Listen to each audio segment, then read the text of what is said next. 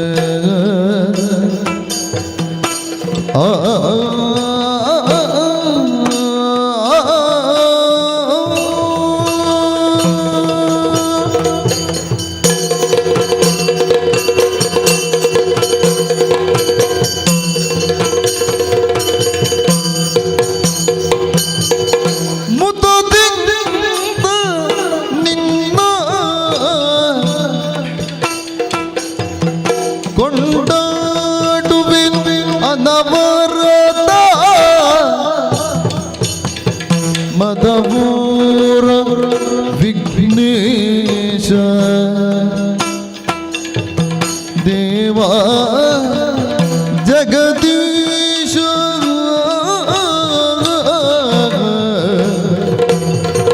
ಮುದದಿಂದ ನಿನ್ನ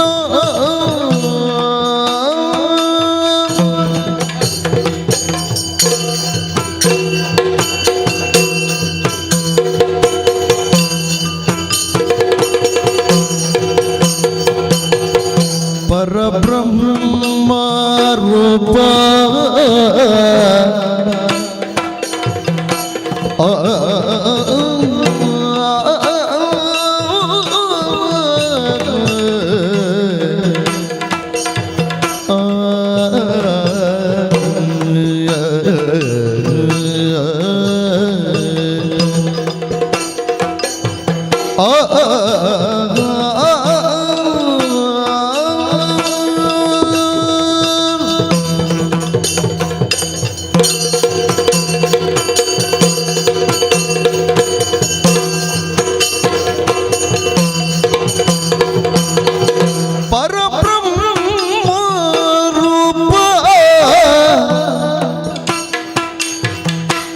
ವೇದಾಂತ ಸಾರ ಪ್ರಿಯ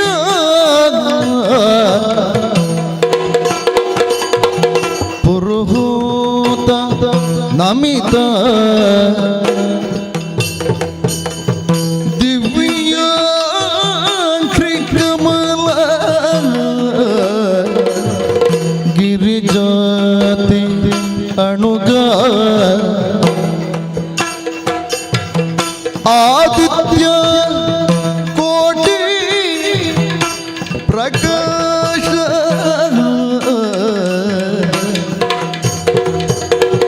ಕರಿಮದನ ಕರುಣ ಸಮುದ್ರ ಭವಚಿತ್ರ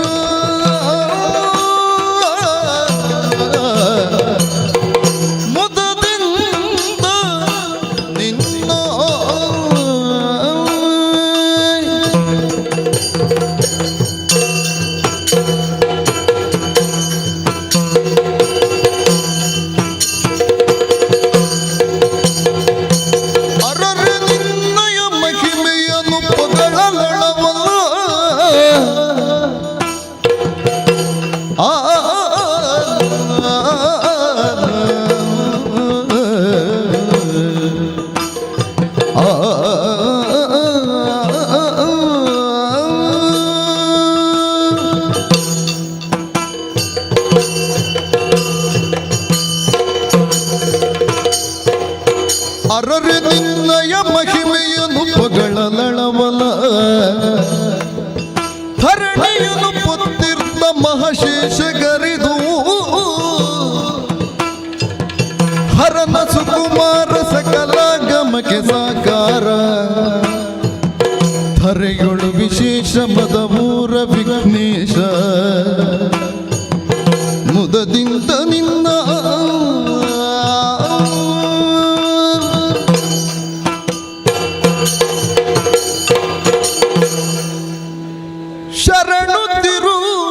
ಶರಣುತ್ತಿರುವಗ್ರಶಾಲಿ ವಾಹಿನಿ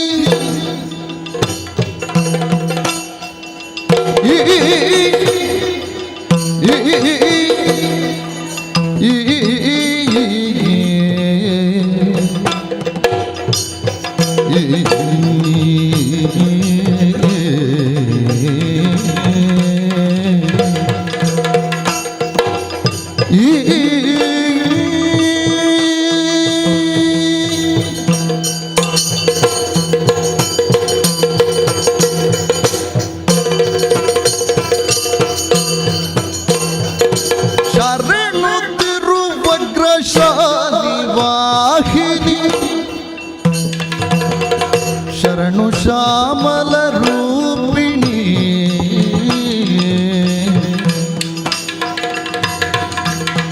ಶರಣು ಶಂಕರಿ ಗೌರಿ ಪಾರ್ವತಿ ಶರಣು ಬಳಿರಿನ ಪೂರಿಣಿ ಶರಣು ಶರಣು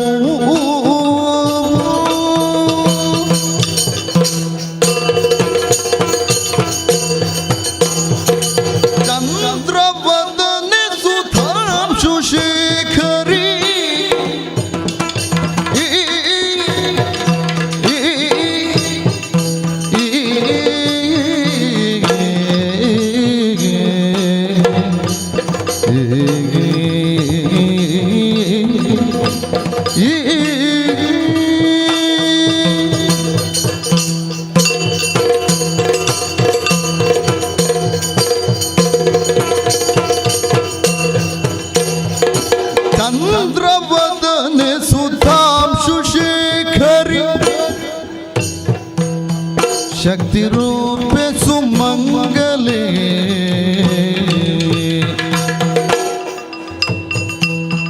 ಮಂತ್ರರೂಪಿಣಿ ಕನಕ ಭೂಷಿಣಿ ಶಾಲಿನಿ ಗುಣಶೀಲಿನಿ ಶಾಲಿನಿ ಗುಣಶೀಲಿನಿ ಶರಣು ಶರಣು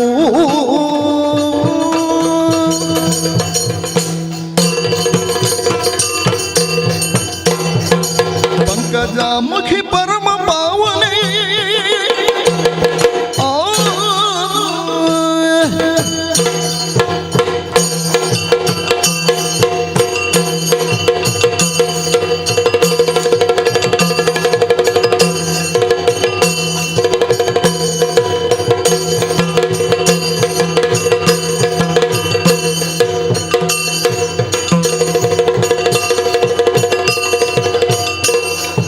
पंकजामुखी परम पावन शंख चक्र गदाधरी शंकर प्रिय देवी तव पद पंकरुहके नमो नमो शंकर प्रिय देवी तव पद पंकरुहके नमो नमो शरणु शरणु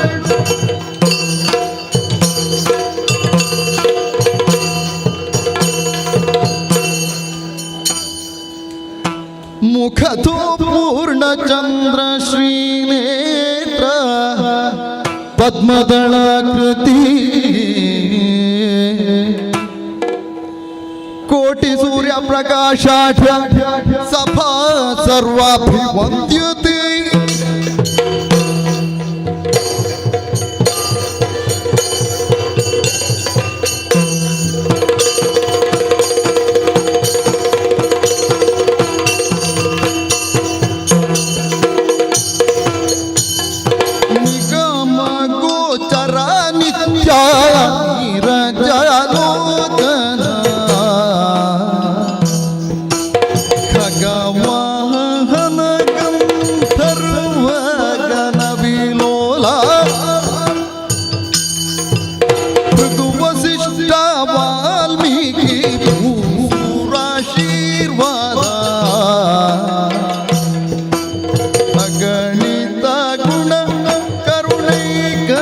रघुराम हरि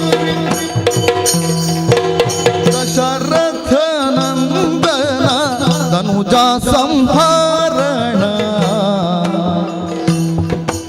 शशिधर गुहनुत वरद श्री रघुराम हरि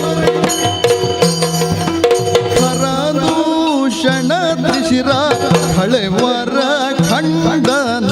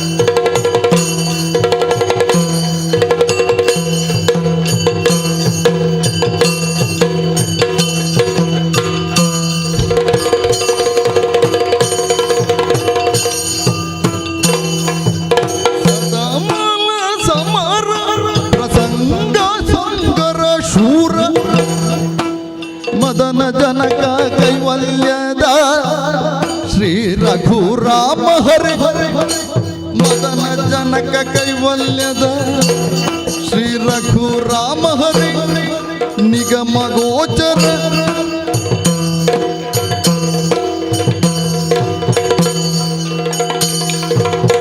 ಎಲ್ಲವೂ ನಿನ್ನುದರದುಳಿರುತ್ತಿರಿ ಸಿರಿ ಎಂಬಳು ನಿನ್ನ ಚರಣವನರಿಯಳು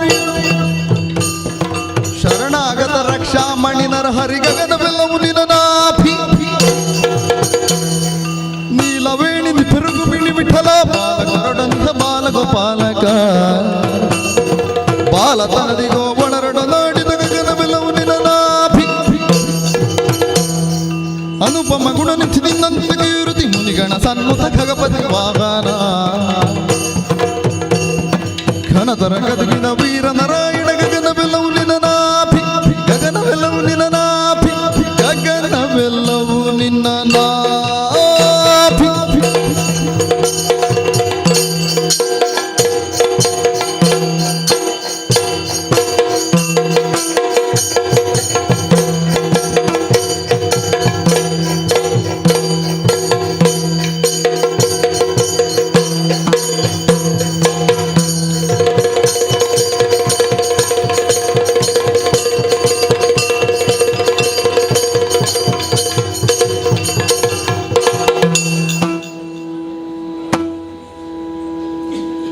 ರಾಮಭದ್ರ ಗೋವಿಂದ ಕೋತಯತ ರಾಮಭದ್ರ ಗೋವಿಂದ ಹರೇ ರಮಣ ಗೋವಿಂದ ಅಚ್ಯುತಾನಂದ ಗೋವಿಂದ ಹರೇ ರಾಮ ಕೃಷ್ಣ ಗೋವಿಂದ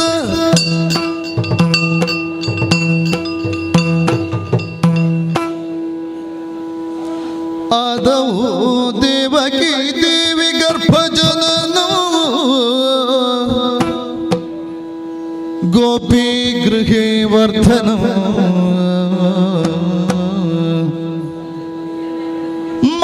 ಮಾಯಾಪೂತನಿ ಜೀವಿತಾಪಹರಣ ಗೋವರ್ಧನೋದ್ಧಾರಣ ಕಂಸಚ್ಛೇದನಂ ಕೌರವಾದಿಹರಣ ಕುಂತೀಜ ಸತ್ಪಾಲನ ಹೇ ತದ್ಭಾಗವತಂ ಪುರಾಣ ಪುಣ್ಯ ಕಥಿತಂ ಶ್ರೀಕೃಷ್ಣ ಲೀಲಾ ಅಮೃತ ಹರೇ ರಮಣ ಗೋವಿಂದ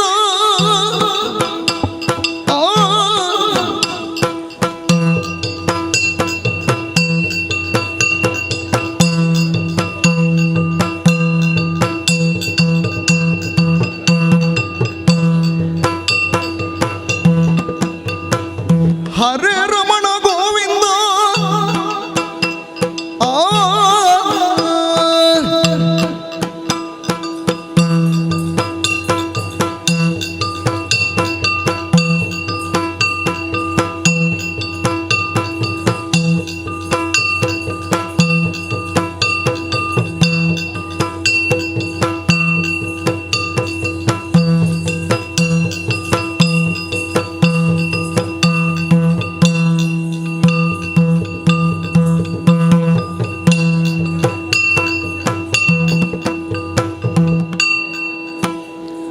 हे गोपालक हे कृपा जलनिधे हे सिंधु कन्यापते हे कंसांतका हे गजेंद्र करुणा पारिणा हे माधव हे रामानुज हे जगत्रय गुरो हे पुंडरीका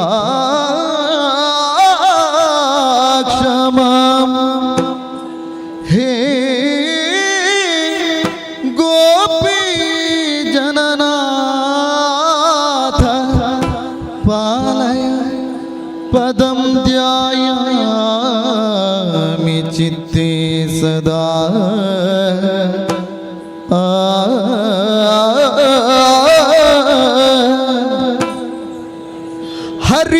हरिनारायण गोविंद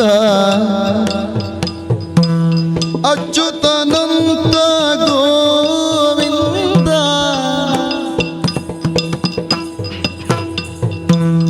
मत्स्यावतार गोविंद कूर्म स्वरूप ಗೋವಿಂದ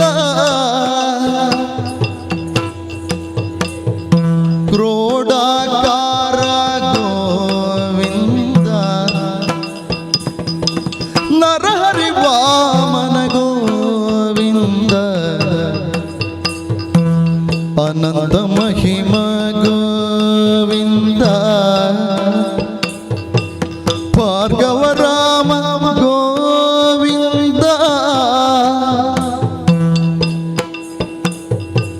ದಶರಥ ನಂದನ ಗೋವಿಂದ ವಾಸುದೇವಾತ್ಮಜ ಗೋವಿಂದ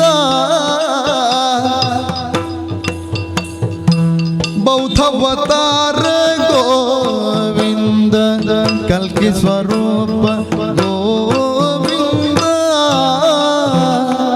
ಕೇಶವ ಮಾಧವ ಮಧುಸೂದನ ಆ ಆ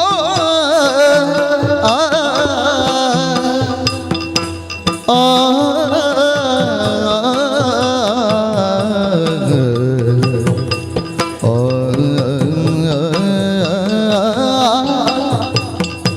ಆ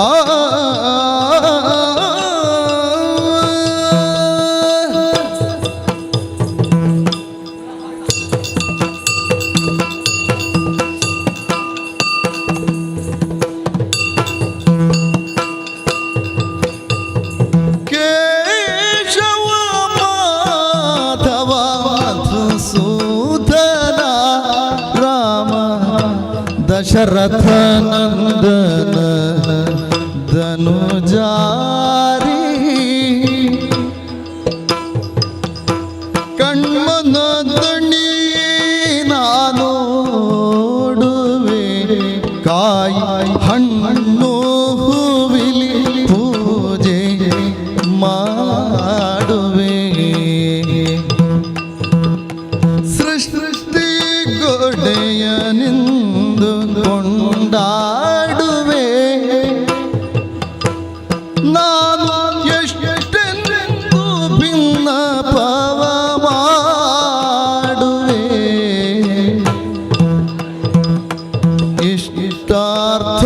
ಇಷ್ಟಾರ್ಥವರಗಳ ಬೇಡುವೆ ನಾನು ಸಾಷ್ಟಾಂಗ ವಂದನೆಯ ಮಾಡುವೆ ಅಂಗನ ಮಣಿಪೋಗಿ ಕರೆತಾರೆಲಿ ಮಹಲಿಂಗ ನಿಡೆಗೆ ಹೋಗಿ ಬರ ಹೇಳಲಿ ಅನವರತವು ಪಾಲಿಸೆಂದನೋ ಆ ಆ ಆ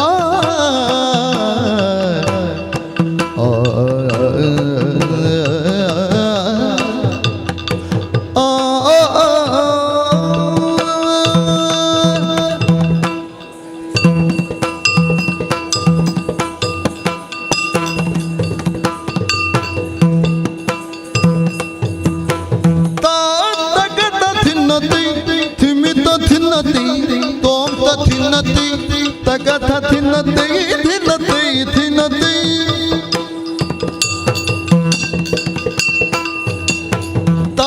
ತಗಥ ತಿನ್ನತೆ ತಿಮಿತ ತಿನ್ನತೆ ತೋಂತ ತಿನ್ನತೆ ತಗಥ ತಿನ್ನತೆ ತಿನ್ನತೆ ತಿನ್ನತೆ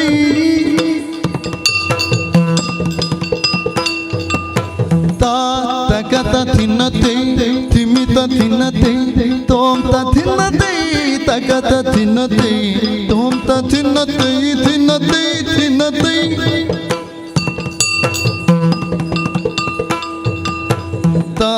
ತಗತ ತಿನ್ನತೆ ತಿಮಿತ ತಿನ್ನತೆ ತೋಂತ ತಿನ್ನತೆ ತಿನ್ನತೆ ತಿನ್ನತೆ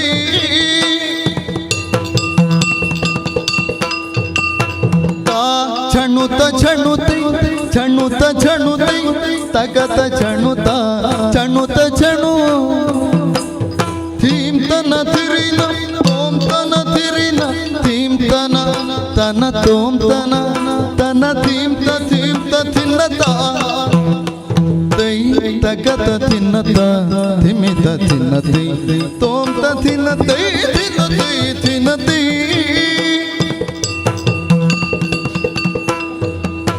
ತತ್ತೋಂಗ ತಿಕ್ಕು ತಗತಿ ತತ್ತರ ಗಿಡ ಗಿಡತಗ ತತ್ತೋಂಗ ತಿಕ್ಕು ತಗತಿ ತತ್ತರ ಗಿಡ ಗಿಡತಗ ತತ್ತೋಂಗ ತಿಕ್ಕು ತಗತಿ ತತ್ತರ ಗಿಡ ಗಿಡತಗ ತತ್ತೋಂಗ ತಿಕ್ಕು ತಯ್ಯ ತಯ್ಯ ತಿನ್ನತ ತಗತ ತಿನ್ನತ ತಿಮಿತ ತಿನ್ನತಿ ತೋಂತ ತಿನ್ನತೈ ತಿನ್ನತೈ ತಿನ್ನತೈ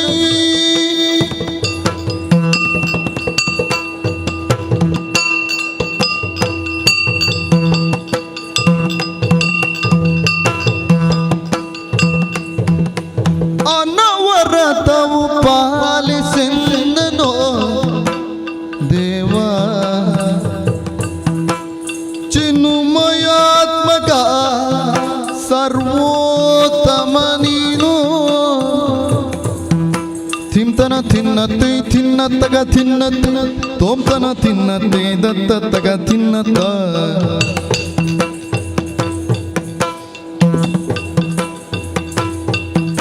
ತೋಂತನ ತಿನ್ನತ್ತೆ ತಿನ್ನತ್ತಗ ತಿನ್ನತ್ತ ತಿಂತನ ತಿನ್ನತ್ತೆ ದತ್ತತ್ತಗ ತಿನ್ನತ್ತೆ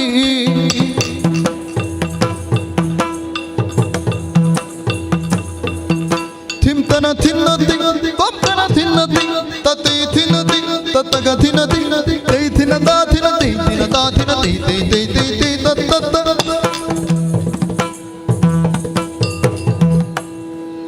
ಗಿರಿಜೆ ಶ್ರೀ ಮಹಾಲಕ್ಷ್ಮಿ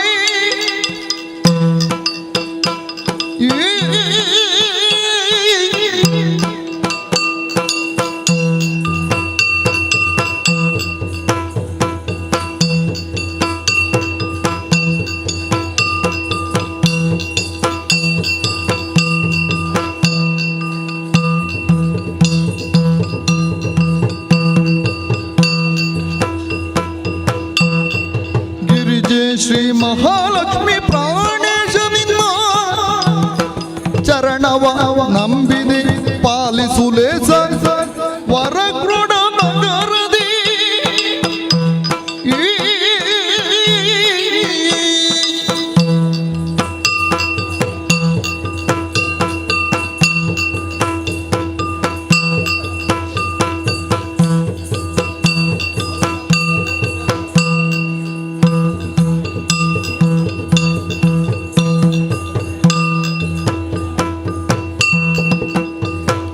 ವರಕ್ರೋಡ ನಗರದಿ ಸ್ಥಿರವಾದ ಶ್ರೀ ಶಂಕರ ನಾರಾಯಣ ದೇವ ಜಗದೀಶ ಕಿಡತಗ ಥಾಮ್ ಥಾಮ್ ಥಾಮ್ ತಿತ್ತ ತಿನ್ನ ಥಾಮ್ ಥಾಮ್ ಥಾಮ್ ತಿ ಕಿಡತಗ ಥಾಮ್ ಥಾಮ್ ಥಾಮ್ ತಿತ್ತ ತಿನ್ನ ಥಾಮ್ ಥಾಮ್ ಥಾಮ್ ತಿ ಕಿಡತಗ ಥಾಮ್ ಥಾಮ್ ಥಾಮ್ ತಿತ್ತ ತಿನ್ನ ಥಾಮ್ ಥಾಮ್ ಥಾಮ್ ತಿ ಕಿಡತಗ ಥಾಮ್ ಥಾಮ್ ಥಾಮ್ ತಿ ಕಿಡತಗ ಥಾಮ್ ಥಾಮ್ ಥಾಮ್ ತಿ ಕಿಡತಗ ಥಾಮ್ ಥಾಮ್ ಥಾಮ್ ತಿ ತಗದ ತಿ ತಗದ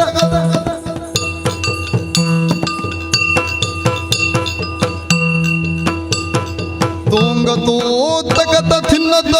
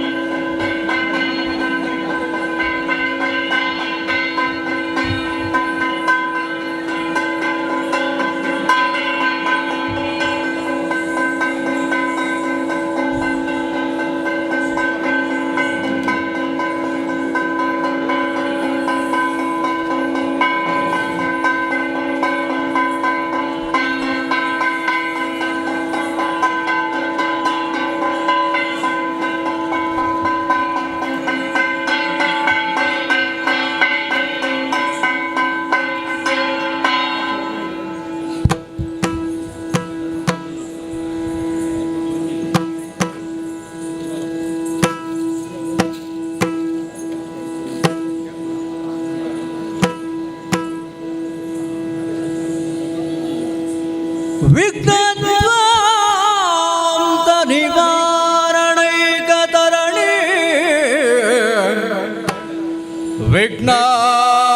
ವಿಘ್ನಾಟವಿ ಹವ್ಯವಾ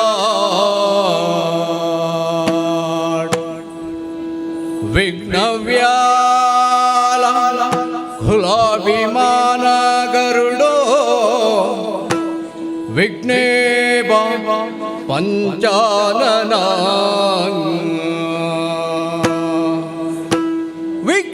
ವಿಘ್ನೋತುಂಗ ಗಿರಿ ಪ್ರಭೇದನ ಪವಿ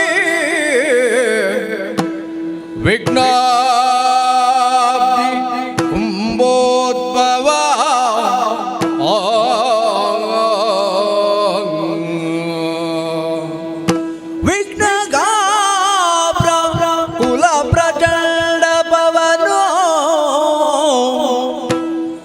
ವಿಘ್ನೇಶ್ವರ ಪಾಹಿ ಮಾಂ ವಿಘ್ನೇಶ್ವರ ಪಾಹಿ ಮಾಂ ಗಜಮುಖದ ಬಗೆ ಗಣಪಗೆ ಚಲ್ವಂತಿ ಜಾಗ ವಂದಿತಾನಿ ಆರತಿ ಎತ್ತೀರ ಆರತಿ ಬೆಳಗಿರೆ ಗಜಮುಖದ ಬಗೆ ಗಣಪಗೆ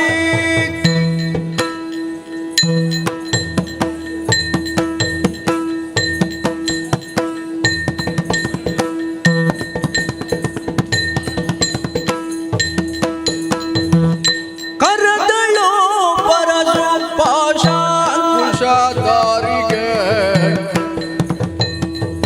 ಹರುಷದಿ ಭಕ್ತರ ಪೊರೆವಗೆ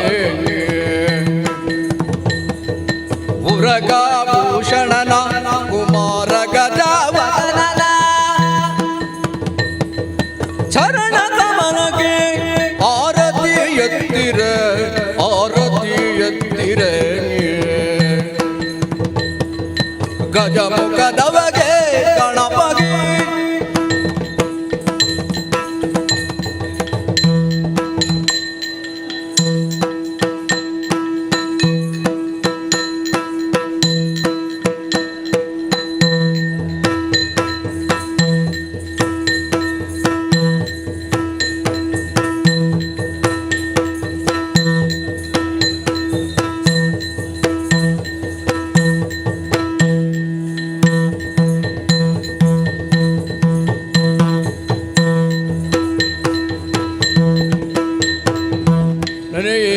ಜನರೆಲ್ಲ ಗುಣಯುತನ ಕನಮೂರ್ತಿ ಮದಪುರ ಗಣನಾಥನ ದೇವರ ದೇವ ಕೃಪಾಕರನ ಆ ಆ ಆ ಆ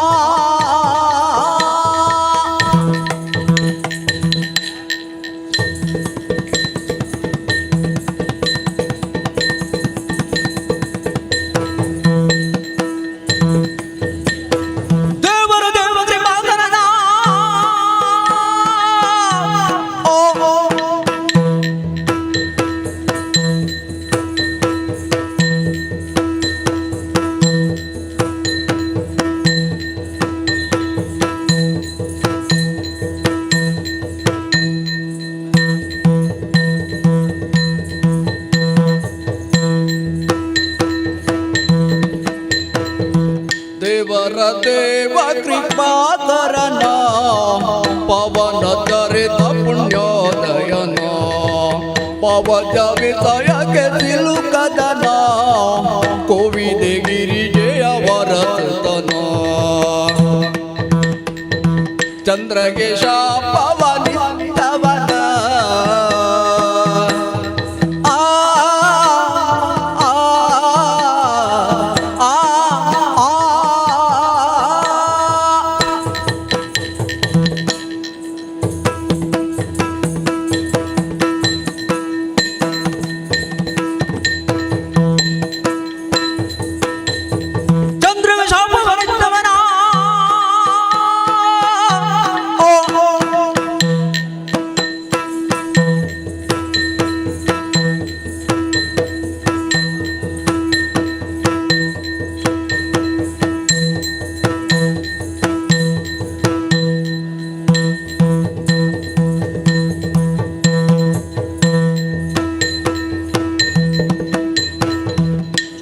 ಚಂದ್ರಕೇಶ ಪವನಿತ್ತವನ ಅಂದ ಚಂದದಿಂದ ಒಪ್ಪುವ ಗಜಮುಖನ ಚಂದ್ರನ ಕುಂಕುಮಲೇಪಿತನ ಇಂದ್ರಾದಿ ಭಕುತರ ಪೊರೆವನ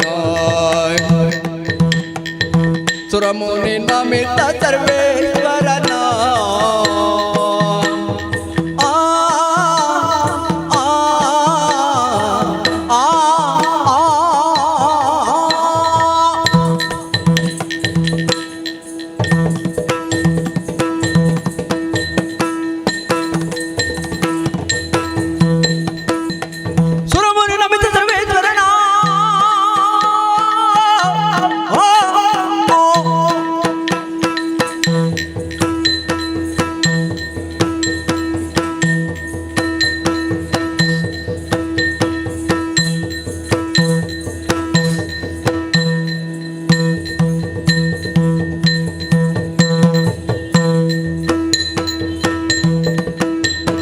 ಸುರಮುನಿ ನಮಿತ ಸರ್ವೇಶ್ವರನ ಹೊರೆತ ಸಿದ್ಧಿಯ ನೀವ ಪವಹರನ ಪರಮಾತ್ಮ ದುರಿತ ಭಯಂಕರನ ಪರಮದ ಪೂರ ವಿಘ್ನೇಶ್ವರನ ನೆನೆಯಿರೋ ಜನರೆಲ್ಲ ಗುಣಯುತನ ಘನಮೂರ್ತಿ ಮದಮೂರ ಗಣನಾಥನ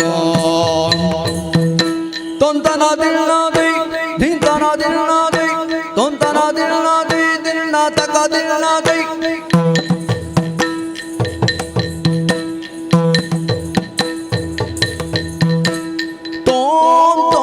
ತೊಂತನ ದಿನ್ನತ್ತೆ ದೇನ್ ದೇನ್ ದೇಂತನ ದಿನ್ನತ್ತೆ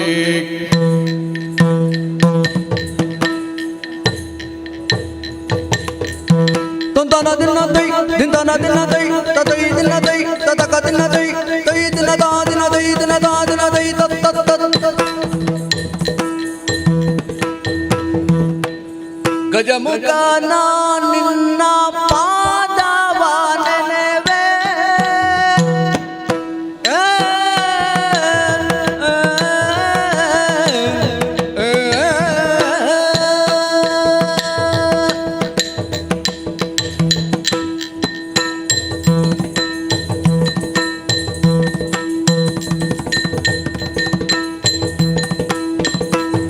ಗಜಮುಖನ ನಿನ್ನ ಪಾದವ ನೆನೆವೆ ನಿಜವಾಗಿ ಕರುಣಿಸು ವರಗಳ ಪ್ರಭುವೇ ನಿಜವಾಗಿ ಕರುಣಿಸು ವರಗಳ ಪ್ರಭುವೇ ಗಜಮುಖನ ನಿನ್ನ ಪಾದವ ನೆನೆವೆ ನಿಜವಾಗಿ ಕರುಣಿಸು ವರಗಳ ಪ್ರಭುವೇ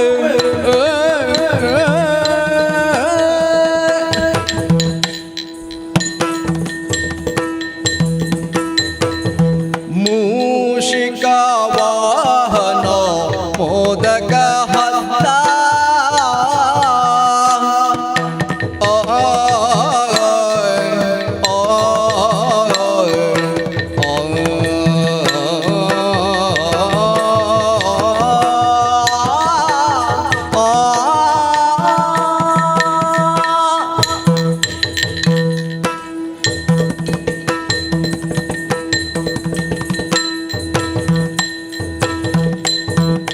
ಮೂಷಿಕ ವಾಹನ ಮೋದಕ ಹಸ್ತ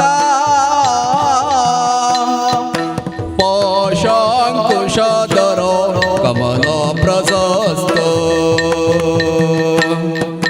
ಮೂಷಿಕ ವಾಹನ ಮೋದಕ ಹಸ್ತ ಪಾಶಾಂಕುಶಧರ ಕಮಲ ಪ್ರಶಸ್ತ ಶ್ಯಾಮಲ ವರ್ಣ ವಿಳಂಬಿತ ಸೂತ್ರ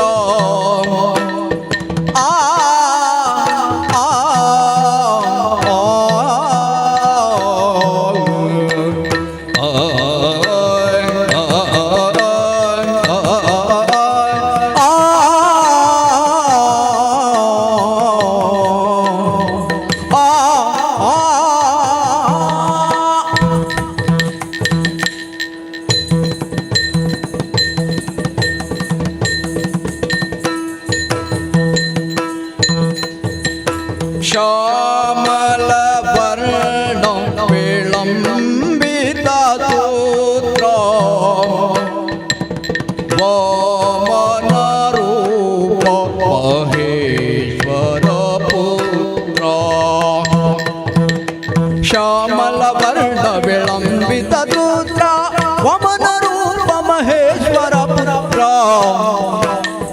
ಗಜಮುಖ ಪಾದವನೆನೆವೆ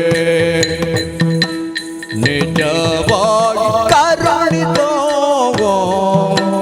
ವರಗಳ ಪ್ರಭುವೇ ತೊಂತನ ದಿನ ದೈ ಧಿಂತನ ದಿನ ದೈ ತೊಂತನ ದಿನ ದೈ ತಿನ್ನ ತಗ ದಿನ ದೈ ಗುಣ ವಿಶಾಲ ದಯಾ ಸದನ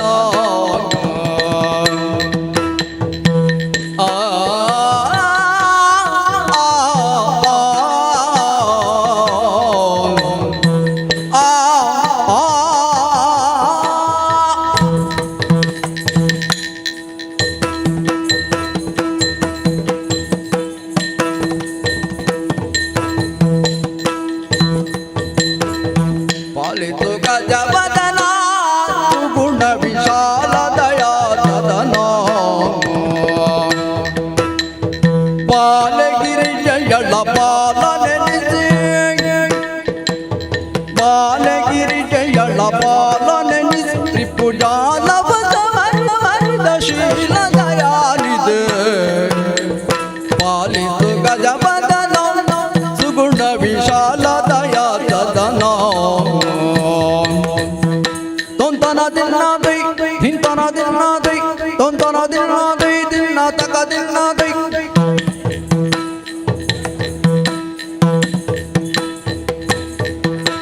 ತೋಂ ತೋಂ ತೊಂತನ ದಿನ ದೈ ದೇಂ ದೇಂ ಧಿಂತನ ದಿನ ದೈ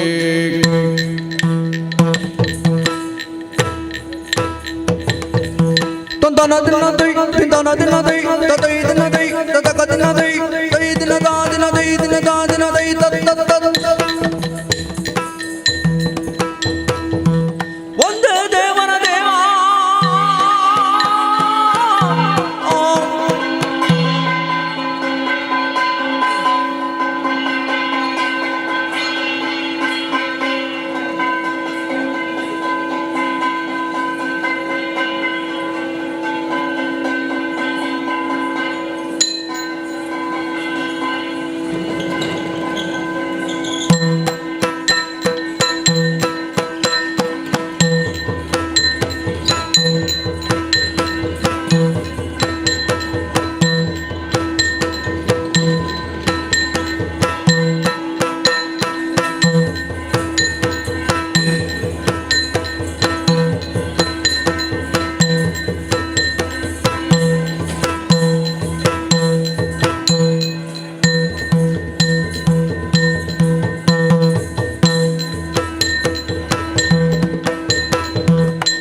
ತೋಂಗ ತೋ ತಕ ದಿನ ದೈ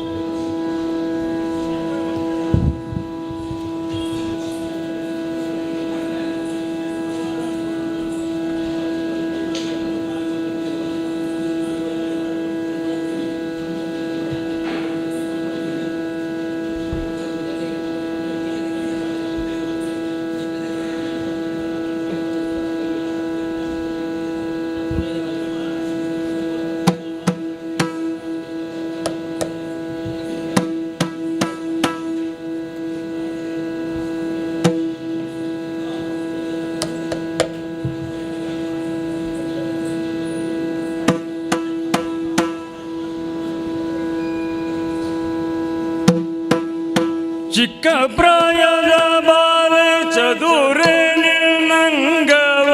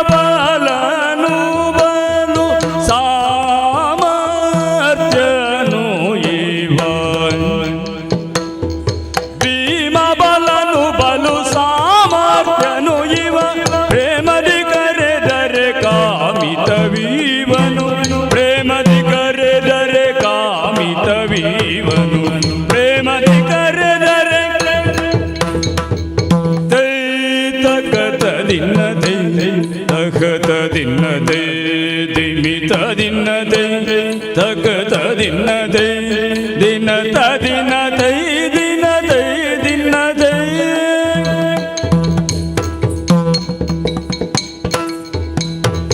ತಾತಕಿಟ ದಿನ್ನತ ತಕತ ದಿನ್ನತ ದಿಮಿತ ದಿನ್ನತ ತಕತ ದಿನ್ನತ ದಿನತ ದಿನದೈ ದಿನತ ದಿನದೈ ದಿನತ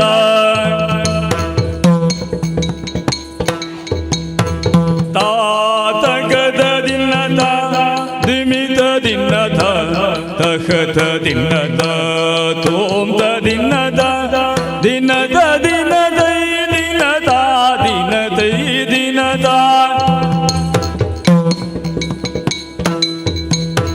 ತೈ ತಕತ ದಿನದೈ ದಿಮಿತ ದಿನದೈ ತಕತ ದಿನದೈ ತಕತ ದಿನದೈ ದಿನದ ದಿನದೈ ದಿನದೈ ದಿನದೈ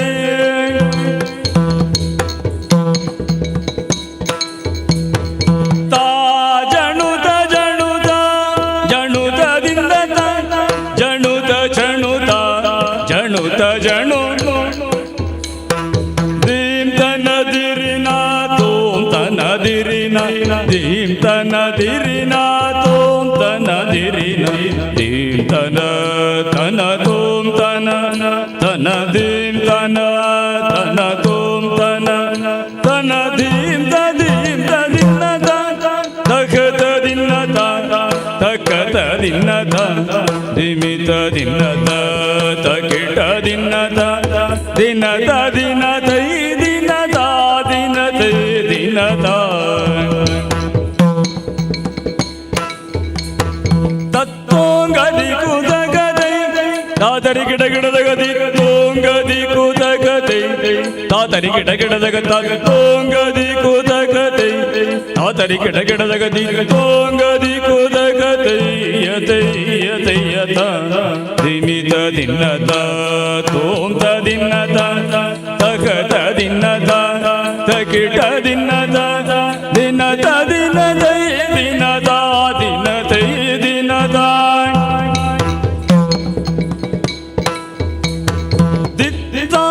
ಗಿಡ ಗಿಡದಗ ದರಿ ಗಿಡ ಗಿಡದಗ ತಾಂ ಗಿಡ ಗಿಡದಗ ದರಿ ಗಿಡ ಗಿಡದಗ ತಾಂ ಗಿಡ ಗಿಡದಗ ದರಿ ಗಿಡ ಗಿಡದಗ ತಾಂ ತರಿ ಗಿಡ ಗಿಡದಗ ತಾಂ ತರಿ ಗಿಡ ಗಿಡದಗ ತಾಂ ತರಿ ಗಿಡ ಗಿಡದಗ ತಾಂ ಗಿಡದಗ ತಾಂ ಗಿಡದಗ ತಾಂ ಗಿಡದಗ ತಾಂ ತಕತ ದಿನ್ನತ ದಿಮಿತ ದಿನ್ನತ ತಕತ ದಿನ್ನತ ದಿನತ ದಿನದೈ ದಿನದ ದಿನದೈ ದಿನದ ಗಿಡ ಗಿಡದಗ ದರಿ ಗಿಡ ಗಿಡದಗ ದಿ ಗಿಡ ಗಿಡದಗ ದರಿ ಗಿಡ ಗಿಡದಗ ದಿ ಗಿಡ ಗಿಡದಗ ದರಿ ಗಿಡ ಗಿಡದಗ ದಿ ತಾಂ ದಿ ತಾಂ ದಿ ತಾಂ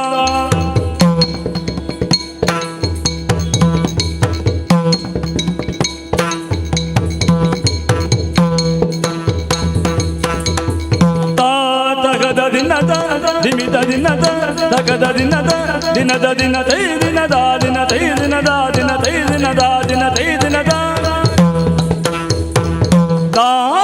ತಾನಂತದಿರಿನ ಹರೇ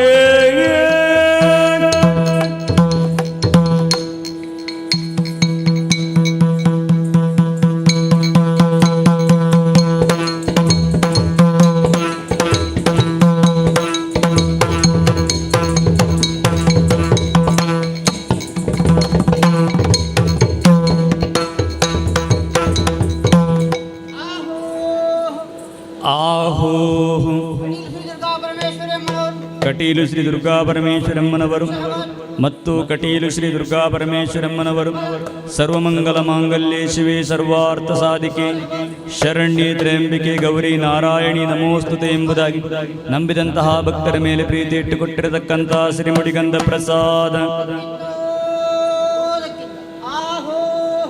ಆಹೋ ವಾಸವಾಗಿದ್ದ ಶ್ರೀ ಮಹಾಗಣಪತಿ ದೇವರು ಮೇಳದಲ್ಲಿ ವಾಸವಾಗಿರುವಂತಹ ಶ್ರೀ ಮಹಾಗಣಪತಿ ದೇವರು ಮತ್ತು ಮೇಳದಲ್ಲಿ ವಾಸವಾಗಿರುವಂತಹ ಶ್ರೀ ಮಹಾಗಣಪತಿ ದೇವರು ವಕ್ರತುಂಡ ಮಹಾಕಾಯ ಕೋಟಿ ಸೂರ್ಯ ಸಮಪ್ರಭ ನಿರ್ವಿಘ್ನಂ ಕುರು ಮೇ ದೇವ ಸರ್ವಕಾರ್ಯೇಷು ಸರ್ವದಾ ಎಂಬುದಾಗಿ ನಂಬಿದಂತಹ ಭಕ್ತರ ಮೇಲೆ ಪ್ರೀತಿ ಇಟ್ಟುಕೊಟ್ಟಿರತಕ್ಕಂತಹ ಶ್ರೀಮಡಿಗಂಧ ಪ್ರಸಾದ.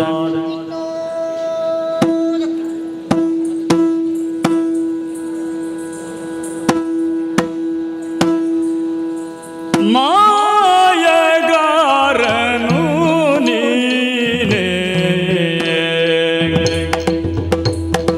ಮಹಿಮನೋ ನೀನೇ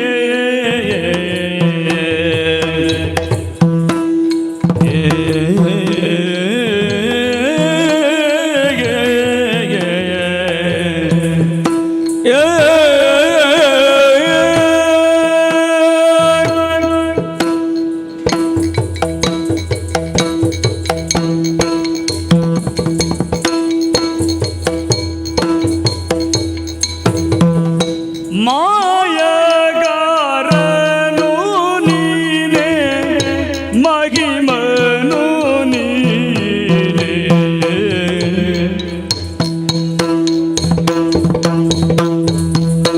ತೋಯ ಜನಯನ ಉದಾರಿಯು ನೀನೇ ತೋಯ ಜನಯನ ಉದಾರಿಯು ನೀನೇ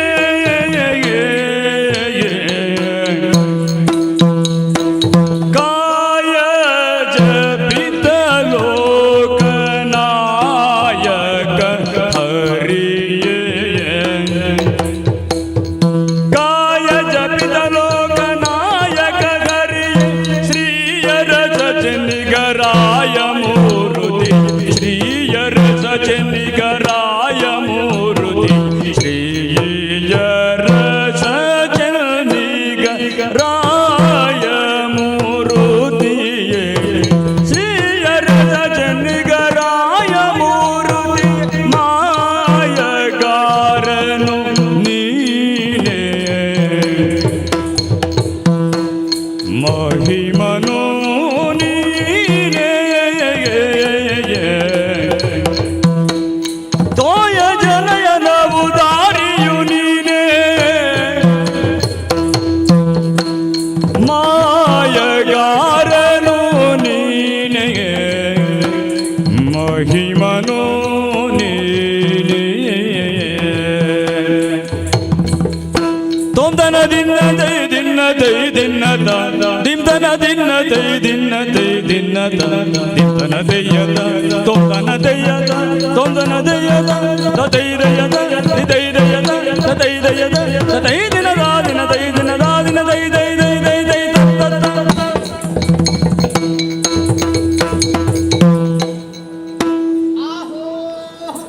ಆಹೋ ಶ್ರೀ ಸನತ್ ಕುಮಾರ್ ಶೆಟ್ಟಿ ಅವರು ಮಹಾರಾಜ ಶ್ರೀಗಳಂತ ಕುಡಿತ್ತೂರುಗುತ್ತು ಶ್ರೀ ಸನತ್ ಕುಮಾರ್ ಶೆಟ್ಟರುಗಳವರು ಮತ್ತು ಕುಡಿತ್ತೂರುಗುತ್ತು ಶ್ರೀ ಸನತ್ ಕುಮಾರ್ ಶೆಟ್ಟರುಗಳವರು ಅರ್ತಿಗಾರರು ಕುಶಾಲುಗಾರರು ಮೋಜುಗಾರರು ವಿದ್ವಾಂಸರಿಗೆ ಪ್ರೀತಿಪೂರ್ವಕವಾಗಿ ಕೊಟ್ಟಂತಹ ಪಟ್ಟೆ ಶಾಲು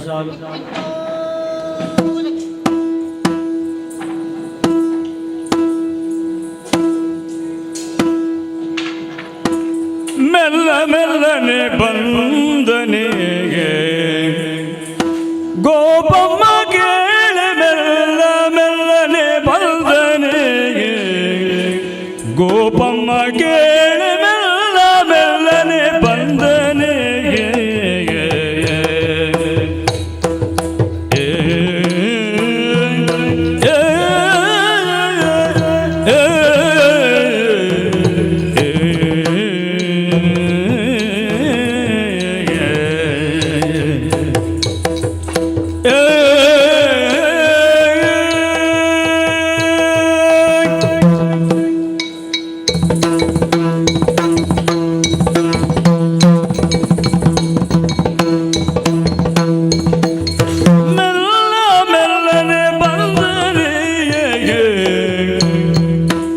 ಗೋಪಮ್ಮ ಕೇಳೆ ಮೆಲ್ಲ ಮೆಲ್ಲನೆ ಬಂದನೆ ಗೋಪಮ್ಮ ಕೇಳೆ ಮೆಲ್ಲ ಮೆಲ್ಲನೆ ಬಂದನೆ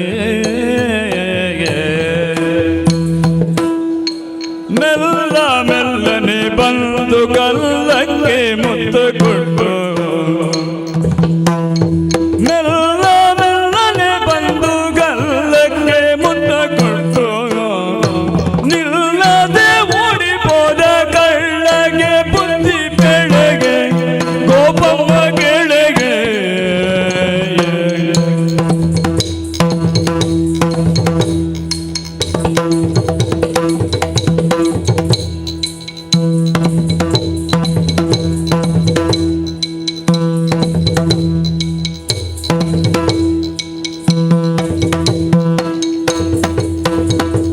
ಮೆಲ್ಲ ಮೆಲ್ಲನೆ ಬಂದನೆ ಗೋಪಮ್ಮ ಗೆಳೆ ಮೆಲ್ಲ ಮೆಲ್ಲನೆ ಬಂದನೆ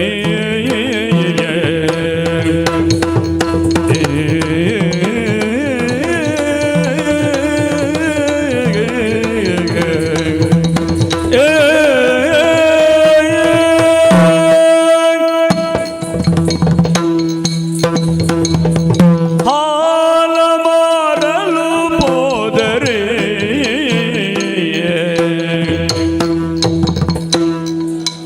ಆ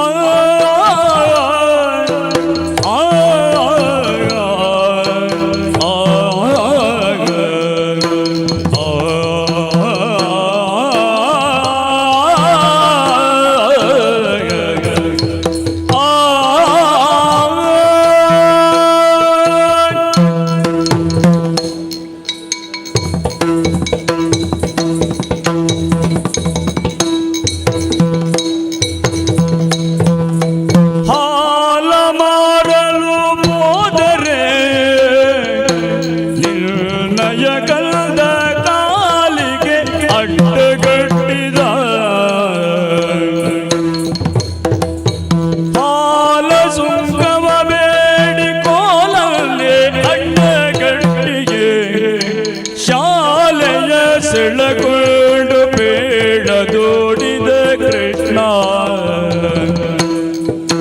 ಹಾಲ ಸುಂದವ ಬೇಡಿ ಕೋಲನ್ನೇ ಅಡ್ಡಗಟ್ಟಿ ಶಾಲೆಯ ಚಳಕೊಂಡು ಬೇಡ ನೋಡಿದ ಕೃಷ್ಣ ಮೊಸರ ಮಾರಲು ಹೋದರೆ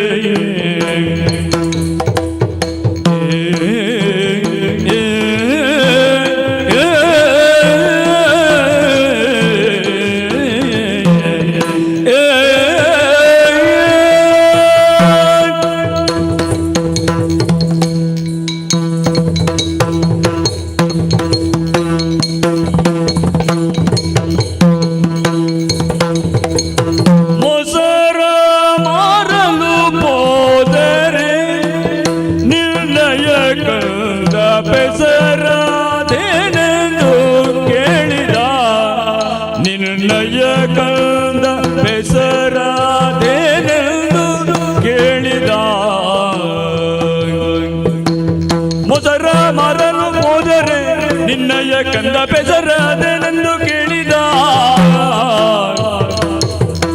ಹಸನಾದ ಗೆಣ್ಣ ಮೇಲೆ ಕುಸುಮವ ತಂದಿಕ್ಕಿ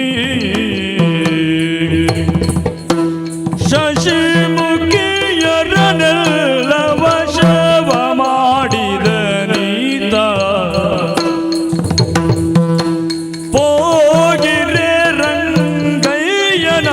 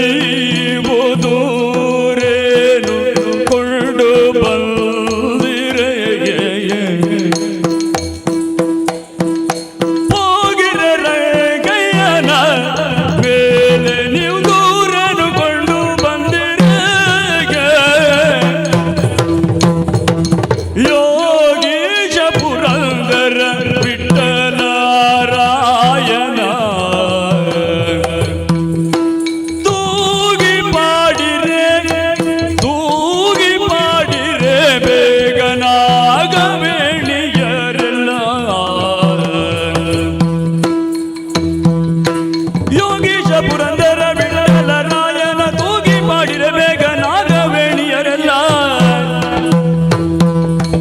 ಮೆಲ್ಲ ಮೆಲ್ಲನೆ ಬಂದನೆ ಗೋಪಮ್ಮ ಕೇಳಿ ಮೆಲ್ಲ ಮೆಲ್ಲನೆ ಬಂದನೆ ಗೋಪಮ್ಮ ಕೇಳಿ ಮೆಲ್ಲ ಮೆಲ್ಲನೆ ಬಂದನೆ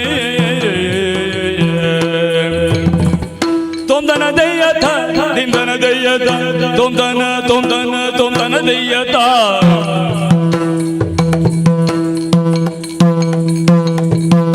ತತ್ತೋಂ ತತ್ತೋಂ ತೊಂದನ ದೆಯ್ಯತ ತದಿಂ ತದಿಂ ದಿಂದನ ದೆಯ್ಯತ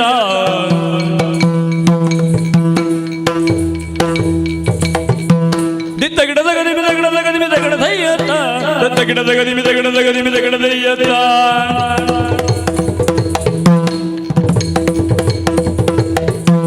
ತೊಂದನ ದೆಯ್ಯತ ದಿಂದನ ದೆಯ್ಯತ ದಿಂದನ ದೆಯ್ಯತ ತೊಂದನ ದೆಯ್ಯತ ತದೈ ದೆಯ್ಯತ ದಿದೈ ದೆಯ್ಯತ ತದೈ ದೆಯ್ಯತ ತದೈ ದಿನದ ದಿನ ದೈ ದಿನದ ದಿನ ದೈ ದೈ ದೈ ದೈ ದೈ ತತ್ತ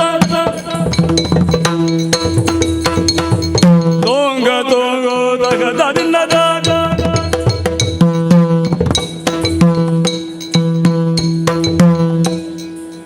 ಹೋಗಿ ಅಮ್ಮ ಒಂದು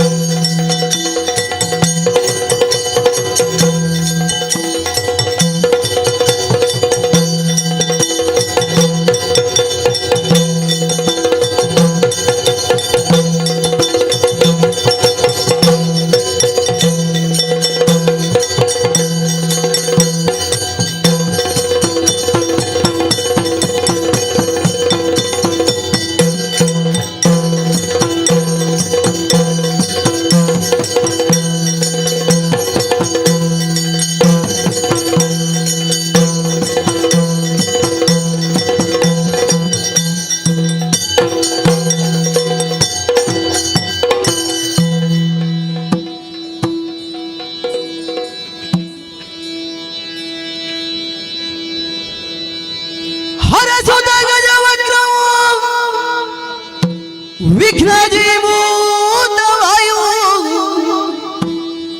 दिनमणि शततेजो दत्त भक्ति सीतार्थो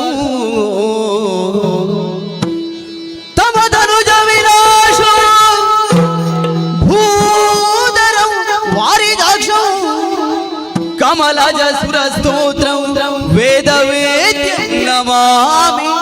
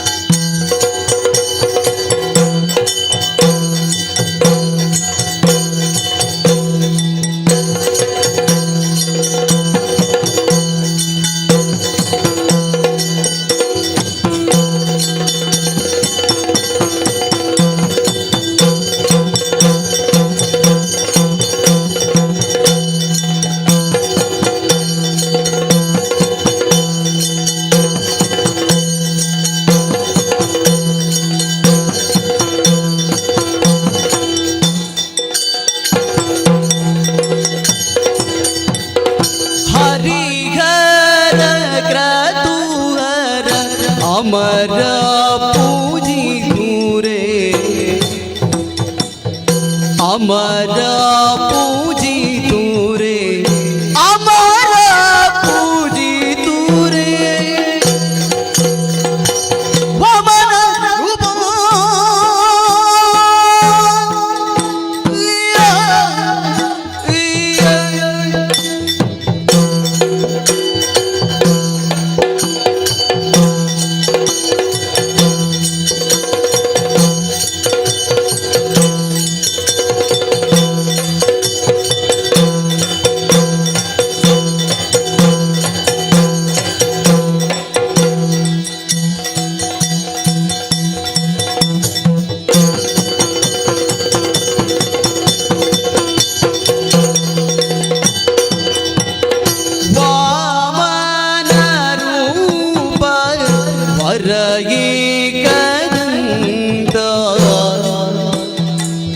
कामित बलदायक गणनाथ हरिहर क्रतुहर अमर पूजी तूरे अमर पूजी तूरे अमर पूजी तूरे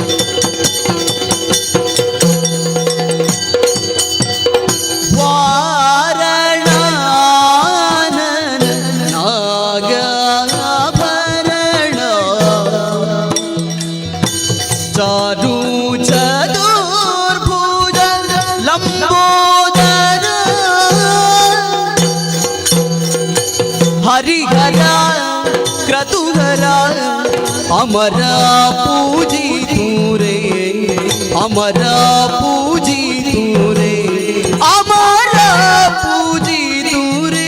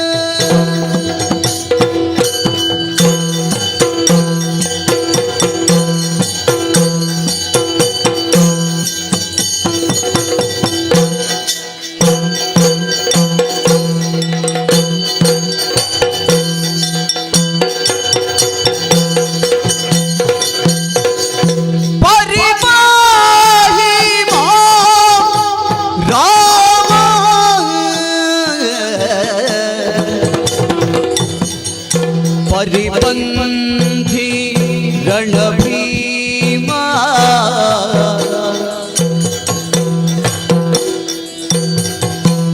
ಪರಿಣಮಿತ ಗುಣಧಾಮ ಪ್ರಣದಾರಭಿ ರಾಮ ಜಯ ಜಯತು ಜಯತು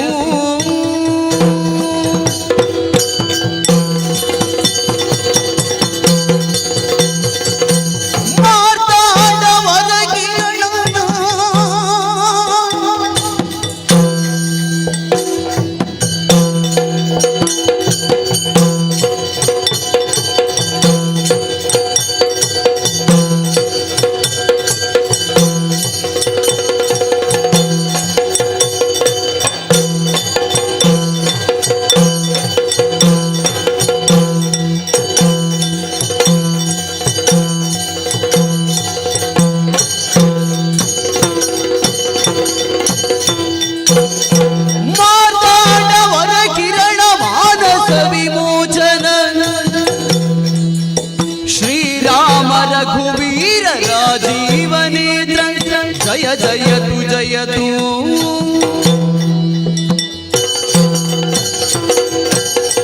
ಸಂಪಾದನ ಭಯಮರ್ಪಣ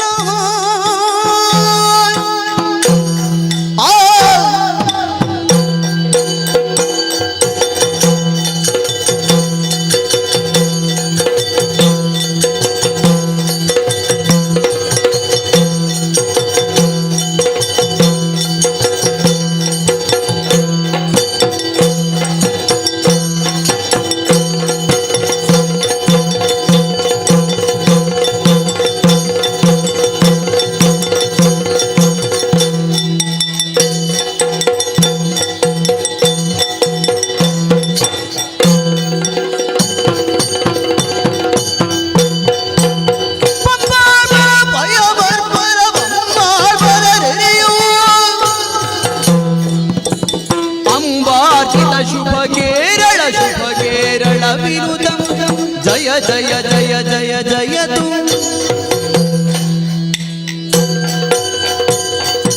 ಅಂಬುಜ ದಳನಯನೇ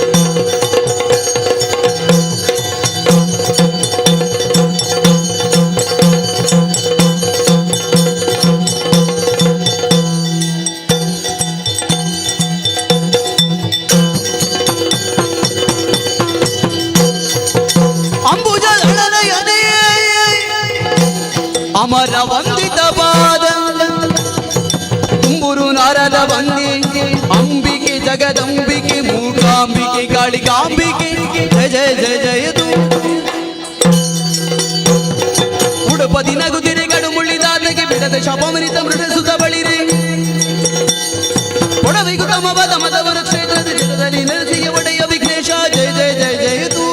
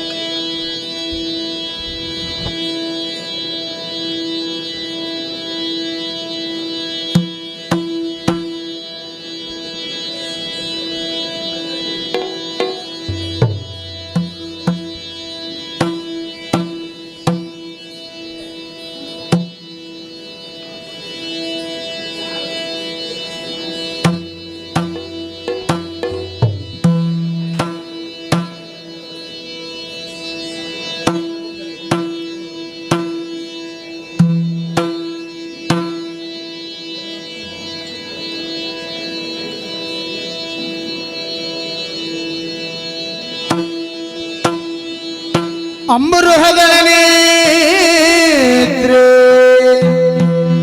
ಶ್ರೀ ದುರ್ಗಾಂಬಿಕೆಯ ಬಲಗೊಂಡು ಭಕ್ತಿಯೋಳು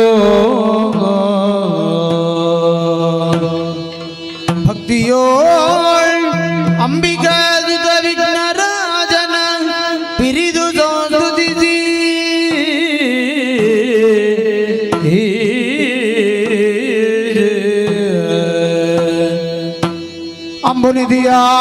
ಅಂಬುನಿಧಿಯಾತ್ಮಜೆಗೆ ಕೈ ಮುಗಿದು ಅಂಬುಜಾಜನ ವಾಣಿಯರ ಪಾದಾಂಬುಜಕ್ಕೆ ಬೊಡೆ ಮಡಿದು ವರ್ಣಿಪೆನಿ ಕಥಾಮೃತವ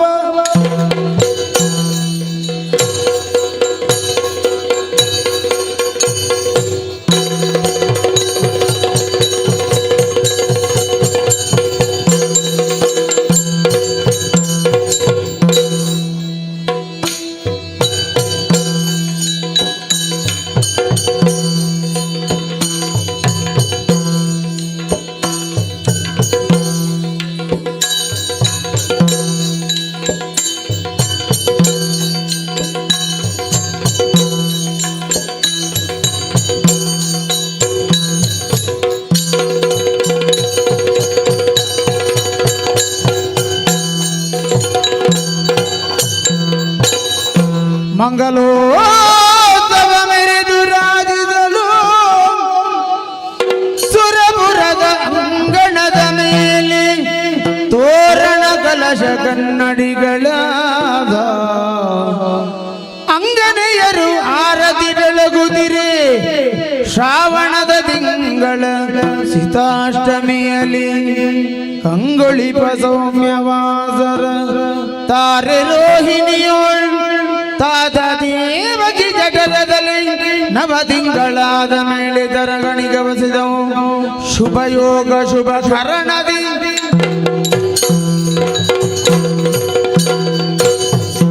ಕೃಷ್ಣ ಹರೇ ಪಾಹಿ ಜಯ ಜಯ ಬಾಲ ಕೃಷ್ಣ ಹರೇ ಪಾಹಿ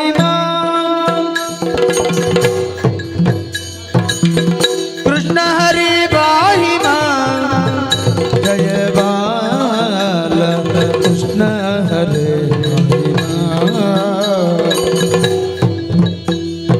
ವಿಷ್ಣು ಮುಖ್ಯ ರೋಗ ಬಂದಿದ್ದ ಪರಮೇಟಿ ಪೂಜಿತ ಜನ್ಮ ಪಾದ ವಿನೋದ ಹರೇ ಮಹಿಮಾ ಜಯ ಜಯ ಕೃಷ್ಣ ಹರೇ ಪಾಹಿಮಾ ಪಾಹಿಮಾ ಕೃಷ್ಣ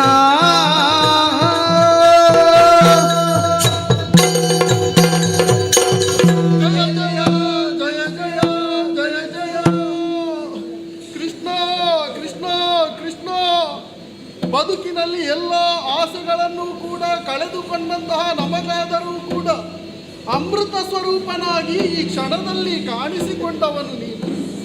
ಈ ಸೆರೆವಾಸದಲ್ಲಿ ಆದರೂ ಕೂಡ ದಿವ್ಯ ಪ್ರಭೆಯೊಂದಿಗೆ ನಮ್ಮ ಕಂಡ ಮುಂಭಾಗದಲ್ಲಿ ಗೋಚರಿಸಿದಂತಹ ನಿನ್ನ ಆ ದಿವ್ಯ ಪಾದಗಳಿಗೆ ಸತೀಪತಿಯರು ಒಂದಾಗಿ ನಾವು ಕೊಡಮಟ್ಟವರಿದ್ದೇವೆ ದೇವ. ಸಾಮಾನ್ಯನಲ್ಲ ನೀನು, ನಮಗೂ ಅರ್ಥವಾಗುತ್ತದೆ. ದೇವಾದಿ ದೇವತೆಗಳಿಂದಲೇ ಪೂಜಿಸಲ್ಪಡುವವನು, ಆ ಸೃಷ್ಟಿಕರ್ತನಾದಂತಹ ಪರಮೇಷ್ಠಿಯೇ ನಿನ್ನ ಪಾದ ಸೇವೆಯನ್ನೇ ಮಾಡುವವನು. ಹರನ ಪರಮ ಪ್ರಿಯನು ನೀನು.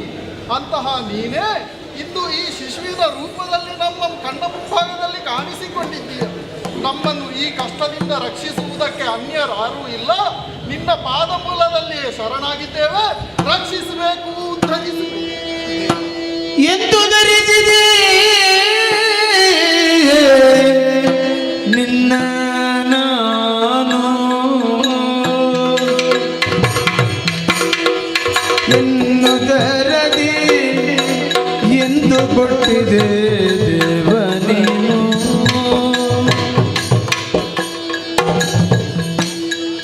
ನೋಡಿದರಾದಿ ಅಂತ್ಯವಿಲ್ಲದ ಕಾಮಧೇನು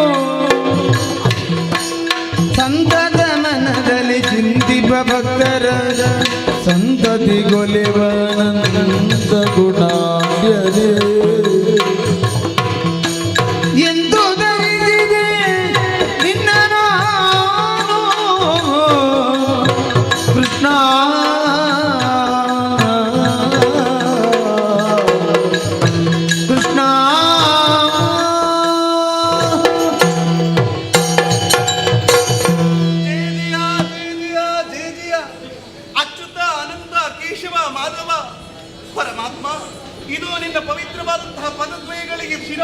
ಅಭಿನಂದಿಸಿಕೊಳ್ಳುತ್ತಾ ಇದ್ದೇನೆ.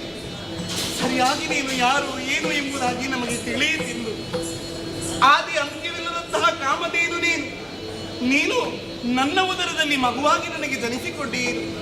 ಈ ಏರೇಳು ಲೋಕಗಳಲ್ಲೂ ಕೂಡ ನಿನ್ನ ಉದರದಲ್ಲಿ ಇರಿಸಿಕೊಂಡವನು ನೀನು. ಈ ಸಂದರ್ಭಕ್ಕಾಗುವಾಗ ನನ್ನೊದರದಲ್ಲಿ ನನಗೆ ಮಗನಾಗಿ ಹುಟ್ಟಿಕೊಂಡಿರು. ಯಾವ ಜನ್ಮದ ಯಾವದ ಪುಣ್ಯದ ಫಲವೋ ಏನು, ಈ ಸಂದರ್ಭದಲ್ಲಿ ನಿನ್ನನ್ನು ನನ್ನ ಮಗನಾಗಿ ಪಡೆಯುವಂತಹ ಯೋಗವೂ ಭಾಗ್ಯವೂ ನನಗೆ ಬಂತು. ಆದರೆ ಕರುಣಮೂರ್ತಿಯಾದಂತಹ ನೀನು ನನಗೆ ಮಗನಾಗಿ ಜನಿಸಿದ್ದೀ ಎಂಬಂತಹ ಸಂತೋಷ ಹೊಂದಿದ್ದರೆ ಭಯವೂ ಇದೆ, ದುಃಖವೂ ಇದೆ.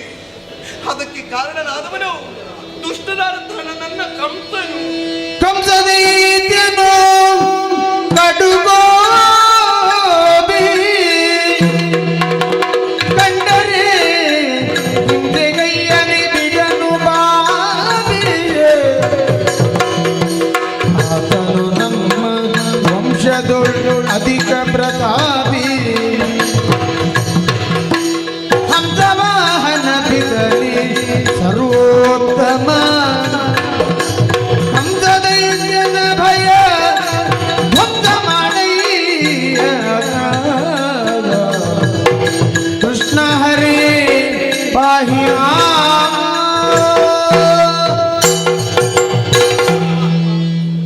ಭಯ, ಹೆದರಿಕೆ, ಇದಕ್ಕೆ ಕಾರಣ ದುಷ್ಟನಾದಂತಹ ನನ್ನಂತಹ ಕಂಸ.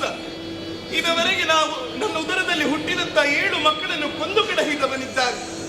ಅಂದಾದಂತಹ ಅಶರೀರವಾಣಿಯಂತಹ ನುಡಿ 8ನೇ ಗರ್ಭದಲ್ಲಿ ಹುಟ್ಟುವಂತಹ ಗಂಡು ಮಗುವಿನಿಂದ ನಿನಗೆ ಮರಣ ಎಂಬುದಾಗಿ. ಈ ಸಂದರ್ಭದಲ್ಲಿ 8ನೇ ಗರ್ಭದಲ್ಲಿ ಹುಟ್ಟಿಕೊಂಡ ಪರಮಾತ್ಮ ನೀ ಗಂಡು ಮಗು ಎಂಬುದಾಗಿ ಆತನಿಗೆ ತಿಳಿದದು ಎಂದಾದರೆ ಖಂಡಿತ ಸುಮ್ಮನಿರಲಾರ. ನಿನ್ನನ್ನು ಕೊಲ್ಲುವುದಕ್ಕೆ ಮುಂದಾಗುತ್ತಾರೆ. ನಾವೇನು ಮಾಡುವುದು? ದೇವನಾದಂತಹ ನೀನೇ ನಮ್ಮನ್ನು ರಕ್ಷಿಸಬೇಕು, ನಿನ್ನನ್ನು ನೀನೇ ರಕ್ಷಿಸಿಕೊಳ್ಳಬೇಕು, ಉದ್ಧರಿಸಬೇಕು, ವಸುದೇವ ದೇವಗಿಯರಿಂದು ಕೈ ಮುಗಿದ ದುರಗಂಧನ ಬಾದಿಗಿಳಿಲ್ಲವೆಂದೆನಲು ಮೆಸೆವ ಗೋಕುಲದೋಳ್ ಯಶೋದಗ ಮದಿಯಾಗಿ ಮಾಯಿ ಹಳಿ ರಾತ್ರಿ ಕೊಸರುಗೊಳ್ಳ ನಿನ್ನ ಕೊಂಡಲ್ಲಿರಿದಿ. ಮಾಯೆಯ ಶಿಶುವ ಕಂಸನಿಗೆ ಕೊಡಿರೆನಲು ಹುಟ್ಟದೋತ್ರವ ಕಾಮದುಗಿದ ಸದ್ಪುರುಷರಿರುವರಿಗೆ ಜೋಡಿಸಿದ ಕಾಲ ಸಂಕಲೆ ಕಳತಿದೋ.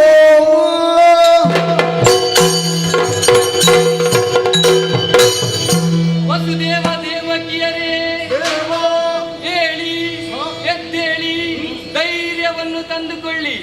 ದುಷ್ಟನಾದಂತಹ ಕಂಸನ ಉಪಟಳದಿಂದ ಕಂಗೆಟ್ಟಿದ್ದೀರಾ. ಚಿಂತಿಸದಿರಿ. ಈ ಮಧ್ಯರಾತ್ರಿ ಹೊತ್ತಿನಲ್ಲಿ ನನ್ನನ್ನು ನಂದ ಗೋಕುಲದಲ್ಲಿರಿಸಿ ಅಲ್ಲಿರುವಂತಹ ಮಾಯಾ ಶಿಶುವನ್ನು ಆ ದುಷ್ಟನಾದಂತಹ ಕಂಸನಿಗೆ ಒಪ್ಪಿಸಿ ನಿಮಗೆ ಶುಭವಾಗಲಿ.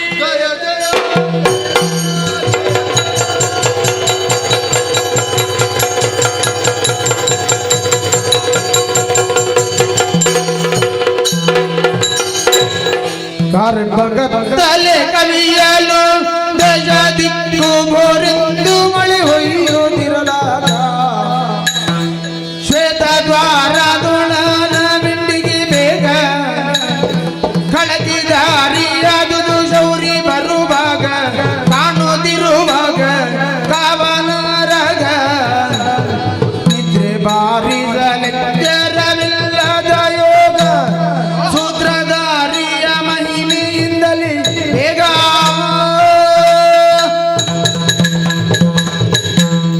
ಯಾವತ್ತೂ ದುಃಖದಿಂದಲೇ ಕಾಲ ಕಳೆಯುತ್ತಿರುವಂತಹ ನಮಗಾದರೂ ಕೂಡ ಆ ಭಗವಂತನ ಅನುಗ್ರಹವಾಗಿದೆ. ನನ್ನನ್ನು ತೆಗೆದುಕೊಂಡು ಹೋಗಿ ನಂದಗೋಕುಲದಲ್ಲಿರಿಸಿ ಅಲ್ಲಿರುವಂತಹ ಮಾಯಾ ಶಿಶುವನ್ನು ಕಂಸನ ಕೈಯಲ್ಲಿ ಕೊಡಿ ಎಂಬ ಹಾಗೆ ಅವಲಂಬನೆ ಆದ ಮೇಲೆ ಒಂದೊಮ್ಮೆಗೆ ಆ ಶಿಶುವನ್ನು ನನ್ನ ಕೈಯಲ್ಲೆತ್ತಿದ್ದೇ ತಡ. ನಮ್ಮ ಕಾಲಿಗೆ ಕೈಕಾಲುಗಳಿಗೆ ಅವಚಿಕೊಂಡಿದ್ದಂತಹ ಸಂಕುಲಗಳೆಲ್ಲವೂ ಕೂಡ ಬಂಧಮುಕ್ತವಾಗಿ ಹೋಯಿತಲ್ಲ. ಅರ್ಥವಾಯಿತು. ಭವ ಬಂಧನದಿಂದ ಎಲ್ಲದರಿಂದಲೂ ಕೂಡ ಮುಕ್ತಗೊಳಿಸುವಂತಹ ಸಾಮರ್ಥ್ಯ ಹೊಂದಿರುವವನೇ ಈ ಭಗವಂತ. ಹಾಗಾದರೆ ಇವನಾಡಿದಂತಹ ಮಾತಿನಂತೆ ನಾವು ಮುಂದುವರಿಬೇಕು.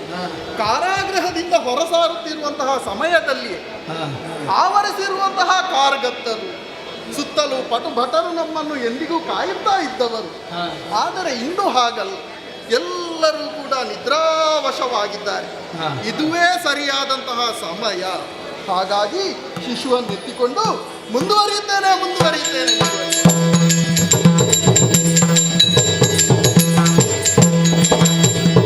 ಒಡೆಯ ಗೋಪಿಸ ಬಾರದಿನುದ ಬಣ್ಣಗ ರಾಜ ನಡುವಿರಿನೊಳ್ಳೆದ್ದು ಬಂದನು. ಮಳೆ ಝಡಿದು ಸುರಿಯುದಿರಿ ಗಂಡನು ತನ್ನ ಹಿಡೆಯ ನಗಗೆತ್ತಿನಿಂದನು. ಮಣಿಗಂಗದಿದಾನು ಪ್ರಕಾಶಗಳನ್ನು ತೋರಗಡಿರುದಿರಿ ಮುಂದೆ ಬಂದನು. ತೋರ್ಗುಡಿದುವ ಯಮು ಕಂಡನು. ಕಂಸನ ಸೆರೆಮನೆಯಿಂದ ಹೊರ ಬಂದವನೇ ನಾನು. ಒಂದೊಮ್ಮೆಗೆ ಪುರದಿಂದ ಹೊರ ಪ್ರವೇಶಿಸಿದ ಕ್ಷಣದಲ್ಲಿ ಧಾರಾಕಾರವಾಗಿ ಮಳೆಯೇ ಸುರಿಯುವುದಕ್ಕೆ ಆರಂಭವಾಯಿತಲ್ಲ. ಈ ಶಿಶುವನ್ನು ರಕ್ಷಿಸಿಕೊಂಡು ನಾನು ಮುಂದುವರಿಯುವುದಾದರೂ ಹೇಗೆ ಎಂಬ ಹಾಗೆ ಆಲೋಚಿಸುತ್ತಿರುವಾಗಲೇ ಒಂದು ಹನಿಯುವ ಮಳೆ ಹನಿಯೂ ಕೂಡ ನನ್ನ ಮೈಯನ್ನು ಸೋಕದ ರೀತಿಯಲ್ಲಿ ಅಥವಾ ಈ ಶಿಶುವಿಗೂ ತಾಗದ ರೀತಿಯಲ್ಲಿ ರಕ್ಷಿಸುತ್ತಾ ಇದ್ದಾರೆ. ಯಾರಿರಬಹುದು? ಸದಾ ಶೇಷಶಯನಾಗಿಯೇ ಕಂಗೊಳಿಸುವಂತಹ ಭಗವಂತ. ಹಾಗಾಗಿ ಆ ಭಗವಂತನ ರಕ್ಷಣೆಗೆ ಆ ಶೇಷನೇ ಬಂದಿದ್ದಾನೆ ಎನ್ನುವುದರಲ್ಲಿ ಯಾವುದೇ ಅನುಮಾನವಿಲ್ಲ. ಸ್ಪಷ್ಟತೆ ಮತ್ತಷ್ಟು ಸಿಗ್ತದೆ. ಅಂಧಕಾರದಲ್ಲಿರುವಂತಹ ಈ ಸಮಯದಲ್ಲಾದರೂ ಕೂಡ ದಿವ್ಯ ಮಣಿಯ ಪ್ರಭೆಯಿಂದ ನಮಗೆ ದಾರಿ ಗೋಚರಿಸುತ್ತಾ ಇದೆ. ಸರಾಗವಾಗಿ ಮುಂದುವರಿಯುವುದಕ್ಕೆ ಸಾಧ್ಯವಾಗುತ್ತಾ ಇದೆ. ಬಂದು ಸೇರಿಕೊಂಡದ್ದು ಈ ಯಮುನಾ ತೀರವನ್ನು. ಉಕ್ಕಿ ಹರಿಯುತ್ತಿರುವಂತಹ ಈ ಯಮುನೆಯನ್ನು ದಾಟುವುದಾದರೂ ಹೇಗೆ ಎಂಬ ಹಾಗೆ ಯೋಚನೆ ಮಾಡುವಾಗ ಅಬ್ಬಾ, ಆಶ್ಚರ್ಯವೇ ಸರಿ. ಯಮುನೆಯೇ ನಮಗೆ ದಾರಿಯನ್ನು ಮಾಡಿಕೊಟ್ಟಿದ್ದಾಳೆ. ಎಲ್ಲವೂ ಭಗವತ್ ಸಂಕಲ್ಪ. ಹಾಗೆಯೇ ಮುಂದುವರಿಯುತ್ತಾ ನೇರವಾಗಿ ನಂದಗೋಕುಲಕ್ಕೆ ಬಂದು ಸೇರಿದ್ದೇನೆ. ಇದೇ ಅಲ್ವೇ ದೇವನು ಹೇಳಿದ ಮಾತು, ಹೆಣ್ಣು ಶಿಶುವೊಂದು ಇಲ್ಲಿದೆ. ಈ ಶಿಶುವನ್ನು ಇಲ್ಲಿರಿಸಿ ಇಲ್ಲಿರುವಂತಹ ಹೆಣ್ಣು ಶಿಶುವನ್ನು ಸೆರೆಮನೆ ಎತ್ತುಕೊಂಡೇ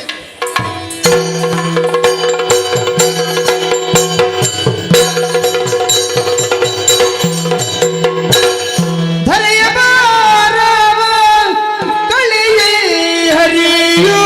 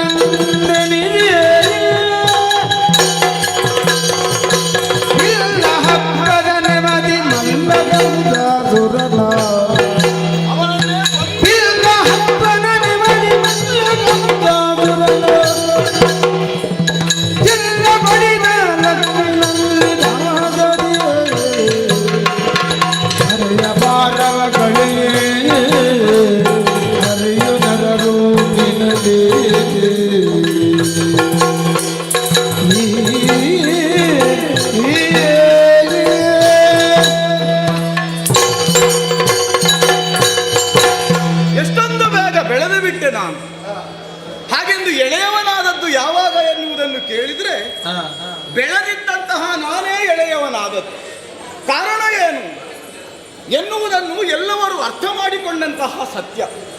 ಧರೆಯಲ್ಲಿ ಧರ್ಮಗ್ಲಾನಿಯಾದಾಗ ಅಧರ್ಮವೇ ಎಲ್ಲೆಡೆ ವ್ಯಾಪಿಸಿ ರುದ್ರ ತಾಂಡವವಾಡುವ ಕಾಲಕ್ಕೆ ಧರ್ಮವನ್ನು ಉದ್ಧರಿಸುವುದಕ್ಕಾಗಿಯೇ ವಸುದೇವ ದೇವಕಿಯರಿಗೆ ಕಂದನಾಗಿ ನಾನು ಜನಿಸಿದ್ದು.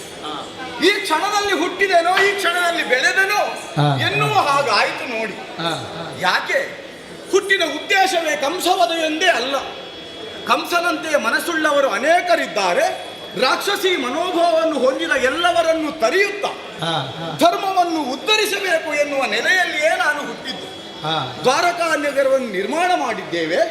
ಅಣ್ಣನಾದಂತಹ ಬಲಭದ್ರನೂ ಕೂಡ ಚೆನ್ನಾದ ನನ್ನ ಕೆಲಸದಲ್ಲಿ ಸಹಕಾರವನ್ನು ಮಾಡುತ್ತಲೇ ಇದ್ದಾನೆ. ಹಾಗೆಂದು ಒಮ್ಮೊಮ್ಮೆ ಬದಲಾಗುತ್ತಾ ಇದ್ದಾನೆ. ಯಾಕೆ ಬದಲಾಗುತ್ತಾನೆ ಎನ್ನುವುದಾದ್ರೆ ಅದಕ್ಕೆ ಸರಿಯಾದ ಉತ್ತರ ನಮ್ಮಲ್ಲೇ ಉಂಟು. ಒಬ್ಬನು ನೇರವಾಗಿ ನಡೆಯುತ್ತಾನೆ ಅಂತ ಆದ್ರೆ, ಮತ್ತೊಬ್ಬ ದ್ವಂದ್ವಮಯವಾದಂತಹ ಜೀವನಕ್ಕೆ ಸ್ಪಂದಿಸುತ್ತಾನೆ ಎಂದಾದ್ರೆ ಬದಲೊಂದು ದಾರಿ ಉಂಟು ಎನ್ನುವುದನ್ನು ತೋರಿಸುವುದಕ್ಕಾಗಿಯೇ ಇದೆಲ್ಲ ನಡೆದು ಹೋಗಿದೆ. ಅಣ್ಣನ ಯೋಚನೆ ಏನುಂಟೋ ಆ ಯೋಚನೆಯು ಯೋಜನೆಯಾಗ ಕೂಡದು ಎನ್ನುವುದರಿಂದಲೇ ನಾನು ಆಲೋಚಿಸಿದ್ದು. ಇಂದಿನ ಮುಂಜಾನೆಯಲ್ಲಿ ಒಮ್ಮೆಲೆ ನನಗೆ ನಗು ಹೊಮ್ಮಿದ್ದು ಯಾಕೆ ಕಾಣುತ್ತಾ ಇದೆಯಲ್ಲ. ನರನಿಂದು ಮಳೆಗೆ ಮೈ ಹರಿದಿ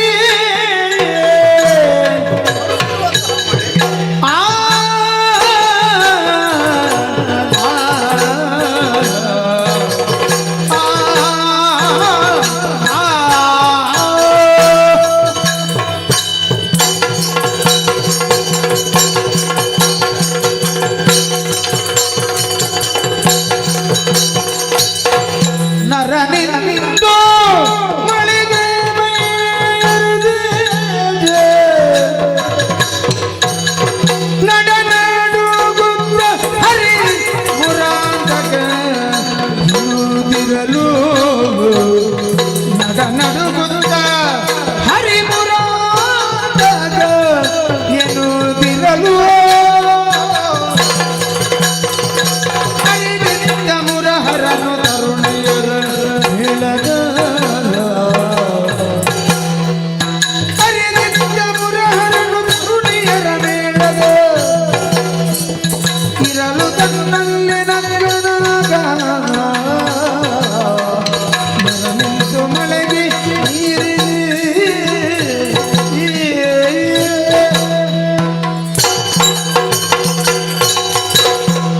ನಗು ಎನ್ನುವುದು ನನ್ನ ಹುಟ್ಟಿನಲ್ಲೇ ಹುಟ್ಟಿಕೊಂಡದ್ದು. ಯಾವ ಕಾರಣಕ್ಕಾಗಿ ನಾನು ನಗುವನ್ನು ಹೊರಹೊಮ್ಮಿಸಿದ್ದೇನೆ ಎನ್ನುವುದು ಕೆಲವೊಂದು ಸಂದರ್ಭದವರೆಗೆ ಪ್ರಶ್ನಾತೀತವಾಗಿಯೇ ಉಳಿದಿದೆ. ಕೊನೆಗೆ ಗೊತ್ತಾಯಿತು ನೋಡಿ ಕೃಷ್ಣ ಯಾವುದಕ್ಕಾಗಿ ನಗುತ್ತಾನೆ ಎನ್ನುವುದು. ಇಂದೂ ಕೂಡ ನಗುತ್ತಲೇ ಇದ್ದೇನೆ. ನೊಂದವರ ಅಳುವನ್ನು ನಿವಾರಿಸುವಲ್ಲಿ ಕೃಷ್ಣ ನಗುತ್ತಾನೆ ಎನ್ನುವ ಸತ್ಯ ಜ್ಞಾನಿಗಳಿಗೆ ಗೊತ್ತಿದೆ, ಋಷಿಮುನಿಗಳಿಗೆ ಗೊತ್ತಿದೆ. ಇಂದು ನಾನು ನಗುವ ವಿಶೇಷ ಏನು? ಒಂದೆಡೆ ಬಲಭದ್ರನ ಯೋಚನೆ, ಮತ್ತೊಂದೆಡೆ ನನಗ ಆಪ್ತ ಸಖ ಮೊನ್ನೆಯಷ್ಟೇ ಅವನ ಕುರಿತಾಗಿ ನಾವು ಒಪ್ಪಿಕೊಂಡದ್ದು.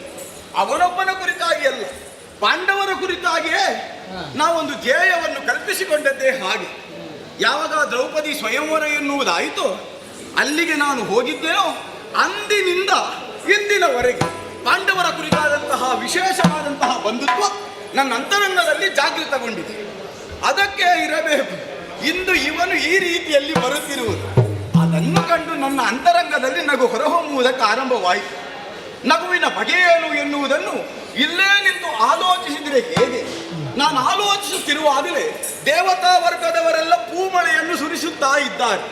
ನನಗಿದು ಹೂಮಳೆ, ಆದರೆ ಅವರಿಗೆ ಇದು ಧಾರಾಕಾರವಾದ ಮಳೆ ಆಯಿತಲ್ಲ. ಚಳಿ ಗಾಳಿ ಎನ್ನುವ ಹಾಗೆ ಅದನ್ನು ತಡೆಯುತ್ತಾ ನನ್ನನ್ನೇ ಜಪಿಸುತ್ತಿದ್ದಾನೆ. ಹಾಗಾದ್ರೆ ಅರ್ಥ ಏನು? ಎಂತಹ ನಡುಕ, ಎಂತಹ ಭಯಭೀತವಾದ ವಾತಾವರಣ ಒದಗಿ ಬಂದರೂ ನಾವು ಮನಸ್ಸಿನಲ್ಲಿ ಸದಾ ಸ್ಮರಿಸುವುದು ಕೃಷ್ಣನನ್ನು ಎನ್ನುವ ಧ್ಯೇಯ ಎಂದಾಯಿತು. ಅಂಥವರಿಗೆ ನಾವು ಸಹಕರಿಸಲೇಬೇಕಲ್ಲ. ಹಾಗಾದ್ರೆ ನಿಲ್ಲುವುದಲ್ಲ, ಇಲ್ಲಿಂದ ಹೊರಡಬೇಕು. ಅಲ್ಲಿದ್ದವರು ನಾನು ಬಂದಿದ್ದೇನೆ ಎನ್ನುವ ಹಾಗೆ ತಿಳಿದುಕೊಳ್ಳಬೇಕು. ಇಲ್ಲಿಂದ ಹೋದನು ಅಲ್ಲಿಗೆ ಬಂದನು ಎನ್ನುವ ಹಾಗೆ.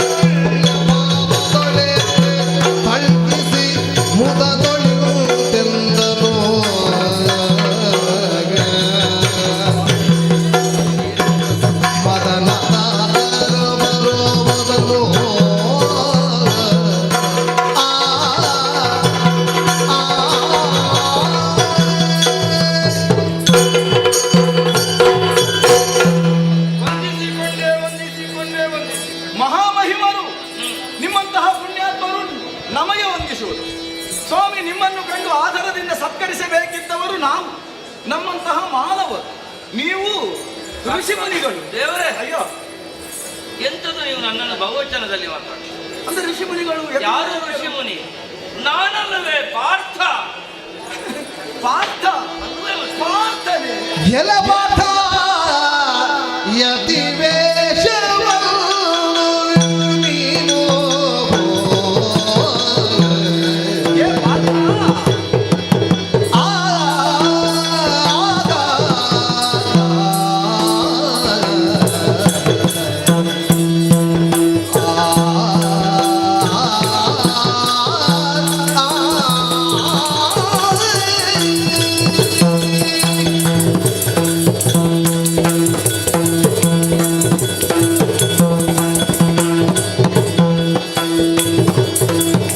ಎಲೆ ಪಾಠ ಯತಿ ವೇಷವನ್ನು ನೀನು ತಳೆದು ಬಂದಿಗ ಪರಿಯೇನು, ತಳೆದು ಬಂದಿಗ ಪರಿಯೇನು,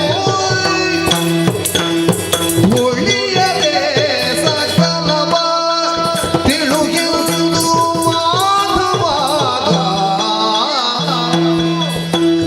ಉಳಿಯದೆ ಸಕಲವ ತಿಳುಗೆಂದು ವಾದವ, ನಲವಿಲ್ಲ ಬೆಸಗುಳ್ಳೆ ಫಲಗುಣಲೆಂದನು, ಎಲೆ ಪಾತ ಯತಿ ವೇಷವನ್ನು ಪಾರ್ಥ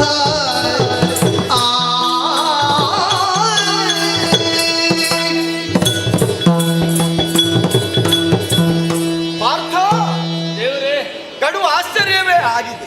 ಯಾಕೆ? ಪಾರ್ಥನೆ ಎನ್ನುವುದು ನಾನು ತಿಳಿಯುತ್ತಿದ್ದರೆ ಈ ರೀತಿಯಾಗಿ ನಿನ್ನೊಡನೆ ವ್ಯವಹರಿಸುವುದಕ್ಕೆ ಸಾಧ್ಯ ಇತ್ತೆ ಆರಂಭದಲ್ಲಿ? ನೀವು ತಿಳಿಯುವುದಕ್ಕೆ ಬಾಧಕವಾದದ್ದು ಯಾವುದು? ನನಗೆ ಗೊತ್ತಿತ್ತು, ಆದರೂ ನಾನು ಗುರುತಿಸುವುದೇನು? ಏನು? ನಾನೇನಿದ್ರು ಬಹಿರ್ಮುಖವಾಗಿ ಕಾಣುವುದಲ್ಲ, ಅಂತರ್ನೇತ್ರದಿಂದಲೇ ಕಾಣಬಲ್ಲವಲ್ಲ ಎನ್ನುವುದು ನಿನಗೆ ಗೊತ್ತಿದೆ. ಆದರೂ ಆಶ್ಚರ್ಯ ಆದದ್ದು ಯಾಕೆ ಬಲ್ಲೆಯ? ಯಾಕೆ? ಯಾರೂ ತಿಳಿಯದ ಹಾಗೆ, ಅಂದ್ರೆ ಪಾರ್ಥ ಎನ್ನುವುದು ನನ್ನ ಅಂತರಂಗಕ್ಕೆ ಗೊತ್ತಾಯಿತು, ನಿನ್ನ ಬರೋಣದ ಆ ಭಾವದಿಂದಲೇ ನನಗೆ ಅರ್ಥವಾಯಿತು. ಆದರೂ ಈ ರೀತಿಯಾದಂತಹ ವೇಷ ಯಾಕಯ್ಯ? ಪಾರ್ಥ ಎನ್ನುವ ಹಾಗೆ ತಿಳಿದುಕೊಳ್ಳುವುದಕ್ಕೆ ಸಾಧ್ಯ ಇಲ್ಲ ಅನ್ಯರಿಗೆ, ನನಗಾದ್ರೂ ಗೊತ್ತಾಯಿತು. ನೀನು ಹೇಳುವುದಕ್ಕಿಂತ ಮೊದಲೇ ಏನು ಮಳೆ ಏನು ಗಾಳಿ ನಡುಗುತ್ತಾ ಇದ್ದಿ, ಆದರೂ ಅಂತರಂಗದೊಳಗೆ ನನ್ನದಾದಂತಹ ಸ್ತುತಿವಾಕ್ಯಗಳನ್ನು ಆಡುತ್ತಾ ಅದನ್ನು ಮಾಡುತ್ತಾ ಇಲ್ಲಿಯವರೆಗೆ ಬಂದಿದ್ದು. ಏನಾಯ್ತಯ್ಯ? ಏನಾದರೂ ಕಷ್ಟ ಬಂತು ಅಥವಾ ಯಾವರಿಗಾದರೂ ಆದಂತಹ ನಷ್ಟವನ್ನು ಭರಿಸುವುದಕ್ಕಾಗಿ ನೀನು ಈ ರೀತಿಯಾಗಿ ಬಂದೆಯೋ ನನಗೊಂದೂ ಅರ್ಥವಾಗುವುದಿಲ್ಲ. ಮುನಿವೇಷದಿಂದ ಬಂದಿದ್ದಿ ಎಂದ ಕಾರಣಕ್ಕಾಗಿ ನಾನು ಕೇಳಿದ್ದೇನೆ, ಹಾಗೆಂದು ಮುನಿಯದೆ ಮತ್ತು ಏನನ್ನು ಉಳಿಯದೆ ಎಲ್ಲವನ್ನು ನನ್ನಲ್ಲಿ ಹೇಳಿಬೇಕು. ಯಾಕಯ್ಯ ಯತಿ ವೇಷ? ನೀನು ಹೀಗೆ ಮಾತಾಡುವುದರಿಂದಲೇ ನಿನ್ನನ್ನು ಎಲ್ಲರೂ ಕರೆಯುವುದು ಹೇಗೆ ಬಲ್ಲೆಯ? ಹೇಗ? ದೇವರ ದೇವನು. ಲಾಲಿಸು ದೇವರ ದೇವ,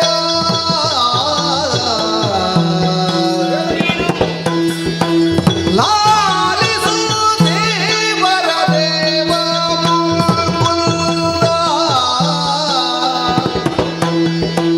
ನೀಲ ನಿಭಾಗ ಶಾಶ್ವತ ನಿತ್ಯಾನಂದ,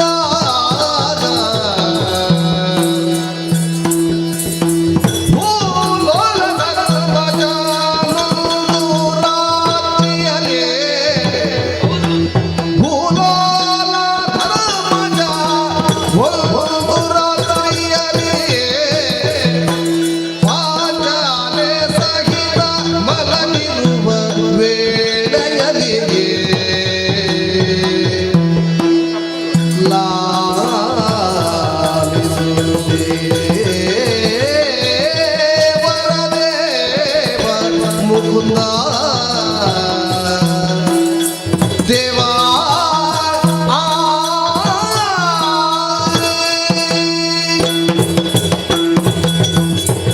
ಓ ದೇವರ ದೇವ, ಏನಯ್ಯ? ತನ್ನ ಕಣ್ಣ ಕೊನೆ ಮುನೆ ಚಲನೆಯಿಂದಲೇ ಪ್ರಪಂಚ ವ್ಯಾಪಾರವನ್ನೆಲ್ಲ ನೋಡಬಲ್ಲಂತಹ ಸಾಮರ್ಥ್ಯವಂತನಾದಂತಹ ನಿನಗೆ ಹಾ, ನನ್ನ ಬಾಯಿಂದಲೇ ನನ್ನ ಅಂತರಂಗ ಬಿಂಬಿಸುವ ಭಾವತರಂಗಗಳೇನು ಎನ್ನುವುದನ್ನು ತಿಳಿಯುವಂತಹ ಕುತೂಹಲ ಅಂತಾದರೆ ಹೇಳುವುದಕ್ಕೆ ನಾನು ಉತ್ಸುಕ. ಕೇಳುವಲ್ಲಿ ನನಗೂ ಉತ್ಸಾಹ ಉಂಟು. ದೇವರೇ, ಓ ದ್ರೌಪದಿಯನ್ನು ನಾವು ವಿವಾಹವಾಗುವ ಕಾಲಕ್ಕೆ ಹಾ, ನಾವು ಮಾಡಿಕೊಂಡಂತಹ ಒಪ್ಪಂದ ನಿಮಗೂ ಚೆನ್ನಾಗಿ ತಿಳಿದಿದೆ ತಾನೆ. ಹೌದು. ನಾರದರ ನಿರ್ದೇಶನದಂತೆ ಮುಂದೊಂದು ದಿನ ನಮ್ಮೊಳಗಡೆ ಸಹೋದರರೊಳಗಡೆ ಮನಕಷಾಯ ಬರಕೂಡದು ಸ್ತ್ರೀ ನಿಮಿತ್ತವಾಗಿ ಎನ್ನುವುದನ್ನರಿತಂತಹ ಅವರು ಹೇಳಿದಂತಹ ಸೂಚನೆಯ ಪ್ರಕಾರವಾಗಿ ವರ್ಷಕ್ಕೊಮ್ಮೆ ದ್ರೌಪದಿ ಒಬ್ಬಳ ಹೆಂಡತಿಯಾಗಿರುತ್ತಾಳೆ. ಹೌದು. ಆ ಸಮಯದಲ್ಲಿ ಉಳಿದವರಿಗೆ ಹಿರಿಯರಿಗೆ ಮಾತೃಸ್ಥಾನದಲ್ಲಿ, ಹಿರಿಯರಿಗೆ ಮಗಳ ಸ್ಥಾನದಲ್ಲಿಯೂ ಇದ್ದು ತನ್ಮೂಲಕವಾಗಿ ಅವಳನ್ನು ಕಾಣುವಂತಹ ಹೊಣೆಗಾರಿಕೆ ನಮ್ಮದು. ಹಾಗೆ ಒಪ್ಪಿಕೊಂಡು ತೊಡಗಿಸಿಕೊಂಡಂತಹ ಸಮಯ ಧರ್ಮರಾಜನ ಮಡದಿಯಾಗಿ ದ್ರೌಪದಿ ಇದ್ದಂತಹ ಹೊತ್ತಲ್ಲಿ ಒಂದು ದಿವಸ ಓಡಿ ಬಂದು ನನ್ನ ಪಾದಕ್ಕನಾಥರಾದರೂ ನಮ್ಮವರೆಲ್ಲರೂ ಕೂಡ ಏನಂತೆ? ಅಗ್ರಹಾರಕ್ಕೆ ಕಳ್ಳರ ಆಕ್ರಮಣವಾಗಿದೆ. ಭೂಲೋಕದ ದೇವತೆಗಳಾದಂತಹ ಬ್ರಾಹ್ಮಣರ ಕುರಿತಾಗಿ ಅತುಲ್ಯವಾದಂತಹ ಗೌರವಭಾವವನ್ನೇ ಹೊಂದಿದ್ದಂತಹ ನಾನು ಬ್ರಾಹ್ಮಣರಿಗೆ ನೋವಾಯಿತು ಅಂತಾದರೆ ಮತ್ತೆ ಕ್ಷತ್ರಿಯನಾಗಿ ನಾನು ಸುಮ್ಮನೆ ಕುಳಿತುಕೊಳ್ಳುವುದಕ್ಕುಂಟೆ ಹೇಳುವುದು. ಆದ ಕಾರಣವೇ ಕಳ್ಳರನ್ನು ನಿಗ್ರಹಿಸಬೇಕು ಎನ್ನುವುದಕ್ಕಾಗಿ ಧನುಸ್ಸನ್ನು ಧರಿಸಲು ನಾವು ಮುಂದಾದ. ನಮ್ಮ ಎಲ್ಲ ಆಯುಧಗಳು ಧರ್ಮರಾಯನ ಕ್ರಿಯಾಗೃಹದ ಆಚೆ ಕೋಣೆಯಲ್ಲಿ ಸಹೋದರರಾದಂತಹ ನಾವು ಧನುಸ್ಸನ್ನು ಧರಿಸಿಕೊಳ್ಳು ನನ್ನ ಗಮನಕ್ಕೆ ಬಂದೇ ಆಗಬೇಕು ಎನ್ನುವಂಥವನ ಯೋಚನೆಯೇ ಏನು.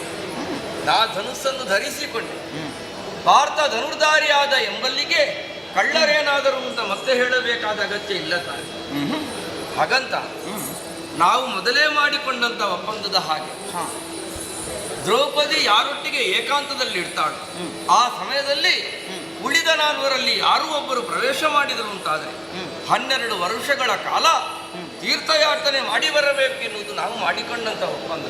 ಸತ್ಕಾರ್ಯ ನಿಮಿತ್ತವಾಗಿ ನೀನು ಸಾಗಿದ್ದು ಎನ್ನುವ ಸತ್ಯ ಧರ್ಮಜ ತಿಳಿದ ಬಳಿಕ ಅದಕ್ಕೇನಾದ್ರೂ ಪರಿಹಾರ ಹೇಳಿ? ಖಂಡಿತವಾಗಿಯೂ ಹೇಳಿದ. ಅತ್ಯಂತ ನಯವಾದಂತಹ ಮಾತುಗಳನ್ನೇ ಹೇಳಿದ. ದೊಡ್ಡವರ ಜೊತೆಗಿದ್ದಾಗ ಕಿರಿಯರು ಬಂದರೆ ಅದು ಅಪರಾಧ ಅಂತ ಆಗುವುದಿಲ್ಲ. ಸಣ್ಣವರ ಜೊತೆಗಿದ್ದಾಗ ದೊಡ್ಡವರು ಬಂದರೆ ಅಪರಾಧ ಅಂತ ಆಗುತ್ತದೆ. ಹಾಗಂತ ನೀವು ಹೋಗಬೇಕಾದ ಅಗತ್ಯವಿಲ್ಲ. ಆದರೆ ನಾನು ಕಂಡುಕೊಂಡಂತ ಸತ್ಯ ಏನು ಬಲ್ಲೆಯ ದೇವರೇ? ಏನಯ್ಯ? ವ್ಯಕ್ತಿಗಿಂತ ರಾಷ್ಟ್ರ ಮುಖ್ಯ. ರಾಷ್ಟ್ರದಲ್ಲಿ ನಾಳೆ ಯಾರು ಹೇಳಬಾರದಲ್ಲ. ಅವರ ಅಣ್ಣ ತಮ್ಮಂದರಿಗೆ ಕಾನೂನು ಅಂತಾಗುವಾಗ ಏನಾದರೂ ಬೇರೆ ಕ್ರಮಗಳು ಬಂದು ಹೋಗುತ್ತದೆ, ನಮಗಾಗುವಾಗ ಹೀಗೆ. ಹೌದು ಹೌದು. ಆದ್ದರಿಂದಲೇ ನಾನು ಹೊರಟು ನಿಂತ ಕಾಲಕ್ಕೆ ಅಸಪಕ್ಷ ನ್ಯಾಯ ಅಂತ ಒಂದು ನ್ಯಾಯ ಹೇಳಿದ ಅಣ್ಣ. 12 ವರ್ಷ ಹೋಗಬೇಕಾದ್ರಿಂದ 12 ತಿಂಗಳುಗಳ ಕಾಲ ಹೋದರೆ ಸಾಕು. ಅದನ್ನು ಒಪ್ಪಿಕೊಂಡು ಹೊರಟನೆ ಅಂತವನು ನಾನು. ಬೇರೆ ಬೇರೆ ಕಡೆ ತೀರ್ಥಯಾಟನೆಯನ್ನು ಮಾಡಿದೆ. ಮುಳುಗಿ ಮಿಂದು ಮಡಿಯಾದೆ. ನನ್ನ ಕರುಳುಗಟ್ಟಿಕೊಂಡಿದ್ದ ಜಡತೆ ಕವಚವೆಲ್ಲವೂ ಕೂಡ ಕಳಚಿ ಬಿತ್ತು. ಭೂತಗಾತ್ರನಾದೆ. ಮುಳುಗಿದ್ದಲ್ಲಿಗೆ ಹೋದೆ. ಎದ್ದಾಗ ನಾಗಲೋಕ. ಅಲ್ಲಿ ಅವಳು ನನ್ನ ಮೇಲೆ ಅನುರಕ್ತೆಯಾಗಿ ನನ್ನನ್ನು ವಿವಾಹ ಆಗಬೇಕು ಅಂತ ಕೇಳಿದ ಕಾಲಕ್ಕೆ ಒಪ್ಪಿಕೊಂಡೆ. ಮಧ್ಯೋಜಾತರಾದಂತಹ ಇರಾವಂತ ಎನ್ನುವಂಥ ಮಗನನ್ನು ಪಡೆದೆ. ಮೇಲೆ ಅದೇ ಸ್ಥಳಕ್ಕೆ ನನ್ನನ್ನು ಬಿಟ್ಟರು. ಹೀಗೆ ಬೇರೆ ಬೇರೆ ಕಡೆಗಳೆಲ್ಲ ಅಲ್ಲಿಂದ ಪ್ರಾರಂಭವಾದಂತಹ ನನ್ನ ನಡೆ ಬೇರೆ ಬೇರೆ ಕಡೆಗಳೆಲ್ಲ ಮುಳುಗಿದ್ದಲ್ಲೆಲ್ಲ ಮಗುವಾಗಿದೆ. ಹಾಗಾದ್ರೆ ಹೊರಟ ದೆಸೆಯಿಂದಲಾಗಿ ನಷ್ಟ ಆಗಿ ಒಳ್ಳೆಯ ಸಂಪಾದನೆಯೇ ಆಗಿದೆ. ಕೊನೆಯ 4 ತಿಂಗಳುಗಳು ಮಾತ್ರವೇ ಬಾಕಿ ಇದ್ದವು. ಇಲ್ಲಿಗೆ ಬಂದೆ. ಇಲ್ಲಿಗೆ ಬಂದದ್ದು ಇನ್ನು ಮುಂದೆ ನಾ ಮನದಿ ಯೋಚಿಸಿದ ಕಾರ್ಯವೇನು ಅದೆಲ್ಲವನ್ನು ಕೂಡ ಮನಸ್ಸಿಗೆ ಪಿತನಾದಂತಹ ನೀನು ಅರ್ಥೈಸಿಕೊಂಡು ಈ ತಾಣವೇ ನನಗೆ ಸುಭದ್ರವಾಗುವ ಹಾಗೆ ಅನುಗ್ರಹಿಸಬೇಕು. ನೀನು ಇನ್ನು ಮುಂದೆ ಎನ್ನುವ ಹಾಗೆ ಆ ಕಡೆ ಈ ಕಡೆ ತಿರುಗಬೇಕಾದದ್ದಿಲ್ಲ. ಇನ್ನು ಏನಿದ್ದರೂ ಅದಕ್ಕೆ ಸರಿಯಾದ ವ್ಯವಸ್ಥೆಯನ್ನು ನಾನು ಮಾಡ್ತೇನೆ. ಅದಕ್ಕಾಗಿ ನೀನು ಹೀಗೆ ಇರಬೇಕು. ಕೇಳಯ್ಯ ಪಾಪ ನೀನು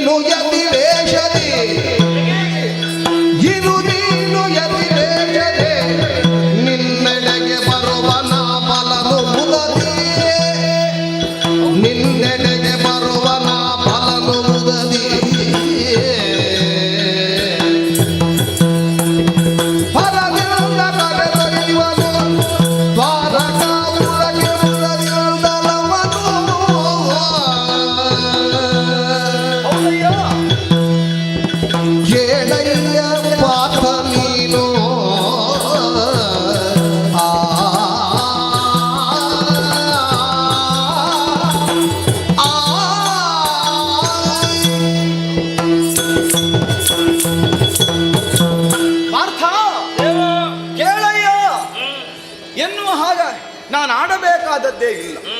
ಆ ದ್ರೌಪದಿ ಸ್ವಯಂವರ ಕಾಲದಲ್ಲಿ ನಿಮ್ಮ ಭೇಟಿಯಾಯಿತೋ ಕೇಳುವವ ನೀನೊಬ್ಬನೇ ಎನ್ನುವ ಹಾಗೆ ನೀವು ಆಡಿದವರು. ನನ್ನ ಕುರಿತಾದಂತಹ ವಿಶ್ವಾಸದ ಆ ಭಕ್ತಿಯೇ ಅದಕ್ಕೆ ಕಾರಣ. ಆದ್ದರಿಂದಲೇ ಆದರೆ ನಿಮ್ಮಂಥವರಾಗಬೇಕು ನನ್ನ ಜೊತೆಗಾರರು ಎನ್ನುವ ಹಾಗೆ ನಾನೂ ತೀರ್ಮಾನಿಸಿದ್ದು. ನೀನಾಡಿದ್ದೇನು 8 ಮಾಸಗಳು ಕಳೆಯಿತು. ಉಳಿದ 4 ಮಾಸ. ಈ 4 ಮಾಸದಲ್ಲಿ ನನಗೆ ಭದ್ರತೆ, ಅದು ಬರೇ ಭದ್ರತೆ ಅಲ್ಲ, ಸುಭದ್ರವಾಗಬೇಕು ಎನ್ನುವುದನ್ನು ನೀನು ವಾಸುಭದ್ರನೊಡನೆ ಆಡುತ್ತಿ. ನಿಮ್ಮಲ್ಲಿ ತಂಗಿ ಇರುವುದಕ್ಕೆ 4 ತಿಂಗಳಲ್ಲಿ ಬಂದದ್ದು.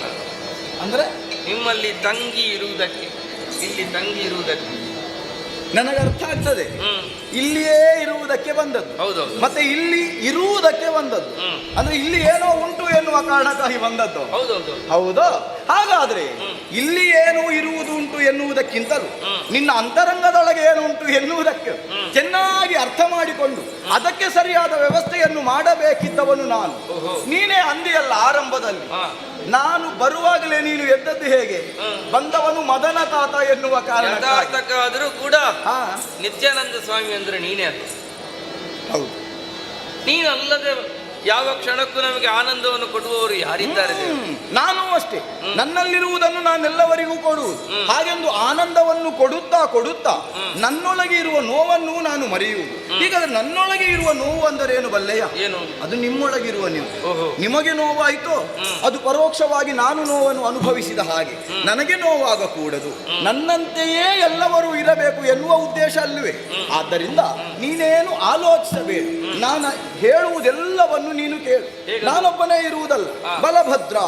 ಭದ್ರತೆಯಲ್ಲಿಯೂ ಬಲವಂತನಾಗಿರುವವನುಂತ ಅವನ ಭದ್ರತೆಯಿಂದಲೇ ಬಲವಾಗಿಯೇ ಈ ದ್ವಾರಕ್ಕೆ ಉಳಿದಿದೆ ಎನ್ನುವ ಕಾರಣದಿಂದಲೇ ಅವನು ಒಪ್ಪುವ ಹಾಗಾಗಬೇಕು ನೀನು. ಅದಕ್ಕೆ ನಾನೊಪ್ಪಿದ್ದೇನೆ. ಈಗ ನಿನ್ನ ಅಂತರಂಗದೊಳಗೆ ಎಲ್ಲ ಏನುಂಟೋ ಅದೆಲ್ಲವನ್ನು ಪ್ರಾಮಾಣಿಕವಾದ ಚಿಂತನೆಯಿಂದ ನಾನು ಒಪ್ಪಿದ್ದು.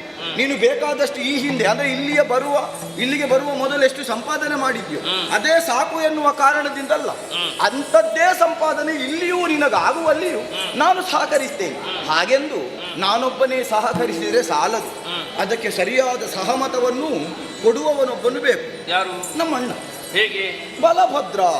ಅವನು ಒಪ್ಪಿಕೊಳ್ಳುವ ಹಾಗೆ ನೀನು ಇರಬೇಕು ಅಂತ ಆದ್ರೆ ಏನು ಮಾಡಬೇಕು? ನೀನು ಹೀಗೆ ಇರಬೇಕು. ಹೀಗೆ ಅಂದ್ರೆ ಈಗ ನೀನು ಯತಿಗಳ ಹಾಗೆ ಕಾಣುತ್ತದೆ. ಅಂದ್ರೆ ಯತಿಯ ವೇಷ ಇದು. ಯಥಾರ್ಥವಾಗಿ ನೀನು ಯತಿಯಲ್ಲ. ನಿಜವಾಗಿಯೂ ನೀನು ದೇಶ ಪರ್ಯಟನೆಯನ್ನು ಮಾಡುತ್ತಾ ತೀರ್ಥ ಕ್ಷೇತ್ರಗಳನ್ನು ಸಂದರ್ಶಿಸುವುದಕ್ಕೆ ಬರುವಲ್ಲಿ ಯತಿಯೇ ಆಗಿದ್ದು. ಹಾಗೆಂದು ಯತಿಯೇ ಆಗಿ ಇರಬೇಕಾದವನಲ್ಲ. ಹಾಗೆಂದು ಈಗ ಯಥಾರ್ಥಕ್ಕಾದ್ರೆ ನಾನು ಪತಿಯಾಗಬೇಕು ಅಂತ ಬಯಸಿದವನು. ಜಗದಪತಿಯಲ್ಲಿ ನೀನು ಅದನ್ನು ಹೇಳಬೇಕು ಅಥವಾ ನನಗದು ಅರ್ಥವಾಗದೆ ಉಳಿದದ್ದು ಸರಿ. ಪತಿತರು ಯಾರಿದ್ದಾರೋ ಅವರೆಲ್ಲರನ್ನು ಪಾವನಗೊಳಿಸಬೇಕಿದ್ದವನು ನಾನಲ್ಲ. ಆದ್ದರಿಂದ ಜಗದಪತಿಯಾಗಿ ನಿನ್ನ ಅಂತರಂಗದ ಇಂಗಿತವನ್ನು ಈಡೇರಿಸುವಲ್ಲಿ ನಾನಿದ್ದೇನೆ ಎನ್ನುವಾಗ ಯಾಕಯ್ಯ ಭಯ? ಏನು ಮಾಡಬೇಕು? ಇಲ್ಲೇ ಇರಬೇಕು, ಯತಿವೇಷದಿಂದಲೇ ಇರಬೇಕು. ಇನ್ನು 4 ಮಾಸ. ಈ ಯತಿಗಳಿಗೆಲ್ಲ ಚಾತುರ್ಮಾಸ್ಯ ಅಂತ ಒಂದುಂಟು, ಗೊತ್ತಾ? ಅದರ ಬಗ್ಗೆ ವಿವರಿಸಬೇಕಾದದ್ದಿಲ್ಲ. ಹಾಗಾದ್ರೆ ಯಾವುದೋ ಒಂದು ಯತಿವರಣ್ಯರು ಚಾತುರ್ಮಾಸ್ಯವನ್ನು ಆಚರಿಸುವುದಕ್ಕಾಗಿ ಇಲ್ಲಿಯೇ ಬಂದಿದ್ದಾರೆ ಎನ್ನುವ ಸತ್ಯವನ್ನು ಮನಗಂಡ ನನ್ನ ಅಣ್ಣ ಬೇಕಾದ ಹಾಗೆ ವ್ಯವಸ್ಥೆಯನ್ನು ಮಾಡ್ತಾನೆ. ಯಾಕಂದ್ರೆ ಯತಿಗಳ ಮೇಲೆ ಇರುವಷ್ಟು ಭಕ್ತಿ ಗೌರವ ಬೇರೆ ಯಾರ ಬಗೆಗೂ ಅವನಿಗಿಲ್ಲ. ಆದ್ದರಿಂದ ಅವ ಬರ್ತಾನೆ. ಹೋಗುವುದು ಹೌದು. ಹಾಗೆಂದು ನೀನು ಅಂದ್ರೆ ನಿನ್ನೊಳಗೆ ಇರುವ ಆ ಅರ್ಜುನ ಅವನಿಗೆ ಗೊತ್ತಾಗಬಾರದು. ಯತಿಯಾಗಿಯೇ ಇರಬೇಕು. ನೀನು ಎನ್ನುವುದು ನನಗೆ ಮಾತ್ರ ಗೊತ್ತಿರಬೇಕು, ಇಲ್ಲಿರುವ ಯಾರಿಗೂ ಗೊತ್ತಾಗಕೂಡದು. ಹಾಗಾದ್ರೆ ಬಲರಾಮ ಬರದೆ ಬೇರೆ ಯಾರಾದ್ರೂ ಬಂದ್ರೆ ನಾನು ಮಾತಾಡ್ಲಿಕ್ಕಿಲ್ಲ. ಬಲರಾಮನೇ ಬಂದು ನಿನ್ನನ್ನು ಆದರದಿಂದ ಗೌರವಪೂರ್ವಕವಾಗಿ ಕರೆದುಕೊಂಡು ಹೋಗುವಲ್ಲಿವರೆಗೆ ನೀನು ಮಾತಾಡಕೂಡದು. ಆಮೇಲೆ ಬೇಕಾದಂತಹ ವ್ಯವಸ್ಥೆಯನ್ನು ನಾನು ಮಾಡ್ತೇನೆ. ಹಾಗಾದ್ರೆ ನಿಮ್ಮ ಆ ಶುಭ ಸೂಚನೆಯ ಪ್ರತೀಕ್ಷೆಯಲ್ಲಿ ನಾನು ನಿರೀಕ್ಷೆಯಲ್ಲೇ ಇರ್ತೇನೆ. ಎಲ್ಲೆಲ್ಲಿ ಹೋಗುವುದಲ್ಲ, ಮತ್ತೆ ನೀನು ಇಲ್ಲೇ ಇರು, ಕೂತ್ಕೊಂಡೇ ಇರಬೇಕಾ? ಹೌದು. ಯಾಕಂದ್ರೆ ನಮ್ಮ ಅರಮನೆಗೆ ಸಮೀಪವಾಗಿರುವ ಅರಣ್ಯ ವಲಯ ಇಲ್ಲಿಗೆ ಆವಾಗ ನಮ್ಮವರು ಬರ್ತಾ ಇರ್ತಾರೆ. ಯಾಕಂದ್ರೆ ಅಣ್ಣನಿಗೆ ಪ್ರಿಯವಾದ ಉಪವನ ಇದೆ. ಇಲ್ಲಿಯೇ ನೀನಿದ್ರೆ ಅವನ ಪ್ರಿಯವಾದ ಜಾಗಕ್ಕೆ ಬಂದಿದ್ದಿ ಎನ್ನುವ ಸಂತೋಷ ಇನ್ನೂ ಅವನ ಉತ್ಸಾಹಕ್ಕೆ ಅಧಿಕತ್ವವನ್ನು ಕೊಟ್ಟ ಹಾಗಾಗ್ತದೆ. ಒಳ್ಳೆಯದು ದೇವರು. ಹೀಗೊಂದು ಪಥ ನಿರ್ದೇಶನ ನೀನು ಮಾಡ್ತಿ ಅಂತಾದ್ರೆ ಅದರಲ್ಲಿ ಪಾಂಥನಾಗುವುದಕ್ಕೆ ನಾನು ಸದಾ ಸರ್ವದ ಸಿದ್ಧನಿದ್ದೇನೆ. ಆದರೆ ನಾನು ಇಲ್ಲಿ ತಂಗಿ ಇರುವುದಕ್ಕೆ ಎಂತದು? ಅಲ್ಲ ಹೇಳಿದ್ರೆ ನಾನು ಇಲ್ಲೇ ತಂಗಿ ಇರುವುದಕ್ಕೆ ಬಲರಾಮ ಬರುವ ತನಕ ಹೇಳಿದ್ರಿ, ನಂತರದ್ದು ಹೇಳಿಲ್ಲ ನೀವು. ಆಮೇಲೆ ಅವ ಹೇಳ್ತಾನೆ, ಆಮೇಲೆ ಅವನು ನಿನ್ನನ್ನು ಆಧಾರದಿಂದ ಕರೆದುಕೊಂಡು ಹೋಗ್ತಾನೆ. ಆಮೇಲೆ ಅವನಿಗೆ ಬೇಕಾದ ಹಾಗೆ ನೀನು ವ್ಯವಹರಿಸು, ಬೇಕಾದುದನ್ನು ನಾನು ವ್ಯವಸ್ಥೆ ಮಾಡ್ತೇನೆ. ಈ ವಾಕ್ಯ ಬಂದ ನಂತರ ನನಗೆ ತಿಳಿಸಿ, ಹಾ. ನನಗೆ ಬೇಕಾದ್ದನ್ನು ನೀವು ಮಾಡ್ತೀರಿ. ಖಂಡಿತ. ಇದೇ ಮರದ ಬುಡದಲ್ಲಿ ನೀವು ಹೇಳಿದ ಹಾಗೆ ಪದ್ಮಾಸನ ಬದ್ಧನಾಗಿ ಸಿದ್ಧನಾಗಿದ್ದೇನೆ. ಆದಷ್ಟು ಬೇಗ. ನಂದನದಿ ಕರಿಬಾತನಿತನು ಸಂದಯತಿ ವೇಷದಲ್ಲಿ ಕುಳ್ಳಿರೆ ಬಂದು ನುಡಿಸಿದರಲ್ಲಿರುವವನ ಬಾಲರಾಜುಮನ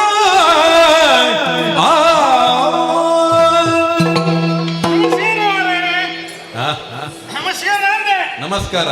ಎಂತ ಅವಸ್ಥೆ ಹೇಳಿ ಪ್ರಯೋಜನ ಇಲ್ಲ. ಏನವಸ್ಥೆ? ನೋಡಿ, ನಮ್ಮಲ್ಲೆಲ್ಲ ಕೆಲವರಿಗೆಲ್ಲ ಕೇವಲ 6 ತಿಂಗಳು ಮಾತ್ರ ಕೆಲಸ ಬೇಸಿಗೆಯಲ್ಲಿ. ಮಳೆಗಾಲದಲ್ಲಿ ಹೆಂಡತಿ ಮಕ್ಕಳೊಂದಿಗೆ ಚಕ್ಕಂದಾಡಿಕೊಂಡಿರುವುದು ಸುಮ್ಮನೆ. ನಮ್ಮ ಅವಸ್ಥೆ ಹೇಳಿ ಪ್ರಯೋಜನ ಉಂಟು. ಏನಾಗಿದೆ? ಮಳೆಗಾಲದಲ್ಲಿ ಕೆಲಸ ಅಂತ. ಹಾಗಾಗಿ ಅಲ್ವ ನಾನು ಇಲ್ಲಿ ಬಂದು ಹರಟುವುದು ಕರ್ಮ. ಹೆಂಡತಿ ಮಕ್ಕಳೊಂದಿಗೆ ಕುಳಿತು 4 ಮಾತಾಡೋಣ ಅಂದ್ರೆ ನಮಗೆ ಸಮಯ ಇಲ್ಲ. ಆ ರಾತ್ರಿ ಹಗಲು, ಬೇಸಿಗೆ ಕಾಲ, ಮಳೆಗಾಲ ಎಲ್ಲ ಕೆಲಸವೇ. ಜನ ಇಲ್ಲ ಅಂತ ಕೇಳಿದಿರಿ ನೀವು? ಜನ ಇಲ್ಲ ಅಂತಲ್ಲ, ಉಂಟು. ಮತ್ತೇನು? ನಮ್ಮ ವನಪಾಲಕರ 6 ದಂಡ ಉಂಟು. ಬರುವ ವರ್ಷ ಒಂದು ಹೆಚ್ಚೆ ಆಗ್ತದೆ, 7 ದಂಡ ಆಗ್ತದೆ. ಆದ್ರೆ ಸಮಯಕ್ಕೆ ಜನ ಇಲ್ಲ ಕರ್ಮ. ದಣಿಗಳು ಬರುವಾಗ ಎದುರಿಗೆ ಬರುವುದು, ನಮಸ್ಕಾರ ಹೊಡೆಯುವುದು, ತಲೆ ಧರಿಸುವುದು, ಅವತಾರ ನೋಡ್ಬೇಕು, ಮತ್ತೆ ತಿಂಗಳ ಸಂಬಳಕ್ಕೆ ಓಡಿ ಬರುವುದು. ಮಾರಿ ಸಂತಾನಗಳೆಲ್ಲ ಹಾಗೆಲ್ಲ ಬರಬಾರ್ದು. ಏನ್ ಹೇಳ್ತೀರಿ ನೀವು?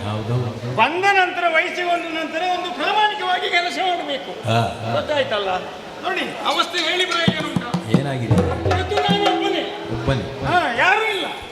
ಯಾಕೆ ಬರ್ತೇನೆ ಅಂತ ಒಪ್ಪಿಕೊಳ್ಳುವುದು ಮತ್ತೆ ತಪ್ಪಿಸುವುದು. ಮಾರಿ ಸಂತಾನಗಳು ನೋಡಿ, ಎಲ್ಲ ಅಡ್ಡ ಬಿದ್ದುಕೊಂಡು ಅಲ್ಲೆಲ್ಲ ಆ ಗಿಡಗಳೆಲ್ಲ, ಅದಕ್ಕೊಂದು ಗೂಟ ಕಟ್ಟಿ ಒಂದು ಹಗ್ಗದಲ್ಲಿ ಕಟ್ಟಲಿಕ್ಕೆ ಸಂಕಟವಾಯುವುಗಳಿಗೆಲ್ಲ ನೋಡಿ. ಅವರೊಬ್ಬರು ಅಲ್ಲಿ ಒಬ್ಬರೇ ಕೂತ್ಕೊಂಡಿದ್ದಾರೆ ನನ್ನ ಹಾಗೆ. ಅವರಿಗೆ ಯಾರು ಇಲ್ಲ ಹೇಳುವರು ಕೇಳುವರು.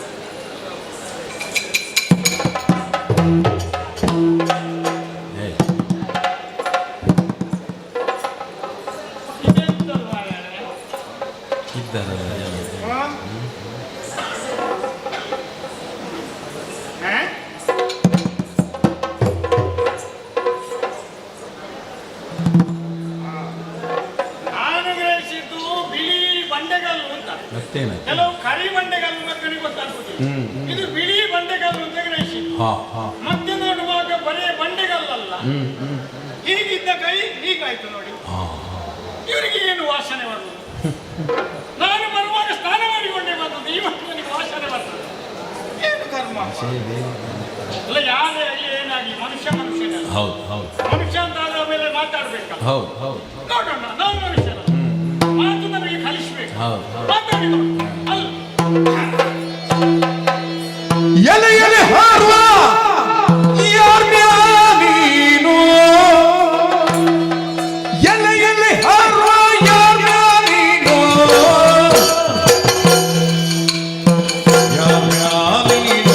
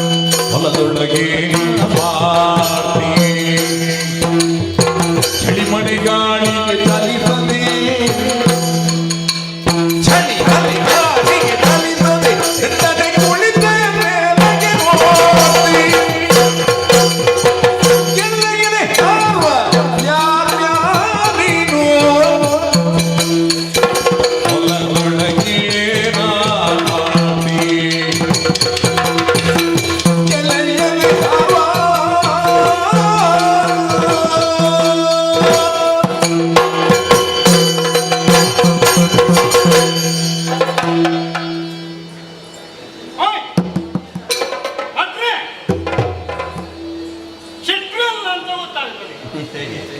ನೋಡಿ ದೊಡ್ಡ ಜನಿವಾರ, ಹಾಗಾದ ಕಾರಣ ಭಟ್ರು ಭಟ್ರು ಅಂತ ಜನಿವಾರದಿಂದ ಮಾತ್ರ ಗೊತ್ತಾಗುದಲ್ಲ, ಹೊಟ್ಟೆ ನೋಡಿದ್ರೆ ಗೊತ್ತಾಗ್ತದೆ. ಈ ಭಟ್ರುಗಳಲ್ಲೊಂದು ಕಂಡು ಹಿಡಿಬೇಕಿದ್ರೆ ಹೊಟ್ಟೆ ನೋಡ್ಬೇಕು ಮೊದಲು. ಹೊಟ್ಟೆ ಮಾತ್ರ, ಹೊಟ್ಟೆ ನೋಡುವಾಗ ಭಟ್ರು ಭಟ್ರೆ.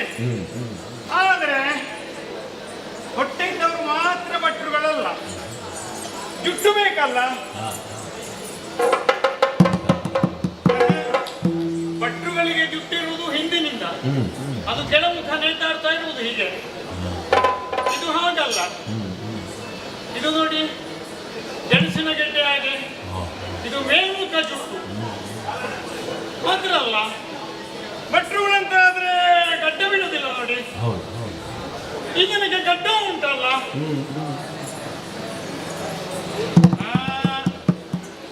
ಜುಟ್ಟು ಉಂಟು, ಹೊಟ್ಟೆ ಉಂಟು, ರಟ್ಟೆ ಉಂಟು.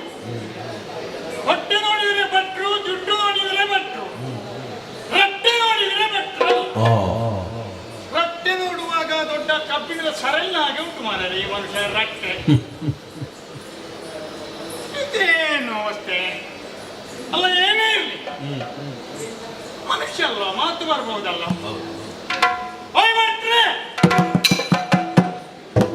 ನೋಡಿ ನೀವು ಆ ಮೂಗಿನಿಂದ ಕೈಯೊಂದು ತೆಗಿಬೇಕು, ನನಗೆ ಬಹಳ ಮುಜುಗರ ಆಗ್ತದೆ. ನಮ್ಮಲ್ಲೆಲ್ಲ ಮೂಗಿನ ಮೇಲೆ ಕೈ ಹಿಡ್ಕೊಳ್ಳುವುದು ಒಂದು ಆಶ್ಚರ್ಯ ಆಗ್ಬೇಕು, ಇಲ್ಲದಿದ್ದರೆ ಆಶ್ಚರ್ಯ ಬರಬೇಕು. ಭಟ್ರೆ, ಯಾರಯ್ಯ ನೀವು? ಇವೆಲ್ಲ ಬಂಡೆ ಕಲ್ಲಿನ ಹಾಗೆ ಮನುಷ್ಯ ಕೂತಿದ್ದೀರಿ ಮಾರೇರೆ. ಈ ನಮ್ಮ ಈ ನಂದನದ ವನದಲ್ಲಿ ಮಳೆ ಸುರಿತಾರೆ. ನನಗೆ ಒಂದು ಗಳಿಗೆ ಮಳೆಗೆ ನೆನೆದರೆ ಚಳಿ ಹಿಡಿತಾರೆ, ನಿಮಗೇನು ಚಳಿ ಆಗುವುದಿಲ್ಲ. ಒಂದು ಕಡೆಯಿಂದ ಸಿಡಿಲು ಬಡಿತಾರೆ, ಮತ್ತೊಂದು ಕಡೆಯಿಂದ ಮಿಂಚು ಮಿಂಚು, ನಿಮಗೆ ಯಾವುದೂ ನಾಟುವುದಿಲ್ಲ. ಈ ಬಂಡೆಗಲ್ಲಿನ ಮೇಲೆ ಬಹುಶಃ ಬರೇ ಭಟ್ರು ಅಲ್ಲ ಈ ಜನ, ಋಷಿ ಇರಬೇಕು, ಋಷಿಗಳು. ಋಷಿಗಳೆಲ್ಲ ಕೆಲವು ಸಲ ಈ ತಪ್ಪಿಸ್ಲಿಕ್ಕೆ ಉಳಿದುಕೊಂಡ್ರೆ ಉಂಟಲ್ಲ, ಕುರಿಯಕ್ಕೆ ಹೋಗುವುದು ಅಂತ ಉಂಟು. ಧ್ಯಾನ ಮಾಡಿ ಮಾಡಿ ಮಾಡಿ ಮತ್ತೆ ಕುರಿಯಕ್ಕೆ ಹೋಗುವುದು. ಕುರಿಯ ಅಂದರೆ ಅವಸ್ಥೆ, ಮೇಲೆ ತುರಿಯ ಅವಸ್ಥೆ, ಹಾಗೆ ಹೋಗಿರಬಹುದು ಈ ಜನ. ಏನು ಕರ್ಮ? ಭಟ್ರೆ, ನೀವಿಲ್ಲೇನು ಮಾಡೋದು ಮಾರೇನೆ? ನಿಮ್ಮ ಹೆಸರೇನು? ಊರಲ್ಲಿ? ಬಹುಶಃ ಇವರು ಯಾವುದೋ ಮಠಾಧಿಪತಿಗಳಾಗಿರ್ಬೇಕು. ಈ ಮಠಾಧಿಪತಿಗಳಲ್ಲಿ ಬೇರೆ ಬೇರೆ ವರ್ಗದವರಿದ್ದಾರೆ, ಒಂದೊಂದು ವರ್ಗದವರಲ್ಲ. ಮಠಾಧಿಪತಿ, ಪೀಠಾಧಿಪತಿ, ಚಪಾತಿ, ಚಿತಾಪತಿ ಹಾಗೆಲ್ಲ ಉಂಟು. ಅದು ಬೇರೆ ಬೇರೆ. ಮಠಾಧಿಪತಿ ಅಂದ್ರೆ ದೊಡ್ಡ ದೊಡ್ಡ ಮಠ ಎಲ್ಲ ನಿರ್ಮಾಣ ಮಾಡಿಕೊಂಡಿರ್ತಾರಲ್ಲ, ಈ ಜನ ಮಠಾಧಿಪತಿ ಆಗಿರ್ಲಿಕ್ಕಿಲ್ಲ. ಮಠ ಬಿಟ್ಟು ಇಲ್ಲಿಗೆ ಯಾಕೆ ಬರಬೇಕು ಈ ಮನೆಗೆ ನೆನೆಯಲಿಕ್ಕೆ? ಹಾಗಾದ್ರೆ ಪೀಠಾಧಿಪತಿಯೋ? ಪೀಠಾಧಿಪತಿ ಆಗಿರ್ಲಿಕ್ಕಿಲ್ಲ. ಪೀಠಾಧಿಪತಿಗೆ ಪೀಠ ಬಿಟ್ಟು ಬರ್ಲಿಕ್ಕೆ ಸಾಧ್ಯ ಇಲ್ಲ, ಜವಾಬ್ದಾರಿ ಇರ್ತದೆ. ಮತ್ತೆಂಥದ್ದು ಚಪಾತಿ, ಅದು ಅದು ಬಟ್ಟಲಲ್ಲೇ ಇರ್ಬೇಕಷ್ಟೇ, ಇಲ್ಲಿಗೆ ಬರ್ಲಿಕ್ಕಿಲ್ಲ. ಇದೆ ಬಹುಶಃ ದೊಡ್ಡ ಚಿತಾಪತಿ ಇದು. ಯಾರನ್ನೋ ಮಂಗ ಮಾಡ್ಲಿಕ್ಕೆ ಬಂದವರು. ಇದೆಲ್ಲ ಈ ಕಾವಿ ಉಟ್ಟು ಗಡ್ಡ ಬಿಟ್ಟು ಹೀಗೆಲ್ಲ ಜುಟ್ಟು ಬಿಡುವವರಿದ್ದಾರಲ್ಲ, ಎಲ್ಲರನ್ನೂ ನಂಬುವ ಹಾಗಿಲ್ಲ. ಹೇಳಿ ಪ್ರಯೋಜನ ಇಲ್ಲ. ಅದು ಹೇಳಿದ್ರೆ ನಮಗೆ ರಸ್ತೆಯಲ್ಲಿ ನಡ್ಕೊಂಡು ಹೋಗ್ಲಿಕ್ಕೆ ಗೊತ್ತಿಲ್ಲ, ನಾಳೆ ಕಲ್ಲು ಬಿಸಾಡ್ತಾರೆ. ಅವರ ಅಭಿಮಾನಿಗಳು, ಭಕ್ತರು. ಅದು ಉಂಟು, ಏನೇ ಇರಲಿ. ನಾನೆಷ್ಟೇ ಹೊರಟಿದ್ರು ಈ ಮನುಷ್ಯನಿಗೆ ಮಾತು ಬಂದ್ರು ಭಾಷೆ ಬರದಿದ್ರೆ, ಬಹುಶಃ ಭಾಷೆ ಇಲ್ಲ ಕಾಣ್ತದೆ ಈ ಜನಕ್ಕೆ. ಭಾಷೆ ಇಲ್ಲದಿದ್ರೆ ಬೇರೆ ಊರಿನವರು ಇರಬಹುದು. ಕೆಲವರೆಲ್ಲ ಈ ಕೇರಳದಿಂದ ಬರ್ತಾರೆ ನೋಡಿ, ನಮ್ಮಲ್ಲಿ ಕೆಲವರು ಇದ್ದಾರೆ ಕೇರಳದಲ್ಲಿ. ಹಾಗೆ ಅದೇ ಅದೇ ಈಗ ಅವರಿಗೆ ಮಲಯಾಳ ಭಾಷೆ, ನನಗೆ ಒಂದು ಸ್ವಲ್ಪ ಸ್ವಲ್ಪ ಬರ್ತದೆ. ನಮ್ಮ ಒಟ್ಟಿಗೆ ಇದ್ದವರಲ್ಲಿ ಮಾತಾಡಿ, ಅದರಲ್ಲಿ ಮಾತಾಡಿ ನೋಡೋಣ. ಎಡ ಸ್ವಾಮಿ, என்ன சுவாமி நீங்க ஆடியற ஏ பேரங்களே நீ கல்யாணம் കഴിച്ചോ? കല്യാണം കഴിച്ചെങ്കിൽ ഭാര്യയുണ്ടോ? ഭാര്യയില്ലെങ്കിൽ പിള്ളേരുണ്ടോ?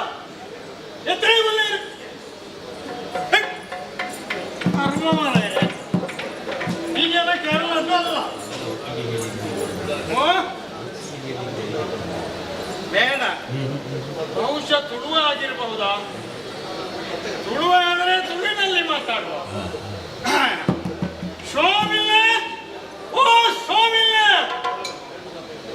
ಹೋಲಾಂಡಿಯರಿಗೆ ಇದು ಊರಲು ಇದು ಉದರಿಂಚ ಮದಿಮೇತಿನ ಮದಿಮೇತಿನ ಜೋಕುಲೇತಿ ಜೋಕುಲುಂಡ ಆನೇತು ಪುಣ್ಯೇತು ಪುಣ್ಣಲಗೆ ಪ್ರಾಯವಿನಿ ಬತ್ತಿನ ಅಗಲೇ ಮದಿಮೇತಿನ ಇಲ್ಲ. ಈ ಜನಕ್ಕೆ ಬಾಯೇ ಮಾತೇ ಬರುವುದಿಲ್ಲ. ಬಹುಶಃ ಮಾತು ಬಾರದಿದ್ರೆ ಏನಾಯ್ತು? ಈ ಮೂಕರನ್ನು ಮಾತಾಡಿಸ್ಲಿಕ್ಕೆ ನಮಗೆ ಗೊತ್ತಿಲ್ಲ. ಮೂಕರನ್ನು ಎಷ್ಟು ಜನ ಮೂಕರನ್ನು ನಾನು ಮಾತಾಡಿಸಿದ್ದೇನೆ. ಅದು ಈ ಮನುಷ್ಯನ ನಾನು ಬಿಡ್ತೇನೆ.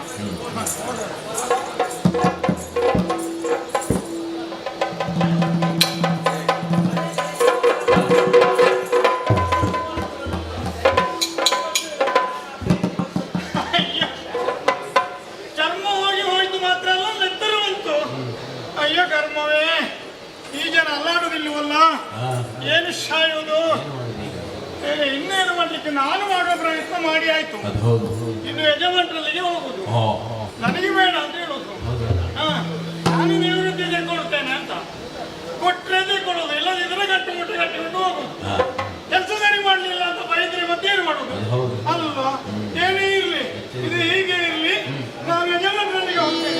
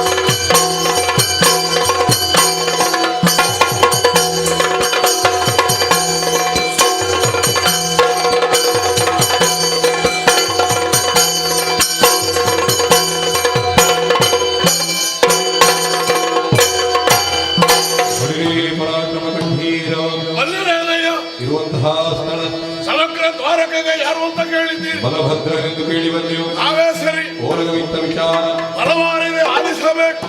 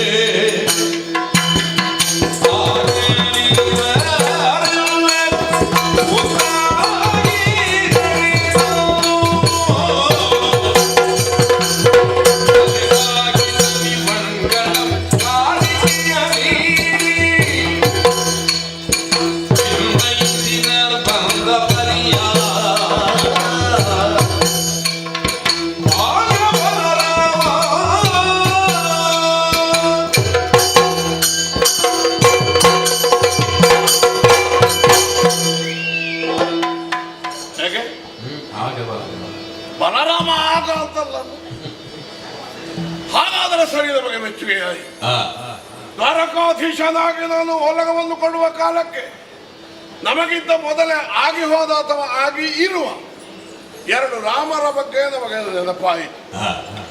ಯುಗಾಂತರದಲ್ಲಿ ಭಾರ್ಗವರಾಮ, ತ್ರೇತಾಯುಗದಲ್ಲಿ ಕೋದಂಡರಾಮ, ಆದರೆ ದ್ವಾಪರೆಯಲ್ಲಿ ಉದಿಸಿ ಬಂದು ಬೆಳೆದು ನಿಂದಿರುವ ಇವ ಮಾತ್ರ ಬಲರಾಮ.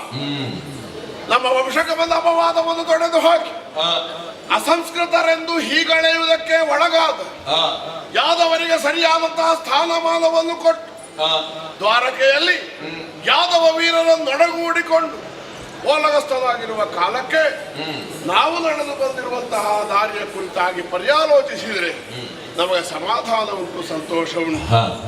ಏನೇ ಇರಲಿ, ಮಾಡಬೇಕಾದದ್ದನ್ನೆಲ್ಲ ಮಾಡಿ ಮುಗಿಸಿದ ಮೇಲೆ ಇನ್ನೇನು ಮಾಡುವುದಪ್ಪ ಅನ್ನುವ ಹಾಗೆ ಯೋಚನೆ ಆಗುತ್ತದೆ. ಆ ಯೋಚನೆ ನನಗೆ ಬಂದಾಗ ಆಗಬೇಕಾಗಿರೋದು ಇನ್ನೊಂದು ಮಂಗಲ ಕಾರ್ಯ. ಇಷ್ಟೆಲ್ಲ ಆಗಿದೆ, ಇಷ್ಟೆಲ್ಲ ಮಾಡುವುದಕ್ಕೆ ನಮಗೆ ಆಗಿದೆ, ಅದು ಸಸೂತ್ರವಾಗಿ ಆಗದೆ ಇರುತ್ತದೆ, ಹಾಗೆಯೇ ಆಗುತ್ತದೆ ಅನ್ನುವ ವಿಶ್ವಾಸದಿಂದ ಓಲಗ ಚಾವಡಿಯನ್ನು ಪ್ರವೇಶಿಸಿದೆ. ಯಾರದು?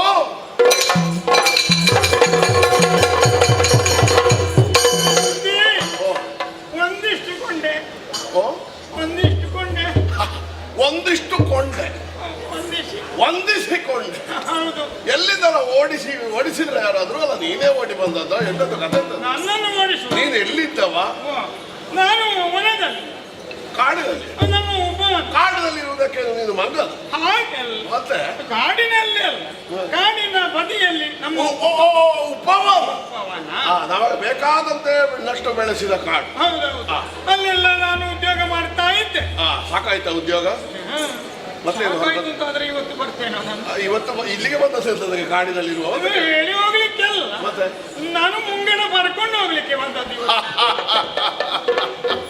ಇವತ್ತು ಕಾಣುವವರೆಲ್ಲ ಹೆಚ್ಚು ಅದೇ ಮುಂಗಡಕ್ಕಾಗಿ ಬರುವುದು. ಕಳೆದ ಸಲ ತಗೊಳ್ಳೋದಕ್ಕೆ ಎಂತದ್ದು ಗತಿ? ಕಳೆದ ಸಲದ್ದು ಕಳೆದ ಸಲಕ್ಕೆ ಅದು. ಈ ಸಲ ಈಗ ತಗೊಳ್ಳೋದು ಮುಂಗಡ ಅಂದ್ರೆ ಬರುವ ಸಲ.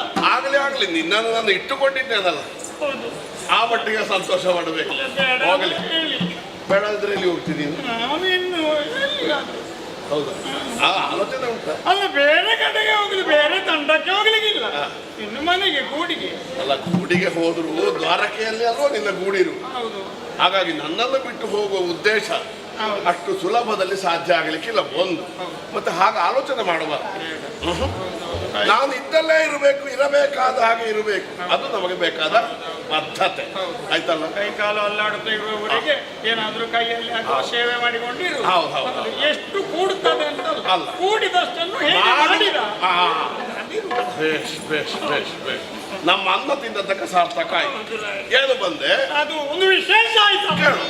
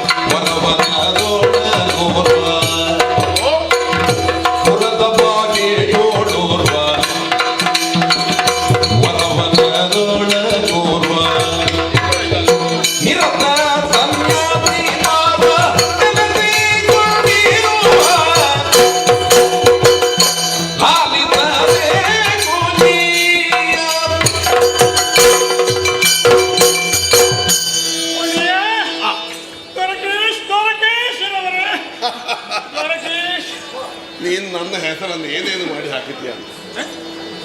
ದ್ವಾರಕೀಶ ಅಲ್ಲ, ದ್ವಾರಕೇಶ. ಈ ಕೀಶ ಅಂದ್ರೆ ಎಂತದ ಅರ್ಥ? ಹೇಳು ಹೇಳು, ತೊಂದ್ರೆ ಇಲ್ಲ, ಹೇಳು. ದ್ವಾರಕೆ ಮಂಗ ಅಂತ ಆಗಲಿಲ್ಲ ಪುಣ್ಯಾತ್ಮ. ದ್ವಾರಕೇಶ. ಒಡೆಯ, ನಾನು ಎಂದಿನಂತೆ ಇಂದು ಕೂಡ ವನಕ್ಕೆ ಹೋಗಿ ಅಲ್ಲೆಲ್ಲ ಗಿಡಗಳಿಗೆಲ್ಲ ನೀರು ಹಾಕಿ. ಈಗ ಮಳೆಗಾಲದಲ್ಲಿ ನೀರು ಬೇಕು ಅಂತಿಲ್ಲ. ಅಲ್ಲ, ಯಾರೋ ಹೇಳಿದ್ರಂತೆ ಮಳೆಗಾಲ ಅಲ್ವಾ ದಣಿ ನೀರು ಇಂಥದ್ದಕ್ಕೆ. ಮಳೆಗಾಲ ಹೌದಾದ್ರೆ ಕೊಡೆ ಹಿಡ್ಕೊಂಡು ಹಾಕು. ಹಾಗೆ ಅಂತವರು ಇದ್ದಾರೆ, ನಾನಂತವಲ್ಲ. ಮಳೆಗಾಲದಲ್ಲಿ ಕೊಡೆ ಹಿಡ್ಕೊಂಡು ನೀರು ಹಾಕು. ಹೌದು, ಕೆಲಸ ಮಾಡ್ಬೇಕಂತ. ಹಾಗೆ ಅಲ್ಲ, ನೀರು ಅಗತ್ಯ ಇಲ್ಲದಿದ್ರು ಗೊಬ್ಬರ ಹಾಕಬೇಕು, ಸುಡು ಮಣ್ಣು ಹಾಕಬೇಕು, ಬೂದಿ ಹಾಕಬೇಕು, ಏನೇನು ಬೇಕು ಸಮಯಕ್ಕೆ ಸರಿಯಾಗೆಲ್ಲ ಹಾಕದಿದ್ರೆ ಆರೈಕೆ ಅಂತ ಆಗ್ತದ. ಅದು ಮಕ್ಕಳನ್ನು ಪಾಲಿಸಿದ ಹಾಗೆ.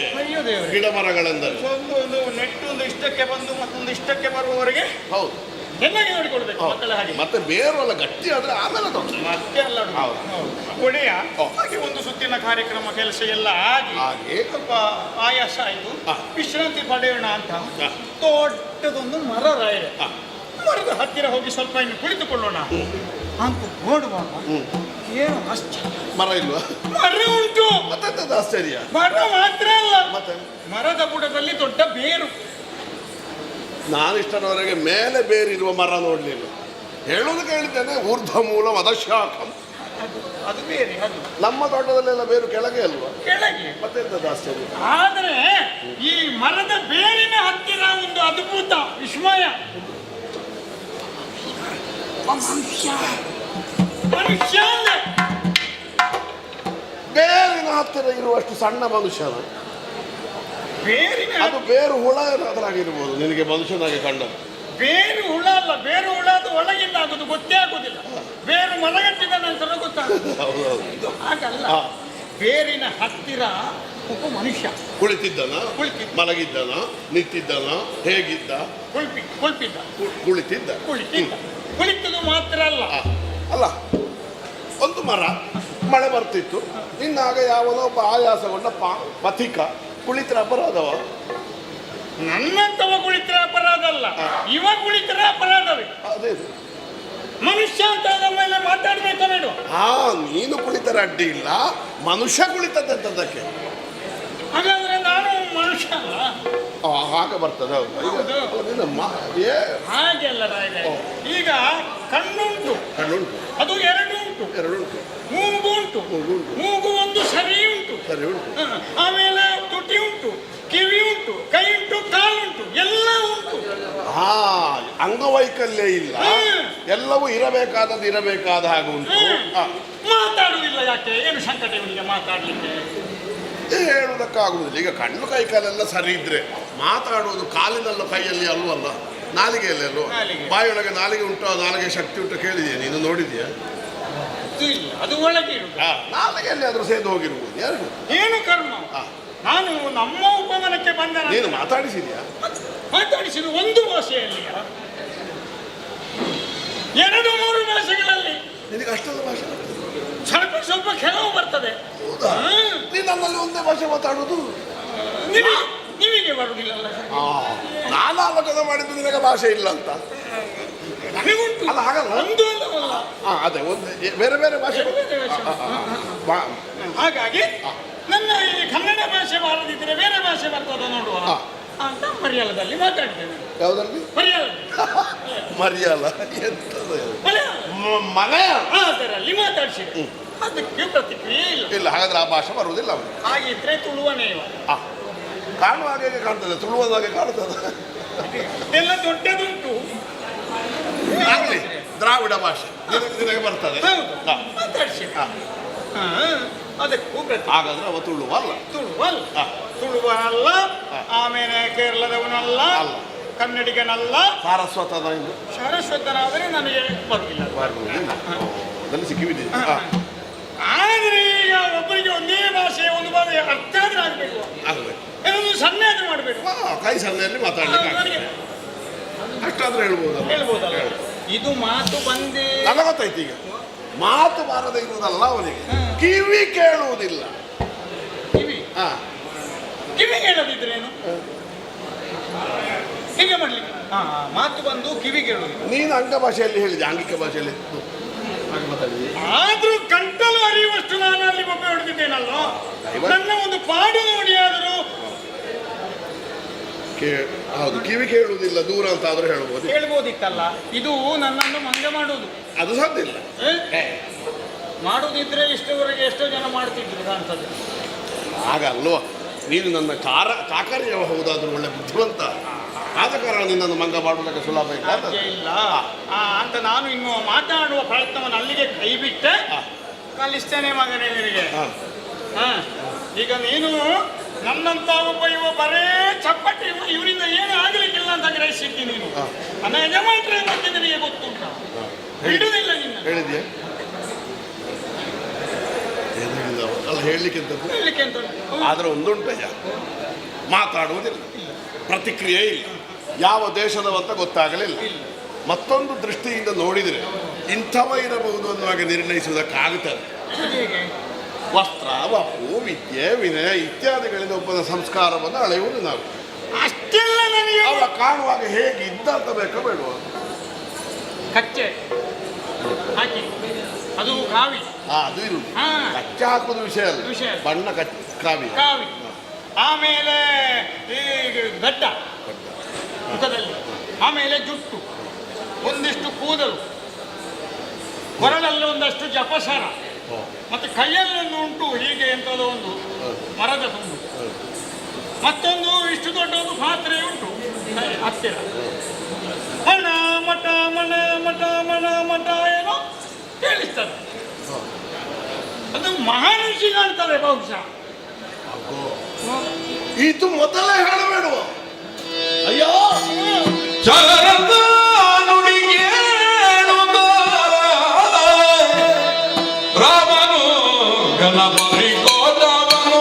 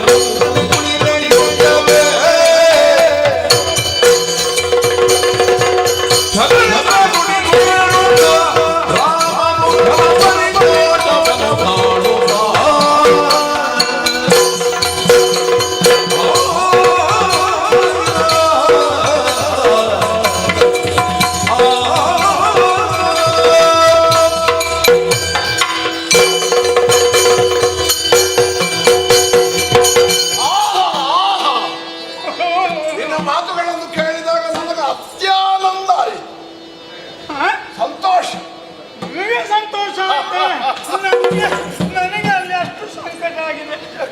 ಆ ಮನುಷ್ಯನನ್ನು ಮಾತಾಡ್ಲಿಕ್ಕೆ ನೀನು ಅಷ್ಟು ಸಂಕಟ ಪಟ್ಟದ್ದರಿಂದ ನಮ್ಮ ಊರಿಗೆ ನಮ್ಮ ಮನಕ್ಕೆ ಬಂದವ ಯಾರು ಅನ್ನೋದು ತಿಳಿದು ಬಂತೋ ಇಲ್ವೋ? ಅವರು ವರಯತಿಗಳೇ ಹೌದು. ಕಾಷಾಯ ದಂಡ ಮಾತ್ರ ಏನು, ಒಬ್ಬ ಸನ್ಯಾಸಿ ಒಬ್ಬ ಯತಿ ಅನ್ನುವ ಹಾಗೆ ಪುರಸ್ಕೃತನಾಗುತ್ತಾನೆ. ಬೇರೆಂತದ್ದು ಬೇಡ. ಬರೇ ಯತಿ ಅಲ್ಲ, ಯತೀಶ ಆಗಿರ್ಬೇಕು. ಯತೀಶ ಆಗಿರಬಹುದು, ಯತೀಂದ್ರರಾಗಿರಬಹುದು. ಅಂಥವರು ನಮ್ಮ ಪುರಪ್ರವೇಶವನ್ನು ಮಾಡಿದ್ದಾರೆಂದರೆ ನಾವು ಅವರ ಕುರಿತಾಗಿ ತಿರಸ್ಕಾರವನ್ನು ಮಾಡಕೂಡದು. ಒಂದು ವೇಳೆ ನಾವು ಅವರನ್ನು ಗೌರವ ಲಕ್ಷ್ಯದಿಂದ ಕಾಣದೆ ಹೋದರೆ ನಮ್ಮ ಬದುಕು ನರಕ ಭಾಜನವಾಗುತ್ತದೆ. ಅವರು ಏನು ಮಾಡ್ತಾರೆ ನಾವು ತಪ್ಪಿ ನಡೆದ್ರೆ? ಅವರ ಮನಸ್ಸಿನಲ್ಲಿ ಒಂದು ಸ್ವಲ್ಪ ವ್ಯಾಕುಲತೆ ಬಂದರೆ ಸಾಕು, ನಮಗದು ದೊಡ್ಡ ಶಾಪ ಆಗುತ್ತದೆ, ನಮ್ಮ ಊರಿಗೆ ಅದು ದೊಡ್ಡ ಮಾಟ ಆಗುತ್ತದೆ. ಹಾಗಾದ್ರೆ ನನಗೆ ಚಾಪೆ ಆದ್ರೆ ಒಳ್ಳೇದಾಯ್ತು. ನೀನು ಚಾಪೆ ಇಲ್ಲದೆ ಬಿದ್ದುಕೊಂಡು ನಿದ್ದೆ ಮಾಡುವ, ಅದು ಸಿಕ್ಕಿದರೆ ಮತ್ತೆ ಬಿಡ್ತೀಯ. ಶಾಪ ಶಾಪ ನಮ್ಮ 7 ತಲೆಮಾರು ಹಿಂದೆ 7 ತಲೆಮಾರು ಮುಂದೆ ನರಕಕ್ಕೆ ಹೋಗಬೇಕಾದ್ರೆ ಹಾಗಾಗಕೂಡದೆಂದಾದರೆ ಏನು ಮಾಡಬೇಕು? ನಾವಲ್ಲಿಗೆ ಹೋಗಬೇಕು, ಅವರನ್ನು ಸತ್ಕರಿಸಬೇಕು, ಅವರನ್ನು ಪುರಸ್ಕರಿಸಬೇಕು, ಅವರ ಆಶೀರ್ಮಂತ್ರಾಕ್ಷತೆಗಳನ್ನು ನೆತ್ತಿಯಲ್ಲಿ ಧರಿಸಬೇಕು, ಅವರ ಕಾಲು ತೊಳೆದು ನೀರು ಕುಡಿಬೇಕು, ಕರ್ಕೊಂಡು ಬರ್ಲಿಕ್ಕೆ ಮತ್ತೆ ಕರ್ಕೊಂಡು ಬಂದಿಲ್ಲಿ ಪಾದ ಪೂಜೆ ಮಾಡಬೇಕು. ಹಾಗಾದ್ರೆ ವ್ಯವಸ್ಥೆ ವ್ಯವಸ್ಥೆ ದೊಡ್ಡ ವ್ಯವಸ್ಥೆ ಆಗಬೇಕು. ಈಗ ಹೆಂಗಸರು ಎಷ್ಟು ಮಂದಿ ಬೇಕು? ಹೆಂಗಸರು ಸಾಧಾರಣ ಈಗ ಸಿದ್ಧರಾಗಿರುವವರೆಲ್ಲ ಇರಲಿ, ಹೆಚ್ಚು ಬೇಡ. ಯಾಕೆ ಹೆಂಗಸರಿಗೆ ಸಿದ್ಧತೆಗೆ ಹೊತ್ತು ಹೆಚ್ಚಬೇಕಾಗ್ತದೆ. ಈಗ ಹೊರಟು ಬಂದವರೇ ಸಾಕು. ಬಂದವರು ಸಾಕು. ಅವರಲ್ಲಿ ಕಲಶ ನಡಿಬೇಕು, ಬೇಕು ಬೇಕು. ಪೂರ್ಣ ಕುಂಭ ಬೇಕು. ಪೂರ್ಣ ಕುಂಭ ಬೇಕು. ಹೌದು. ಮತ್ತೆ ಇದು ಬೇರಿ, ನಗಾರಿ, ಕೊಂಬು, ಕಹಳೆ ನಕಲಿ ಇದ್ದಾರೆ. ಅವರು ಬೇಕಲ್ಲ, ಅವರು ಚಿಟ್ಟಿಟ್ಟಾಗಿದೆ.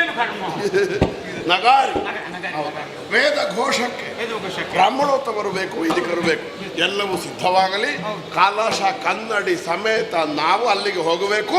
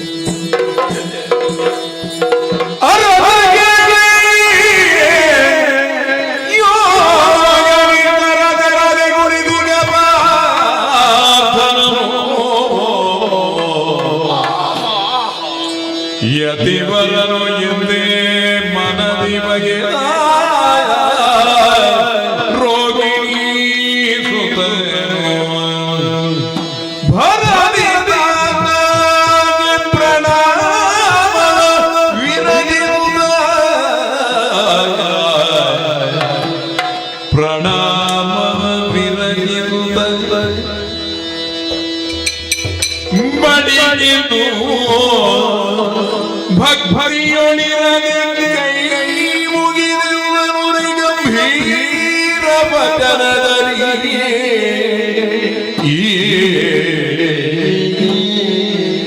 ಅಡ್ಡ ಬೀಳು. ಈ ಮಗ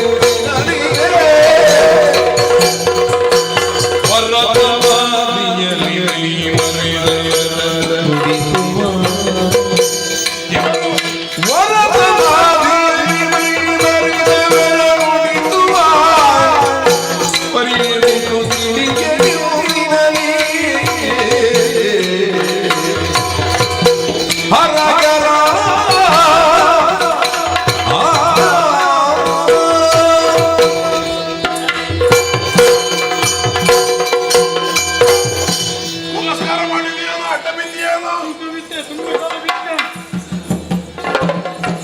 ಹೇಳ ಹೇಳ ಹೇಳ.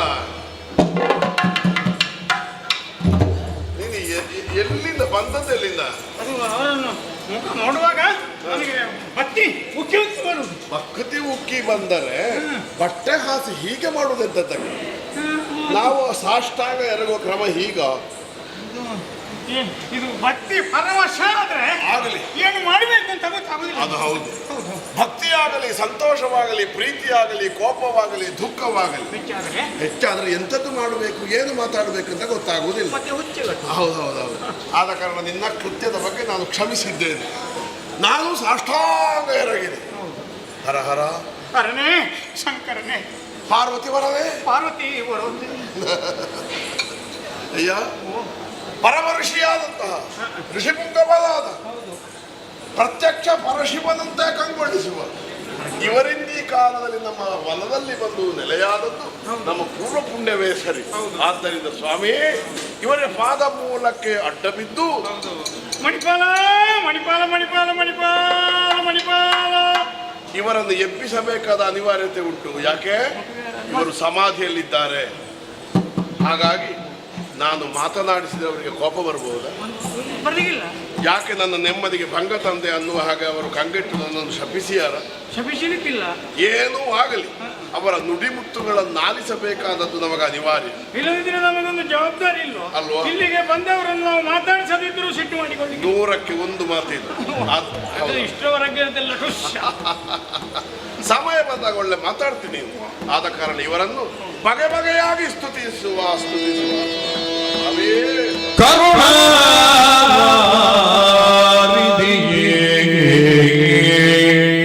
ಓ ಕರುಣವಾರಿಧಿಯೇ,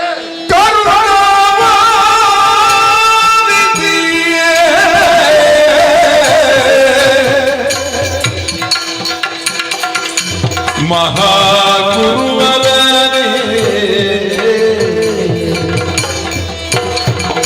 ಭವದೀಯ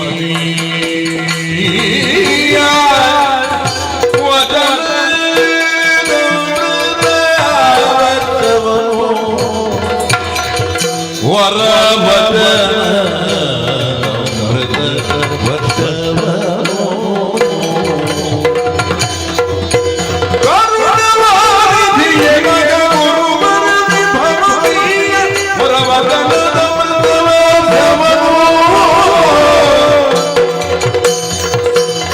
ಕರೆದು ತಾಪಯದು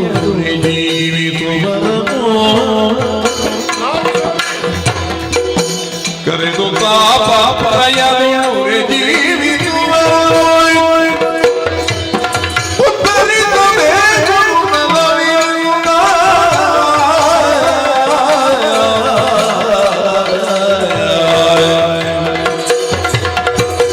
ಕರುಣವಾರಿದಿಯೇ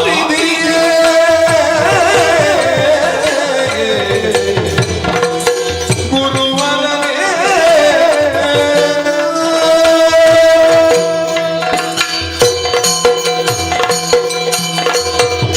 ಓ ಕರುಣಾಕರ, ಕರುಣಾಕರ, ಓ ಕರುಣಾಕರ. ಯಾರವನಿಂದ ಚಿಕ್ಕಪ್ಪನ ಮಕ್ಕಳ ಅಯ್ಯೋ, ಕರುಣವಾರಿಧಿಯೇ ಹಾಗಿದೆಯೇ ಕರುಣ ಸಾಗರರೇ? ಓ ಭವದೀಯ ಹೌದು. ನಮ್ಮ ಮೇಲೆ ಬಗದೀಯ ಬಗದಿ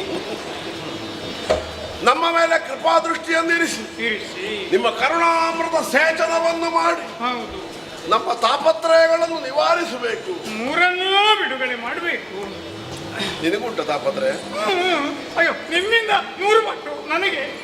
ಹೌದಾ? ನಮಗೆಲ್ಲ ತಾಪತ್ರಯ ಅಂದರೆ ಮೂರೇ ಇರುವುದು, ಆಧ್ಯಾತ್ಮಿಕ, ಆದಿಭೌತಿಕ ಇತ್ಯಾದಿ. ನನಗೆ ತಾಪತ್ರಯವೇ ಅಂದರೆ ನಿಮ್ಮಿಂದೆಲ್ಲ 100 ಪಟ್ಟು ಹೆಚ್ಚು, ಹಾಗೆ 300 ಆಗ್ತದೆ. ಆಗಲಿ ಆಗಲಿ ಪಾಪ, ಅದನ್ನೆಲ್ಲ ನಿವಾರಿಸಬೇಕು ಇವರು. ನಾವು ಲೌಕಿಕವಾದ ಸಾಂಸಾರಿಕವಾದ ಪಂಕದೊಳಗೆ ಬಿದ್ದು ತೊಳಲಾಡುತ್ತಿರುವವರು, ತಪಸ್ವಿಗಳಾದ ನೀವು, ಪರಮಜ್ಞಾನಿಗಳಾದ ನೀವು ನಮ್ಮತ್ತ ಅನುಗ್ರಹ ದೃಷ್ಟಿಯನ್ನು ಬೀರಿ ನಮ್ಮನ್ನು ಈ ಸಂಸಾರವನ್ನುವಂತಹ ಕೆಸರಿನಿಂದ ಉದ್ಧರಿಸಬೇಕು ಸ್ವಾಮಿ.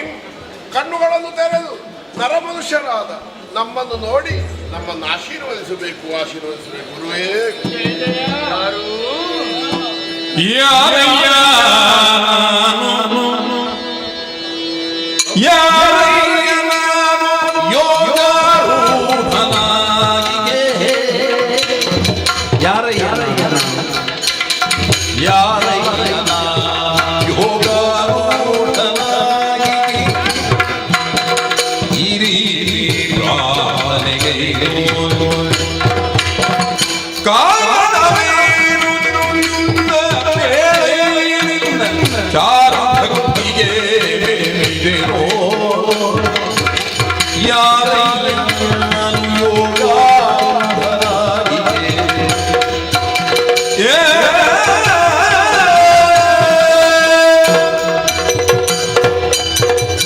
ಓಂ ತತ್ಸತ್. ನನ್ನನ್ನು ಭಂಗ ಮಾಡಿದ್ದೆ ಈ ಜನ. ಮಾತು ಬರ್ತದೆ, ಮಾತಾಡ್ತಾರೆ. ನಿಮ್ಮಿಂದ 100 ಪಟ್ಟು ನಾನು ಹೆಚ್ಚು ಮಾತಾಡಿದ್ದೇನೆ ಅದರಲ್ಲಿ. 3 ಭಾಷೆ. ಅದೇ ಅದೇ ಅದು ಹೆಚ್ಚು ಮಾತಾಡುವುದು ಎಷ್ಟು ಮಾತಾಡುವುದು ಅಂತ ಮುಖ್ಯ ಅಲ್ಲ. ಹೇಗೆ ಮಾತಾಡಿ? ನೀನು ಆಗ ಹೇಳಿದ್ಯಲ್ಲ, ಹೌದೌದು. ಅದೇ ಅದೇ ಅದೇ. ನಾನು ಯಾರು, ನೀನು ಯಾರು? ಅದ್ಕೊಳ್ಳಿ, ನನಗೆ ಇದೇ ಮಾತಾಡ್ಲಿಕ್ಕೆ ಆಗುದಿಲ್ಲ. ಈಗ ನಾನು ಯಾರು ಅಂತ ಕೇಳಲಿಕ್ಕೆ ಉಂಟ, ನೀನು ಯಾರು ಅಂತ ಕೇಳು. ನಾನು ನಾನಲ್ಲ, ನೀನು ನೀನಲ್ಲ, ಸರ್ವಂ ಕಲ್ವಿದಂ ಬ್ರಹ್ಮ. ಇದೆಂತದು ರಾಯರೇ? ನಾನು ನಾನಲ್ಲ, ನೀನು ನೀನಲ್ಲ, ನಾನು ನಾನೇ ಅಲ್ಲ ಹೇಳ್ತಾರೆ ಅವರು. ಇಲ್ಲಿ ನನ್ನದು ಒಂದು ವೇಷ, ನಿನ್ನದು ಒಂದು ವೇಷ, ಹಗಲು ವೇಷ. ಇದು ಯಾವುದು?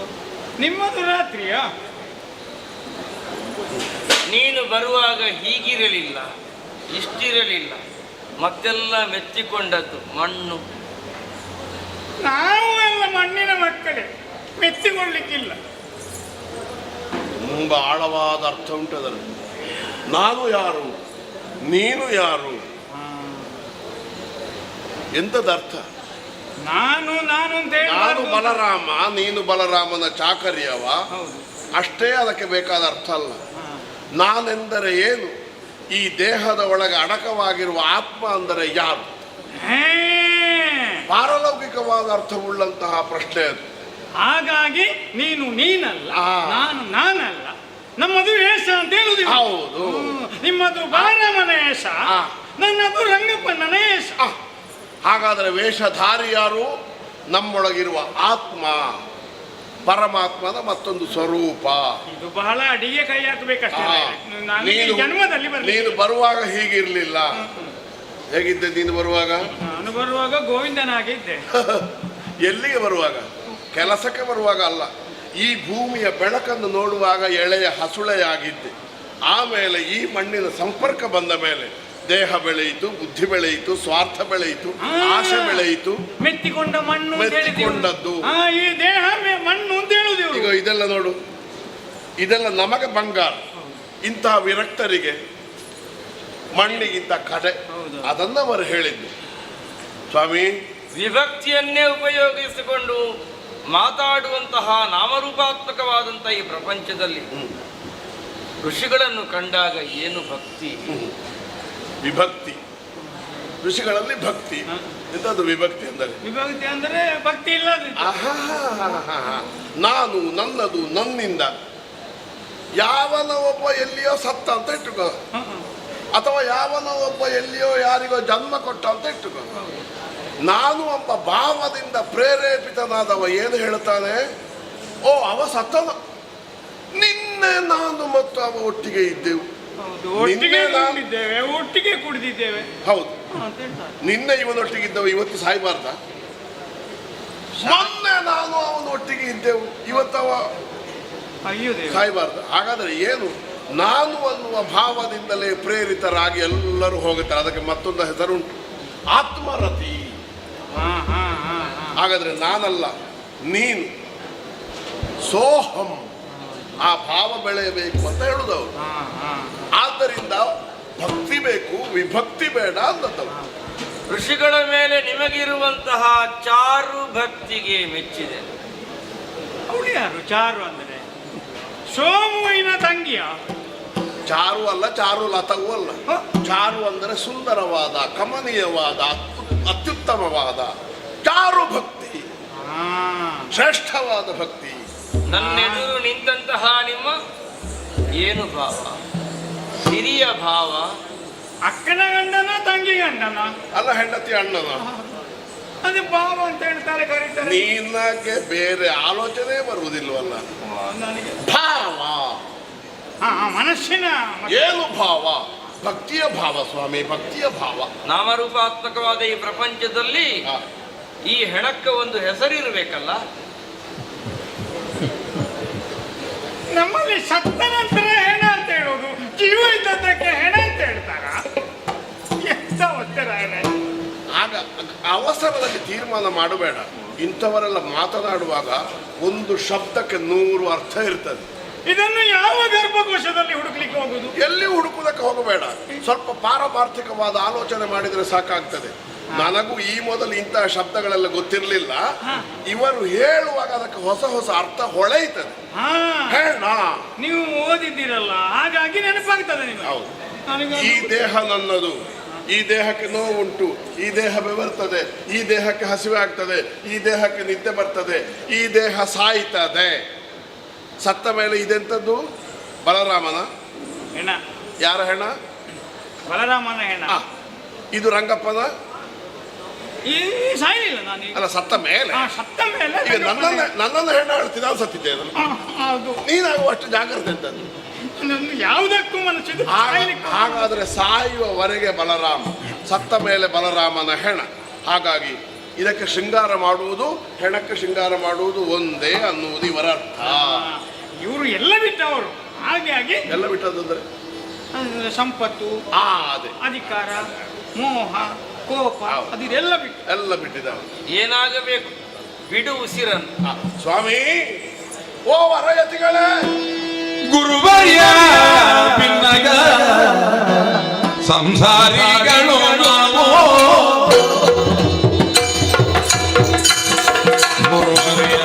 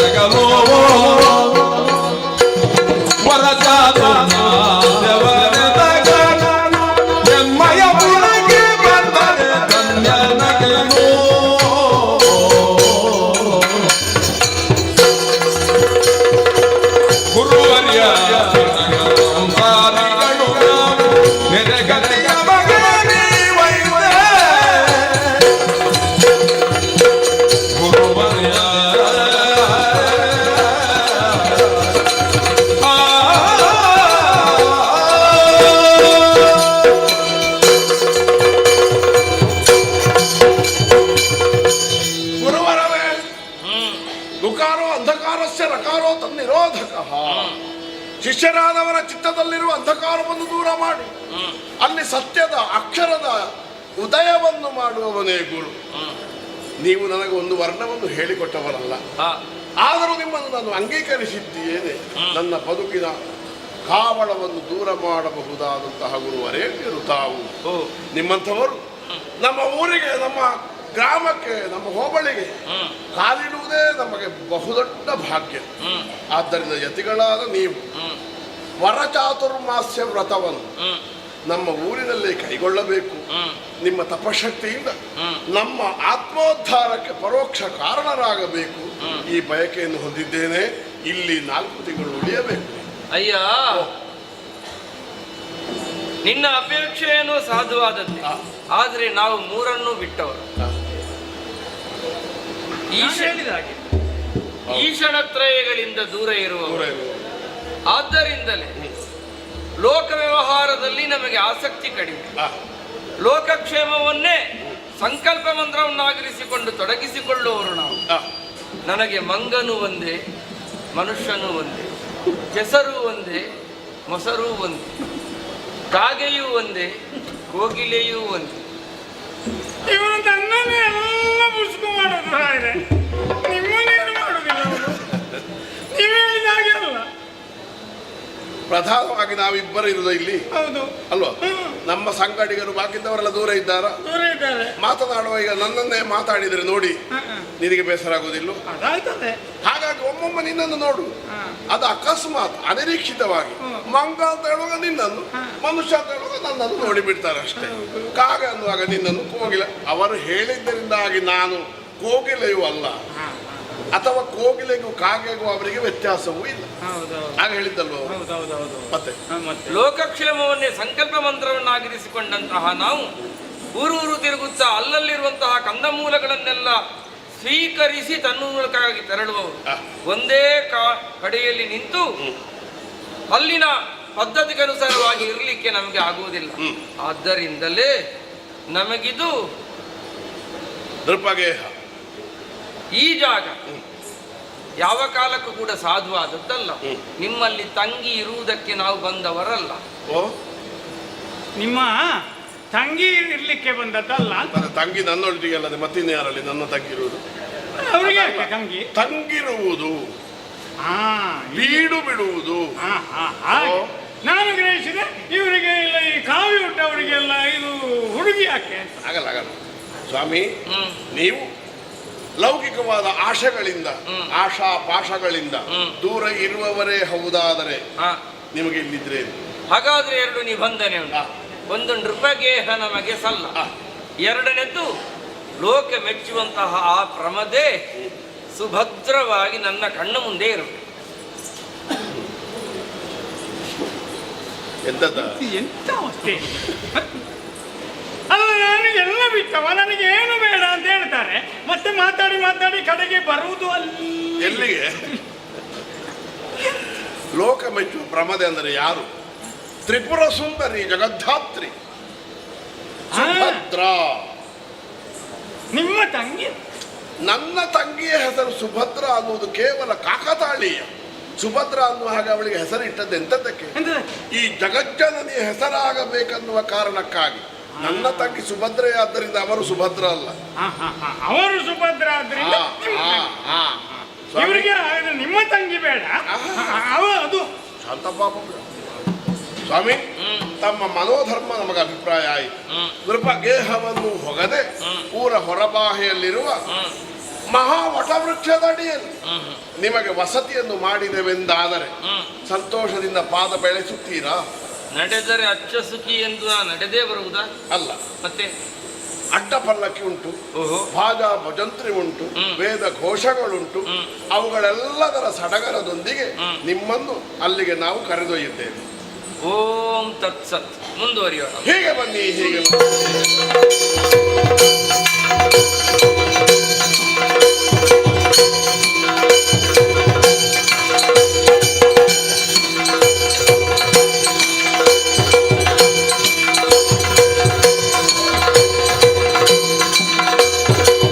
ಧರಣಿ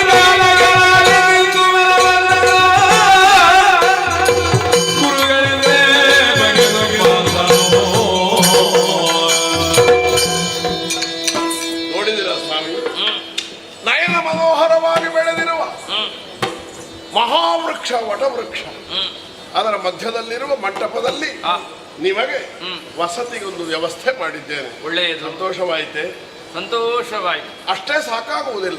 ನಿಮ್ಮ ಜಪ ತಪ ನೇಮ ನಿಷ್ಠೆಗೆ ಬೇಕಾದ ವ್ಯವಸ್ಥೆಯನ್ನು ಮಾಡುವುದಕ್ಕಾಗಿ ಕೆಲವು ಅಂತೆವಾಸಿಗಳನ್ನು ನಾವಿಲ್ಲಿ ಏರ್ಪಡಿಸುತ್ತೇವೆ. ಹೌದು, ನಿನಗಿಲ್ಲಿ ಇರ್ಲಿಕ್ಕೆ ಆಗುದಿಲ್ಲ.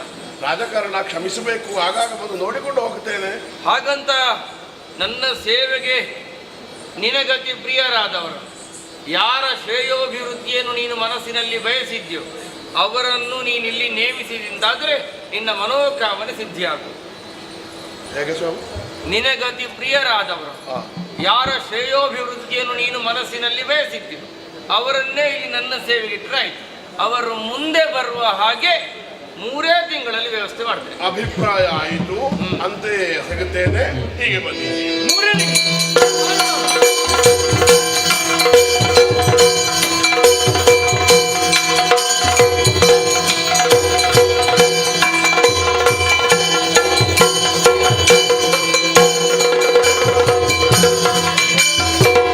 ಅಯ್ಯ, ನಿನಗತಿ ಪ್ರಿಯರಾದ ಯಾರ ಶ್ರೇಯೋಭಿವೃದ್ಧಿಯನ್ನು ನೀನು ಬಯಸುತ್ತೀಯೋ ಅವರನ್ನು ನನ್ನ ಸೇವೆಗಾಗಿ ಇರಿಸು ಅಂತ ಹೇಳಿದ್ರು. ಇಷ್ಟರವರೆಗೆ ಅವರು ಮಾತಾಡಿದ್ದೆಲ್ಲ ನನ್ನ ಬುದ್ಧಿಯ ಮಟ್ಟಕ್ಕೆ ಅನುಸಾರವಾಗಿ ನನಗೆ ಅರ್ಥ ಆಗಿಯದು. ಇದೊಂದು ಒಗಟು ನನಗೆ ಬಿಡಿಸುವುದಕ್ಕೆ ಆಗುವುದಿಲ್ವಲ್ಲ. ನನಗೆ ಅತಿ ಪ್ರಿಯರಾದ ಯಾರ ಶ್ರೇಯೋಭಿವೃದ್ಧಿಯನ್ನು ನಾನು ಬಯಸುತ್ತೇನೋ ಅವರನ್ನು. ನೀವು ಯಾರ ಶ್ರೇಯೋಭಿವೃದ್ಧಿ ಬಯಸುವುದಿಲ್ಲ? ನೀವು ಯಾರಾದ್ರೂ ಹಾಳಾಗ್ಲಿ ಅಂತ ನೋಡಿ. ಇಲ್ಲ, ಎಲ್ಲರೂ ಒಳ್ಳೆಯದು. ರಾಜ ಪ್ರೇತಸ್ಯ ದೇವತಾ, ಪ್ರತ್ಯಕ್ಷ ದೇವತೆ. ನನಗೆ ನೀನು ಕೂಡ ಇನ್ನೂ ಒಳ್ಳೆಯದಾಗಬೇಕಂತ ಉಂಟು. ಪ್ರಜೆಗಳಿಗೆ ದೇವರಾಗಿ ನೀವಿರು. ಹೌದು. ಹಾಗಾದ್ರೆ ಎಲ್ಲರನ್ನು ಇಡುವುದ ಇವರಿಗೆ? ಅದಾಗುವುದು. ನನಗೆ ನಿಲ್ಲುವುದಕ್ಕೆ ಹೀಗೆ ಮಾಡು. ನನಗೊಬ್ಬಳು ತಂಗಿ ಇದ್ದಾಳೆ. ಅವಳು ಕಲ್ಯಾಣ ಮಾರ್ಗಾವಲಂಬಿಯಾಗಿ ಮುಂದುವರಿಯಬೇಕನ್ನುವಾಗ ನಾನು ಅಹರ್ನಿಶಿ ಆಲೋಚನೆ ಮಾಡುವ. ಬೇಡ ಬೇಡ ಬೇಡಾದ್ರೆ ಇದ್ದಾಳಲ್ಲ, ಬೇಡ. ಅವರಿದ್ದಾರೆ, ಹೌದು. ಆದ್ರೆ ಇವರು ಋಷಿಗಳು, ಹೌದಾ? ಋಷಿಗಳ ಸೇವೆಗೆ ಯಾವತ್ತೂ ಈ ಸಣ್ಣ ಪ್ರಾಯದ ಹುಡುಗಿಯರು ಬಿಡಬಾರದು. ನೀನೆಂತದಯ್ಯ, ಸಾಮಾನ್ಯ ಋಷಿಗಳವರು. ನನ್ನ ಇಷ್ಟು ದೊಡ್ಡ ದೇಹವನ್ನೇ ಇದು ಮಣ್ಣು ಅನ್ನುವ ಹಾಗಾಡಿದವರು. ಹಾಗಾದ್ರೆ ಯಾವುದರಲ್ಲಿಯೂ ಅವರು ಆಸಕ್ತಿಯನ್ನು ಹೊಂದಿದವರಲ್ಲ. ಅವರಿಗೆ ಹೊನ್ನು ಒಂದೇ, ಮಣ್ಣು ಒಂದೇ, ಹೆಣ್ಣು ಒಂದೇ, ಗಂಡು ಒಂದೇ, ಪ್ರಾಣಿಯು ಒಂದೇ, ಪಕ್ಷಿಯು ಒಂದೇ, ಮೃಗವೂ ಒಂದೇ, ಮನುಷ್ಯನು ಒಂದೇ. ಹಾಗಾದ್ರೆ ಇವರಿಗೆ ಹೆಣ್ಣು ಆಗುತ್ತದೆ, ಗಂಡು ಆಗುತ್ತದೆ, ಸೇವೆಗೆ ಯಾರು ಇವರದ್ದೆಂತ ಸೇವೆ? ಆದ್ರೆ ಒಂದೇ ಅವರದ್ದು ನಿಬಂಧನೆ. ನಿಮಗೆ ಪ್ರಿಯರಾದವರ ನಾನು ಗ್ರಹಿಸಿದ್ದು ಇದು ಈ ಸಣ್ಣ ಪ್ರಾಯದ ಹುಡುಗಿಯರನ್ನೆಲ್ಲ ಇಂಥವರ ಸೇವೆಗೆ ಬಿಟ್ರೆ ಅವರಿಗೆ ಅನುಭವ ಸಾಕಾಗ್ಲಿಕ್ಕಿಲ್ಲ. ಒಂದು 50-60 ದಾಟಿದ ಮುದುಕಿಯರಾದರಾಗಬೇಕು ಅಂತ ಹೇಳಿ. ಹೌದು, ಮತ್ತೆ ನಾನು ಆ ದೃಷ್ಟಿಯಲ್ಲಿ ಆಲೋಚನೆ ಮಾಡಲಿಲ್ಲ. ಆದ್ರೆ ಒಂದುಂಟು, ಎಳೆ ಹರೆಯದವಳೆ ಹೌದಾದ್ರು ನನ್ನ ತಂಗಿಯಾದ ಸುಭದ್ರೆ, ಅವಳ ನಡೆ, ಅವಳ ನುಡಿ, ಅವಳ ಅದಕ್ಕಿಂತಲೂ ಹೆಚ್ಚು ಅನುಭವ ಅಲ್ವೋ ಯಾರಲ್ಲಿ, ಹೇಗೆ ಹೊತ್ತಿಗೆ ಹೇಗೆ ಮಾತಾಡಬೇಕು, ಹೇಗೆ ನಡ್ಕೊಳ್ಬೇಕು, ಅದು ನನ್ನ ಚಿಕ್ಕಮ್ಮನಿಗೆ ಗೊತ್ತು. ಹೌದು, ನಿನ್ನ ಚಿಕ್ಕಮ್ಮನ ಒಮ್ಮೆ ಬರ್ಲಿಕ್ಕೆ ಹೇಳು. ಚಿಕ್ಕಮ್ಮನ? ಹೌದು. ಅಮ್ಮನವರೇ, ಓ ಚಿಕ್ಕಮ್ಮನವರೇ, ಒಮ್ಮೆ ಬರ್ಬೇಕಂತೆ. ಒಳ್ಳೆಯದಾಗಕ್ಕೆ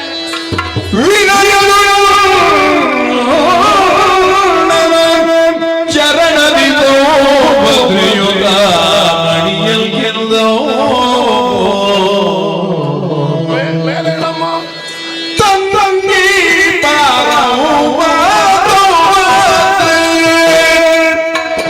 ಮಂಗಳ ತೂಗಾತ್ರೆ ಆ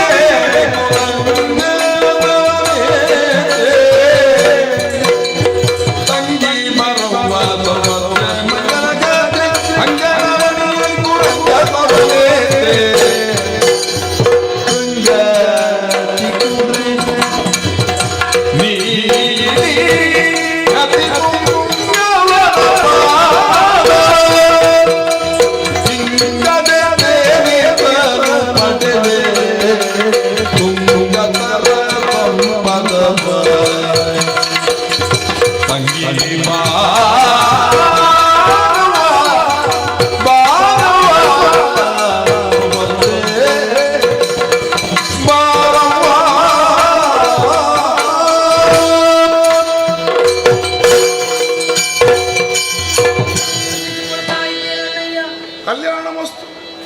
ಇಷ್ಟು ಹೇಳಿದ್ರೆ ಸಾಕು ನನಗೆ. ತಂಗಿ, ಅಣ್ಣ, ನನ್ನ ತಂಗಿ ಅಂತ ಯಾರಾದ್ರೂ ಹೇಳಿಯಾರ ನಿನ್ನ?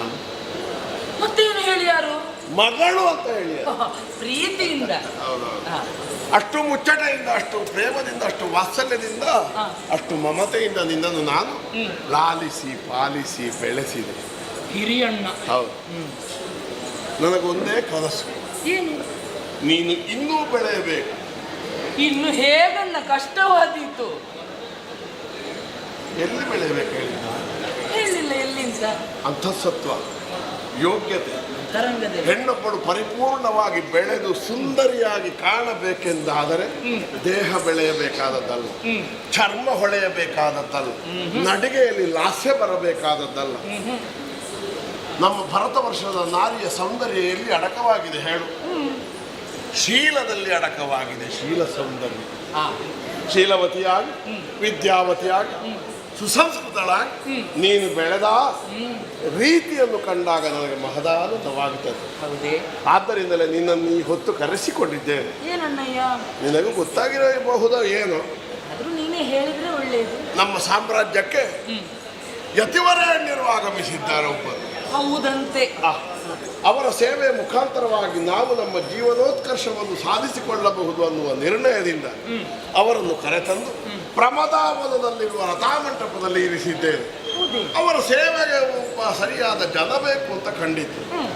ಅವರು ಹೇಳಿದರು, ನನಗೆ ಅತಿ ಪ್ರಿಯರಾದ, ನಾನು ಯಾರ ಶ್ರೇಯೋಭಿವೃದ್ಧಿಯನ್ನು ಬಯಸುತ್ತೇನೋ ಅವರನ್ನು ಇರಿಸಿ ಬಿಡು, ಅವರ ಬದುಕಿನಲ್ಲಿ ಮಂಗಳ ಉಂಟಾಗುತ್ತದೆ ಅನ್ನುವಾಗ ಅಪ್ಪಣೆ ಕೊಡಿಸಿದ್ರು. ನನಗೆ ಒಂದೇ ಹೆಸರು, ಒಂದೇ ವ್ಯಕ್ತಿತ್ವ ನೆನಪಾದ, ಸುಭದ್ರ ಎಂಬ ನನ್ನ ತಂಗಿ. ಆದ ಕಾರಣ ಆ ಪರಮಯತಿವರರ ಸೇವೆಗಾಗಿ ನಿನ್ನನ್ನು ನೇಮಿಸುತ್ತೇನೆ. ನೀನದನ್ನು ಸಸೂತ್ರವಾಗಿ ಮಾಡಿ ಪೂರೈಸಬೇಕು ಮಗಳೇ. ಇದೀಗ ಆಜ್ಞೆಯೋ ಅಲ್ಲ ಕೇಳಿಕೆಯೋ? ಬಲರಾಮ ಮಾತಾಡಿದ್ರೆ ಎರಡು ಒಂದೇ ಅಲ್ವೋ ಹೇಳು? ಎರಡು ಒಂದೇ ಆದ್ರೂ ಅಪೇಕ್ಷೆಯಂತೆ ವ್ಯಕ್ತಪಡಿಸಿದರೂ ಅದು ಅಪ್ಪಣೆ ಆಗುತ್ತದೆ. ಭಿನ್ನ ಆದಂತೆ ಕಂಡು ಬಂದಿರೋದು ಆಜ್ಞೆ ಆಗುತ್ತದೆ. ಆದರೆ ಮಾತಾಡುವುದು ಯಾರಲ್ಲಿ, ಹೇಳುವುದು ಯಾರಲ್ಲಿ ಅನ್ನುವುದನ್ನು ಹೊಂದಿಕೊಂಡದಿರುತ್ತದೆ. ಅದು ಹೌದಣ್ಣಯ್ಯ. ಆದ್ರೂ ಸಂಬಂಧದ ನೆಲೆಯಲ್ಲಿ ನೋಡುವುದಲ್ಲ, ರಾಜಕಾರ್ಯವಾಗಿ ನೀ ಅಪ್ಪಣೆ ಮಾಡುವುದೋ ಅಥವಾ ಸಂಬಂಧಿಯಾಗಿ ಅಪ್ಪಣೆ ಮಾಡುವುದೋ ಎನ್ನುವುದನ್ನು ಆಲೋಚಿಸಿದಾಗ ಅಣ್ಣನಾಗಿ ನೀ ಒಂದು ಮಾತು ಅಣ್ಣ ಪರಗಣ್ಣು ಕಣ್ಣಿರುದ ಕಣ್ಣಿಂದೀಗ ಅಣ್ಣ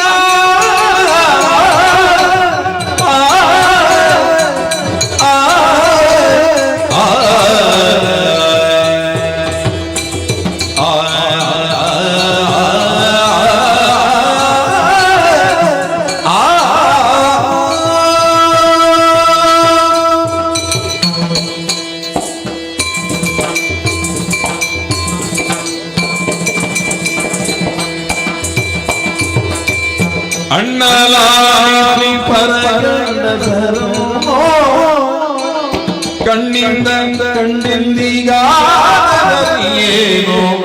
ಕಣ್ಣಿಂದ ಕಂಡೆಂದಿಗಾದರಿಯೇನೋ ಅಣ್ಣ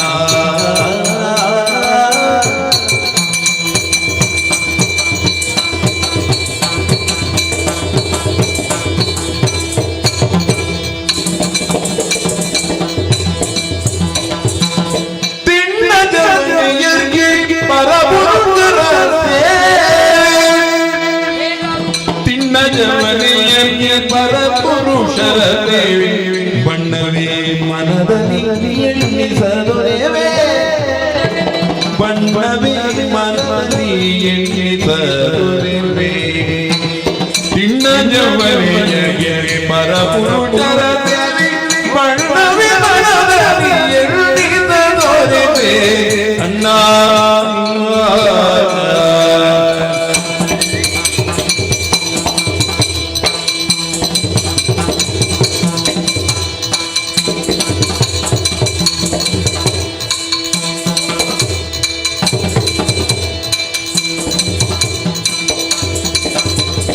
ಅಣ್ಣ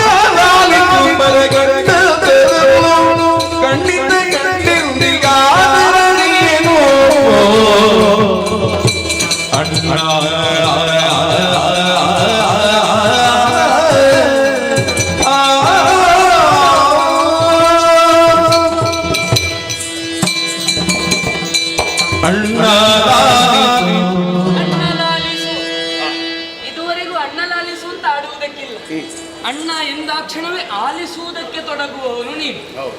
ಅಂದ್ರೆ ನಾನು ಏನನ್ನು ಹೇಳುವುದಕ್ಕೆ ಸಿದ್ಧಳಾಗಿಯೇ ಬರ್ತೇನೆ ಅನ್ನೋದು ನಿನಗೆ ಗೊತ್ತಿದೆ. ಕೇಳಬಹುದಾದದ್ದನ್ನೇ ನೀನು ಹೇಳುತ್ತೀಯ ಅನ್ನೋದು ನಮ್ಮ ವಿಶ್ವಾಸ. ಹೌದು. ಇದುವರೆಗೂ ಆಲಿಸು ಎನ್ನುವ ಹಾಗೆ ಆಡದಂತಹ ನಾನು ನೀನಾಡಿದಂತಹ ಮಾತನ್ನು ಕೇಳಿ ಈಗ ನಾನಾಡುವ ಮಾತನ್ನು ಆಲಿಸು ಅಂತ ಹೇಳುವ ಪರಿಸ್ಥಿತಿ ಬಂತಣ್ಣ. ಆಗಲಿ ಕೇಳುವ. ಅಣ್ಣ, ನೀನು ಹಾಡಿದ್ದೇನೋ ಸರಿ, ಯಾರೋ ಮಹಾತ್ಮರು ಬಂದಿದ್ದಾರೆ, ಅವರ ಸೇವೆಯನ್ನು ಮಾಡಬೇಕು.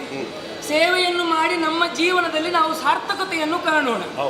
ಅದರಲ್ಲಿಯೂ ಯಾರ ಉತ್ಕರ್ಷೆಯನ್ನೇ ಕಾಣುತ್ತೀಯೋ ಅವರನ್ನೇ ಸೇವೆಗಾಗಿ ಕಳುಹಿಸು ಎನ್ನುವ ಹಾಗೆ ಅಪ್ಪಣೆ. ಬೇರೆ ಯಾರ ಹೆಸರು ನನಗೆ ನೆನಪಿಗೆ ಬರ್ತಿಲ್ಲ, ಬೇರೆ ಯಾವ ವ್ಯಕ್ತಿತ್ವವು ನನ್ನ ಮನಸ್ಸಿನಲ್ಲಿ ಸುಭದ್ರವೇ ಬಂದದ್ದು.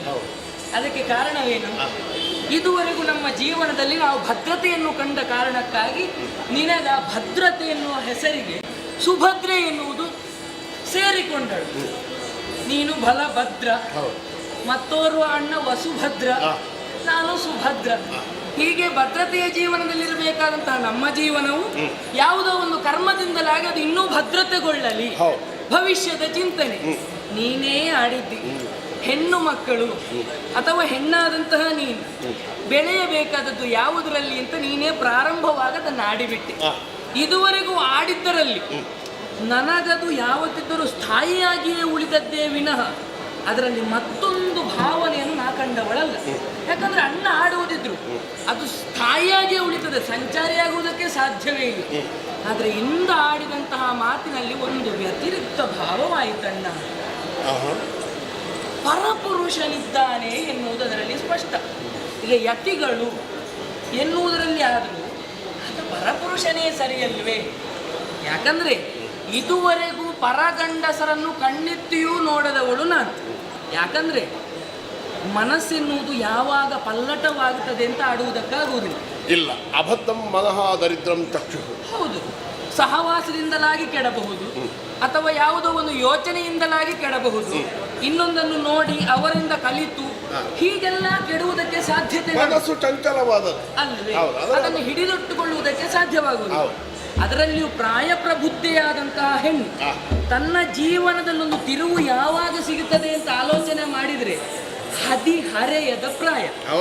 ಈ ಅದು ಯೌವನಕ್ಕೂ ವಿವೇಕಕ್ಕೂ ನಂಟಿಲ್ಲ ಅನ್ನುವ ಹಾಗೆ ಕೆಲವರು ಹೇಳಿದ್ದಾರೆ. ಆದರೆ ಹಲವರ ದೃಷ್ಟಿಯಲ್ಲಿ ಹಲವರ ಬದುಕಿನಲ್ಲಿ ಅದು ಸರಿ ಅನ್ನಿಸಬಹುದು. ಆದರೆ ಸುಭದ್ರೆ ಹೌದು, ಅದೆಲ್ಲ ಹೌದು. ಪರಗಂಡಸರನ್ನು ನೋಡದಂತಹ ನಾನು ಈ ಹೊತ್ತಿಗೆ ಆತನ ಸೇವೆಯನ್ನು ಮಾಡುವುದಕ್ಕೆ ನಾ ಮುಂದುವರಿದೆ ಎಂದಾದರೆ ತಿನ್ನ ಜೌವನೆ ಇದ್ದೇನೆ. ಈ ಜೌವನ ಪ್ರಾಯದಲ್ಲಿ ನಾನು ಇನ್ನೊಂದು ಪರಪುರುಷರ ಸೇವೆಯನ್ನು ಮಾಡುವುದಕ್ಕೆ ಮುಂದಾದರೆ ಇದು ನನ್ನ ಜೀವನಕ್ಕೆ ಬಣ್ಣವಾದೀತೆ ಅಥವಾ ಕಳಂಕವಾದೀತೆ ಎನ್ನುವ ಹಾಗೆ ನಾನು ಆಲೋಚಿಸಿದರೆ ಮತ್ತೊಂದು ರೀತಿಯಲ್ಲಿ ನನಗೆ ಆಲೋಚನೆ ಬರುವುದು. ನಿನ್ನ ಆಲೋಚನೆ ಸಮರ್ಪಕವಾದದ್ದೇ. ಅಡಿ ಇಡುವುದಕ್ಕಿಂತ ಮೊದಲು ಆಲೋಚಿಸಬೇಕು, ಆಮೇಲೆ ಆಲೋಚಿಸುವುದಲ್ಲ. ದೃಷ್ಟಿಭೂತಂ ನಸೇತ್ವ. ಆದರೆ ನಾನು ನಿನ್ನನ್ನು ಯಾರ ಸೇವೆಗಾಗಿ ನಿಯುಕ್ತಿಗೊಳಿಸುತ್ತೇನೋ ಅವರು ಮಹನೀಯರಿದ್ದಾರೆ, ಕಾಷಾಯಾಂಬರ ಪ್ರೇಮಿಗಳಿದ್ದಾರೆ. ಅವರು ನಿಸ್ಪೃಹರೇ. ಅವರು ಯತಿಗಳು ಅಂತಲ್ವೇ ಆಡುವುದು. ಹೌದು, ಆ ಯತಿಗಳ ಕುರಿತಾಗಿ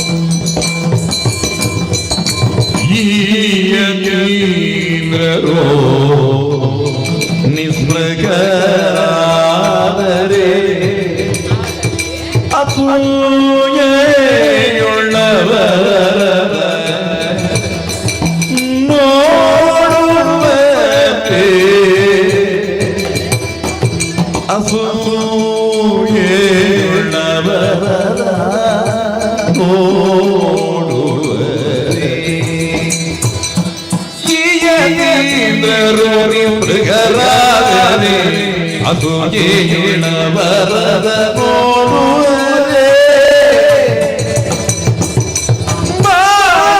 ಮರಿತನದಿಂದ ಮಾಯದ ಬಂಕತನದಿಂದ ಹೇಯದ ನುಡಿಗಳ ಕೇಳದೆ ಮಾವೋ ಅಣ್ಣ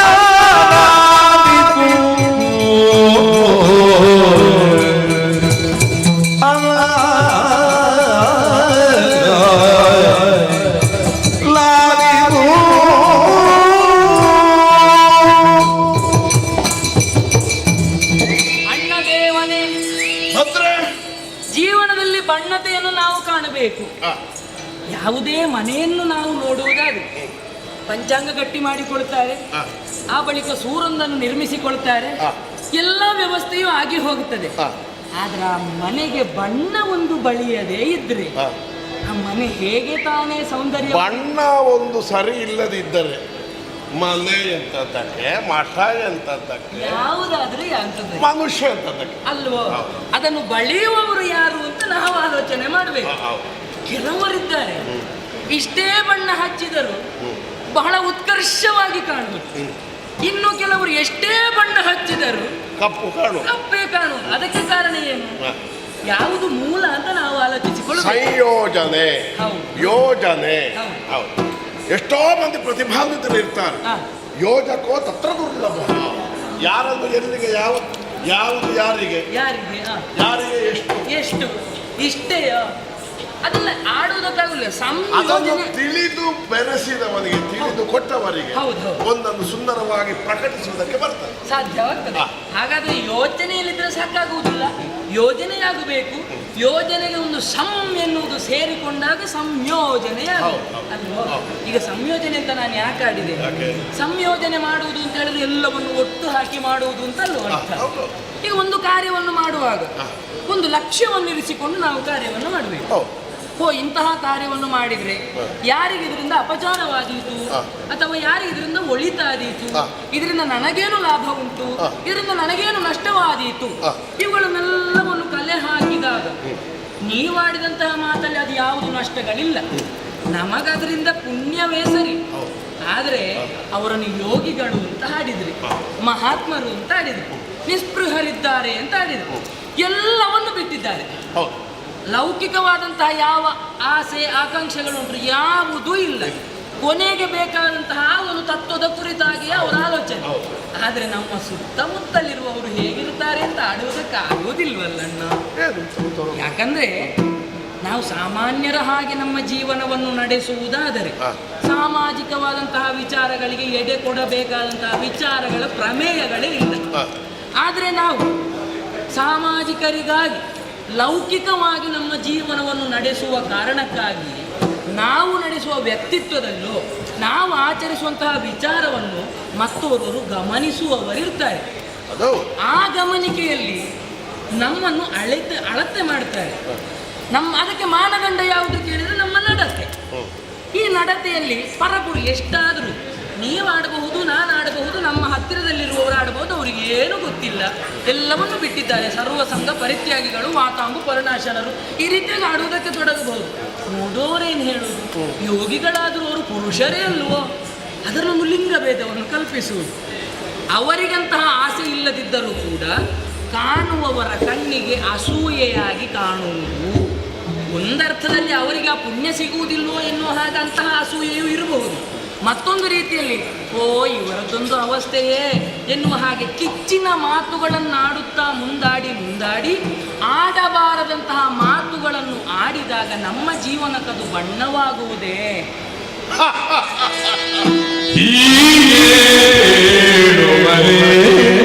ತಂಗಿ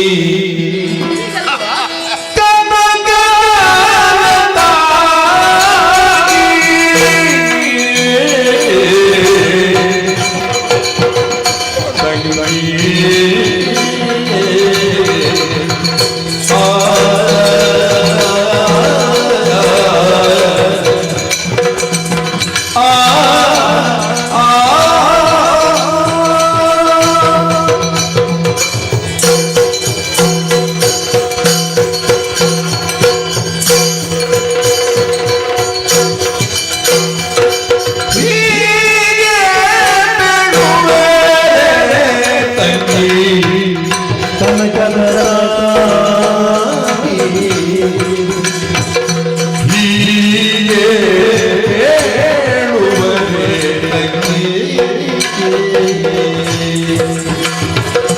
ಹೀಗೆ ಬೆಳುವರೆ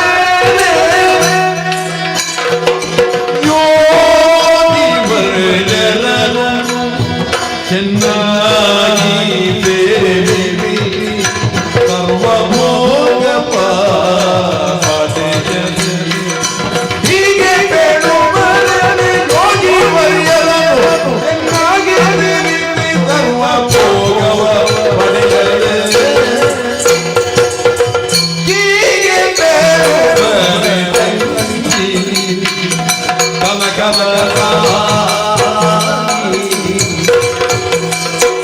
ಹೀಗೆ ಬೇಡುವರೆ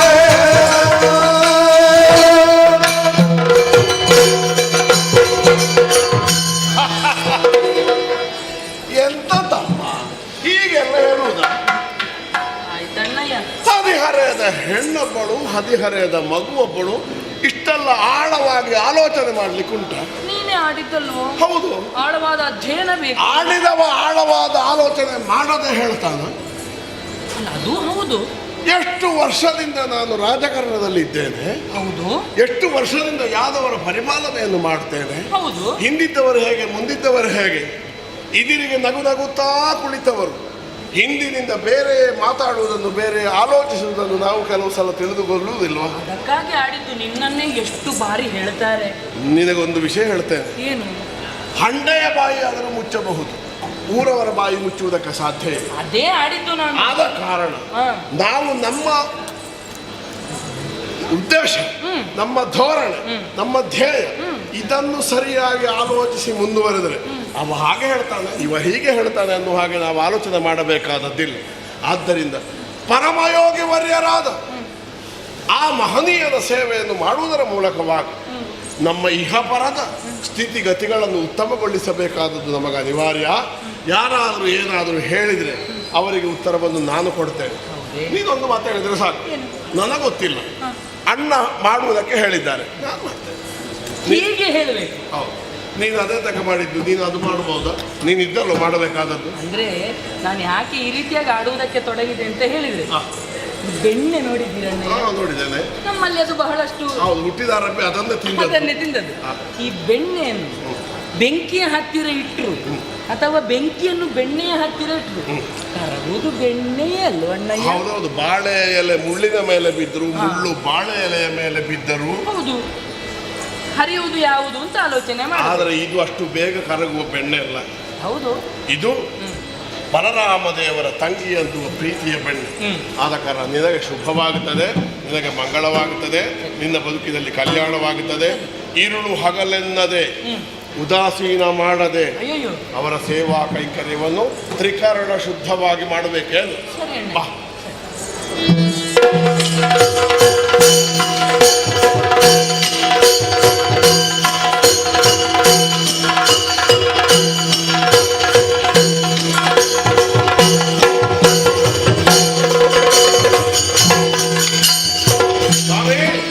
ತಮ್ಮಿಂದ ಅಪ್ಪಣೆಯಾದಂತೆ ನನಗೆ ಅತಿ ಪ್ರಿಯನಾದ ಯಾರ ಕಲ್ಯಾಣವನ್ನು ನಾನು ಬಹುವಾಗಿ ಬಯಸುತ್ತೇನೆ ಅವರನ್ನೇ ಕರೆ ತಂದಿದ್ದೇನೆ.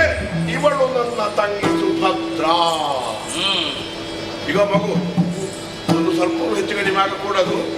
ಅವರಿಗೆ ಧ್ಯಾನಕ್ಕೆ, ಜಪಕ್ಕೆ, ತಪಕ್ಕೆ, ಪೂಜೆಗೆ ಎಲ್ಲ ಯಾವ ಕಾಲಕ್ಕೆ ಏನು ಬೇಕು ಅದನ್ನು ನೋಡಿ ಮಾಡಬೇಕು. ನಮಸ್ಕಾರ ಮಾಡುವವರಿಗೆ ಹೆಚ್ಚು ಕಡಿಮೆ ಆಗಬಾರ್ದು. ಹೌದು, ಹೆಚ್ಚು ಕಡಿಮೆ ಆಗಬಾರ್ದು, ಕಡಿಮೆ ಹೆಚ್ಚು ಆಗಬಾರ್ದು. ಹಾಗಾದ್ರೆ ಇವರನ್ನು ಸ್ವೀಕರಿಸಿ. ನೀನು ಸರ್ ಸರ್ ನೋಡಿಕಮ್ಮ, ವಿಷಯ ಗಂಭೀರ ಇದು. ತರುಣಿ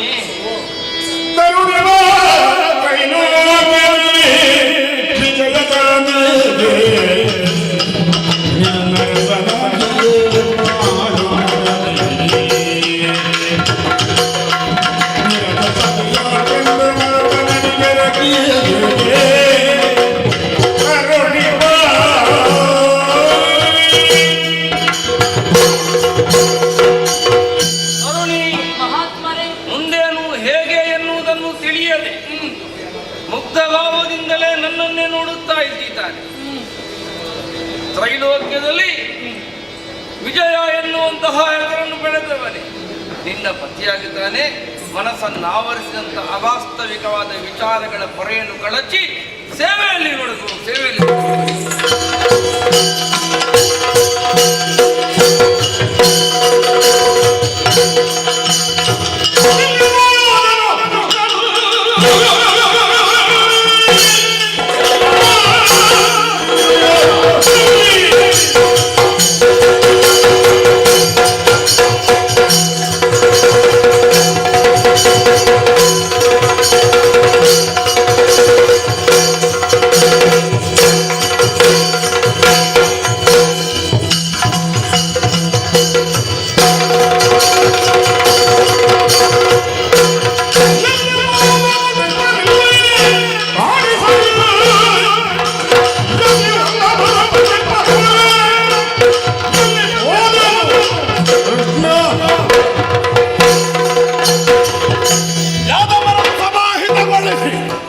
ಓಲಗವನ್ನು ಪ್ರವೇಶಿಸಿ ಸಂತೋಷದಿಂದ ಎರಡು ವಾಕ್ಯಗಳನ್ನು ಆಡೋಣ ಅನ್ನುವ ಹಾಗೆ ಆಲೋಚಿಸಿದರೆ ನನ್ನ ತಮ್ಮನಾದ ಕೃಷ್ಣ ಅವನ ಆಸನದಲ್ಲಿ ಕಾಣಿಸುತ್ತಿಲ್ಲ. ಎಲ್ಲಿ ಹೋದ ಇವ, ಎಲ್ಲಿ ಹೋದ?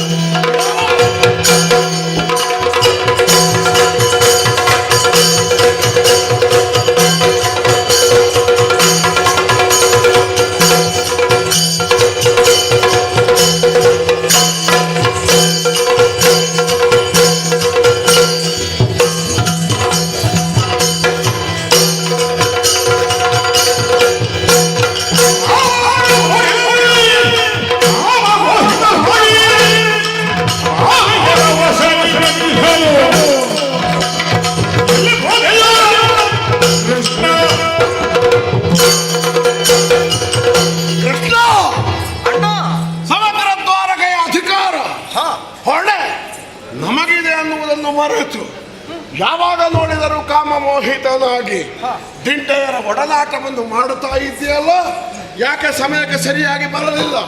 ಯಾಕೆ ನಿನ್ನ ಆಸನವನ್ನು ಸ್ವೀಕರಿಸಲಿಲ್ಲ? ಎಲ್ಲಿ ಹೋಗಿದ್ದಿ ಹೇಳು. ಅಲ್ಲ, ನಾನು ಯಾವಾಗಲೂ ಹಾಗೆ, ಆದ್ರೆ ನೀನು ಯಾವಾಗಲೂ ಹೀಗೆ ಅಲ್ಲವೇ ಅಲ್ಲ. ಕೋಪ ಬಂದಿದೆ ಇವತ್ತು. ಅಯ್ಯೋ ನಿನಗೆ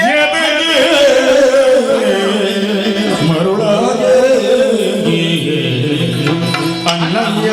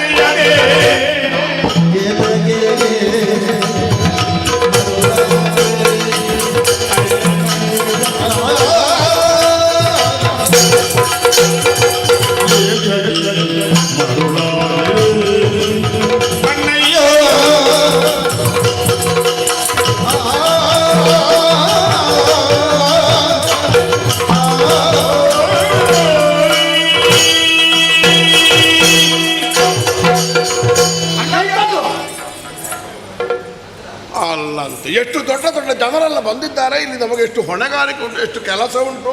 ಸೇವೆ ಆಗಬೇಕು, ಪೂಜೆ ಆಗಬೇಕು, ಒಂದು ಮಂಗಳಾರತಿ ಹೊತ್ತಿಗೆ ಬರ್ಲಿಕ್ಕೆ ಆಗುವುದಿಲ್ಲ. ಒಂದು ಪ್ರಸಾದ ತಗೊಂಡು ಎಲ್ಲಿ ಹೋಗಿದ್ದೀ ಹೇಳು. ನನಗೆಲ್ಲ ಗೊತ್ತಾಗಿದೆ ಅಣ್ಣ. ಹಾಗಾಗಿ ಬರದಿದ್ದದ ಏನಣ್ಣ ಇದೆಲ್ಲ? ಎಂದಿನ ಹಾಗಲ್ಲ ನೀನೇನು ಮಾಡಿದ್ರು ಎಲ್ಲರ ಒಳಿತನ್ನು ಬಯಸಿಯೇ ಮಾಡುವುದು ಎನ್ನುವುದು ನನಗೆ ಗೊತ್ತಿದೆ. ಆದ್ರೆ ಈ ರೀತಿಯಾಗಿ ನಿನಗೆ ಮರುಳಾಯಿತು ಎನ್ನುವುದನ್ನು ನಾನು ಊಹಿಸಿದ್ದೇ ಇಲ್ಲ. ಮರುಳ ಮತ್ತೇನಣ್ಣ ನೀ ಮಾಡುತ್ತಿರುವುದೇನು? ಬಂದವ ಸನ್ಯಾಸಿ ಯಾರು, ಅವನ ಕುಲ ಯಾವುದು, ಅವನ ಗೋತ್ರ ಅಲ್ಲ. ಸನ್ಯಾಸಿಗಳ ಕುಲ ಗೋತ್ರ ಕೇಳಕೂಡದು. ಹಾಗೆಂದು ಅವರ ಹಿನ್ನೆಲೆ ಏನು, ಎಲ್ಲಿಂದ ಬಂದಿದ್ದಾರೆ ಎನ್ನುವುದನ್ನು ನೀನು ಕೇಳುವೇನೋ ಬೇಡು. ಅವನು ಯಾರು? ವೇದೋತ್ತಮ ಪಂಡಿತನು. ಅವನೇನು ಹಂಸನು, ಪರಮಹಂಸನು, ಪಾರಿರಾಜಕನು, ಯಾವುದೂ ಗೊತ್ತಿಲ್ಲ. ಎಲ್ಲಿಂದ ದೀಕ್ಷಾಬದ್ಧನಾದವನು, ಯಾರವನಿಗೆ ದೀಕ್ಷೆಯನ್ನು ಕೊಟ್ಟದ್ದು, ಯಾವುದೂ ಗೊತ್ತಿಲ್ಲದೆ ಅವನನ್ನು ಇಲ್ಲಿಗೆ ಬರಮಾಡಿದ್ದಿ. ಏನೋ ಬಂದಿದ್ದಾನೆ ಎನ್ನುವ ಕಾರಣಕ್ಕಾಗಿ ಒಂದಿಷ್ಟು ಭಿಕ್ಷೆಯೋ, ಬೇಕಾದ ಫಲಮೂಲಾದಿಗಳು, ಅವನಿಗೆ ಬೇಕಾದ ಹಣ್ಣು ಹಂಪಲು ಅದನ್ನೆಲ್ಲ ಕೊಟ್ಟು ಕಳುಹಿಸುವುದಪ್ಪ. ಅದಲ್ಲದೆ ನಮ್ಮಲ್ಲಿಯೇ 4 ತಿಂಗಳು ಚಾತುರ್ಮಾಸ ಇಲ್ಲಿ, ಚಾತುರ್ಮಾಸ ಇಲ್ಲಿ ಅವರದ್ದು. ಏನು ಭಕ್ತಿ ಏನು, ಆದ್ರೆ ಚಾತುರ್ಮಾಸ ಇಲ್ಲಿ ಇರ್ಲಿ, ನಡೆಯಲಿ, ನಮಗೇನು ಕಡಿಮೆ ಇಲ್ಲ. ನಿನ್ನದೇ ದುಡಿಮೆ ಇರುವುದಿಲ್ಲ, ಅದೆಲ್ಲವನ್ನು ಅವರು ಕೊಂಡು ಹೋಗಲಿ, ವಿನಿಯೋಗಿಸೋಣ. ಆದ್ರೆ ನೀನು ಸೇವೆಗೆ ಇಟ್ಟದ್ದು ಯಾರ? ನಮ್ಮ ತಂಗಿಯನ್ನು ಮಗು ಮನಸ್ಸಿನ ತಂಗಿ.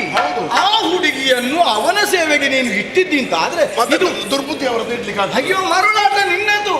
ನಾಳೆ ಏನಾದ್ರೂ ಹೆಚ್ಚು ಕಡಿಮೆ ಆದ್ರೆ ಅದಕ್ಕೆ ಅರ್ಥ ಯಾರು, ಅದಕ್ಕೆ ಉತ್ತರ ಕೊಡುವುದು ಯಾರು? ಸುಮ್ಮನೆ ನೀನು ಆಲೋಚಿಸಬೇಡುವೆ. ನೀನು ಮಾತಾಡ್ತೀಯ?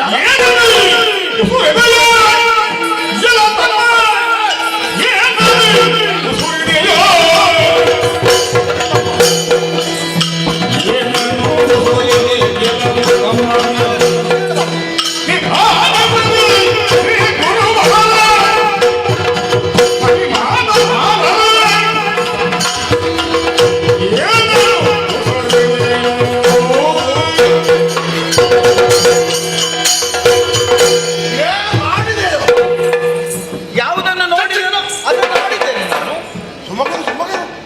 ನಾನು ಸುಮ್ಮನಿದ್ರೆ ಮಾತು ಆಡಿದರೆ ಹೋಯಿತು, ಮುತ್ತು ಒಡೆದರೆ ಹೋಯಿತು. ಒಂದು ಮಾತನಾಡಿ ಪಾಪ ಕಟ್ಟಿಕೊಂಡರೆ ಅದನ್ನು ತೊಳೆಯುವುದಕ್ಕೆ ಯಾವ ಗಂಗೆಗೆ ಹೋದ್ರೂ ಸಾಧ್ಯ ಇಲ್ಲ. ಯಾವುದಕ್ಕೆ ಎಳವೆಯಿಂದಲೇ ಋಷಿಮುನಿಗಳ ಸೇವಾ ಕೈಕರ್ಯವನ್ನು ಕೈಗೊಂಡು ಇಷ್ಟೆತ್ತರಕ್ಕೆ ಬೆಳೆದು ನಿಂತವರು ನಾವು. ಬಂದ ಸನ್ಯಾಸಿಯ ಕುಲ ಯಾವುದು, ಗೋತ್ರ ಯಾವುದು, ಅಪ್ಪ ಯಾರು, ಅಮ್ಮ ಯಾರು ಕೇಳುವ ಕ್ರಮ ಉಂಟೇನೋ ಅಂತಹ ಮಹನೀಯರು ಇಲ್ಲಿಗೆ ಬಂದಿದ್ದಾರೆ. ಅವರ ಸೇವೆಗಾಗಿ ನಾನು ತಂಗಿಯನ್ನು ಇರಿಸಿದ್ದೇನೆ. ನಮ್ಮ ಬದುಕಿಗೆ, ನಮ್ಮ ಪುರಕ್ಕೆ, ನಮ್ಮ ಒಳಿತಿಗೆ ಮಹಾಭಾಗ್ಯ ಬಂದಿದೆ ಅಂತ ತಿಳ್ಕೊಂಡು ಅವರ ಸೇವೆ ಮಾಡಬೇಕು. ಗೊತ್ತುಂಟ? ನೀನು ಹಾಗಾದ್ರೆ ಮಾಡಿದ್ದು ಸರಿ ಅಂತ ಹೇಳು. ಸರಿ, ಮತ್ತೆ ತಪ್ಪ? ಇದು ತಪ್ಪು, ಹೀಗೆ ಮಾಡಬಾರದು. ಯಾಕೆ ತಪ್ಪು?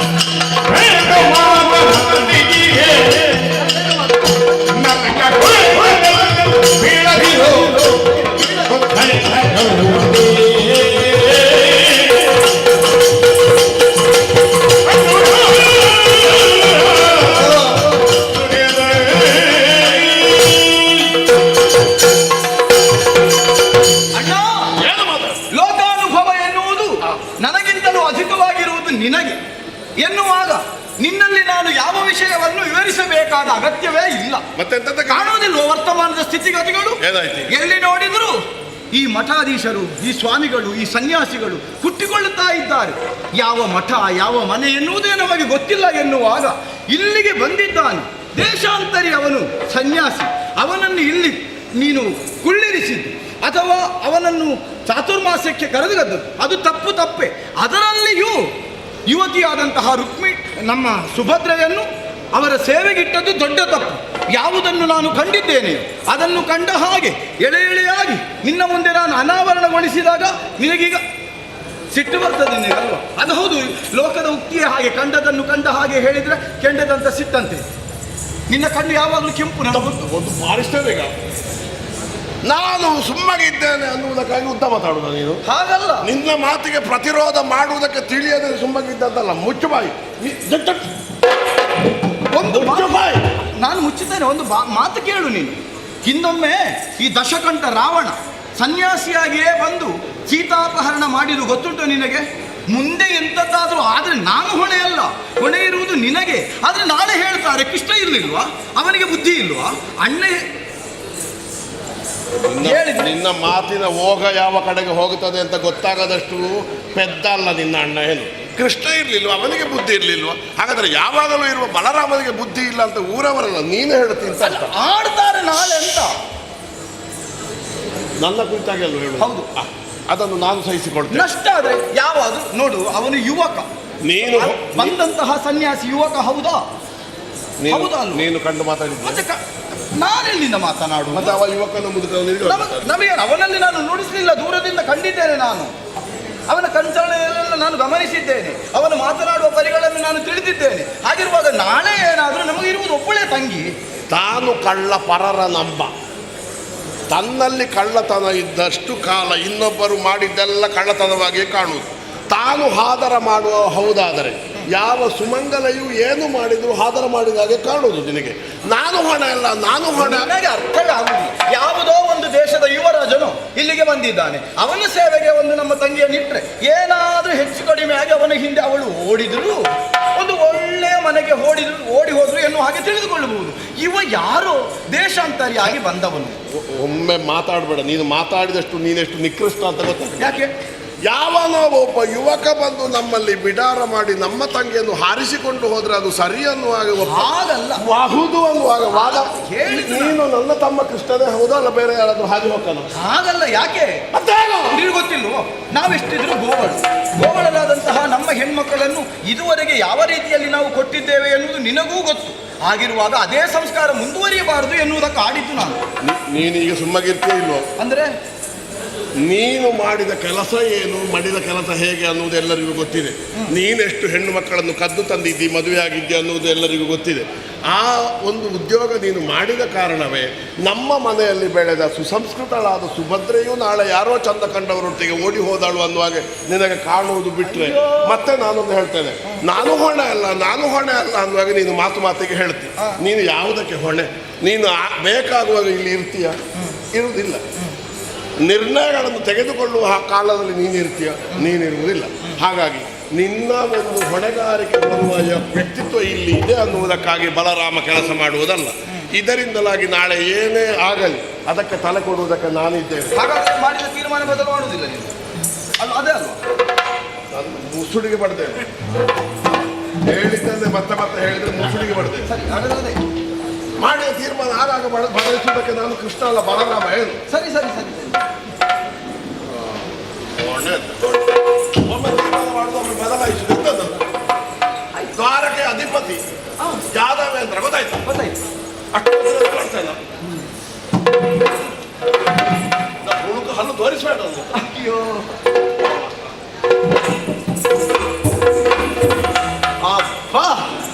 ನಮಗೆ ಬೇಕಾದದ್ದು ಇದೆ ಅಲ್ವೋ? ಯಾವುದನ್ನು ನಾನು ಬಯಸಿದ್ದೇನೆಯೋ ಅದೇ ನಡೆಯುತ್ತದೆ. ತೀರ್ಮಾನ ಮಾಡುವುದಕ್ಕಿದ್ದವನು ಇವನು. ನಾವು ಮೊದಲೇ ತೀರ್ಮಾನಿಸಿ ಆಗಿದೆ. ಹಾಗೆಂದು ಹೌದು, ಇವನಿಂದ ಅಡೆತಡೆಗಳು ಬರಕೂಡದು ಎನ್ನುವುದಕ್ಕಾಗಿ ಈ ರೀತಿಯಲ್ಲಿ ನಾವು ಹೆಣೆದದ್ದು. ಇವನು ಒಪ್ಪಿಕೊಂಡಿದ್ದಾನೆ ಎಂದಾದ ಮೇಲೆ ಮುಂದಿನದಲ್ವಾ ನಾವೇ ನೋಡಿಕೊಳ್ಳಬಹುದು.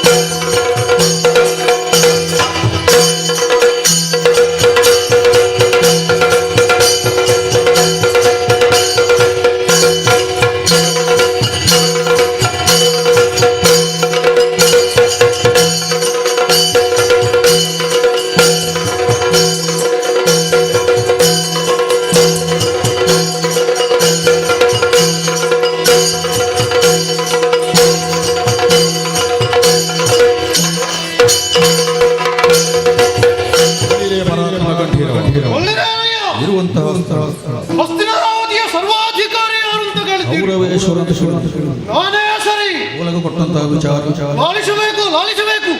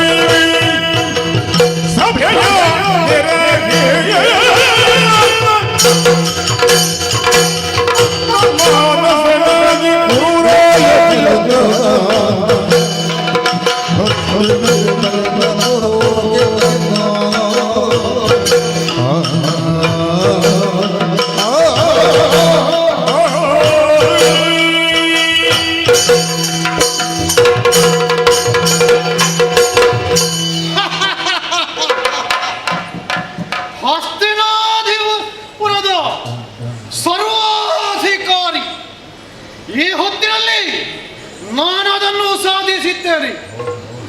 ಚಿಕ್ಕ ತಂದೆ ಆದಂತಹ ಪಾಂಡವಿನ ಮಕ್ಕಳು ಅವರನ್ನು ಖಾಂಡವ ಪ್ರಸ್ಥಕ್ಕೆ ಅಟ್ಟಿದವನಿದ್ದೇನೆ. ನನ್ನ ಯೋಜನೆಗಳೆಲ್ಲ ನಾನೆಣಿಸಿದ ಹಾದಿಯಲ್ಲೇ ಸಾಗುತ್ತಿವೆ. ಹಾಗಾಗಿಯೇ ಸಂತೋಷ ಮಾನಸನಾಗಿದ್ದೇನೆ. ಪರಮಾತ್ಮರನ್ನು ಸೇರಿಸಿದ ನಮ್ಮ ಈ ಗಜಪುರಿಯ ವೈಭವೋಪೇತವಾದಂತಹ ಸಭೆ ಈ ಹೊತ್ತಿನಲ್ಲಿ ಬಂದರಲ್ಲ ಗಾರ್ಗಿ ಮುನಿಗಳು. ಬಲದೇವಗಳು ಹಿಸಿಕೊಟ್ಟ ತನ್ನ ತಂಗಿಗೆ ವಿವಾಹ ಕೌರವೇಶ ನಿನ್ನೊಡನೆ ಹೀಗೆಂಬುದಾಗಿ ಓಲೆಯ ಸಾರ. ಇದನ್ನು ನನ್ನವರಾದಂಥ ಕರ್ಣಾದ್ಯರಲ್ಲಿ ಹೇಳಬೇಕಾಗಿದೆ. ಬರಲಿ ಸಭೆಗೆ.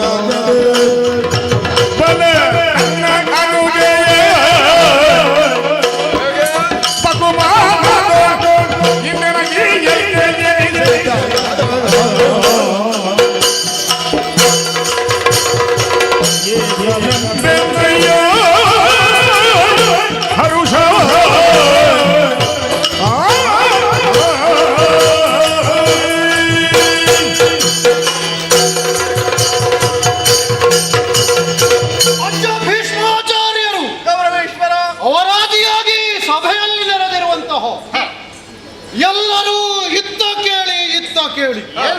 ಹರುಷದ ವಾರ್ತೆ ಇದು. ನಾನೀಗ ಆಡುವಂತಹ ವಾರ್ತೆ ನಮ್ಮ ಜೀವನದಲ್ಲಿ ವಿಶೇಷವಾದದ್ದು. ಅನಭಿಷಿಕ್ತನ ಸಾಮ್ರಾಟನಾಗಿ ಮೆರೆಯುತ್ತಿರುವಂತಹ ಈ ಕೌರವೇಶ್ವರನ ಸಾಧನೆಗೆ ಇನ್ನೊಂದು ಗರಿಯಾಗಬಲ್ಲಂತಹ ವಾರ್ತೆ ಬೇರೇನೂ ಅಲ್ಲ. ಈಗಷ್ಟೇ ಯದುವರೆಣ್ಯನಾಗಿರುವಂತಹ ಬಲಭದ್ರ ದೇವ ಅವನ ಕುಲಪುರೋಹಿತರಾದಂತಹ ಗಾರ್ಗಿ ಮುನಿ ನಮ್ಮ ಆಸ್ಥಾನಕ್ಕೆ ಐತಂದು ಓಲೆಯೊಂದನ್ನು ನೀಡಿದ್ದಾರೆ. ಅವರ ಅನುಜೆಯಾದಂತಹ ಸುಭದ್ರಾದೇವಿ ಆ ಸುಭದ್ರೆಯನ್ನು ಕೌರವೇಶನಾದಂತಹ ನನಗಿತ್ತು ವಿವಾಹ ಮಾಡುವುದು. ದಿಬ್ಬಣ ಸಮೇತನಾಗಿ ಬಾ ಕೌರವ ಹೀಗೆಂಬುದಾಗಿ ಓಲೆಯ ಸಾರ. ಹಾಗಾಗಿ ಸಿದ್ಧನಾಗಿದ್ದೇನೆ. ಏನು ಅಭಿಪ್ರಾಯ? ಜನನಾಥ ಕೇಳಮ್ಮ ಸಲ್ಲ ಕೃಷ್ಣನ ಮುಜೆ ಸೇರುವರೆಂದು ನದೇಶ ಬಲ್ಲ ಹರಿ ಹರಿಯ ನಮದೆ ನಾನೋ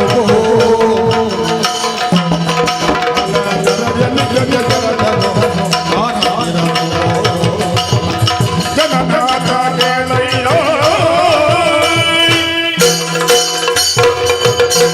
ಕೌರವೇಶ್ವರ ಆಚಾರ್ಯವರ ಆಕಸ್ಮಿಕವಾದಂತ ಈ ಕರೆಗೆ ನಾವೆಲ್ಲವರು ಹೋಗೊಟ್ಟು ಬಂದು ನಿಮ್ಮ ಬಾಯಿಂದ ಬರುವಂತಹ ವಿಷಯಗಳೇನೆಂದು ಕಿವಿಗೊಟ್ಟು ಕೇಳುವಾಗ ಆಶ್ಚರ್ಯಚಕಿತವಾಗುತ್ತಾ ಏನು? ಯಾಕೆ? ಒಂದೆಡೆ ಬೇಸರವೂ ಆಗುತ್ತಾ ಇದೆ. ಕಾರಣ ಮತ್ತೇನಲ್ಲ, ನೀವು ಹೊರಟಿರುವುದು ದ್ವಾರಕೆಗೆ ಹಿಂದೊಮ್ಮೆ ಹೋಗಿ ನಾವು ಕೈ ಊಟ ಮಾಡಿ ಬಂದವರಿ. ಆದ್ದರಿಂದ ಒಂದೊಮ್ಮೆ ನೀವು ಈ ವಿಷಯದಲ್ಲಿ ಮುಂದುವರೆದು ಏನಾಗ್ತದೆ ಗೊತ್ತಾ, ಮಾರ್ಗದಲ್ಲಿ ಹೋಗುವ ಮಾರಿಯನ್ನು ಮನೆಗೆ ಆಹ್ವಾನಿಸಿದಾಗ ಆಗ್ತದೆ. ಆದ್ದರಿಂದ ಈ ವಿಷಯ ಒಂದು ಬೇಡ ಅನ್ನಿಸ್ತಾ ಇದೆ ನನಗೆ.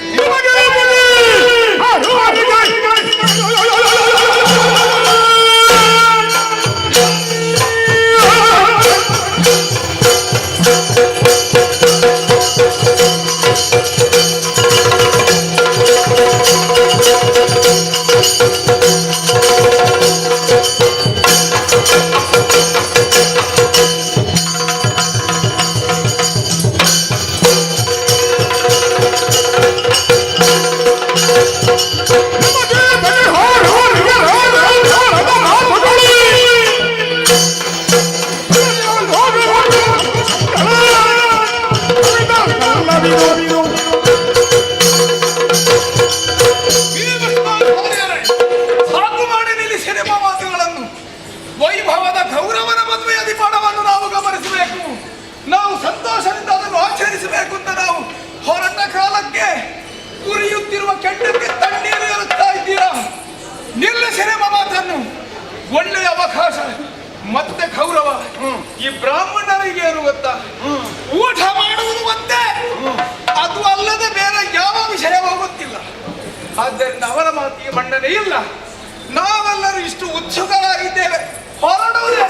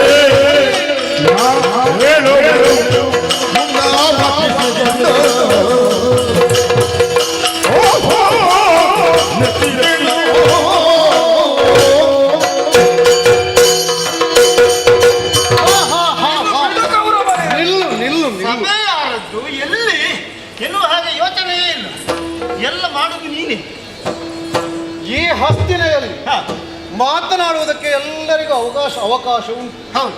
ಆದರೆ ಯಾವಾಗಲೂ ಮಾತಿಗೆ ಒಂದು ಮಿತಿಯೂ ಉಂಟು. ಹೌದು. ಸ್ವಾತಂತ್ರ್ಯ ಎನ್ನುವುದು ಸ್ವೇಚ್ಛೆಯಾಗುವ ಹಾಗಿಲ್ವಲ್ಲ. ಅಜ್ಜನಾದಂತಹ ಭೀಷ್ಮಾಚಾರ್ಯರಿದ್ದಾರೆ, ಅವರ ಎದುರಿಗೆ ಇನ್ನು ಎಳೆಯರಾದಂತಹ ನೀವು ಹೊಡೆದಾಡಿಕೊಳ್ಳುವುದಂದ್ರೆ ಏನು? ಹಾಗಾಗಿ ಹೇಳ್ತಾ ಇದ್ದೇನೆ, ಇಬ್ಬರ ಜಗಳ ಇಲ್ಲಿ ಬೇಡ. ಅವರು ಹೇಳಿದ ವಿಷಯ ಅದು ಯೋಚಿಸತಕ್ಕದ್ದೇ ಹೌದು.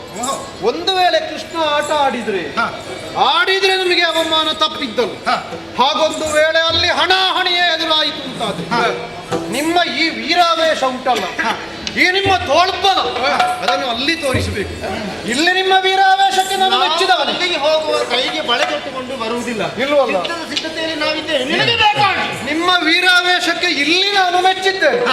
ಆದ್ರೆ ಅದಕ್ಕೆ ಅವಕಾಶ, ಅದಕ್ಕೆ ವೇದಿಕೆ ಇದಲ್ಲ. ಬೇಡ, ನಾವು ಅಲ್ಲಿಗೆ ದಿಬ್ಬಣಿಗರಾಗಿ ಹೋಗೋಣ. ಎಲ್ಲರೂ ಸೇರಿದ್ರೆ ಯಾವ ಸಮಸ್ಯೆಯೂ ಇಲ್ಲ. ಒಂದು ವೇಳೆ ಕೃಷ್ಣ ಆಟ ಆಡುತ್ತಾನೆ, ತನ್ನದಾದಂತಹ ಏನೆಲ್ಲ ಮತ್ಸರ ಬುದ್ಧಿಯನ್ನು ತೋರಿಸ್ತಾನೆ ಅಂತ ಆದ್ರೆ ಅದಕ್ಕೆ ತಕ್ಕುದಾದಂತಹ ಮದ್ದನ್ನರಿಯಲೇಬೇಕು. ಮಿತ್ರನಾದಂತಹ ಮಾಗದನಿದ್ದಾನೆ, ಅವನಿಗೆ ಪತ್ರವನ್ನು ಕಳಿಸುತ್ತೇನೆ, ದಿಬ್ಬಣವನ್ನು ಸೇರಿಕೊಳ್ಳುವಂತೆ ಕೋರಿಕೊಳ್ಳುತ್ತೇನೆ. ನಾವು ದಿಬ್ಬಣಿಗರು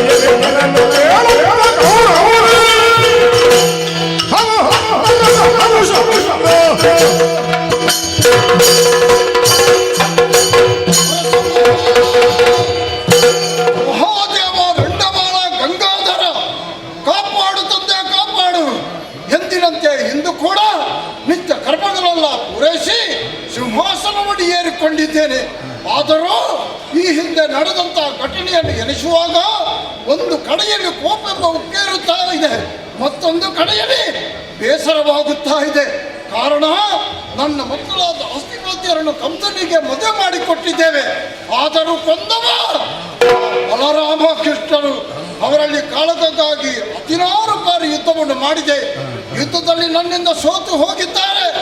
ಈಗ ವರ್ತಮಾನವನ್ನು ಕೇಳಿದ್ದೇನೆ, ಸರದಿಯ ಮಧ್ಯದಲ್ಲಿ ಮನೆಯನ್ನು ಮಾಡಿ ಕೂತುಕೊಂಡಿದ್ದಾರಂತೆ. ಆದರೂ ಆ ವಿಚಾರ ಬಿಟ್ಟು ಬಿಡಿ. ಹಾಗಾದರೆ ಸಿಂಹಾಸನವನ್ನು ಏರಿದ ಕ್ಷಣವೇ ಒಬ್ಬ ಒಂದು ಓಣಿಯನ್ನು ಕೊಟ್ಟು ಹೋದ. ಅದನ್ನು ವಿತರಿಸಿ ನೋಡಿದೆ, ಕೌರವೇಶ್ವರನ ಓಲೆಯನ್ನು ಕಂಡಾಕ್ಷಣವೇ ಆದಷ್ಟು ಬೇಗ ಹಸ್ತಿನಾಧಿಪತಿಯನ್ನು ಕೊಲ್ಲೇಬೇಕೆಂದು ಹೇಳಿದರು. ಅದಕ್ಕಾಗಿ ಕಾಲ ವಿಳಂಬ ಸಲ್ಲದು, ತೆರಳುತ್ತೇನೆ.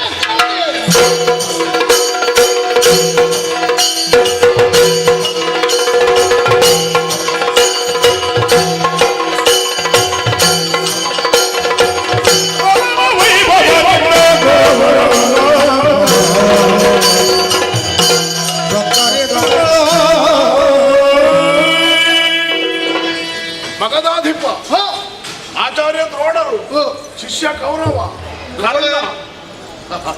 ನನ್ನ ಓಲೆಯನ್ನು ಮಂದಿಸಿ ಬಂದ ನಿಮ್ಮ ಸಮಸ್ತರನ್ನು ಕಂಡು ಮಹದಾನಂದವಾಯಿತು. ದಾರಿ ಕ್ಷೇಮವಾಗಿತ್ತೆ? ಕ್ಷೇಮವಾಗಿ ತಲುಪಿದ ಗುರುವರೇ. ಆಯಾಸ ಪರಿಹಾರಕ್ಕಾಗಿ ಸಕಲ ವ್ಯವಸ್ಥೆಯನ್ನು ಮಾಡಿದ್ದೇವೆ. ಹೀಗೆ ಬನ್ನಿ ಬಿಡದಿಗೆ.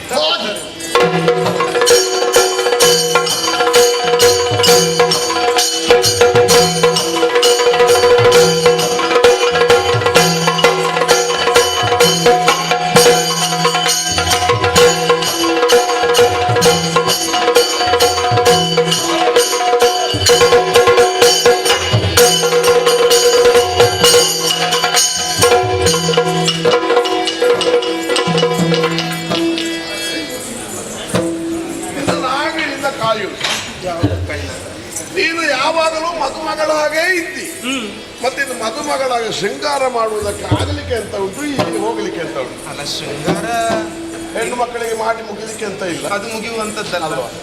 ನಿನ್ನನ್ನು ಮದುವೆ ಆಗುವುದಕ್ಕಾಗಿ ಹಸ್ತಿನಾವತಿ ಅಧಿಪತಿಯಾದ ಕೌರವ ಬಂದಿದ್ದಾನೆ, ದಿಬ್ಬಣ ಬಂದಿದೆ.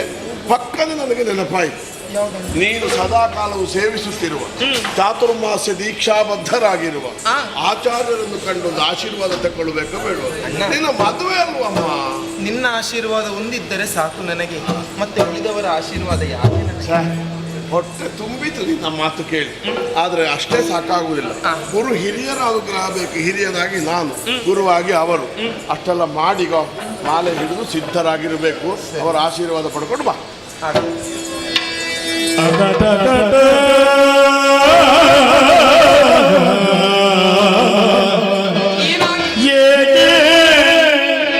ಹುಟ್ಟಿದನೋ ಜನ್ಮದಿ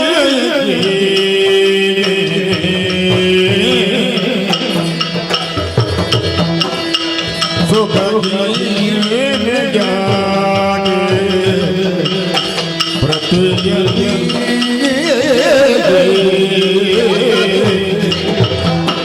ಸಕಲ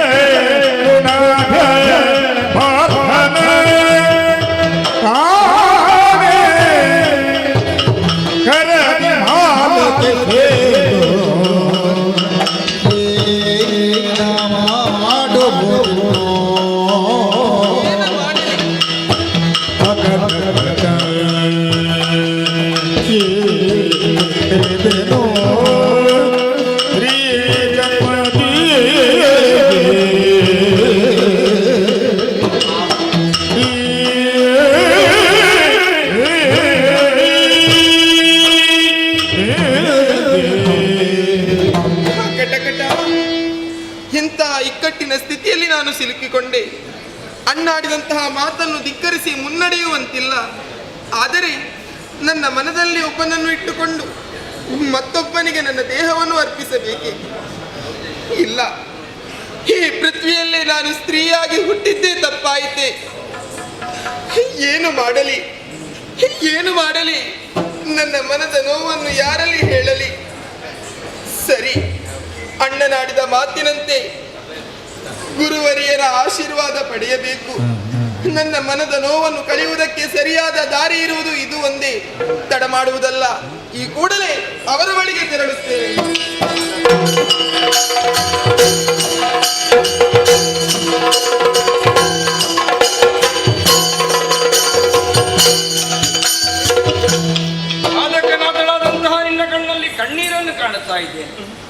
ದುಃಖ, ಏನು ತಳಮಳ, ಉಸಿರಬಾರದು ನನ್ನಲ್ಲಿ. ಅಯ್ಯ, ನನ್ನ ಮನದ ನೋವನ್ನು ಏನೆಂದು ಹೇಳಲಿ? ಸೌಜನ್ಯ, ಸೌಮಿಪ್ಯ, ಸೌಮನಸ್ಸುಗಳನ್ನೇ ಒಂದು ಮಾಡಿಕೊಂಡು ಅದನ್ನೇ ಸಂಸಾರವನ್ನಾಗಿಸಿ ಅದರಿಂದ ಉನ್ನತವಾದಂತಹ ಸಂಸ್ಕಾರವನ್ನು ಪಡೆದು ಬೆಳೆದವಳು ನಾನು. ಆದರೆ ಈ ಹಿಂದೆ ನೀವಾಡಿದಂತಹ ಮಾತು ನಿಮಗಿದು ನೆನಪಿದೆಯೋ ಇಲ್ಲವೋ ಎನ್ನುವ ಹಾಗೆ ನಾನು ತಿಳಿದಿಲ್ಲ. ಆದರೆ ನಿಮ್ಮ ಮಾತಿನಂತೆ ಇಂದು ನಡೆಯಲಿಲ್ಲವಲ್ಲ ಸ್ವಾಮಿ. ಏನಾಯಿತು? 3 ಲೋಕದ ಗಂಡನಾದ ಪಾರ್ಥನು ನನ್ನ ಕೈ ಹಿಡಿಯುತ್ತಾನೆನ್ನುವ ಹಾಗೆ ನೀವು ಆಡಿದ್ದೀರಿ. ನೀವು ಮಾತ್ರವಲ್ಲ, ಈ ಹಿಂದೆ ಬಂದಂತಹ ನಾರದರು ನುಡಿದಂತಹ ಮಾತು ಇದು. ಆದರೆ ನಿಮ್ಮಿಬ್ಬರ ಮಾತು ಈ ಹೊತ್ತಿಗೆ ಸುಳ್ಳಾಗಿ ಹೋಯಿತಲ್ಲ. ನನ್ನ ಅಣ್ಣನಾದಂತಹ ಬಲಭದ್ರನು ಕೌರವನು ದಿಬ್ಬಣ ಸಮೇತನಾಗಿ ನಮ್ಮ ಪುರವನ್ನು ಆಗಮಿಸಬೇಕು ಎನ್ನುವ ಹಾಗೆ ಹೇಳಿದ್ದಾನೆ. ನನ್ನ ಮದುವೆಯನ್ನು ನಿಶ್ಚಯಿಸಿದ್ದಾನೆ. ನಾನು ಏನು ಮಾಡಲಿ ಸ್ವಾಮಿ? ಕೆಲಸನ್ನು ಅವನಿಗೆ ಕೊಟ್ಟ ಬಳಿಕ ಅದರಿಂದ ಹಿಂದೆ ಬರುವುದು ಹೇಗೆ ಎನ್ನುವಂತಹ ದುಃಖದಿಂದ ನನ್ನ ಪಾದ ಕಣಾತಳಾಗಿದೆ. ನನ್ನ ಪಾದ ಕಡ್ಡ ಬಿದ್ದು ಏನು ಪ್ರಯೋಜನ ಹೇಳು? ಲೋಕ ಮೆಚ್ಚಿದಂತಹ ಪ್ರಮದೆ ಇಲ್ಲಿದ್ದಾಳಲ್ಲ, ಆ ಲೋಕ ಮಾತೆಯನ್ನು ಹೃದಯದಲ್ಲಿ ಧ್ಯಾನಿಸಿ ಕಣ್ತೆರೆದು ನೋಡು, ನಿಜದ ಯಥಾರ್ಥ ದರ್ಶನ ನಿನಗಾಗುತ್ತದೆ. ಆಗಲಿಸಲು ಕಣ್ಮುಚ್ಚಿ ಆತನನ್ನೇ ಧ್ಯಾನಿಸ್ತೇವೆ.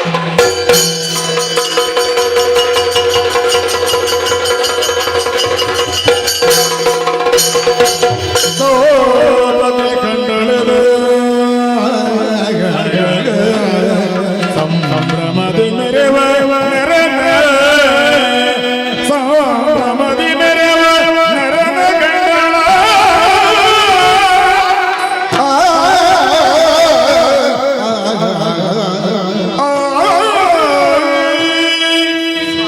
ಸುಭದ್ರ ಹೆಣ್ಣಾದವಳು ಮನಸ್ಸಿನಲ್ಲಿ ಅದೆಷ್ಟೋ ಆಸೆ ಆಕಾಂಕ್ಷೆಯನ್ನು ಇಟ್ಟುಕೊಂಡು ಬೆಳೆಯುವವಳು. ಹುಟ್ಟುವಂತಹ ವೇಳೆಯಲ್ಲಿ ಒಬ್ಬರ ಸ್ವಾಧೀನದಲ್ಲಿ ಇದ್ದುಕೊಂಡಲ್ಲಿ ಮದುವೆಯಾಗಿ ಮುಂದುವರೆದಂತಹ ಸಂದರ್ಭದಲ್ಲಿ ತನ್ನ ಜೀವನದ ಉದ್ದಕ್ಕೂ ಉನ್ನತವಾದಂತಹ ಸ್ಥಾನಕ್ಕೇರಬೇಕೆನ್ನುವಂತಹ ಅಭಿಲಾಷೆಯನ್ನು ಇಟ್ಟುಕೊಳ್ಳುವವಳು ಹೆಣ್ಣು. ಹೆಣ್ಣಿನ ಜೀವನವನ್ನು ಹರಿಯುವಂತಹ ನದಿಗೆ ಹೋಲಿಸುತ್ತಾರೆ. ಆ ನದಿಯು ಹರಿಯುವಂತಹ ವೇಳೆಯಲ್ಲಿ ಉನ್ನತವಾದಂತಹ ಸ್ಥಾನವನ್ನು ಸೇರಬೇಕೆನ್ನುವ ಹಾಗೆ ಹೆಣ್ಣಿನ ಮನಸ್ಸು ಹೇಳುತ್ತದೆ. ಯಥಾ ಪ್ರಕಾರವಾಗಿ ನಿಮ್ಮನ್ನು ವರಿಸಬೇಕೆನ್ನುವಂತಹ ಮನ ನನ್ನಲ್ಲಿತ್ತು. ಈ ಹೊತ್ತಿಗೆ ನೀವಾಡಿದ ಮಾತಿನಂತೆ ನಾನು ಮಾಡಿದೆ. ನಿಮ್ಮನ್ನು ಕಂಡು ಬಹಳ ಸಂತೋಷವಾಯಿತು. ಸುಭದ್ರ, ನನಗೂ ಅರ್ಥ ಆಗ್ತದೆ ನಿನ್ನ ಭಾವ ಏನು ಎಂಬ ಹಾಗೆ. ಈ ತನಕ ನಿನ್ನಲ್ಲಿ ಒಂದು ಅಭದ್ರ ಭಾವ ಕಾಡ್ತಾ ಇತ್ತು. ಈಗ ನನ್ನನ್ನು ನೋಡಿದ ಕ್ಷಣವೇ ಸುಭದ್ರತೆಯ ಭಾವ ಮೂಡಿತೋ ಇಲ್ವೋ? ಹಾಗಾದ್ರೆ ನಿನ್ನ ಹೆಸರಿಗೆ ಅನ್ವರ್ಥವಾಗಿ ನಿನ್ನ ಜೀವನವು ಕಟ್ಟಲ್ಪಡ್ತದೆ ಎನ್ನುವುದರಲ್ಲಿ ಯಾವುದೇ ಸಂಶಯ ಇಲ್ಲ. ಹಾಗಿದ್ರೆ ಈಗ ಆಗಬೇಕಾದಂತಹ ಕಾರ್ಯ ಏನು ಹೇಳು? ಯಾವುದು? ನಿನ್ನ ಅಭಿಲಾಷೆ ಏನು ಹೇಳು? ನಿಮ್ಮನ್ನು ವರಿಸು. ಹೌದಾ? ಅಭಿಲಾಷೆ ಹೌದು, ಈಡೇರ್ತದೋ ಇಲ್ಲೋ ಎನ್ನುವಂತಹ ಸಂಶಯ. ಮತ್ತೆ ಯಾಕೆ? ನಿನ್ನ ಅಣ್ಣ ಈಗಾಗಲೇ ವಿಶೇಷವಾದಂತಹ ಸಿದ್ಧತೆಯಲ್ಲಿ ತೊಡಗಿಕೊಂಡಿದ್ದಾರೆ. ಇಲ್ಲಿ ಮದುವೆ ನಡೀಲಿಕ್ಕೆ ಆಗ್ತದೆ? ಇಲ್ಲಿ ನಡೀಲಿಕ್ಕೆ ಸಾಧ್ಯ ಇಲ್ಲ. ಹಾಗಾಗಿ ಮೊದಲು ನಾವು ಇಲ್ಲಿಂದ ತಪ್ಪು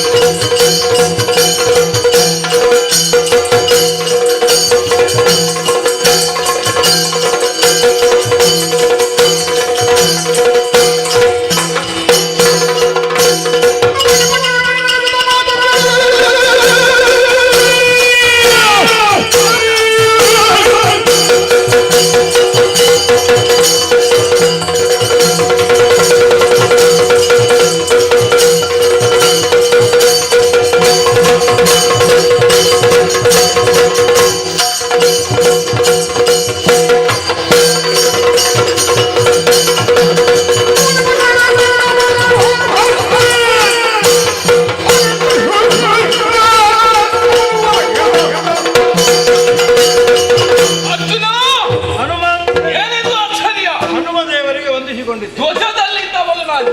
ಒಮ್ಮೆಂದೊಮ್ಮೆಲೆ ನಿನ್ನ ಸ್ವರವನ್ನು ಕೇಳಿದ ಕ್ಷಣವೇ ಇಳಿದುಕೊಂಡು ಬಂದವನಿದ್ದೇನೆ. ಏನೋ ನಿನ್ನ ಮುಖವನ್ನು ನೋಡಿದಂತಾದರೆ ಏನೋ ಒಂದು ಬೇಸರದಲ್ಲಿದ್ದೀಯಾ? ನಿನ್ನ ಮನದಲ್ಲಿ ಏನೋ ಒಂದು ಚಿಂತೆ ಕಾಡುತ್ತಾ ಇದೆ. ಏನಾಯಿತು?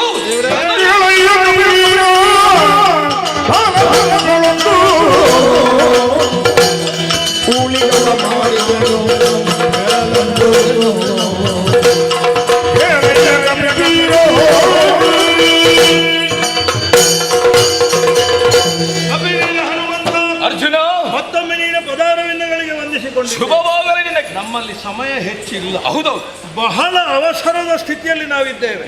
ಏನು ಮಾಡೋಣ ಹೇಳಿ? ಏನಾಯ್ತು? ಒಂದು ಸಣ್ಣ ಅಪರಾಧ, ಅದಲ್ಲ, ಒಂದು ರೀತಿಯಾದಂತಹ ಅವಸರದ ತಪ್ಪು ನಡೆದು ಹೋಗಿದೆ. ಓಹೋ, ನನ್ನನ್ನೇ ಸೇರಬೇಕು ಎನ್ನುವಂತ ಉದ್ದೇಶದಿಂದ ಸುಭದ್ರೆ ಕೃಷ್ಣನ ಸಹೋದರಿ ಆಹಾ, ಒಂದು ರೀತಿಯಾದಂತಹ ಭಾವದಲ್ಲೇ ಇದ್ರು. ಈಗ ಎಲ್ಲ ಸಂದರ್ಭ ಕೂಡಿ ಬಂದಿದೆ. ಆದ್ರೆ ಬಲರಾಮ ಇವರ ಹಿಡಿಯಣ್ಣ ಕೌರವನಿಗೆ ಕೊಟ್ಟು ಮದುವೆ ಮಾಡಬೇಕೆನ್ನುವ ಹಾಗೆ ಸಕಲ ಸಿದ್ಧತೆಯಲ್ಲಿ ತೊಡಗಿದ್ದಾರೆ. ಹಾಗಾಗಿ ದಿಬ್ಬಣ ಸಮೇತ ಬಂದಿದ್ದಾರೆ. ಹಾಗಾಗಿ ಈ ಹೊತ್ತಿಗೆ ಇಲ್ಲಿಯೇ ನಿಂತು ನಮ್ಮ ವಿವಾಹ ನಡೆಯುವುದಕ್ಕೆ ಸಾಧ್ಯ ಇಲ್ಲ. ಮತ್ತೆ ಅದಕ್ಕೆ ನಿನ್ನ ಸಹಾಯ ಬೇಕಾಗಿದೆ. ಏನು ಸಹಾಯ? ಈಗಲೇ ನಮ್ಮೀರುವರನ್ನು ಈ ಸ್ಥಳದಿಂದ ತಪ್ಪಿಸಿ ಬೇರೆ ಕಡೆಗೆ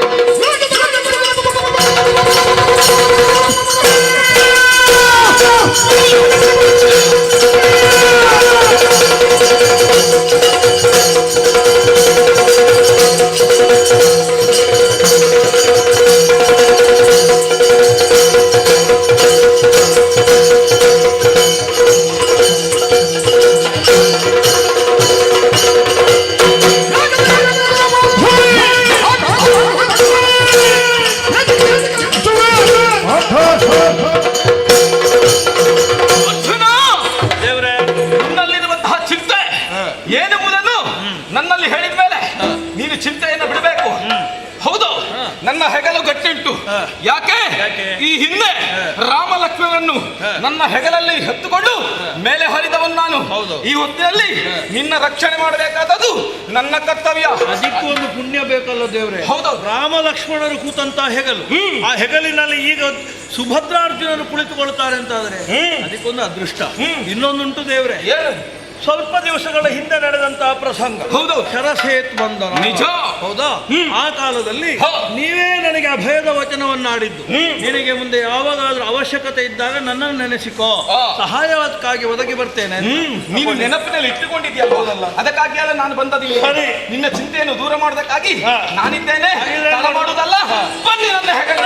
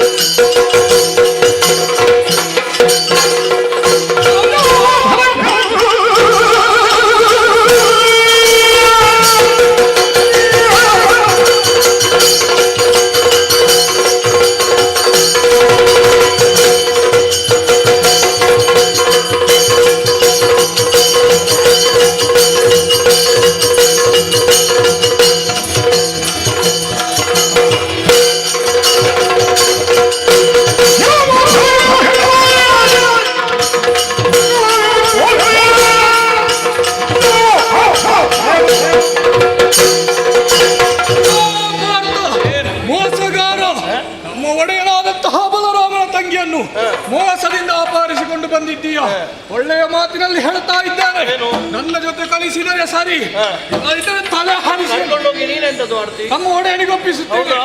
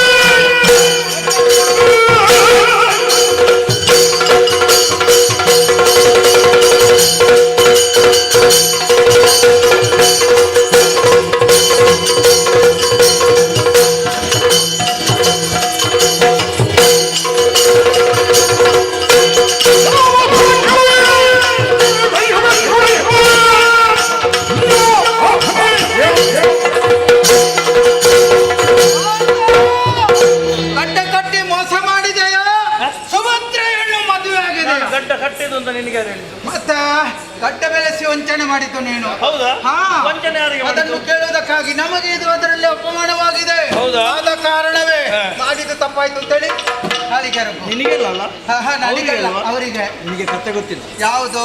ಅದ್ರ ಮೂಲ ಕತೆ ಹೇಳ್ತೇನೆ. ಏನು ಕತೆ? ಹೀಗೆ ಮಾಡಬೇಕು ಅಂತ ಹೇಳಿದ್ದೆ ಯಾರು ಗೊತ್ತುಂಟ? ಯಾರು? ಬಾಲಕೃಷ್ಣ. ಹೌದಾ? ಹೌದು. ಅವನ ಹೀಗೆ ಬಿಡ್ತೀಯಾ? ಅವನ ಕೆಲಸವ? ಹೌದೌದು. ಹೌದಾ? ನಿನ್ನದೇ ಬಿಡುವುದಿಲ್ಲ ಬಿಡುವುದಿಲ್ಲ ಬಿಡುವುದಿಲ್ಲ.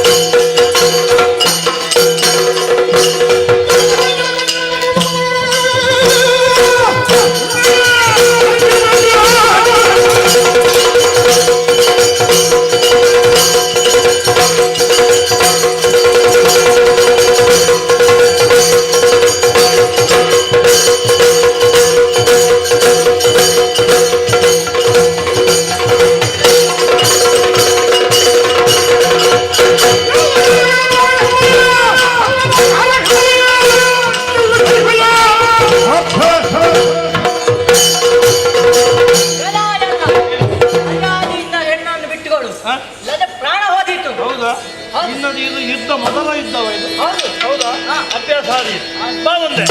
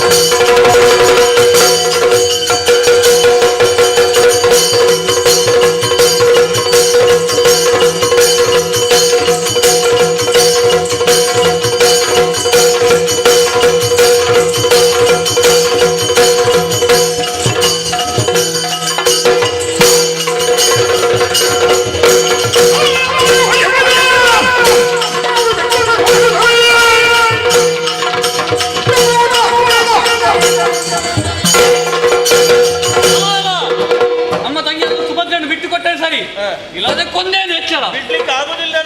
ಕರೆದುಕೊಂಡು ಹೋಗುದು ಈಗ? ಅಲ್ಲ ನಾವು ನಾವು ಕರೆದುಕೊಂಡು ಹೋಗುತ್ತೇವೆ. ಹೌದಾ? ಹಾ. ನಿನ್ನನ್ನೇ ಓಡಿಸ್ತೇನೆ. ಬಾ ನಾವು.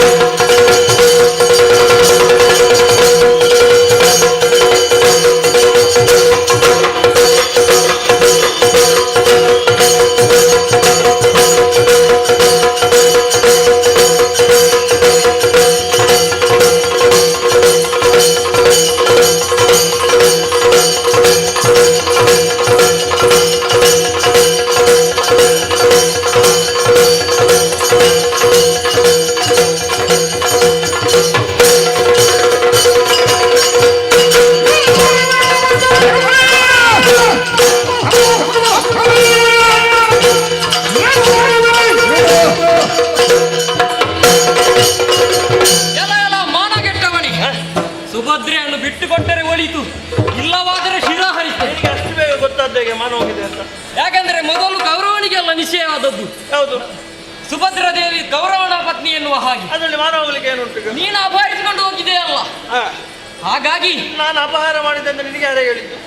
ನನ್ನ ಒಡೆಯರಾದಂತಹ ಕೌರವ. ನಾನು ಅವಳನ್ನ ರಥದಲ್ಲಿ ಅಥವಾ ಹನುಮನ ಹೆಗಲಿನ ಮೇಲೆ ಕುಳಿಸುವ ಪೂರ್ವದಲ್ಲೇ ಶಂಖಧ್ವಾನ ಮಾಡಿದ್ದೇನೆ.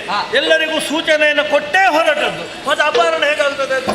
ನೀನು ಕರೆದುಕೊಂಡು ಹೋದದ್ದು ಮದುವೆ ಆಗ್ಲಿಕ್ಕೆ. ಹೌದು. ಹಾಗಾಗಿ ನಾನು ಅದನ್ನು ತಡೆಯುವುದಕ್ಕೆ ಬಂದಿದ್ದೆ. ಹೌದಾ? ನೀನು ಮದುವೆಗೆ ಬಾ, ಊಟ ಮಾಡಿ ಹೋಗು. ಆಗ್ಲಿಕ್ಕಿಲ್ವ? ನಮ್ಮ ಒಡೆಯನ ಮದುವೆಗೆ ನಾನು ಖಂಡಿತ ಬರುತ್ತೇನೆ.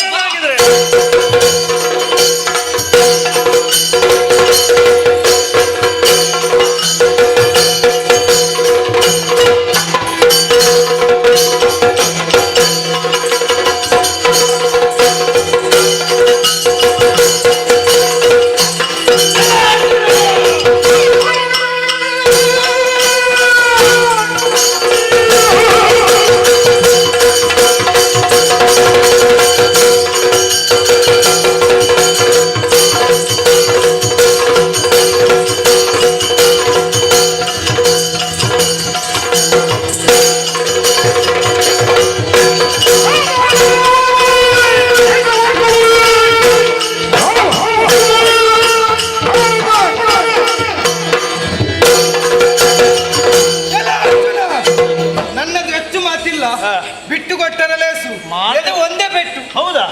ಒಂದು ಪೆಟ್ಟು ಏನಾಗುತ್ತದೆ? ಸತ್ಯ ಹೋಗ್ತಿ. ಹೌದಾ? ಏನೇ ಆಗಲಿ ನನಗೆ ಒಂದು ಸಂತೋಷ. ಏನು? ಬಹುಶಃ ಬಲರಾಮನಿಗೆ ನಿಮ್ಮ ಮೇಲೆ ಆಗುದಿಲ್ಲ. ಯಾಕೆ? 4 ಪೆಟ್ಟು ಪಾರ್ಥನ ಕೈಯಲ್ಲಿ ತಿಂದು ಬರಲಿ ಅಂತ ನಿಮ್ಮನ್ನೆಲ್ಲ ಕಳಿಸಿದ್ದಾರೆ. ನೋಡುವ ಯಾರು ಪೆಟ್ಟು ಕೊಡ್ತಾರಂತ. ನೋಡೋಣಾಗಿದೆ.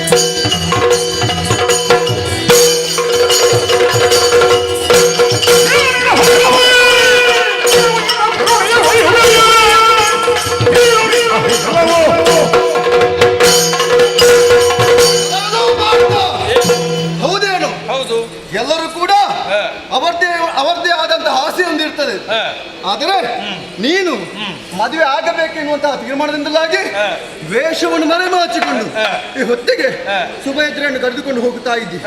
ಆಕ್ಷೇಪವಿಲ್ಲ. ಮರೆಮಾಚಿದ್ದಲ್ಲ, ಇದು ನಿಜ ವೇಷ. ಆಗ ಕರೆದುಕೊಂಡು ವೇಷ ಅಲ್ಲ, ನಿಜವೇ. ಈಗ ವೇಷ ನಿಜವೇ. ಆಗ ವೇಷವನ್ನು ಮರೆಮಾಚಿಕೊಂಡು ಬಂದದಲ್ಲ. ಹೌದೌದು. ಅದಕ್ಕೆ ಹೋಗಿ ಹೇಳ್ತಾ ಇದ್ದೇನೆ. ಈಗ ನಮ್ಮ ಕೌರವ ಸುಭದ್ರೆಯನ್ನು ಮದುವೆ ಆಗಬೇಕನ್ನುವ ಹಾಗೆ ತೀರ್ಮಾನಕ್ಕೆ ಬಂದವ. ಈಗ ನಿನ್ನಲ್ಲಿ ಒಂದು ಮಾತು. ಏನು? ಸುಭದ್ರೆಯನ್ನು ಬಿಟ್ಟು ಕೊಡುತ್ತೀಯೋ ಅಥವಾ ಒಂದು ಗತಿಯನ್ನು ಕಾಣಿಸಬೇಕು. ಈಗ ಎಲ್ಲರಿಗೂ ಅವ್ರದ್ದು ಆಸೆ ಇರ್ತದಲ್ವಾ? ಹೌದು. ಈಗ ನಿನ್ನ ಆಸೆ ಅಂತ ಅವರನ್ನು ಕರೆದುಕೊಂಡು ಹೋಗಬೇಕು. ಇಲ್ಲದೆ ಇದ್ರೆ ನಿಮಗೆ ಒಂದು ಕಥೆಯನ್ನು ಕಾಣಿಸ್ತೇನೆ. ನಾವೇನಾಗಿದ್ರೆ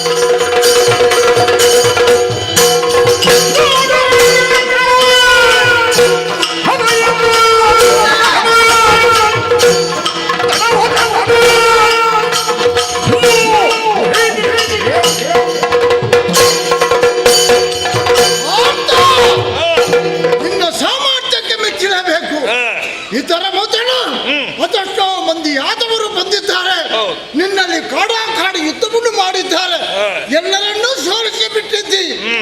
ಕೌರವನಿಗೆ ಸಿಕ್ಬೇಕಾದ ಹೆಣ್ಣನ್ನು ಮಾಯಾ ರೂಪದಿಂದ ನೀನು ಕೊಂಡೋಗಿದ್ದಂತೆ. ಹಾಗಾಗಿ ಹೇಳುತ್ತಾ ಇದ್ದೇನೆ, ನಾನು ಸನ್ಯಾಸಿಯ ರೂಪವನ್ನು ತಾಳಿ ಕೊಂಡೋಗಿದ್ಯಾ? ಈಗ ನಿನ್ನ ಕಣ್ಮುಂದೆ ನಿಂತವ ಸಾಮಾನ್ಯದವಳ ಮಗಧ ದೇಶದ ಮಾಗಧನಂತೆ ನಾನೇ.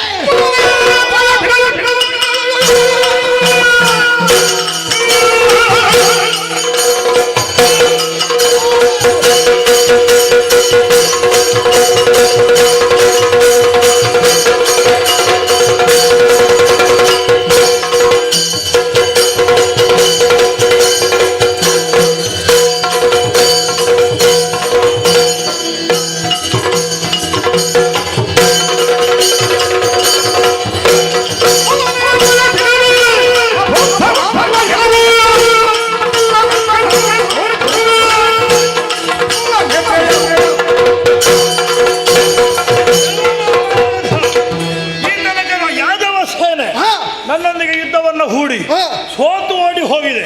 ದೊಡ್ಡ ವಿಷಯ ಅಲ್ಲ, ಎಲ್ಲ ಮನೆಯೊಳಗಿನ ವಿಚಾರ. ಅದು ನೀನು ಮನೆಯ ಒಳಗಿನ ಸದಸ್ಯ ಅಲ್ವಲ್ಲ, ಆಮಂತ್ರಿತನಾಗಿ ಬಂದವನು ಊಟ ಮಾಡಿ ಹೋಗ್ಬೇಕು. ಯಾರು ಮದುವೆ ಆದ್ರೆ ನಿನಗೆಂತದ್ದು? ಇರುವಂತ ಊಟವನ್ನು ಮಾಡಿ ಹೋದ್ರೆ ಬದುಕಿಸಿ ಉಳಿಸ್ತೇನೆ, ಇಲ್ಲ ಶಿರ ತೆಗಿ.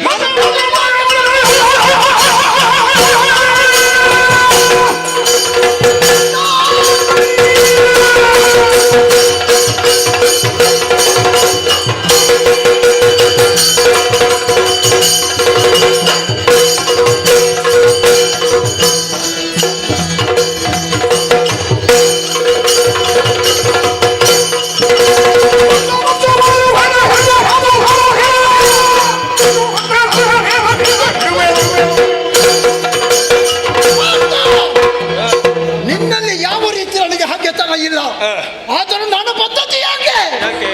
ನಿನ್ನನ್ನು ಸೋಲಿಸಿದರೆ ಆ ಕೃಷ್ಣ ಬರ್ತಾನೆ, ಬಲರಾಮ ಬರ್ತಾನೆ. ಆ ಉದ್ದೇಶದಿಂದಲೂ ಅವರಲ್ಲಿ ಹಾಗೆತನವನ್ನು ಇಟ್ಟುಕೊಂಡು ಇಲ್ಲಿವರೆಗೆ ಬಂದಿದ್ದೇನೆ. ನಿನ್ನಲ್ಲಿ ಮೊದಲಾಗಿ ನಿನ್ನನ್ನು ಸೋಲಿಸಿ 16 ಬಾರಿ ಆಗಲಿಲ್ಲ, 17ನೇ ಬಾರಿ ಆಗ್ತದೆ ಅಂತ ತಿಳ್ಕೊಂಡು ನೋಡ್ತೇನೆ ನಾನು.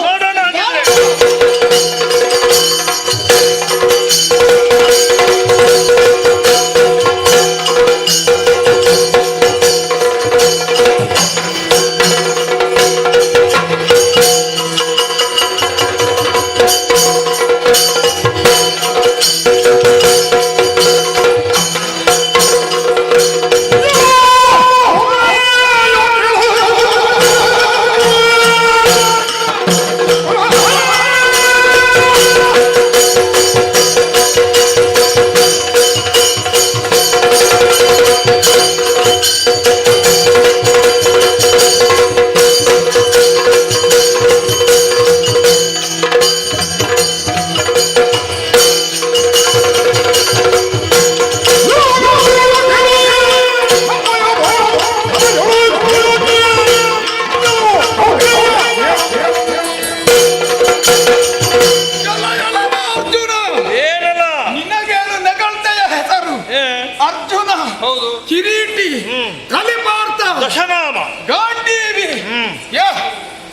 ಇಷ್ಟೆಲ್ಲನೆಗಳದ್ದೇ ಹೆಸರನ್ನು ಇಟ್ಟುಕೊಂಡು ಕೊನೆಯ ಕಾಲಕ್ಕೆ ಮಣ್ಣು ತಿನ್ನುವ ಕೆಲಸವನ್ನು ಮಾಡಿದೆಯಲ್ಲ.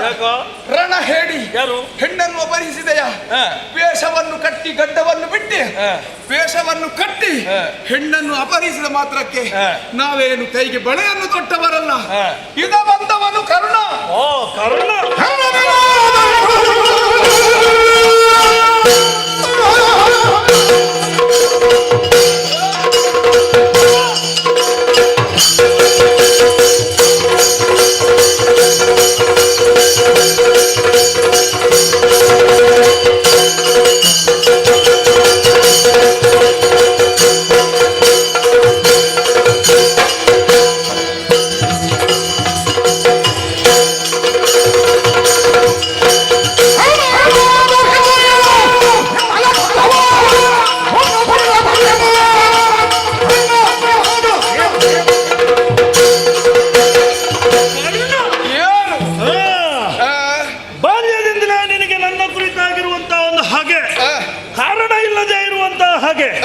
ಆವ ಪರಿಯಲ್ಲಿ ಪಾರ್ಥ ತೋರಿದನು, ಅದೇ ಪರಿಯಲ್ಲಿ ನಾನು ಮಾಡಿ ತೋರಿಸ್ತೇನೆ ಎನ್ನುವ ಹಾಗೆ ಮೈ ಮೇಲೆ ನೀನೇ ಹೇಳ್ಕೊಂಡಿರುವಂತಹ ಬಿಡ ಯಾವ ಛಲ ಅಂದಿನಿಂದ ತೊಡಗಿ ಇಂದಿನವರೆಗೆ ಯಾವುದಾದ್ರೂ ಒಂದು ಪ್ರಸಂಗ ಹೇಳು.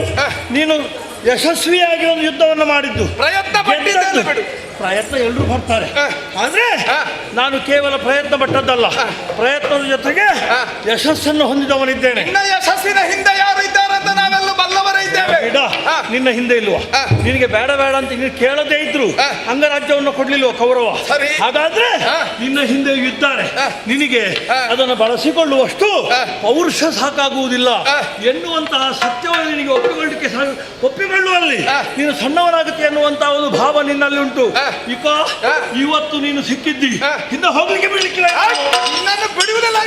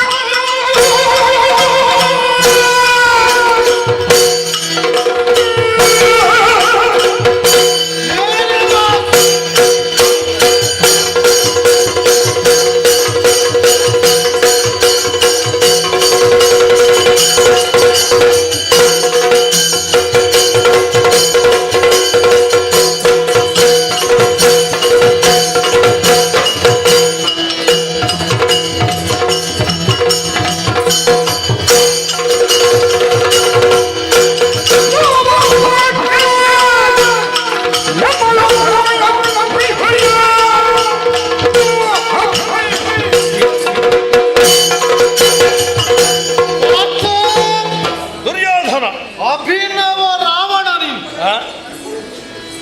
ಈ ಹೊತ್ತಿನಲ್ಲಿ ಎಲ್ಲರೂ ಹೇಳುವುದು ನಿನ್ನನ್ನು. ಜುಟ್ಟು ಕಟ್ಟಿಕೊಂಡು ಗಡ್ಡ ಬಿಟ್ಟುಕೊಂಡು ಆ ಸನ್ಯಾಸಿ ವೇಷವನ್ನು ಮಾಡಿದ ಕಪಟ ರಾವಣನಿಗೆ ಸರಿಯಾದ ದೃಷ್ಟಾಂತ ಈ ದ್ವಾಪರದಲ್ಲಿ ನೀನೆ. ಕೆಟ್ಟವನೇ, ಹೆಣ್ಣಿನ ಕಾರಣಕ್ಕಾಗಿ ಈ ಹೊತ್ತು ಈ ಕಾರ್ಯವನ್ನು ಮಾಡಿದೆ ಅಲ್ಲ, ಆ ಕಾರ್ಯಕ್ಕೆ ತಕ್ಕ ಶಿಕ್ಷೆ ಕೊಡುವುದಕ್ಕೆ ಬಂದವ ಕೌರವೇಶ್ವರ.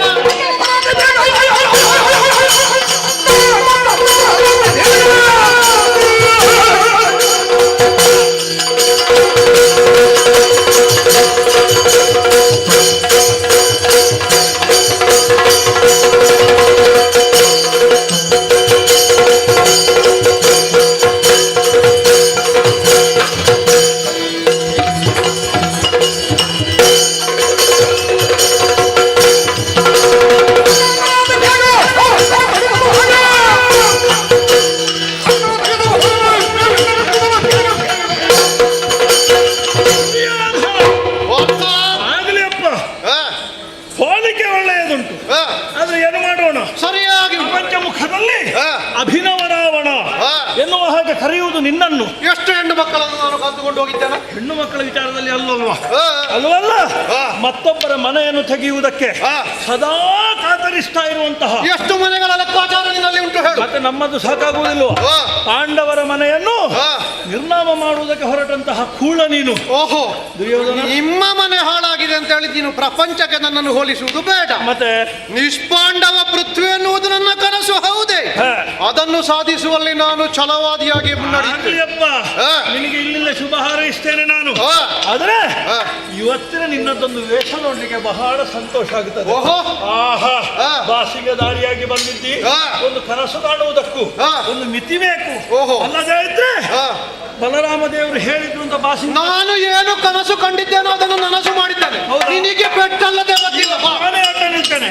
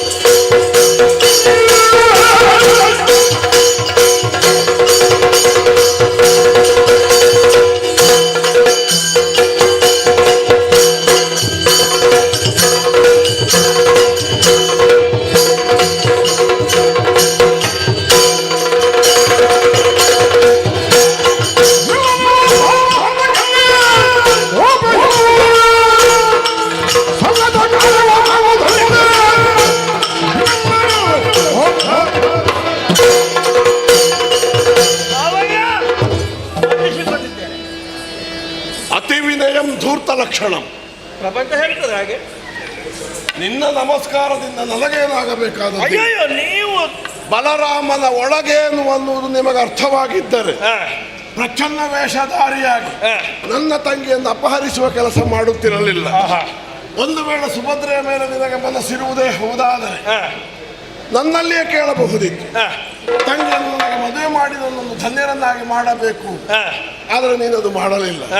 ಎರಡು ಅಪರಾಧಗಳಿಂದ ಬಲರಾಮನ ಮನಸ್ಸಿನ ನೋವಿಗೆ ನೀನು ಕಾರಣನಾಗಿದ್ದ. ಒಂದು ಋಷಿವೇಷವನ್ನು ಮಾಡಿ ಋಷಿಮುನಿಗಳಿಗೆ ಅಪಮಾನ ಮಾಡಿದ್ದು, ಮತ್ತೊಂದು ದ್ವಾರಕೆಯ ರಾಜಕುಮಾರಿಯನ್ನು ಅಪಹರಿಸಿದ್ದು. ಈ ಎರಡು ಅಪರಾಧಗಳಿಗೆ ಅರ್ಜುನ ನೀನು ಬಹಳ ದೊಡ್ಡ ಬೆಲೆ ತೆರಬೇಕಾಗುತ್ತದೆ. ಎಚ್ಚರ. ಇದು ಭಾವ ಹೇಳುದ ಅಲ್ಲ, ಬಲರಾಮ ಹೇಳುದು. ಭಾವ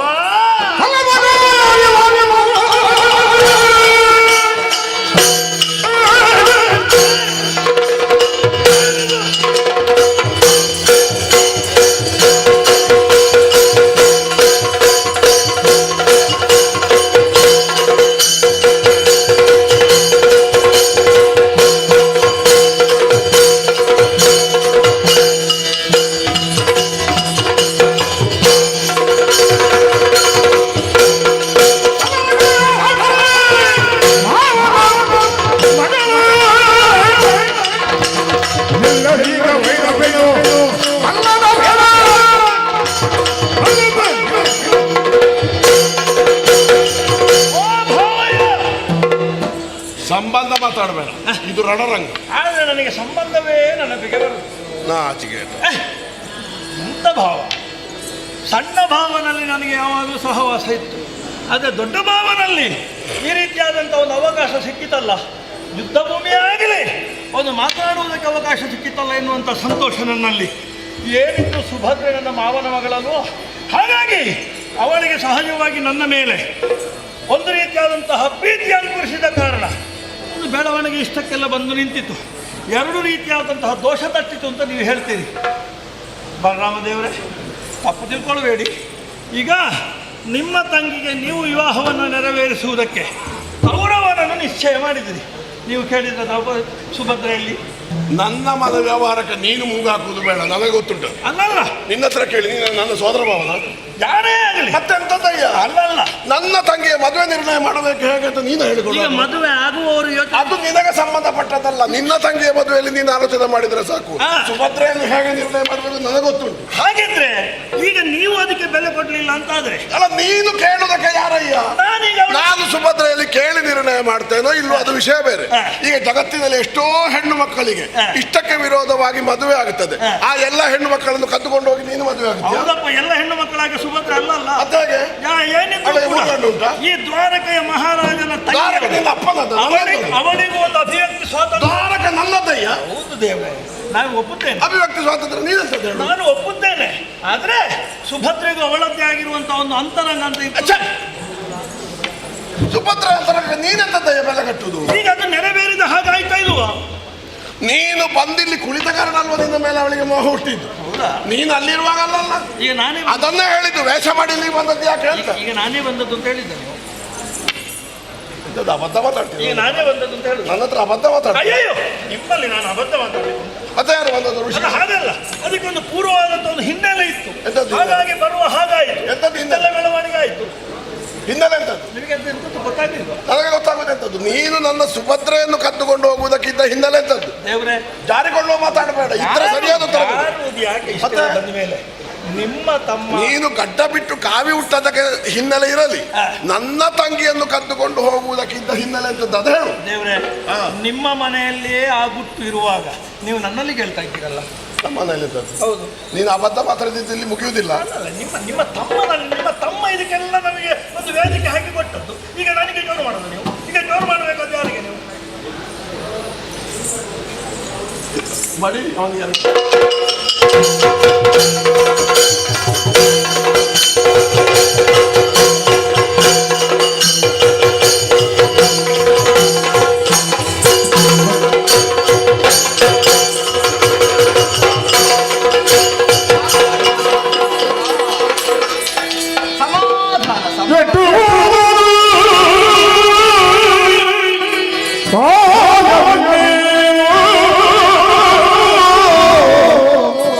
ಅಣ್ಣ ಅಣ್ಣ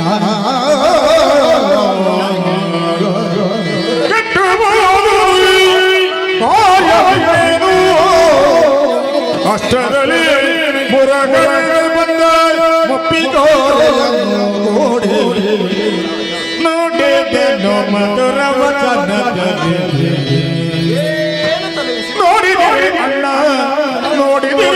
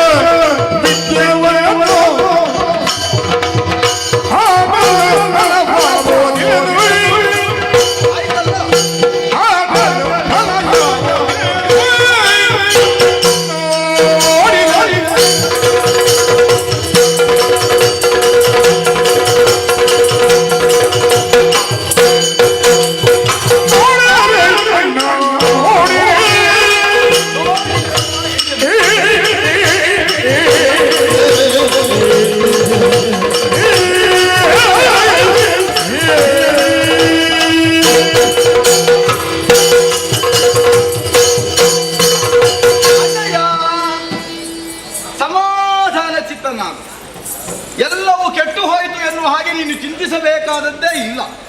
ನಾವಿಲ್ಲಿ ಗೆದ್ದಿದ್ದೇವೆ. ನಾನು ಮೊದಲೇ ಸೂಚಿಸಿದ್ದೇನೆ, ನಾನು ಹೊಣೆಗಾರನಲ್ಲ ಎನ್ನುವ ಹಾಗೆಂದು ಎಲ್ಲವನ್ನು ನಾನು ಗಮನಿಸಿದ್ದೇನೆ. ಗೆದ್ದಿದ್ದೇನೆ ಎನ್ನುವ ಹಾಗೆ ಅವನಿದ್ದಾನೆ. ನರ ಎಲ್ಲರನ್ನೂ ಗೆದ್ದಿದ್ದಾನೆ. ಎಲ್ಲಿ ಸೇರಬೇಕು ನಮ್ಮ ತಂಗಿ ಅಲ್ಲಿಗೆ ಸೇರಿದ್ದಾಳೆ ಎನ್ನುವಾಗ ನೀನು ಇನ್ನು ಯಾಕೆ ಚಿಂತಿಸುವುದು ಹೇಳು? ಹೋಗಲಿ ಬಿಡು. ಯಾವುದು?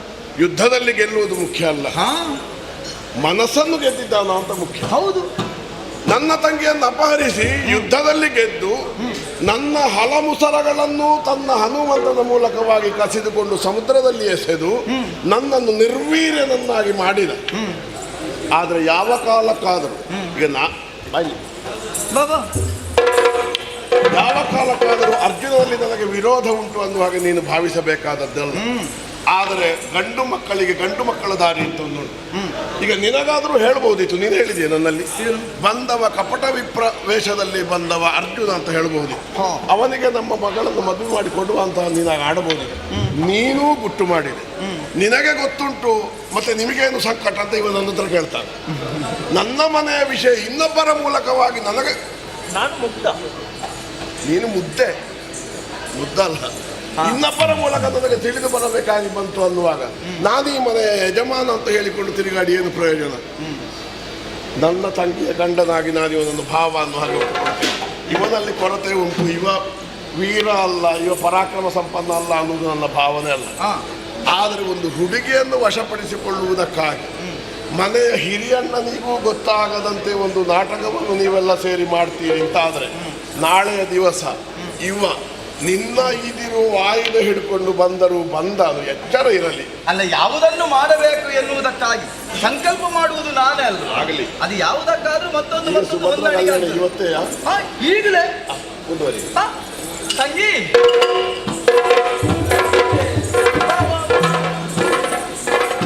ನೀನು ಏನು ಇನ್ನು ತಲೆ ತಗ್ಗಿಸಬೇಕಾದದ್ದಿಲ್ಲ. ಸುಭದ್ರಾ ಕಲ್ಯಾಣ ಈಗಲೇ. ಅಣ್ಣ ತಂಗಿಗೆ ನೀನು ಕೊಡು, ಭಾವನಿಗೆ ನಾನು ಕೊಡ್ತೇನೆ. ಮದುವೆ ಆಗುವುದಕ್ಕಿಂತ ಮೊದಲೇ ಭಾವ ಆಗಿದ್ದೀರಿ, ಸಂತೋಷ. ಹೌದೌದು, ಒಂದು ಮೊದಲನೇ ಸಂಬಂಧದಲ್ಲಿ ಭಾವ. ಹೌದಪ್ಪ, ನಿನಗೆ ಹೋದಲ್ಲೆಲ್ಲ ಸಂಬಂಧವೇ. ಆಗಲಿ ಆಗಲಿ ಆಗಲಿ, ಮದುವೆ ಮಾಡಿ. ಮದುವೆ ಮಾಡಿಸುವುದಂದ್ರೆ ಎಂತದ್ದು? ಅವನಿಂದ ಕೊಡ್ಲಿಕ್ಕೆ ಹಾಕುದು. ಅವಳಿಗೆ ಅಭ್ಯಾಸ ಇಲ್ಲ. ಅವನ ಹಾಗೆ ತುಂಬಾ ಮದುವೆ ಆಗಿ ಗೊತ್ತಿಲ್ಲ ಇವಳಿಗೆ. ಇದು ಮೊದಲ ಮದುವೆ. ಹಾಕಮ್ಮ.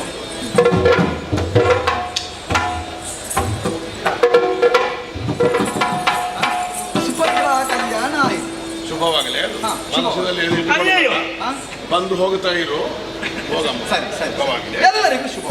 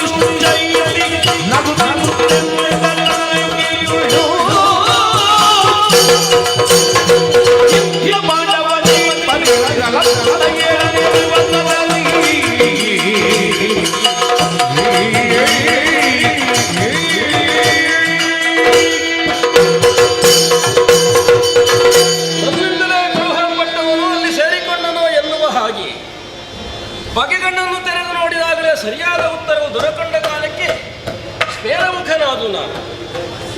ಉತ್ತರಾಧಿಪನಡುಗನಾದಂಥ ಗಯನು ನನಗೆ ಸಖನೇ ಇದ್ದಾಗ, ವರಸಕ ವರ್ತಮಾನ ಕಾಲದ ಶ್ರೇಷ್ಠ ಸಖನಾದಂಥ ಪಾರ್ಥನ ಮರೆ ಹೊಕ್ಕಿದ್ದಾನೆ ಎನ್ನುವಲ್ಲಿಗೆ ಯಾವುದಕ್ಕಾಗಿ ಬೀಜಾವಾಪನವನ್ನು ಮಾಡಿದೆನು ಅದನ್ನು ಬೆಳೆಸುವುದಕ್ಕೆ ಅನುಕೂಲಕರವಾದಂಥ ವೇದಿಕೆ ಸಿದ್ಧವಾಯಿತು.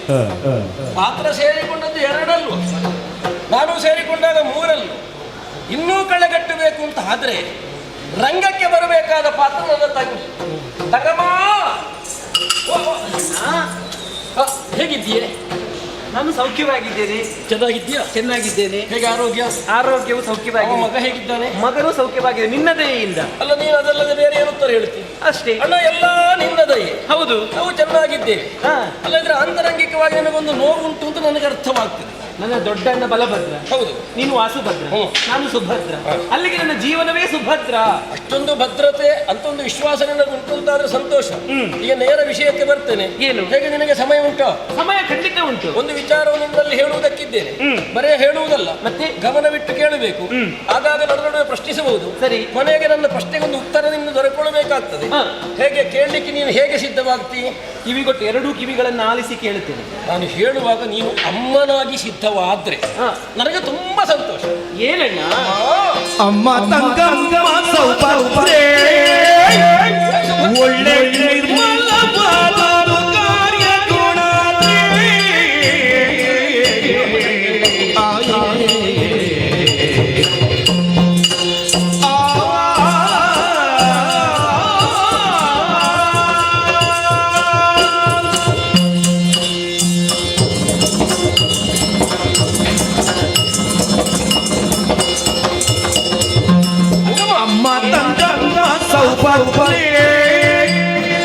ಒಳ್ಳೆ ನಿರ್ಮಲವಾದ ಕಾರ್ಯ ಗುಣ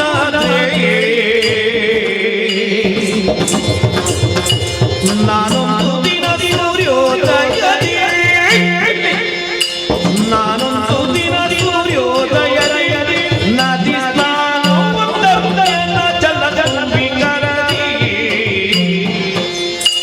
ಮೌನ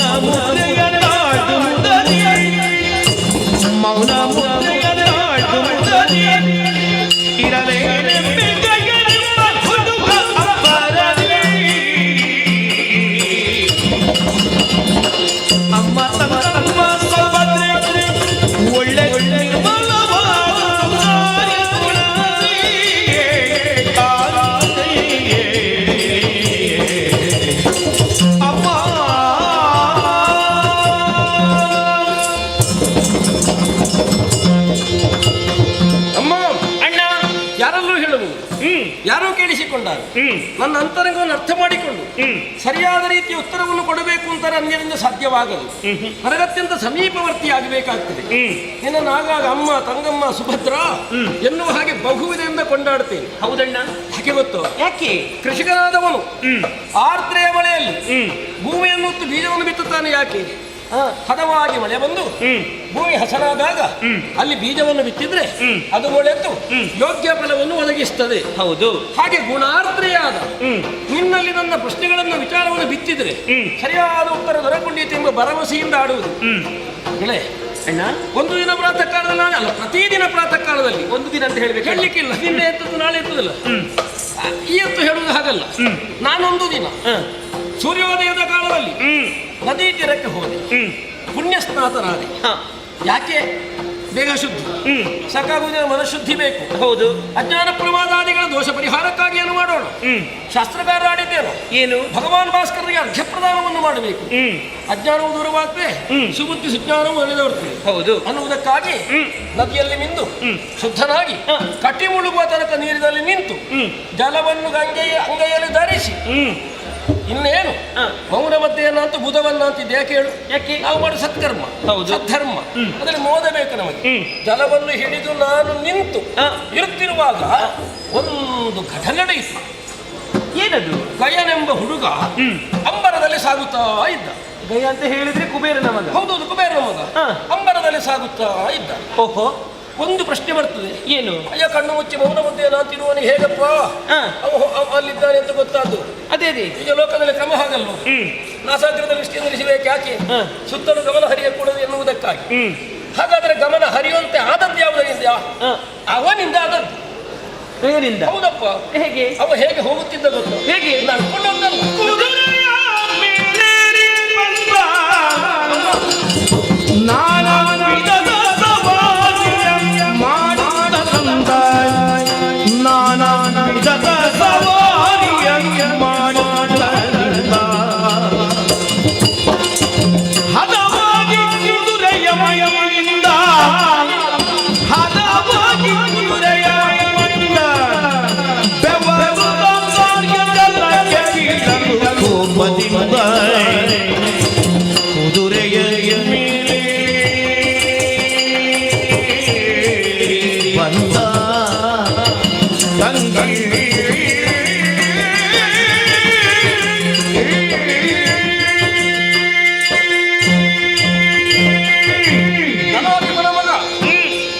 ಅಪ್ಪ ಶ್ರೀಮಂತ ಸ್ವೇಚ್ಛೆಯಿಂದ ಹೇಗೂ ಸಂಚರಿಸಿದರಾದೀತು ಎನ್ನುವ ಭಾವ ಅವನಿಗೆ ಬಲಿತುತೋ ಎನ್ನುವ ಹಾಗೆ ಒಂದು ಕುದುರೆಯನ್ನು ಹೇಳಿಕೊಂಡು ಸಂಚರಿಸುತ್ತಿದ್ದ. ಹೋಗ್ಲಿ, ಏನು ಅವನ ಇಷ್ಟ. ಇಚ್ಛಾ ಮಾತ್ರದಿಂದ ನಿರಾರಂಭವಾದಂತ ಅಂಬರ ಮಾರ್ಗದಲ್ಲಿ ಸಂಚರಿಸಬಲ್ಲವ, ಹೇಗೂ ಹೋಗಬಹುದು. ವಾಹನವನ್ನು ಏರಿದ, ಹೋಗುವನು ಸರಿಯಾಗಿ ಹೋಗುವುದಲ್ಲ. ಹೌದಪ್ಪ, ಈಗ ಕ್ರಮ ಹೇಗೆ ಹೇಳುವುದು? ನಮಗೆ ಇಂತಲ್ಲಿ ಇಷ್ಟು ಹೊತ್ತಿಗೆ ತಲುಪಬೇಕು ಅಂತ ಇರುವ ನಾವು ಅಡ್ಡಾದಿಡ್ಡಿಯಾಗಿ ಹೋಗ್ಲಿಕ್ಕುಂಟು? ಖಂಡಿತ ಇಲ್ಲ. ಲಕ್ಷ್ಯದತ್ತ ನೇರವಾಗಿ ಸಾಗುವುದು. ಅವನಿಗೆ ಲಕ್ಷ್ಯ ಇರಲಿಲ್ಲ, ಸಾಗುವಿಕೆ ಮಾತ್ರ ಮುಖ್ಯವಾಗಿತ್ತು ಅನ್ನುವುದು ಗೊತ್ತುವಾದದ್ದು. ಹೇಗೆ ಗೊತ್ತು? ಹೇಗೆ? ಕುದುರೆಯನ್ನು ಹೇಳಿದವ ನಾನಾ ವಿಧದ ಸವಾರಿಯನ್ನು ಮಾಡುತ್ತಾ ಅದರಿಂದ ಅಂದವನ್ನು ಹೆಚ್ಚಿಸಿಕೊಂಡ. ಬಹುಶಃ ಹೀಗಿರ್ಬೇಕು. ಹಾಗೆ ಶ್ರೀಮಂತರ ಮಕ್ಕಳೆಲ್ಲ ಹೀಗೆ ಅಡ್ಡಾದಿಡ್ಡಿಯಾಗಿ ಓಡಾಡುವುದು. ನಾವು ಏನು ಮಾಡಿ ನಡೆಯುತ್ತದೆ, ಹೇಳಿದ್ದನ್ನು ಕೇಳಲಿಕ್ಕಿಲ್ಲ ಅಂತ ಭಾವವೇ ಇರಬೇಕು. ಆದ್ರೆ ಒಂದು ಏನು ಅವನಿಗಿದ್ದೀತು, ಏರಿಕೊಂಡ ಕುದುರೆಗೆ ಆಯಾಸ ಆಗ್ತದೋ ಇಲ್ವೋ? ಕುದುರೆಗೆ ಆಯಾಸ ಆಗುತ್ತೆ. ಆಗ ನನಗೆ ಹೇಗೆ ಗೊತ್ತಾಯ್ತು ಹೇಳು? ಹೇಗೆ ಗೊತ್ತಾಯ್ತು? ಯೋಚನೆ ಮಾಡು. ದೇವಲೋಕ ನಮಗಿರುವಂತ ಅಂತರ ಬಹಳ ದೂರ. ಹೌದು. ನನ್ನ ಕಣ್ಣಿಗೆ ಕಾಣಿಸುವಷ್ಟು ದೂರದಲ್ಲಿ ಇದ್ದಾನೆ ಎಂಬ ಅರ್ಥ ಏನು ಗೊತ್ತು? ಈ ಭೂಲೋಕಕ್ಕೆ ಭೂಮಿಯ ಕಕ್ಷೆಯೊಳಗೆ ಬಂದಿದ್ದಾನೆ. ಹೌದು. ಈ ಕಕ್ಷೆಯೊಳಗೆ ಬಂದ ಪಾರಿಸಾರಿಕವಾದ ಪ್ರಜ್ಞೆ ಬೇಕೋ ಬೇಡ, ಇನ್ನೊಬ್ಬರಿಗೆ ತೊಂದರೆ ಆಗಿಕೊಡೋದು, ನಾವು ಸರಿಯಾಗಿರಬೇಕು ಎನ್ನುವ ಭಾವದಿಂದ ವರ್ತಿಸಬೇಕು. ಅವನ ವ್ಯಾಪ್ತಿಯಲ್ಲಿ ಹಾಗೆ ಮಾಡುತ್ತಿದ್ರೆ ತೊಂದರೆ ಇರಲಿಲ್ಲ. ಅವನ ವ್ಯಾಪ್ತಿ ಏನು ಬೇಕಿದ್ರು ಮಾಡಲಿ. ನಮ್ಮ ವ್ಯಾಪ್ತಿಯೊಳಗೆ ಬಂದವನ ಧರ್ಮ ತಪ್ಪಿದ, ಕುದುರೆ ಸವಾರಿ ಮಾಡಿದ, ಕುದುರೆ ಹದವಾಯಿತು, ಬೆವರಿತು. ಹದವಾಗಿ ಬೆವರಿತ್ತು, ಚೆನ್ನಾಗಿ ಹದ ಆಯ್ತು ಕುದುರೆ. ಹದವಾದ್ದರಿಂದ ಬೆವರಿತ್ತು. ಬೆವರು ಮೇಲೆ ಹೋಗ್ತದ? ಇಲ್ಲ. ಆಕರ್ಷಣಾ ಶಕ್ತಿ ಇರುವುದು ಕೆಳಗೆ, ಗುರುತ್ವಾಕರ್ಷಣೆ. ಬೆವರುವುದಕ್ಕ ಕೆಳಗೆ ಬಿತ್ತು. ಕೆಳಗೆ ಎಲ್ಲಿಯೂ ಬೀಳಲಿಲ್ಲ ಅಲ್ಲ, ಎಲ್ಲಿಗಾದ್ರೂ ಬೀಳಲೇಬೇಕು. ಎಲ್ಲಿಗಾದ್ರೂ ಬೀಳಬೇಕು. ಅದು ಎಲ್ಲಿಗೋ ಬೀಳಲಿ, ಮತ್ತೆ ಅವನ ಕಾಲ ಕೆಟ್ಟಿತು ಎನ್ನುವ ಹಾಗೆ ನಾನು ಭಗವಂತನಿಗೆ ಅರ್ಪಿಸಬೇಕಾದ ಅರ್ಘ್ಯ ಜಲಕ್ಕೆ ಬಂದು ಬಿತ್ತು.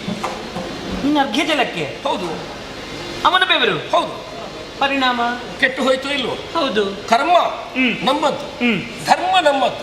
ಧರ್ಮಾಚರಣೆಯನ್ನು ಧರ್ಮಯುಕ್ತವಾಗಿರಬೇಕು ಅಂತ ಹೇಳುವರು ದೇವತೆಗಳು. ಅವರಿಗೊಂದು ನಮಗೊಂದಲ್ಲ. ಅವರು ಕೊಟ್ಟದ್ದನ್ನು ನಾವು ಸ್ವೀಕರಿಸ್ತೇವೆ ಅಂತ ಬೆವರನ್ನೆಲ್ಲ ಕೊಡುವ ಕ್ರಮ ಇಲ್ವಲ್ಲ. ಆದ್ರೆ ಒಂದು ವಿಚಾರ ಎಂತದ್ದು? ನಿನ್ನ ಅರ್ಘ್ಯ ಜಲಕ್ಕೆ ಯಾವುದು ಬಿದ್ದರೂ ಕೂಡ, ಮಲಿನ ವಸ್ತು ಬಿದ್ದರೂ ಕೂಡ ಅದು ಶುದ್ಧಿ ಆಗಬೇಕು. ಶುದ್ಧಿ ಆಗ್ತದೆ. ಆದ್ರೆ ಇದು ಯಾಕೆ ಹಾಗಾಯಿತು? ಈಗ ಶುದ್ಧಿ ಆಗಬೇಕಲ್ವ? ಅದು ಅವಶುದ್ಧ ಆಗಬೇಕೋ ಬೇಡ? ಈಗ ನಾನು ಶುದ್ಧ ಮಾಡಿಕೊಳ್ಳುವುದು, ತಪ್ಪಿದ ಅವನನ್ನು ಶುದ್ಧ ಮಾಡುವುದು ಹೇಗೆ? ಅವನಿಗೆ ಗೊತ್ತಾಗಬೇಕೋ ಬೇಡ? ಆಗ ನಾನು ಸಂಕಲ್ಪ ಮಾಡಿದೆ, ನನಗೆ ಕೋಪವು ಬಂತು, ಜೊತೆಗೊಂದು ಮಾತು ಹೇಳಿದೆ, ಎಲ್ಲವೆಲ್ಲವೋ ಅಂಬರ ಸಂಚಾರಿ, ಯಾವ ಕಾಲಕ್ಕೆ ನಿನ್ನಿಂದಲಾಗಿ ಒಂದು ಅರ್ಜನ ಕಟ್ಟಿತು, ಇಂದಿಗೆ ಏನೆಂದರೆ ದಿನದಲ್ಲಿ ಉದಿಸಿಯ ಸೂರ್ಯ ಅಸ್ತಮಿಸುವುದ ಮೊದಲು ನನ್ನ ಗಂಟಲನ್ನು ತರೆಯುತ್ತೇನೆ. ಹೀಗೆ ಪ್ರತಿಜ್ಞೆ ಮಾಡಿದ್ದು. ಅಲ್ಲದಿದ್ರೆ ತಗದಗಿಸುವಂತಹ ವೈಶ್ವಾನವನಿಗೆ ನಾನು ತನ್ನನ್ನು ಅರ್ಪಿಸ್ತೇನೆ ಎನ್ನುವಂತ ಮಾತನ್ನು ಹೇಳಿ ಕೇಳಿಸಿಕೊಂಡ. ಹೌದು. ಈಗ ನಿಜವಾಗಿ ಅವನಿಗೆ ಬೆವತಿರಬೇಕು. ಈಗ ಸರಿ ಬೆವತಿದೆ ಅವನಿಗೆ, ಸರಿಯಾಗಿ ಬೆವತಿರಬೇಕು. ಈಗ ಕೆಳಗೆ ನೋಡಿರ್ಬೇಕು ಹೇಳಿದವ ಯಾರು? ಬಹುಶಃ ಕೃಷ್ಣನೇ ಎನ್ನುವುದನ್ನು ತಿಳಿದಾಗ ಬೆವತಿರಬೇಕು. ಒಂದು ಮಾತು ಹೇಳಿದೆ, ನನಗೆ ಅವಕಾಶ ಉಂಟು, ಆ ದೊಡ್ಡ ಜಪವಾದಿಗಳ ಮೊರೆ ಹೋಗು, ನೋಡ್ತೇನೆ ನಾನು ಅಂತ ಹೇಳಿದೆ. ಏನು ಮಾಡ್ಬೇಕಿತ್ತವ? ಅವ ಏನು ಖಾಲಿ ಬಂದು ಅಡ್ಡ ಬಿಡಬೇಕಿತ್ತು. ಹೌದಲ್ಲ? ಯೋಚನೆ ಮಾಡಲಿಲ್ಲ ಹೋದ. ಹೇಳಿದನಲ್ಲ ಕೃಷ್ಣ, ಆದಂಡೆ ಅಜಮವಾದಿಗಳ, ಹಾಗಾದ್ರೆ ಯಾರನ್ನು ರಕ್ಷಣೆಯನ್ನು ಹೊಂದಬಹುದು ಅನ್ನುವಂತೆ ಯೋಚನೆ ಮಾಡಿಕೊಂಡು ಸುತ್ತುತ್ತಾ ಯಾರು ರಕ್ಷಣೆ ಒದಗಿಸ್ತಾರೆ ಅಂತ ಹೋದ. ಯಾರು ಹೇಳಿದ್ರು ಪಾತಾಳಕ್ಕೆ ಹೊಕ್ಕನಂತೆ, ಆಶ್ರಯ ಸಿಗಲಿಲ್ಲ, ಫಣಿಪ ಒಪ್ಪಲಿಲ್ಲ, ಮೇಲೆ ಹೋಗಿದನಂತೆ. ವಿಧ ವಿಧ ದೇವತೆಗಳ ಕಾಲಿಗೆರಗಿ ನನಗೆ ಹೀಗೊಂದು ಅಪಾಯ ಉಂಟು, ಪ್ರಾಣ ಭಯ ಉಂಟು, ರಕ್ಷಣೆ ಮಾಡಿ ಅಂತ ಕೇಳಿದಂತೆ. ಸರಿ, ಯಾರೂ ಒಪ್ಪಲಿಲ್ಲ. ನಿನ್ನನ್ನು ಎದುರು ಹಾಕೊಳ್ಳಿಕ್ಕಿಲ್ಲ, ಒಪ್ಪುದಕ್ಕೆ ಎಲ್ಲರೂ ಹೇಳಿದ ಹಾಗೆ. ದೇವೇಂದ್ರ ಹತ್ರ ಹೇಳಿದ್ರೆ ಗೋವರ್ಧನೋದ್ಧರಣದ ಕಥೆ ಹೇಳ್ತಾನೆ, ಬ್ರಹ್ಮನತ್ವದ ಹಸುಗಳನ್ನು ಮತ್ತೆ ಸೃಷ್ಟಿ ಮಾಡಿದ ಕಥೆ ಹೇಳ್ತಾನೆ. ಎಲ್ಲರೂ ಒಂದೊಂದು ಹೇಳಿದ್ರು. ಕಡೆಗಾರು ದಿಕ್ಕು ಕಡೆಯ ಒಡೆಯ ಅಲ್ಲಿ ಹೋದ, ಶಂಕರನ ಮನೆಗೆ ಹೋದ. ಬೋರೆಂದು ಅಳುತ್ತಾ ಅವರ ಕಾಲಿಗಳಿಗೆ ಎರಗಿ ನನ್ನಿಂದ ಅವನಿಗಿರುವ ಪ್ರಾಣ ಭಯವನ್ನು ಹೇಳಿದ. ಇಷ್ಟು ಹೇಳಿದ್ದೇ ತಡ. ಶಂಕರ ಒಂದು ಮಾತು ಹೇಳಿದ, ಏನು? ಅಯ್ಯ, ಆದಿಯಲ್ಲಿ ನಮ್ಮೊಳಗೆ ಭೇದ ಇಲ್ಲ, ಇಲ್ಲಿ ಬಂದು ಸುಮ್ಮನೆ ಹರಟೆ ಮಾಡಬೇಡ. ಅವನ ಪಂಥ ಅಂದ್ರೆ ನನ್ನ ಪಂಥವೂ ಆಗ್ತದೆ, ಆದ್ರೆ ಭೇದ ಇಲ್ಲ, ಆದ್ರೆ ನೀವು ಬೇಗ ಹೋಗುವುದು ಒಳ್ಳೆಯದು ಅಂತ ಹೇಳಿದ. ಇಷ್ಟು ಹೇಳುವಾಗ ಒತ್ತಿನಲ್ಲಿದ್ರಲ್ಲ ಗಿರಿಜಾತೆ, ಮನಸ್ಸು ಕರಗಿರ್ಬೇಕು, ಲೋಕದ ಮಾತೆ, ಮಾತೃತ್ವ ಜಾಗೃತವಾಯಿತು. ಒಂದು ಮಾತು ಹೇಳಿದ್ರು, ಏನು? ನಮ್ಮ ಮನೆಗೆ ಯಾರೇ ಬೇಡುವುದಕ್ಕೆ ಬಂದು ನಮ್ಮಲ್ಲಿ ಇಲ್ಲ ಅಂತ ನಾವು ಹೇಳಬಾರದು. ಈಗ ಇಲ್ಲ ಅಂತ ಆದ್ರೆ ಏನು ಮಾಡುದು? ಬೇರೆ ಒಂದು ಮನೆಯನ್ನಾದ್ರೂ ತೋರಿಸಬೇಕು. ಅವನ ಮನೆಯಲ್ಲಿ ಅವ ಕೊಡುವ ಕೊಡುಗೆ ಇದಾನಿ ಹೌದು ಅನ್ನುವಂತ ಹೇಳುವ ಕ್ರಮ. ಅಲ್ಲಿಗೆ ಹೋಗು, ಹಾಗಾದ್ರೂ ಹೋಗು ಅಂತ ಆಡಬೇಕು. ನೀನು ಭಕ್ತ ಪರಾಧೀನ, ಕುಬೇರ ನಿಮ್ಮ ಪ್ರಿಯ ಶಿಷ್ಯ, ಅವನ ಮಗ ಇವ.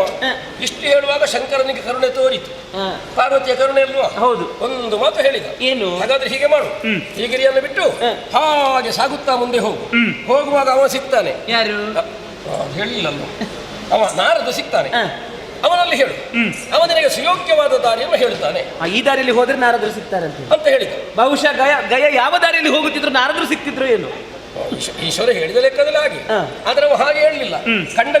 ಕಂಡ ಕಡೆಯಲ್ಲಿ ಹೋಗುಂತಲ್ಲ, ಈ ದಾರಿಯಲ್ಲೇ ಹೋಗುಂತ ಆಡಿದ.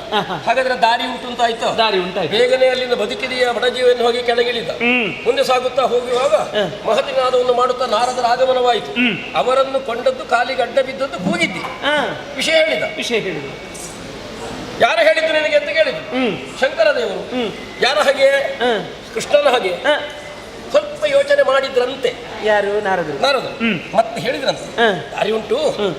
ಹಿಂದಿನ ಕಾಲದಲ್ಲಿ ರಾಮದೇವರೆಲ್ಲ ಬಾಣವನ್ನು ಬಿಟ್ರೆ ಅದು ವೈರಿಗಳ ವಧೆಯನ್ನು ಮಾಡಿ ಸಮುದ್ರದಲ್ಲಿ ಮುಳುಗಿ ಮತ್ತೆ ಬಂದು ಬತ್ತಲಿಗೆಯನ್ನು ಸೇರುತ್ತದೆ. ರಾಮನಿಗೆ ರಾಮ ಎಣೆ, ರಾಮಬಾಣಕ್ಕೆ ರಾಮಬಾಣ ಎಣೆ. ಅದಕ್ಕೆ ಅನುಗುಣವಾಗಿರುವುದು ಈ ಕಾಲಕ್ಕಿದ್ದರೆ ಒಬ್ಬನೇ ಒಬ್ಬ. ಆ ವ್ಯಕ್ತಿ ಇಂತಲ್ಲಿದ್ದಾನೆ, ಹೋಗಿ ಅವನಲ್ಲಿ ಹೇಳು, ಪ್ರಾಣ ರಕ್ಷೆಯನ್ನು ಪಡೆ, ಆಮೇಲೆ ವಿಷಯ ಹೇಳು, ನಿನಗೆಲ್ಲ ಸರಿ ಹೋಗ್ತದೆ. ಹೌದೇ ಅಂತ ನಾರದ ಹೇಳಿದ. ಅಂತೂ ಕಡೆಗೆ ಒಂದು ದಾರಿ ತೋರಿಸಿದ. ಕಡೆಗಾದ್ರೂ ಈಗ ಹೇಗೆಂದ್ರೆ ಹೊಳೆಯ ಹೊಯ್ಲಲ್ಲಿ ಹೋಗುವನಿಗೆ ಹುಲ್ಲು ಕಟ್ಟಿದರೆ ಕೊಂಡ ಹಾಗೆ ಸಿಕ್ಕಿತಲ್ಲ ಆಧಾರ ಎನ್ನುವುದನ್ನು ಭಾವಿಸಿಕೊಂಡು ತಕ್ಷಣವೇ ವೇಗವಾಗಿ ಅಲ್ಲಿಗೆ ಹೋದ. ಅಲ್ಲೊಬ್ಬ ಇದ್ದ, ಅವನ ಕಾಲಿಗೆ ಅಡ್ಡ ಬಿದ್ದ. ಕಣ್ಣೀರು ಸುರಿಸಿದ. ಪ್ರಾಣ ಭೀತಿ ಉಂಟು ಅಂತ ಆಡಿದ. ಅಷ್ಟೊತ್ತಿಗೆ ಎಷ್ಟು ಹೇಳುವಾಗ ಎಷ್ಟು ಹೇಳಿದನೋ, ಪ್ರಾಣ ಭೀತಿ ಅಂತ ಇದ್ದ ಮೇಲೆ ಪ್ರಾಣ ಭೀತಿ ಉಂಟು, ನನಗೆ ಪ್ರಾಣ ರಕ್ಷಣೆ ಕೊಡಬೇಕು, ಇದು ನೀನು ಅಂತ ಹೇಳಿದ್ದು ಒಬ್ಬ ಕ್ಷತ್ರಿಯನಲ್ಲಿ. ಸುಮ್ಮನೆ ಕೂತ್ಕೊಳ್ತಾನ. ಹೌದು. ಇಷ್ಟು ಹೇಳುವಾಗ ಒಂದು ಮಾತು ಹೇಳಿದ. ನೀನು ಅಳ್ತೀಯೋ ಈಗ? ಅಳಲಿಗೆ ಬೆದರದಿರು, ನಿನ್ನ ಕೊಂದವನ ತಲೆಯ ಕೊಂಬೆನು, ಅಲ್ಲದ ಅಗ್ನಿಕುಂಡಕ್ಕೆ ಹೋಗುವೆ. ಅವನು ಪ್ರತಿಜ್ಞೆ ಮಾಡಿದ್ನ? ಹೇಳಿ ಮತ್ತೆ ದೇವರಾಣೆ ಹಾಕಿದನಂತೆ. ಇಷ್ಟು ಹೇಳಿ ಆದ ಮೇಲೆ ಕೇಳಿದನಂತೆ, ಏನು? ಸರಿ ಯಾರು ನಿನ್ನ ಹಾಗೆ ಹೇಳು? ಮೊದಲು ಎಲ್ಲ ಪ್ರಾಣ ಭಿಕ್ಷೆಯನ್ನು ನೀಡಿದ್ದು. ಮೊದಲು ಆತನಿಗೆ ರಕ್ಷಣೆ ಕೊಟ್ಟದ್ದು. ಮತ್ತೆ ಕೇಳಿದ, ಯಾರು ಹಾಗೆ? ಆಗ ಹೇಳಿದರಂತೆ, ಕೃಷ್ಣ ನನಗೆ ಹಾಗೆ. ಅಷ್ಟೊತ್ತಿಗೆ ಆಗುವಾಗ ನಡುಕಾಗಿರ್ಬೇಕು. ಆಗುವಾಗ ಬೆತ್ತಿಗಿಲ್ಲ ಆಯ್ತಂತೆ, ಆಶ್ರಯ ಕೊಟ್ಟಾಗಿದೆ. ಅಯ್ಯೋ, ಆದ್ರೆ ಏನು ಮಾಡೋಣ? ಕ್ಷತ್ರಿಯನು ಪ್ರಾಣ ರಕ್ಷಣೆ ಮಾಡಬೇಕಾದ್ದು ಕರ್ತವ್ಯವಾದ್ದರಿಂದ ಆಡಿದ ಮಾತು ಆಡಿ ಆಯಿತು, ಇನ್ನು ಬದಲಿಸುವುದಕ್ಕಾಗುವುದಿಲ್ಲ. ಹೇಗಿದ್ರು ಆಡಿದಂತೆ ನಡೆಯುವುದೇ ಸೂಕ್ತ, ಇದು ಸರಿ ಎಂಬ ತೀರ್ಮಾನಕ್ಕೆ ಬಂದು ಇದ್ದಾನೆ ಅಂತ ಒಂದು ಸುದ್ದಿ ಬಂತೀಗ. ಅಲ್ಲ, ಎಷ್ಟು ಕತೆ ಬಹಳ ಚಂದ ಉಂಟು. ಈಗ ಆಶ್ರಯ ಕೊಟ್ಟವರು ಯಾರು ಎನ್ನುವ ಹಾಗೆ ವಿಚಾರವನ್ನೇ ನೀನು ಹೇಳಲಿಲ್ಲ ಅಂತ. ಹೇಳಿಲ್ವ? ಎಲ್ಲಿ ಹೇಳಿದ್ದು? ಕಾಮ್ಯಕಾವನದಲ್ಲಿರುವ ಹೇಳಿದ್ದು. ಕಾಮ್ಯಕಾವನದಲ್ಲಿ? ಹೌದು. ಕಾಮ್ಯಕಾವನದಲ್ಲಿ ಕುಂತಿಯ ನಡುಮಗ. ಅದನ್ನೊಂದು ನೇರವಾಗಿ ನಿಮ್ಗೆ ಹೇಳಬಾರ್ದ? ಸಾರ್ಥ ಎನ್ನುವ ಹಾಗೆ ಬೇಡ, ಇನ್ನೂ ನೇರ ಹೇಳುತ್ತೇನೆ. ಅದನ್ನು ಆಲಿಸಿದವ ನಿನ್ನ ಗಂಡ, ರಕ್ಷಣೆ ಕೊಟ್ಟವ. ಈಗ ಹೇಳು, ಏನು? ನಾನು ಯಾರನ್ನು ನಂಬಬೇಕು, ಯಾರನ್ನು ಬಿಡಬೇಕು? ಭಾವನೆಂದು ನಂಬಿ ನಮ್ಮವನೆಂದು ಭಾವಿಸಿದರೆ ನನಗೆ ವಿರುದ್ಧವಾಗಿ ಯುದ್ಧ ಮಾಡುವುದಕ್ಕಾಗಿ ಆಯುಧ ಎತ್ತುವುದಕ್ಕೆ ಸಿದ್ಧನಾಗಿದ್ದಾನೆ ಅಂತಾದ್ರೆ ನಾನು ಏನು ಮಾಡಬೇಕು ತಂಗಿ?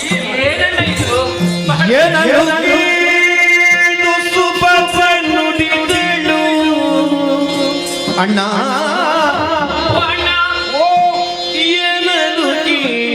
ಸುಭದ್ರೆ ನುಡಿದಳು, ನಿನಗೆ ಬಣ್ಣಿಸತಕ್ಕವಳಿನ, ನಿನಗೆ ಬಣ್ಣಿಸತಕ್ಕವಳಿನ, ಎನ್ನ ಇನಿಯ ನಿನಗೆ ಎರಡೆಣಿಸುವವನಲ್ಲ, ಎನ್ನ ಇನಿಯ ನಿನಗೆ ಎರಡೆಣಿಸುವವನಲ್ಲವೆನು. ಹರಿ ಹರಿ ಯಾರು ಹರಿ? ಏನನು ಕೇಳು ಸುಭದ್ರೆ ನುಡಿದಳು, ಅಣ್ಣ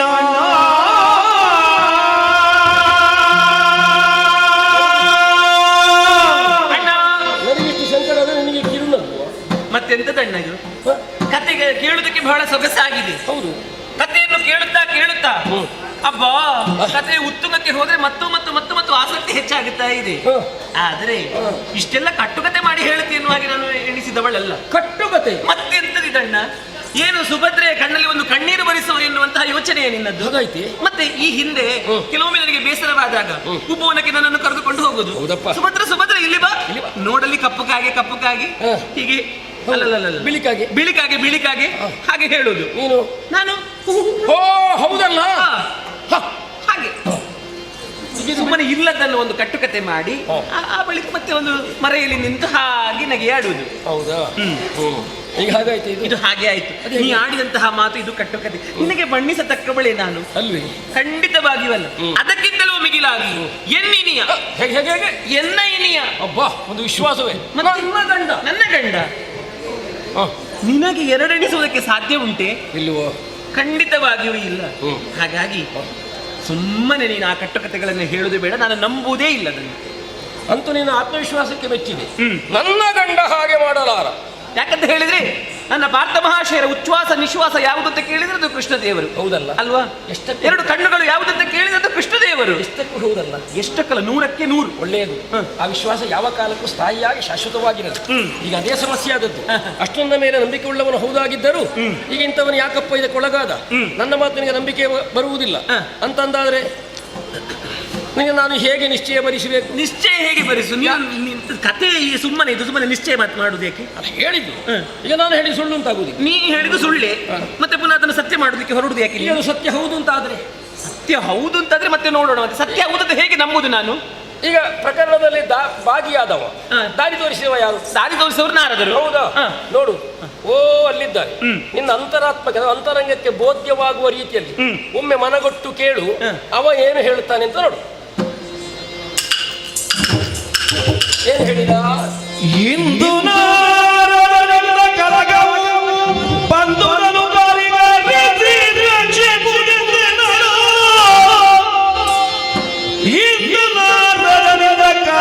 ಬಂಧುವನ್ನು ಪರಿಗಣಿಸಿ ರಕ್ಷಿಸುವುದೆಂದೇನರು ಅಣ್ಣ.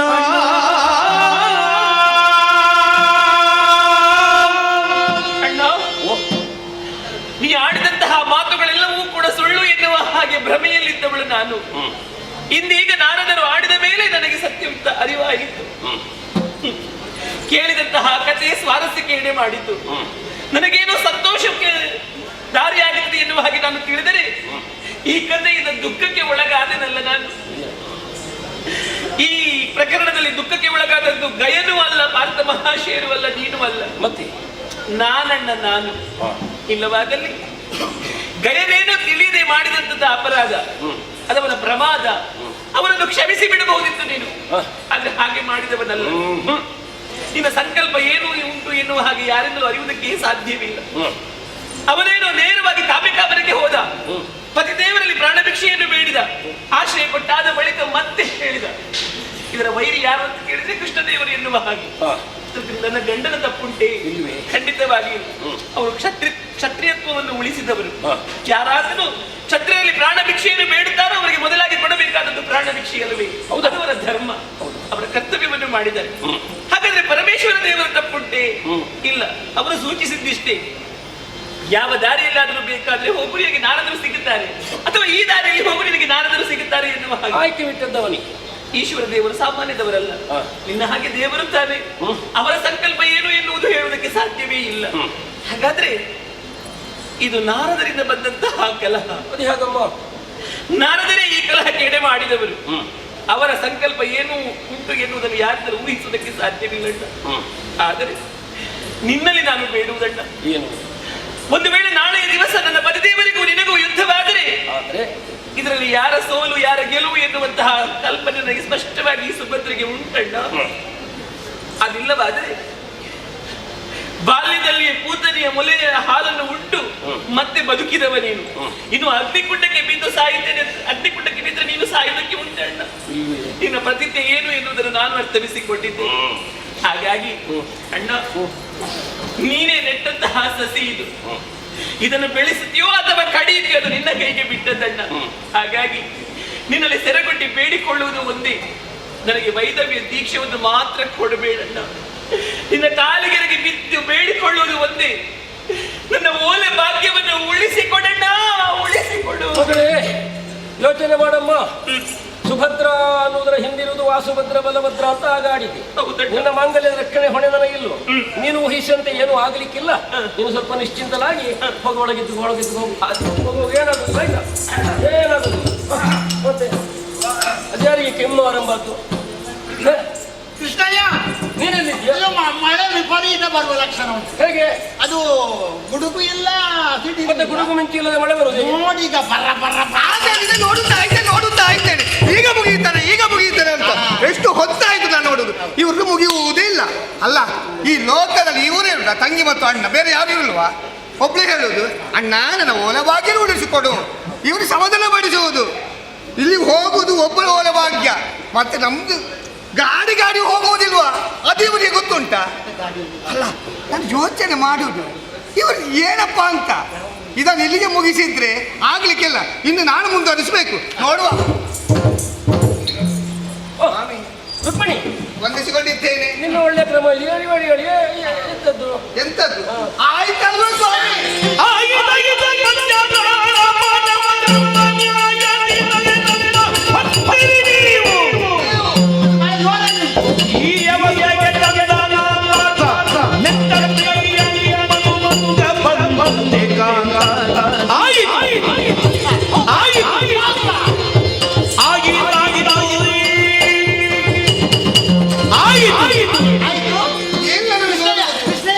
ಆಯ್ತಂತೆ. ಆಯ್ತು. ಹೊಟ್ಟೆ ತುರ್ತು ಅಂತ ಉಂಟು. ಉಗ್ರಾಣಿ ಆಗ ಹಾಕಿದ್ದಾರೆ. ಉಗ್ರಾಣಿ ಇದು ಪದಾರ್ಥಕ್ಕೆ ಉಗ್ರಾಣಿ. ಒಗ್ಗರಣೆ. ಹೌದು, ಹಸಿವು ಆಗ್ತದೆ. ಹೋಗುವ. ಆಯ್ತಂತೆ. ಎಲ್ಲಿಗೆ ಹೋಗುದು? ನಿನಗೆ ಅದು ಬಿಟ್ಟರೆ ಬೇರೆ ಏನು ಗೊತ್ತುಂಟು?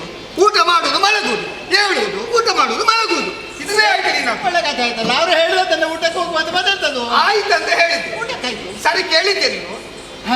ಏನಾಯ್ತು?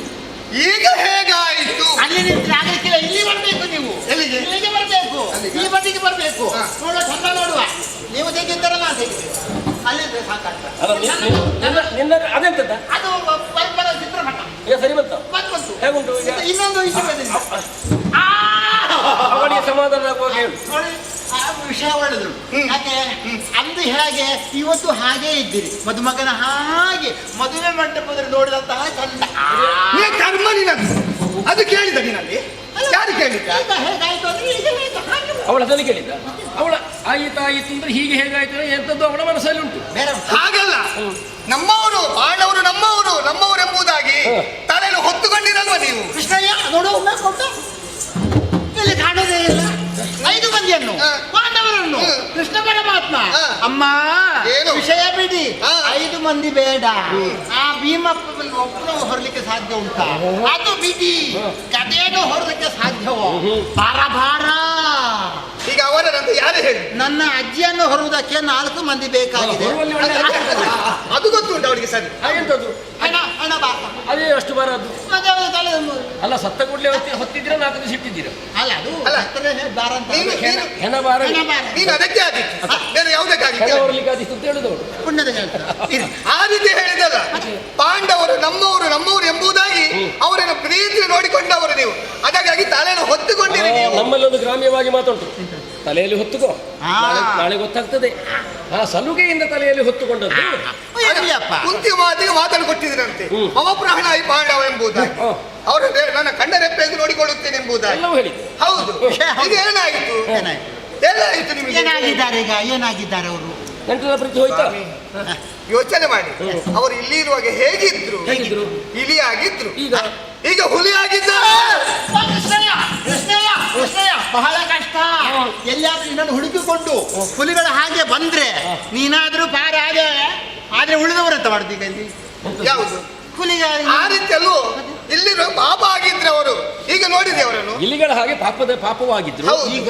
ಈಗ ಹುಲಿಗಳಾಗಿದ್ದಾರೆ. ಅದಕ್ಕಾಗಿ ಹೇಳಿದ್ದು ಬೇಡಪ್ಪ ಈ ರೀತಿ ಮಾಡ್ತಾರೆ ಅಂತ ಬಿಡುವವರು. ಆದ್ರೆ ನಿಮ್ಮ ಬಗ್ಗೆ ಏನು ಯೋಚನೆ ಮಾಡುದು ಸ್ವಾಮಿ? ನೀವು ಅವರಿಗೆ ಮಾಡಿ ಉಪಕಾರ 1 2 ಅದಾದರೂ ಸ್ಮರಣೆ ಬೇಕಲ್ವಾ ಸ್ವಾಮಿ ಅವರಿಗೆ?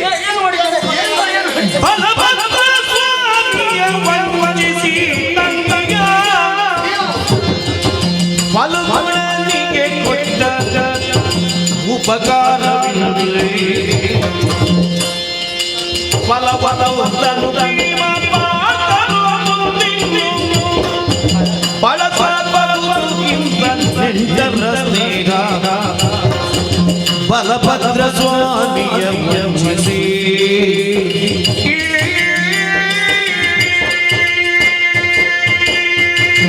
ಈಗ ಬೇರೆ ವಿಚಾರ ಬಿಟ್ಟು ಬಿಡುವ, ನಿಮ್ಮ ಬಗ್ಗೆ ಯೋಚನೆ ಮಾಡು. ನೀವು ಎಷ್ಟು ಉಪಕಾರ ಮಾಡಲಿಲ್ಲ ಸ್ವಾಮಿ, ಒಂದ ಎರಡ ಬೇಡ, ಒಂದು ವಿಚಾರದ ಬಗ್ಗೆ ಹೇಳುತ್ತೇನೆ. ನಿಮ್ಮ ಅಣ್ಣ ಬಲಭದ್ರ ದೇವರಿಗೆ ಮತ್ಸ್ಯ ನಾಮ ಹಾಕ್ಲಿಲ್ವಾ? ಅದು ಆವತ್ತು ಅಂದಿನ ಕಥೆ ಇವರಿಗೆ ಹೇಳಿದ್ಯಾ? ನಾವು ರಾಮಾಯಣ ಅಲ್ಲ, ಅದೇ ಅಲ್ಲ ಭಾವನ ರಾಮಾಯಣ. ನೀನು ರಾಮನದ್ದು, ಬಲರಾಮ ದೇವರು ಲಕ್ಷ್ಮಣನದ್ದು, ನಾನು ಹನುಮಂತನದ್ದು. ಅದು ಬೇಕಾಗಿಲ್ಲ ಅಲ್ಲ, ಸರಿ, ವಿಷಯ ಹೌದು ಇರ್ಲಿ. ಆದ್ರೆ ಬಲರಾಮ ಸ್ವಾಮಿಗೆ ಬಣ್ಣ ಹಾಕ್ಲಿಕ್ಕೆ ಗೊತ್ತುಂಟಾ? ಬಣ್ಣ ಹಾಕ್ತಾನೆ, ನಾಮ ಹಾಕ್ಲಿಕ್ಕೆ ಗೊತ್ತಿಲ್ಲ. ಗೊತ್ತಿಲ್ಲ. ನೀನಲ್ವ ನಾಮ ಹಾಕಿದ್ದು? ಮಸಿ ನಾಮ ಹಾಕಿದ್ದು, ಎಣ್ಣೆ ಮಸಿ ನಾಮ ಹಾಕಿದ್ದು. ನಿಮ್ಮ ನಾಟಕ ಯಾರು ಹೇಳಿದ್ದು? ಅಲ್ಲ ಮತ್ತೆ ಅದಲ್ಲೋ ಅದು ಅಲ್ಲ. ಈಗ ನೀವೇ ಯೋಚನೆ ಮಾಡಿ, ನಿಮ್ಮ ತಂಗಿಯಾದಂತಹ ಸುಭದ್ರೆಯನ್ನು ಯಾರಿಗೆ ಕೊಡುವುದಂತ ತೀರ್ಮಾನ ಮಾಡಿಕೊಂಡ್ರೆ ಅಣ್ಣ ಬಲಭದ್ರ ಅದು ಹಲಸಿನ ಪುರದ ಕೂರವನಿಗಲ್ಲವಾ? ಏನಿಲ್ಲ ಬಾಯಿಂದ ಬರ್ತದ. ಹಲಸಿನ ಪುರದ ಕೂರವನ ಹಸ್ತಿನಾವತಿ ಗೌರವನಿಗೆ. ಹೌದಪ್ಪ, ಅದ್ರಲ್ಲಿ ಏನಾಯ್ತು? ಸುಭದ್ರೆ ನೀವು ಕೊಟ್ಟದ್ದು ಯಾರು? ಅರ್ಜುನನಿಗೆ. ಹೌದಪ್ಪ, ನೀವು ಉಪಕಾರವನ್ನು ಮಾಡಿದ್ದೀರಿ. ನೀವು ಅದವರಿಗೆ ಸ್ಮರಣೆ ಬೇಕಿತ್ತು. ಪಾಪ ಕೌರವ ಬಾಸಿಗಳನ್ನು ಕಟ್ಟಿಕೊಂಡು ಬಂದ. ಮತ್ತೆ ಅದರಲ್ಲಿ ಏನಾಯ್ತು? ನಿಮ್ಮ ಅಣ್ಣನಿಗೆ ನಮ್ಮ ಮುಖಕ್ಕೆ ಮತ್ಸ್ಯ ಬಣ್ಣ ಬೀಳಿಲ್ವ? ಅಪಮಾನದ ಮಸಿನಾವಾಯಿತು. ಹೌದೇನದು ವಿಷಯ? ಹಾಗೆ ಅದು ಮದುವೆ ವಿಷಯ ಎಲ್ಲ ಹಾಗೆ ಋಣ ಉಂಟಲ್ಲ, ಋಣಾನ ಬಂಧ ರೂಪೇಣ ಪಶು ಪತ್ನಿ ಸುತಲಯ ಹೋಯ್ತು. ಸಿಕ್ಕಿದ್ರೆ ಹಾಗೆ ಆಗ್ಬೋದು. ಎಲ್ಲ ಲಯವೇ, ಸುತಲಯ ಅಲ್ಲ, ಸುತಾಲಯ. ಋಣಾನ ಬಂಧಕರು ಅದು ಹೇಗೆ? ನಿನಗೆ ಅನುಭವ ಎಂತದ್ದು? ನನ್ನ ಹೆಂಡತಿಯನ್ನು ಎಷ್ಟು ಮಂದಿ ಕೇಳಿದಾರ ಗೊತ್ತಿಲ್ಲ. ಪಾಪಿ, ನೀನು ಬದುಕಿದ್ದಾಳೆ, ಇನ್ನು ಸಹ ನೀನು ಸಾಯ್ಬಹುದಿತ್ತಲ್ಲ. ಮತ್ತೆ ನಿನ್ನ ಹೆಂಡತಿಯನ್ನು ಇನ್ನೊಬ್ಬರು ಕೇಳಿದ್ದಾರೆ ಎನ್ನುವ ಮಾತಿಗೆ ಅರ್ಥ ಉಂಟು. ಮದುವೆದ ಮೇಲೆ ಅಲ್ಲ, ಅದಕ್ಕೆ ಮೊದಲು. ಈಗ ಹೆಂಡತಿ ಮೊದಲು ಕೇಳಿದ್ದಾರೆ, ಕೊಡ್ಲಿಲ್ಲ. ಆದ್ರೆ ನನ್ನ ಸುರಸುಂದರಾಂಗ ನನ್ನನ್ನೇ ಆಯ್ಕೆ ಮಾಡಿದ್ದಾರೆ. ಹೌದು. ಹೇಗೆ ನೀನಿದ್ದಿ? ಅದೊಂದು ಸಲ ಮಾತ್ರ ಹೇಳು, ನೀನೇ ಹೇಳಬೇಕು. ಆಗಿದ್ದೇನೆ. ಯಾಕೆ ಹೇಳಿದ್ದವ? ಋಣಾನುಬಂಧ ರೂಪೇಣ ಹಲವಾರು ಮಂದಿ ಬಂದ್ರು, ಅವರನ್ನು ಮೆಚ್ಚದ ಅವಳು ಇವನನ್ನು ಮೆಚ್ಚಿದ್ದಾಳೆ ಅಂದ್ರೆ ಋಣ ಇವನಲ್ಲಿತ್ತು ಎನ್ನುವ ಹಾಗಾದ್ದು ಅಲ್ಲ. ಅದನ್ನು ಹೇಳಲಿಕ್ಕೆ ಎಂತದ್ದುಂಟು? ನಿನ್ನ ಮದುವೆ ಯಾರಿಗೆ ನಿನ್ನ ಕೊಡ್ಬೇಕು? ಅವರ ಬುಡಕ್ಕೆ ಬಂದ್ರೆ ಬೇಡ. ಯಾಕೆ ಹೇಳಿದ್ದೆ? ನೀವು ಅಣ್ಣನಿಗೆ ವಂಚನೆಯನ್ನು ಮಾಡಿ ಅವರಿಗೆ ಮಾಡಿಸಿಕೊಂಡು ಬಲಭದ್ರ ಸ್ವಾಮಿಯನ್ನು ವಂಚಿಸಿ ಉಪಕಾರ ಹನುಮನಿಗೆ ಸುಪತ್ತೆಯನಿತ್ತು ಅಂತ ಉಪಕಾರಕ್ಕೆಂದು ಫಲವ ತೋರ್ತಾರು ಭೀಮ ಪಾರ್ಥ. ಮದುವೆ ಮಾಡಿ ಮಾತ್ರ ಕೊಟ್ಟದ್ದು, ಬೇರೆ ಅಂತ ಕೊಟ್ಟಿದ್ದಾರೆ? ಕೊಡ್ಲಿಲ್ಲ. ಕೊಟ್ಟದ್ದು ಅಲ್ಲ, ನೀನು ಅದು ವಿಷಯ ಬಿಡು. ಈಗ ಮದುವೆ ವಿಷಯದಲ್ಲಿ ಅವನು ಸಮಾಧಾನ ಹೇಳಿದ, ಅದು ಋಣಕ್ಕೆ ಅನುಗುಣವಾಗಿ. ಅದಲ್ಲದೆ ಬೇರೆ ಎಂತದಾದ್ರು ಒಂದು ಗುರುತಿಸುವಾಗ ನಾವೇನಾದ್ರು ನಿಮಗೆ ಬೇಕಾದ ನೆನಪಿರುವುದಿಲ್ಲ. ನಿಮಗೆ ಕೊಡ್ಲಿಲ್ವ ಬೇರೆ? ನೀವು ಒಂದು ದಿವಸ ನಿಮ್ಮ ಹೆಸರಿನ ಒಂದು ಅಶ್ವಮೇಧ ನಡೆಯಿತು. ಶ್ರೀಕೃಷ್ಣ ದಿನ ಅಶ್ವಮೇಧ. ಅಶ್ವಮೇಧ ಅಲ್ಲ, ಅಶ್ವಮೇಧ ನಡೆಯಿತು. ಅದರಲ್ಲಿ ಬಂದಂತ ಸುವಸ್ತನ್ನು ಏನು ಮಾಡಿದ್ದೀರಿ? ದಾನ ಮಾಡಿದ್ದೇವೆ. ಮತ್ತೆ ಉಳಿದದನ್ನು ಎಂತದ್ದ ಮಾಡಿದ? ತುಂಬಾ ಬಂದಿತ್ತು, ದಾನ ಮಾಡಿದ್ದೇವೆ. ಎಲ್ಲವನ್ನು ಗಾಡಿಯಲ್ಲಿ ತುಂಬಿಸಿ ಅವರಿಗೆ ಕೊಟ್ಟಿರಲ್ವ ಸ್ವಾಮಿ ನೀವು? ಹೌದಾ? ಹೌದಲ್ವಾ? ಒಂದು ಹೀಗೆ ಈಗ ಮದುವೆ ಆದವರಿಗೆ ಒಂದು ಉಡುಗೊರೆ ಕೊಡುವ ಕ್ರಮ, ಬಳುವಳಿ ಕೊಡುವ ಕ್ರಮ ಅಂತ ಉಂಟು. ಅಲ್ಲ ಇಲ್ವಲ್ಲ? ಈ ಬಾಳು ಹುಳಿ ಅಲ್ಲ, ಬಳುವಳಿ. ನನಗೆ ಅನುಭವ ಇಲ್ವಾ? ನನಗೆ ಕೊಡ್ಲಿಲ್ವಾ? ಕೊಟ್ಟಿದ್ದಾರೆ. ನನ್ನ ಹೆಂಡತಿ ಮನೆಗೆ ಬರುವಂತಹ ಸಂದರ್ಭದಲ್ಲಿ ನನ್ನ ಅತ್ತೆ ಏನೆಲ್ಲ ಕಟ್ಟಿ ಕೊಟ್ಟಿದ್ದಾರೆ ಗೊತ್ತುಂಟ? ದೊಡ್ಡದು, ಇಲ್ಲಿ ಸಣ್ಣದು, ಹಳೆ ಕಟ್ಟು, ಹಿಡಿಸೂಡಿ, ಹಲಸಿನ ಬೀಜ, ಸೌತೆಕಾಯಿ, 10 ಸೇರು ಅಕ್ಕಿ, ಮತ್ತೆ ಕುಂಬಳಕಾಯಿ ಕೊಡ್ಲಿಲ್ವಾ? ಚಾಪೆ ಕೊಡ್ಲಿಲ್ವಾ? ಚಾಪೆ ಉಂಟು. ಸಗಣಿ ಉಂಡೆ ಕೊಡ್ಲಿ. ಸಗಣಿ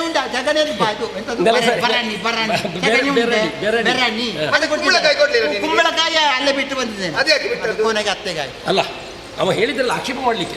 ಯಾಕೆ ಗೊತ್ತುಂಟು? ಅವರವರ ಅಂತಸ್ತಿಗೆ ಅನುಗುಣವಾಗಿ ಬಳುವಳಿ ಕೊಡುದು. ಅವನ ಅಂತಸ್ತಿಗಷ್ಟು, ನಮ್ಮ ಅಂತಸ್ತಿಗೆ ಏನಾದ್ರು ಕೊಡಬೇಕು. ಹಾಗಿರುವಾಗ ನನ್ನ ತಂಗಿಯನ್ನು ಕೊಡುವ ಹಾಗೆ ರಥದಲ್ಲಿ ಕರ್ಕೊಂಡು ಹೋದ. ಅದಕ್ಕೆ ಬೇಕಾಗಿ ಹೇರಳವಾಗಿ ಧನವನ್ನು ಕೊಟ್ಟಿದ್ದೇವೆ ಎನ್ನುವಾಗ ಅದನ್ನು ದೊಡ್ಡ ವಿಷಯ ಮಾಡ್ಲಿಕ್ಕೆ ಎಂತದ್ದು? ಕೊಡುದು ಕೊಡ್ಲೇಬೇಕು. ಉಪಕಾರ ಮಾಡ್ಲಿಲ್ವ ನೀವು? ಎಂತದ್ದು? ಅಲ್ಲ ಉಪಕಾರ ಮಾಡಿದ್ರೆ ಅದು ಬಳುವಳಿಯಾಗಿ ಕೊಟ್ಟದ್ದು ಹೌದು. ಎನ್ನುವಲ್ಲಿ ಅಲ್ಲಿಂದಲಿಗೆ ಸರಿ ಹೋಯ್ತೋ ಇಲ್ಲೋ ಅದು ಅದನ್ನೆಲ್ಲ ಕೃಷ್ಣಯ್ಯ ಮಾತಾಡ್ತಾರೆ. ಕೃಷ್ಣಯ್ಯ ಇನ್ನು ಅದರ ಬಗ್ಗೆ ಚರ್ಚೆ ಬೇಡ ಇಲ್ಲಿಗೆ ಮುಗಿಸುವ ಅಲ್ವಾ? ಆಯ್ತು ಆಯ್ತು ಸ್ವಾಮಿ ಸ್ವಾಮಿ ಆದದ್ದು ಆಗಿ ಹೋಯ್ತು. ಆದ್ರೆ ಇನ್ನಾದ್ರೂ ನನ್ನ ಮಾತನ್ನು ಕೇಳ್ತೀರಾ ಸ್ವಾಮಿ?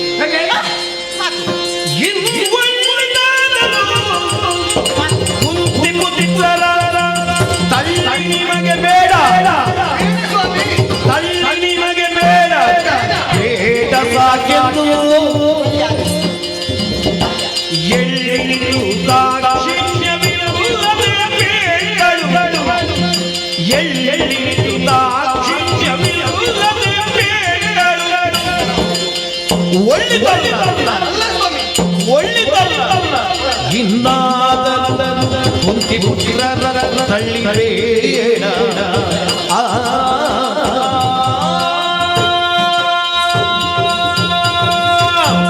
ಆದದ್ದಾಗಿ ಹೋಯ್ತು ಸ್ವಾಮಿ. ಆದದ್ದಾಗಿ ಹೋಯ್ತು. ನಾವು ಮನೆಗೆ ಹೋಗಿ ಊಟಕ್ಕೆ ಹೋಗುವ. ಮುಗಿಲಿಲ್ಲ ನನ್ನ ಎಂತದ್ದು ಹಸಿವೆ ನೀನು ಊಟ ಮಾಡಲಿಲ್ಲ. ಅನ್ನಕ್ಕೆ ಹುಟ್ಟಿದಾನ ಇರ್ಲಿ ಬಿಡಿ ಹೋಗುವ. ಸ್ವಾಮಿ ಇನ್ನಾದ್ರೂ ನೀವು ನನ್ನ ಮಾತನ್ನು ಕೇಳ್ತೀರಾ? ಕೃಷ್ಣಯ್ಯ ಕೃಷ್ಣಯ್ಯ ಹೆಂಡತಿ ಮಾತು ಬೇಡ. ಯಾಕೆ? ಹೆಂಡತಿ ಮಾತು ಬೇಡ. ಅದೇ ಅದೇ ನೀನು ನಾನು ಸೋತು ಹೋಗಿದ್ದೇನೆ. ಹೇಗೆ? ಪ್ರೀತಿಯಿಂದ ಬಂದು ಅದು ರಮಣ ನನ್ನ ಮಾತು ಕೇಳಬೇಕು ಅಂತ ಹೇಳಿದ್ದೆ ತಡ. ನಾನು ಬಹಳ ಅಕ್ಕರೆಯಿಂದ ಒಪ್ಪಿಕೊಂಡೆ. ಆಯ್ತಿನ ಮಾತು ಕೇಳ್ತೇನೆ ಅಂತ ಮಾತು ಕೊಟ್ಟಿದ್ದೀರಿಯೇ ಅನ್ನುವಂತ ಒಂದೇ ವಿಚಾರ. ಬಟ್ಟೆ ಹೋಗಿ ಪಾತ್ರೆ ತೊಳಿ ನೆಲ ಸಾರಿಸು ಅದು ಮಾಡು ಇದು ಮಾಡು ಪೂರ ಮಾಡಿಸಿದ್ದೆ ಊರವರಿಗೆ ಗೊತ್ತಾಗಿದೆ.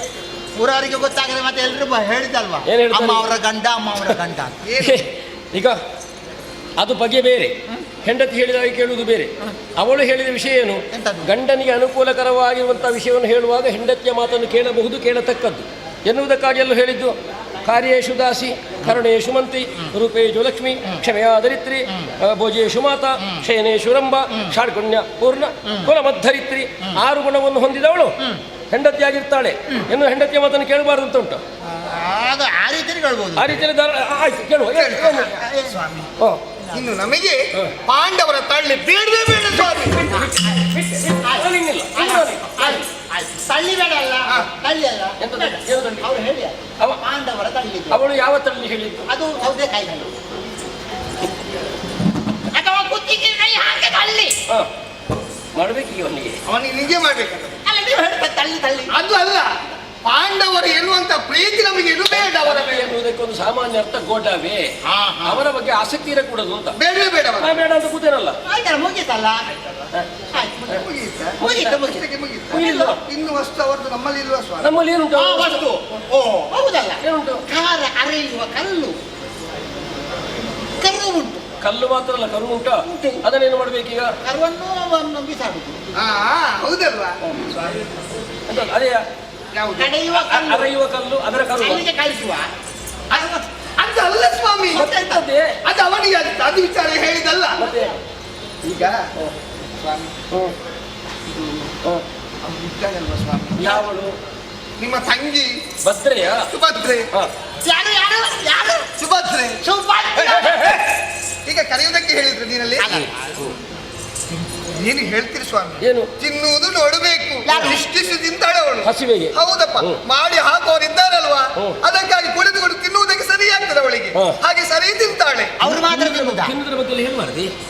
ಅದಕ್ಕೆ ಹೇಳಿದ್ದು ಆ ಸುಭದ್ರೆ ಇನ್ನೇನಿರುವುದು ಬೇಡ ಸ್ವಾಮಿ, ಆಕೆ ಕಳುಹಿಸಿಕೊಡಿ. ಅಷ್ಟೇಯಾ? ಅಷ್ಟು ಮಾತ್ರವಲ್ಲ, ಮತ್ತೆ ಇನ್ನುಂಟ? ಅವ ಇದ್ದಾಳಲ್ವಾ, ಯಾರು? ಇರುವುದಕ್ಕೆ ಸಣ್ಣವ, ಹೇಳುವುದು ಏನು ಗೊತ್ತಿಲ್ಲ ಅಂತ ಎಲ್ಲ ಗೊತ್ತುಂಟು ಅವನಿಗೆ. ತಿನ್ನುವುದು ನೋಡಬೇಕಿತ್ತು, ಎಷ್ಟು ಹಾಕಿದ್ದು ಮತ್ತೆ ಮತ್ತೆ ತಿಂತಾನೆ ಆ ಅಭಿಮನ್ಯು. ಅವನನ್ನು ಕೂಡ ಇಲ್ಲಿಂದ ಕಳುಹಿಸಿಕೊಡಿ ಸ್ವಾಮಿ. ಏನು ಪ್ರೀತಿಯಿಂದ ಕರ್ಕೊಂಡು ಬಂದದ್ದು, ಗಂಡ ಕಾಡಿನಲ್ಲಿದ್ದಾನೆ, ಅವಳು ಕಷ್ಟಕ್ಕೊಳಗಾಗಕೂಡದು ಅಂತ ನಮ್ಮ ಮನೆಗೆ ನಾವು ಕರೆ ತಂದಿದ್ದು. ಅವಳು ತಿನ್ನುವುದರ ಮೇಲೆ ಸವಾರಿ ಮಾಡಿತು ಅಂತಾದ್ರೆ ಮೊದಲೇ ನೊಂದು ಅವಳ ಮನಸ್ಸಿಗೆ ಇಷ್ಟು ನೋವಾದೀತು. ಈಗ ನೀನು ಹೇಳುವ ವಿಷಯವನ್ನು ಅಲ್ಲ ಸಲ್ಲ ಅಂತ ಆಕ್ಷೇಪಿಸುವುದಿಲ್ಲ, ಆದ್ರೆ ಹೇಳುವಾಗ ಒಂದು ಅಮ್ಮನ ಸ್ಥಳ ಸ್ವಲ್ಪ ಜಾಗ್ರತೆಯಿಂದ ಹೇಳಿಬೇಡ.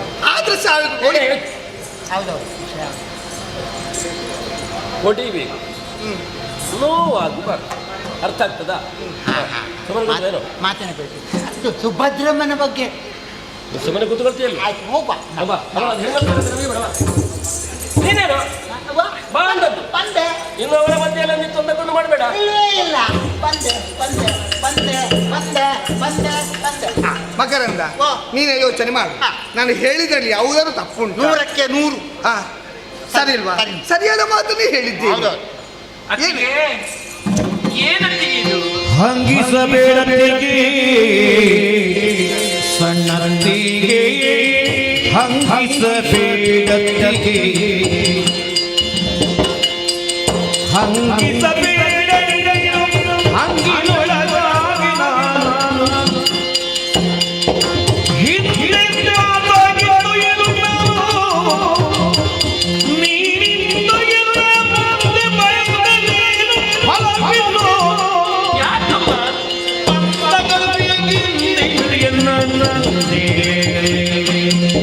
ಕೊಯ್ದುದೇ ಫಲವೇನು ಹಂಗಿಸಬೇಡತ್ತಿಗೆ ಸಣ್ಣದಿಗೆ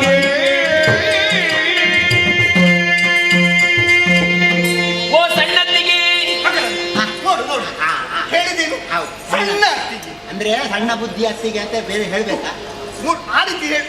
ಮಕರಂದ ಇಲ್ಲಿ ಬಾ, ಇಲ್ಲಿ ನಿಂತು ಬಾ. ನನಗೆ ಇವಳನ್ನು ಸಣ್ಣ ಅತ್ತಿಗೆ ಅಂತ ಹೇಳಿದ್ದೇನೆ. ಅದ್ರಲ್ಲಿ ಏನಾದ್ರೂ ಸ್ವಲ್ಪ ತಪ್ಪುಂಟಾ?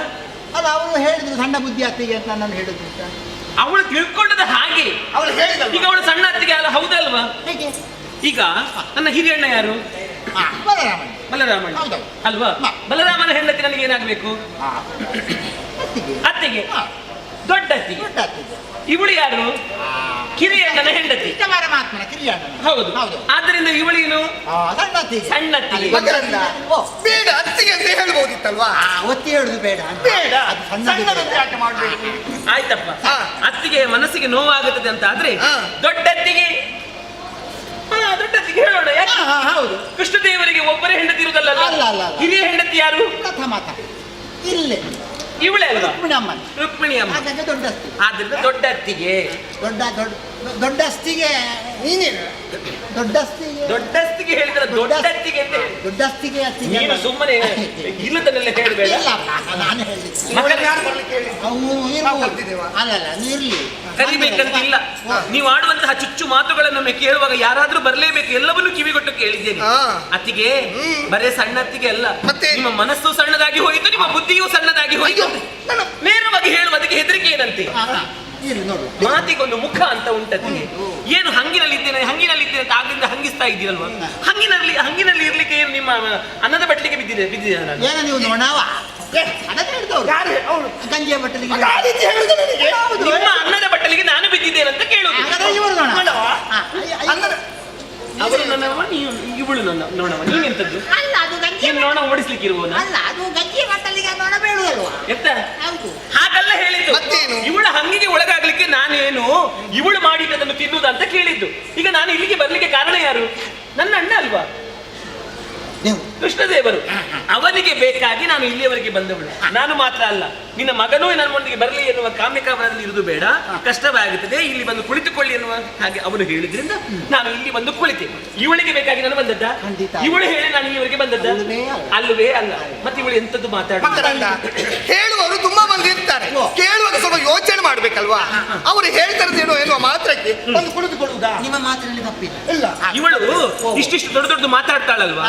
ಮೊದಲಾಗಿ ನಾವು ಎಲ್ಲಿದ್ದೇವೆ, ಏನು ಮಾಡಿದ್ದೇವೆ, ನಮ್ಮ ಇತಿಹಾಸ ಏನು ಎನ್ನುವುದನ್ನು ಪೂರ್ವಾಪರ ತಿಳಿದು ಆ ಬಳಿಕ ಮಾತಾಡಬೇಕು. ನಮ್ಮ ಮನೆಯಲ್ಲಿರುವಂತಹ ತುಳಸಿ ಗಿಡಕ್ಕೆ ಕಟ್ಟೆಯನ್ನು ಕಟ್ಟಿ ಇಡಬೇಕು. ಆ ಬಳಿಕ ಹೇಳಬೇಕು ಊರಿನಲ್ಲಿರುವಂತಹ ಅಶ್ವತ್ಥ ಮರಕ್ಕೆ ಕಟ್ಟೆ ಹಾಕಿ ಅಂತ ಹೇಳಿ. ಇವಳು ಗಾಜಿನ ಮನೆಯಲ್ಲಿದ್ದು ಬೇರೆಯವರ ಮನೆಗೆ ಕಲ್ಲು ಹೊಡೆದ್ರೆ ಏನಾಗುತ್ತದೆ? ಗಾಜಿನ ಮನೆ ಪುಡಿ. ಇವಳ ಮನೆಗೆ ಕಲ್ಲು ಹೊಡೆದ್ರೆ ಏನಾಗುತ್ತದೆ?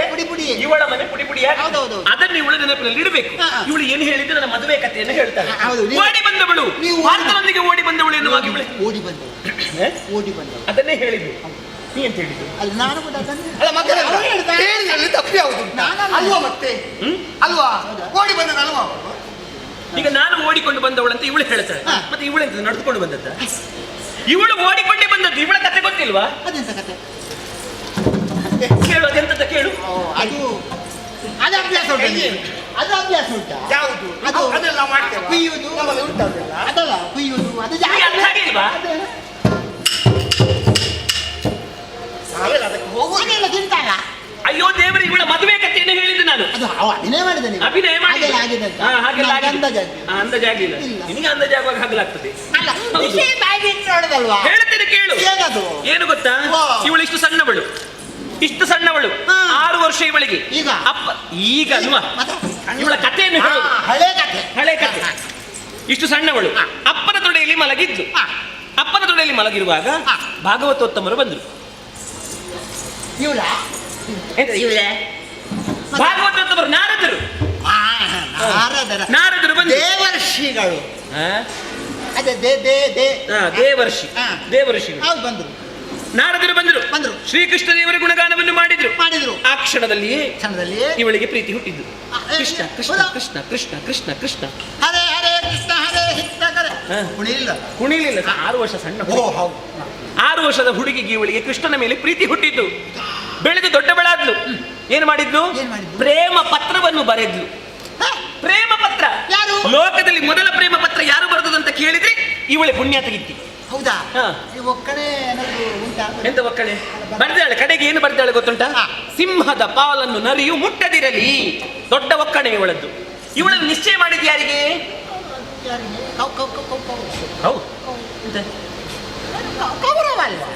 ಶಿಶುಪಾಲನಿಗೆ. ಶಿಶುಪಾಲನಿಗೆ ನಿಶ್ಚಯ ಮಾಡಿ. ಆಯ್ತಪ್ಪ, ಸರಿ ಮಾಡ್ಲಿಕ್ಕೆ ಇದ್ದೇವಲ್ವಾ? ಶಿಶುಪಾಲನಿಗೆ ಇವಳನ್ನು ನಿಶ್ಚಯ ಮಾಡಿದ್ದು. ಆ ಬಳಿಕ ಇವಳು ಮದುವೆ ಆದದ್ದು ಯಾರನ್ನು? ಇವಳು ಪ್ರೀತಿಸಿದ ಯಾರನ್ನು? ಇವಳ ಅಣ್ಣ ರುಕ್ಮ ಇದ್ದಾನೆ. ಅವ ಶಿಶುಪಾಲನಿಗೆ ಇವಳು ನಿಶ್ಚಯ ಮಾಡಿದ್ದು. ಇವಳು ಏನು ಮಾಡಿದ್ಲು? ಕೃಷ್ಣದೇವರನ್ನು ಪ್ರೀತಿಸಿದ್ಲು. ದೊಡ್ಡ ಪ್ರೇಮ ಪತ್ರವನ್ನು ಬರೆದ್ಲು. ಸುದೇವ ಬ್ರಾಹ್ಮಣರನ್ನು ಕರೆದ್ಲು. ಕಾಳಿಕಾ ಗುಡಿಗೆ ಬರ್ಲಿಕ್ಕೆ ಹೇಳಿದ್ಲು. ಕಾಳಿಕಾ ಗುಡಿಗೆ ಬಂದಾಗ ದೇವರು ಕಾಣದಿದ್ದಂತಹ ಸಂದರ್ಭದಲ್ಲಿ ಇವಳದೊಂದು ದೊಡ್ಡ ಜಡೆ, ಅದನ್ನು ಕುತ್ತಿಗೆಗೆ ಸುತ್ತಿ ಹಾಕಿಕೊಂಡು ಸಾಯಲಿಕ್ಕೆ ಹೊರಟು. ನಾನು ಬದುಕುವುದಿಲ್ಲ, ನನ್ನ ದೇವರು ಬರಲಿಲ್ಲ, ನನ್ನ ಅಣ್ಣನಿಗೆ ಓಲೆ ಬರೆದ ನಂತರ ಆ ಬಳಿಕ ನನ್ನ ಅಣ್ಣ ಬಂದು ಇವಳ ಹತ್ರ ಹೇಳಿ, ನೀನು ಸಾಯುವುದು ಬೇಡ, ನಿನ್ನನ್ನು ರಥವನ್ನು ಏರು, ಹೋಗೋಣ ನಾವು ಎನ್ನುವ ಹಾಗೆ ಓಡಿಕೊಂಡು ಬಂದವಳು. ಈಗ ಇವಳು ಹೇಳ್ತಾಳಲ್ಲ, ನಾನು ಓಡಿಕೊಂಡು ಬಂದದ್ದಂತ ಹೇಳಿ, ಇವಳಿಗೆ ಯಾರು 4 ಅಕ್ಷತೆ ಕಾಳು ಹಾಕಿದ್ದಾರ?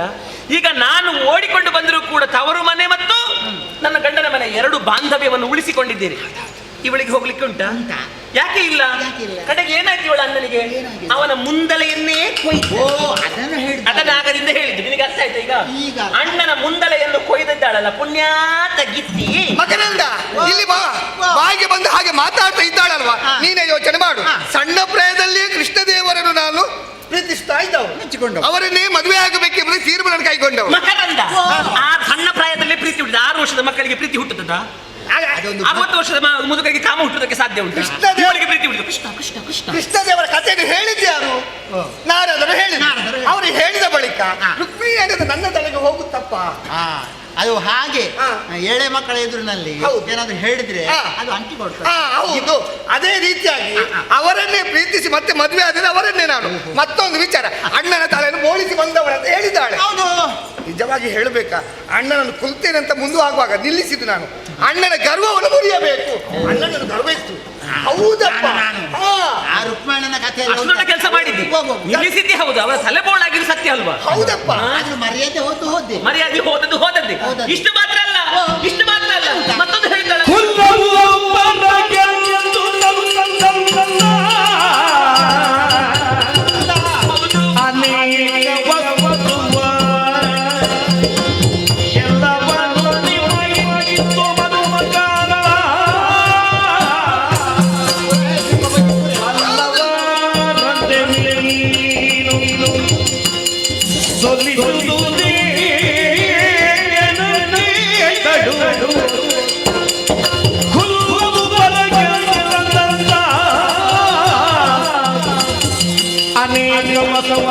ಎಲ್ಲವರು ನಿಮಗೆ ಮಗಿಯು ಮನುಗ ಅಂತ ಹಂಗಿಸಬೇಡ ಅತ್ತಿಗೆ.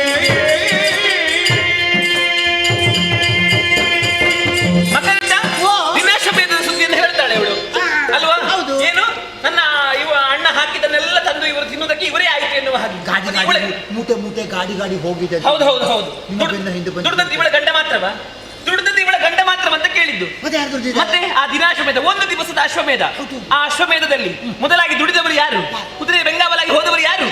ನನ್ನ ಗಂಡ ಪಾರ್ಥ ಮಹಾಶಯರು. ಹೌದಾ? ಹೌದಾ? ನಿಮಗೆ ಗೊತ್ತಿಲ್ವಾ? ಪಾರ್ಥ ಮಹಾಶಯರು ದುಡಿದು ತಂದದ್ದರಿಂದಲೇ ಅದನ್ನು ನಾವು ತಿಂದಿದ್ದೇವೆ, ತಪ್ಪೇನು? ನನ್ನ ಗಂಡ ನಾನು ಮಾಡಿಟ್ಟಂತದ್ದು ತಿಂದಿದ್ದೇವೆ, ತಪ್ಪೇನು? ಸಂಪಾದನೆ ಮಾಡಿದ್ದು ಉಳಿಸಿದ್ದು ಸರಿ ಅಲ್ವಾ? ತಪ್ಪೇನು? ಕೇಳು ಮಕರಂದ. ಒಂದು ವಿಚಾರ ಮಕರಂದ, ದುಡಿದಕ್ಕೆ ಇಷ್ಟದ ಕೊಡಬಹುದಿತ್ತಪ್ಪ, ಆಗ ಮೂಟೆ ಕೊಡ್ಲಿಲ್ವಾ? ನೋಡ್ಲಿಲ್ವಾ? ಮೂಟೆ ಹೊತ್ತು ಕೊಟ್ಟಿದ್ದಾರೆ. ಅವರಿಗೆ ಸಂಬಳ ಕೊಡ್ಬೇಕಿತ್ತು, ನಾವು ಸಂಬಳಕ್ಕಾಗಿರುವವರ ಹೆಚ್ಚಿಗೆ ಕೊಡುದು ಸಂಬಳಕ್ಕೆ ನನ್ನ ಗಂಡನ ನನ್ನ ಗಂಡನ ಮತ್ತು ಕೃಷ್ಣದೇವರ ಸಂಬಂಧ ಏನು ಇವಳಿಗೆ ಪ್ರತ್ಯೇಕವಾಗಿ ನಾನು ಹೇಳಬೇಕಂತಿಲ್ಲ. ಏನು ಸಂಬಳ ಕೊಟ್ಟದಕ್ಕೆ ತೆಗೆದುಕೊಳ್ಳೋದಕ್ಕೆ ಇರುವಂತವರು ನನ್ನ ಗಂಡ ಅಲ್ಲವಲ್ಲ? ಅವರ ಬಾಂಧವ್ಯ ಏನು ಎನ್ನುವುದಕ್ಕೆ ಲೋಕವೇ ತಿಳಿದ ವಿಚಾರ. ಭಾವ ಹಾಗೂ ದೇವನೆಂಬ ಭಾವ. ಹೌದಪ್ಪ, ಅದೇ ಕೊಟ್ಟದನ್ನು ಪ್ರೀತಿಯಿಂದ ನೋಡ್ಕೊಳ್ಬಹುದಿತ್ತಲ್ವಾ?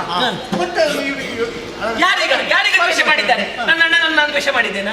ಇಲ್ಲವಲ್ಲ. ಮತ್ತೆ ಯಾರು ದ್ವೇಷ ಮಾಡಿದ್ದು? ಇವಳೀಗ ದ್ವೇಷ ಕಟ್ಟಿಕೊಂಡದ್ದು. ಇವಳೀಗ ಮುಂದೆ ಬಂದು ಹೀಗೆಲ್ಲ ಆಡ್ತಾ ಇರುವುದು. ಇವಳೀಗ ದ್ವೇಷ ಕಟ್ಟಿಕೊಳ್ಳುವ ಹಾಗೆ ಮಾಡ್ತಾ ಇದ್ದಾಳೆ. ಮಕರಂದ, ಓಲೆ ಭಾಗ್ಯ ಉಳಿಸಿಕೊಡಿ ಎನ್ನುವಾಗ ನಾನು ದುಃಖಿತಳಾದದ್ದು ಹೌದು. ಆದರೆ ಒಂದು ಅರ್ಥ ಮಾಡಿಕೊ, ನನ್ನ ಓಲೆ ಭಾಗ್ಯವನ್ನು ಉಳಿಸಿಕೊಡಬೇಕಾದವರು ಯಾರು? ಕೃಷ್ಣ ಪರಮಾತ್ಮ. ಈಗ ನನ್ನ ಓಲೆ ಭಾಗ್ಯ ಉಳಿಯಬೇಕಿದ್ರೆ ಇವಳ ಗಂಡ ಉಳಿಬೇಕು ತಾನೆ? ಇವಳ ಗಂಡ ಉಳಿಬೇಕು ತಾನೆ? ಇವಳ ಓಲೆ ಭಾಗ್ಯ ಉಳಿತದೆ ತಾನೆ? ಗಟ್ಟಿಯಾಗಿರ್ತದೆ ತಾನೆ? ಮತ್ತೆ ಇವಳು ಯಾಕೆ ಇವಳು ಬೊಬ್ಬೆ ಹಿಡಿಯುವುದು? ಇವಳ ಓಲೆ ಭಾಗ್ಯ ಗಟ್ಟಿಯಾದ ಮೇಲೆ ಇವಳು ಬೊಬ್ಬೆ ಬಿಡುವಂತಹ ಅವಶ್ಯಕತೆ ಏನುಂಟು? ಅದ ಏನಿಲ್ಲ ಏನು ಬಾಯಿ ಬಂದಾಗ ಮುಚ್ಚೆ ಬಾಯಿ.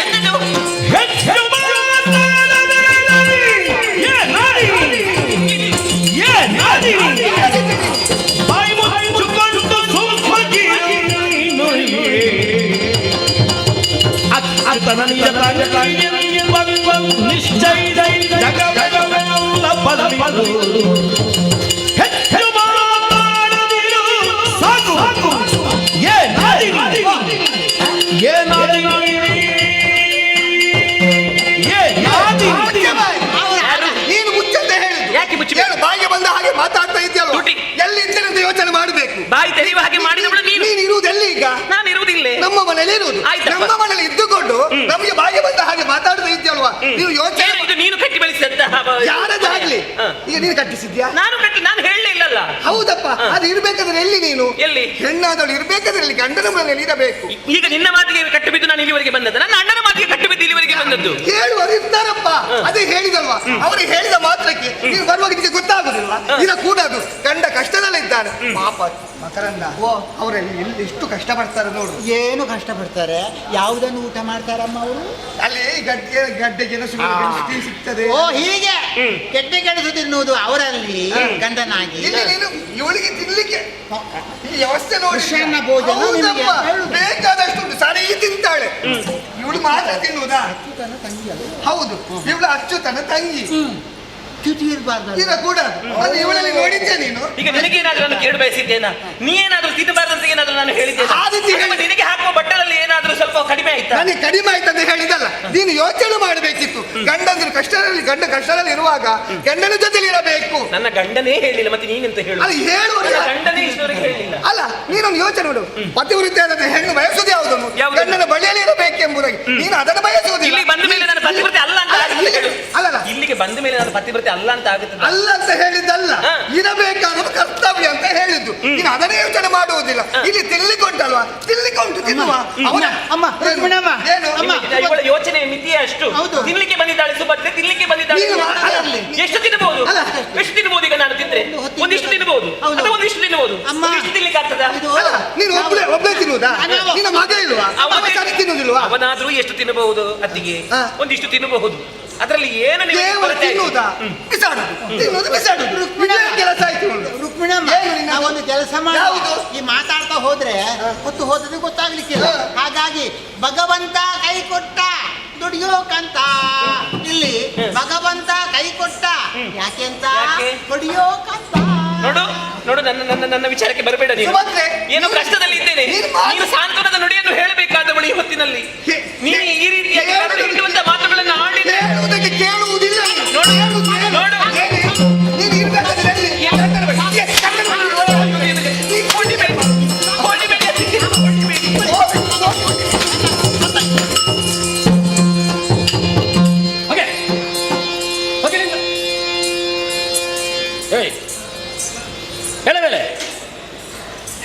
ಇಲ್ಲೇನೋ ಕೆಲಸ ನಿನಗೆ ಹೆಣ್ಮಕ್ಕಳ ಮಧ್ಯೆ? ನಾನೇನು ಮಾಡ್ಲಿಲ್ಲ, ನಾನು ಸುಮ್ಮನೆ ಕೂತ್ಕೊಂಡಿದ್ದೆ. ಹೌದು, ಭಗವಂತ ಕೈ ಕೊಟ್ಟ ಜಾಕೆ ಕೊಟ್ಟ. ರಾಮ ರಾಮ ರಾಮ ಇಟ್ಟು ನಿಂತರ ಸೇರುವುದು ಕಷ್ಟ ತಡೆಯುವುದು. ರಾಮ ರಾಮ ನಾನು ಹುಟ್ಟಿದ ರಾಮ ರಾಮ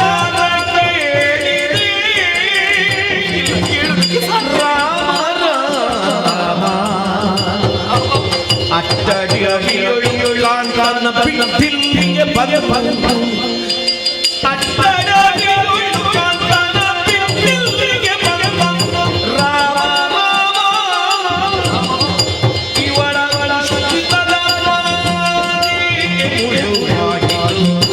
ರಾಮ ರಾಮ ಸೇರುವುದು ಕಷ್ಟ.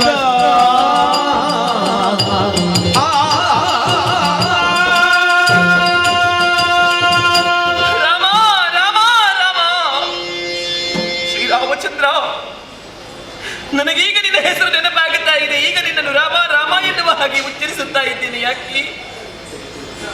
ನಿನಗೊಬ್ಬಳು ಮಡದಿದ್ದಳು, ಸೀತಾ ಮಾತೆ, ಲೋಕ ಮಾತೆ.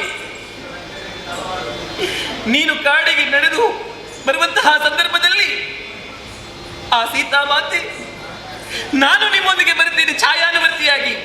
ಎಲ್ಲಿ ಗಂಡ ಇದ್ದಾರೋ ಅಲ್ಲಿ ನಾನು ಇರಬೇಕಾದದ್ದು ನನ್ನ ಧರ್ಮ, ನನ್ನ ಸತೀತ್ವದ ಧರ್ಮ ಎನ್ನುವ ಹಾಗೆ ತಿಳಿದು ವನಾಭಿಮುಖವಾಗಿ ನಡೆದುಕೊಂಡು ಬಂದಾಗ ಸೀತೆ ನಿನ್ನೊಂದಿಗೆ ಬಂದಳು. ಹಾಗೆಯೇ ನನ್ನ ಪತಿದೇವರು ಕಾಮಿಕಾವರದಲ್ಲಿರುವಂತಹ ಸಂದರ್ಭದಲ್ಲಿ ಅವರನ್ನು ಬಿಟ್ಟು ಇಲ್ಲಿಗೆ ಬಂದೆನಲ್ಲ ನಾನು. ನನ್ನ ಗಂಡ ಎಲ್ಲಿದ್ದಾರೋ, ಅವರು ಯಾವ ಕಷ್ಟವನ್ನು ಅನುಭವಿಸುತ್ತಾ ಇದ್ದರು, ಅದರಲ್ಲಿ ನಾನು ಇರಬೇಕಿತ್ತು. ನನ್ನ ಗಂಡನೊಂದಿಗೆ ನಾನು ಕಾಮಿಕಾವರದಲ್ಲಿ ಇರಬೇಕಿತ್ತು. ಅದನ್ನು ಈ ರುಕ್ಮಿಣಿ ಆಡಿಬಿಟ್ಟಳಲ್ಲ. ಇಲ್ಲ, ಇದು ಅವಳ ಮಾತಲ್ಲ, ಸಮಸ್ತ ದ್ವಾರಕೆಯ ಜನರ ಮಾತಿದು. ಅದವಳ ಮುಖವಾಣಿಯಾಗಿ ಇವತ್ತು ನನಗೆ ಬಂದಿದೆ. ಅವಳು ತುಚ್ಛ ಮಾತುಗಳನ್ನಾಡಿ ನನ್ನನ್ನು ಎಚ್ಚರಿಸಿದ್ದಾಳೆ. ಸುಭದ್ರ, ನೀನು ಇಲ್ಲಿರಬೇಕಾದವಳಲ್ಲ, ನೀನು ಕಾಮ್ಯಕಾವನಕ್ಕೆ ಹೋಗಬೇಕಾದವಳು ಎನ್ನುವ ಹಾಗೆ. ಅಯ್ಯೋ, ಹುಟ್ಟಿದಾರಂಭ್ಯದಿಂದ ನಾನು ಇಂತಹ ತುಚ್ಛ ಮಾತುಗಳನ್ನು ಕೇಳಿದವಳಲ್ಲ. ಯಾರೂ ಕೂಡ ಇಂತಹ ಮಾತುಗಳನ್ನು ಆಡಿದವರಲ್ಲ. ಆದರೆ ಇಂದು ಅತ್ತಿಗೆ ಬಾಯಿಂದ ಇಂತಹ ಮಾತುಗಳನ್ನು ಕೇಳಬೇಕಾಗಿ ಬಂತಲ್ಲ, ನನ್ನದೇ ತಪ್ಪು. ನಾ ತಪ್ಪು ಮಾಡಿಬಿಟ್ಟೆ. ನಾ ಇಲ್ಲಿಗೆ ಬರಬಾರದಿತ್ತು. ರಾಮ ರಾಮ ರಾಮ ರಾಮ. ರಕ್ಕಸಾರಿಯು ಕಂಡು ತಂಗಿಗೆ ದುಗೆದ ವೆಕ್ಕಸವಾಯಿತು. ತಾಪಕ್ಕೆ ಹರಿಬನು ಕಾಣೆ ಮುನ್ನಿನ್ನಿ ತಾನೆಂತ ತಕ್ಕ ನಿಂದಿಗಳೆಂಬನು ಮಣಿ ದುಃಖ ತನಗೆ ಪುನನು ಕಾಣಿಸಿ ದುಃಖಿಸಡಿದಂಗೆಡೆದ ಶ್ರೀಹರಿ ಕಪಟ ವೃತ್ತಿಯಲ್ಲಿ.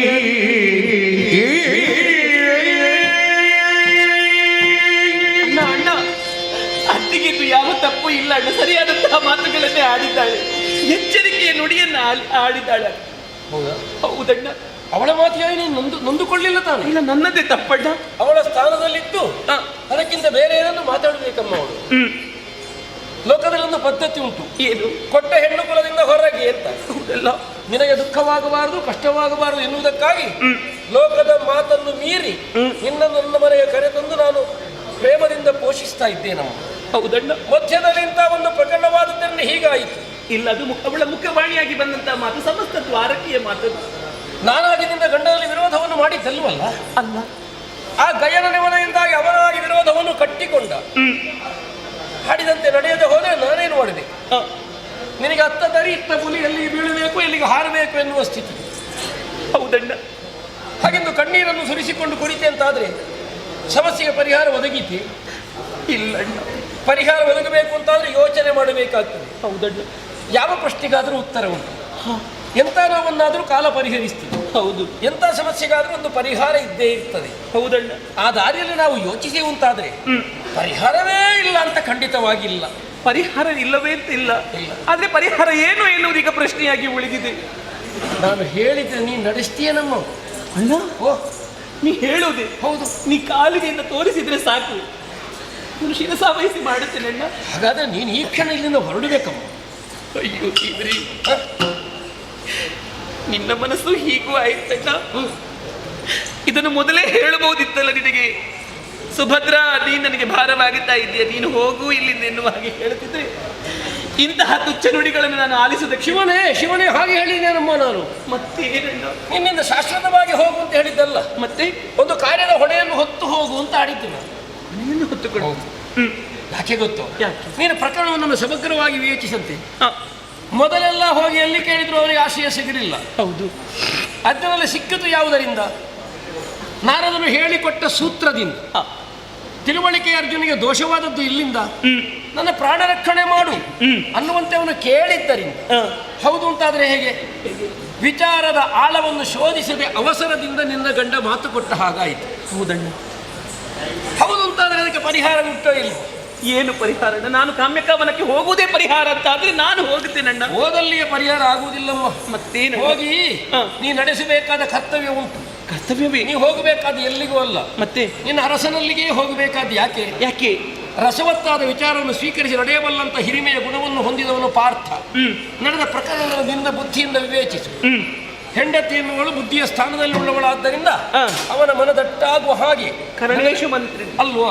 ಯಾವ ಕಾರಣಕ್ಕಾದ್ರೂ ಬೇಕು ಅದನ್ನು ಹೇಳಿ, ಈ ಪ್ರಕರಣದಲ್ಲಿ ನನಗಿರುವ ಹೊಣೆ ಎಷ್ಟು ಅಂತ ಅವನಿಗೆ ತಿಳಿಯಬಡಿಸಿ, ಅವನಿಂದಾದ ಪ್ರಮಾದವೇನು ಎನ್ನುವುದನ್ನು ಅವನಿಗೆ ಹೇಳಿ, ಹೇಗಾದ್ರೂ ಮಾಡಿ ಆ ಗಯನ ನೀನು ಕರ್ಕೊಂಡು ಬಂದೆ ಅಂತ ಆದ್ರೆ ಸಮಸ್ಯೆಗೆ ಪರಿಹಾರ ಸುಲಭ ಆಗುವುದಿಲ್ಲ. ಮತ್ತೆ ಭಾಷೆ ಎಲ್ಲ ಇದ್ರಲ್ವ, ಅದಕ್ಕೆಲ್ಲ ಪರಿಹಾರ ಬೇಕಷ್ಟು ಉಂಟಮ್ಮ. ಹೌದಣ್ಣ, ಹೌದು. ನೀ ಹೇಳಿದಂತಹ ಮಾತು ಸತ್ಯ. ಹಾಗಾದ್ರೆ ನಾನು ಇಲ್ಲಿಂದ ಹೊಣೆಯನ್ನು ಹೊತ್ತುಕೊಂಡು ಅಲ್ಲಿವರೆಗೆ ಹೋಗಬೇಕು. ಸುಭದ್ರೆಯಿಂದ ಒಂದು ಸಂಧಾನವಾಗಬೇಕು. ಸುಭದ್ರಾ ಸಂಧಾನವಾಗಬೇಕು ಅಲ್ವಾ? ಅರಸನಲ್ಲಿಗೆ ಹೋಗಿ ವಿಷಯವನ್ನು ಹೇಳಿ ಕೈನನ್ನು ಕೊಂಡು ಬಾರೇ ಸುಭದ್ರೆ. ಅಣ್ಣ, ನನ್ನ ಮಾಂಗಲ್ಯ ಭಾಗ್ಯ ಉಳಿಯುತ್ತದೆ ಅಂತ ಆದ್ರೆ ನಾನು ಯಾವ ಕಾರ್ಯವನ್ನು ಮಾಡುವುದಕ್ಕಾದ್ರೂ ಸಿದ್ಧಳಿದ್ದೆ. ನಾನು ಲೋಕಕ್ಕೆ ಮಂಗಳತೆಯನ್ನು ಬಯಸುವವನೇ. ಹೌದಲ್ಲ? ಹೌದಲ್ಲ ಅಣ್ಣ. ಯಾವುದೇ ಪತಿವ್ರತ ಹೆಣ್ಣಾಗಲಿ ಅವಳ ಮಾಂಗಲ್ಯಕ್ಕೆ ಕುತ್ತಾದ್ರೆ ಅದು ಧರ್ಮವೇ ಆಗಲಿ ಅಧರ್ಮವೇ ಆಗಲಿ ಅದನ್ನು ವಿರೋಧಿಸಬೇಕಾದದ್ದು ಅವಳ ಧರ್ಮ ಆಗಿರುತ್ತೆ. ಹಾಗಾಗಿ ಅಣ್ಣ, ನಿನ್ನ ಆಜ್ಞೆಯನ್ನು ಹೊತ್ತುಕೊಂಡು ನಾನು ಕಾಮ್ಯಕಾ ವರದೆಗೆ ನಡೆಯುತ್ತೇನೆ.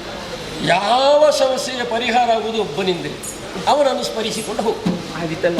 ಹಾಗಾದ್ರೆ ದೇವಕಿ ಸಂಜಾತನಾದಿ ಮಾತ್ರವಲ್ಲ, ಈಶ್ವರನಿಗೆ ಸಖನಾದಿ, ಇಂದೀಗ ಮಾರಾರಿಯೊಡನೆ ಗೆಲಿದಂತಹ ಪಾರ್ಥನೊಡನೆ ಸಂಧಾನವನ್ನು ಮಾಡುವುದಕ್ಕೆ ಬೇಕಾಗಿ ನಿನ್ನ ತಂಗಿಯಾದಂತಹ ಈ ಸುಭದ್ರೆಯನ್ನು ಕಳಿಸಿಕೊಡುತ್ತಿಯಲ್ಲ. ಹೌದು ಹೌದು ಹೌದು. ನಿನ್ನನ್ನೇ ಪ್ರಾರ್ಥನೆ ಮಾಡುತ್ತಾ ಹೋಗುತ್ತೇನೆ.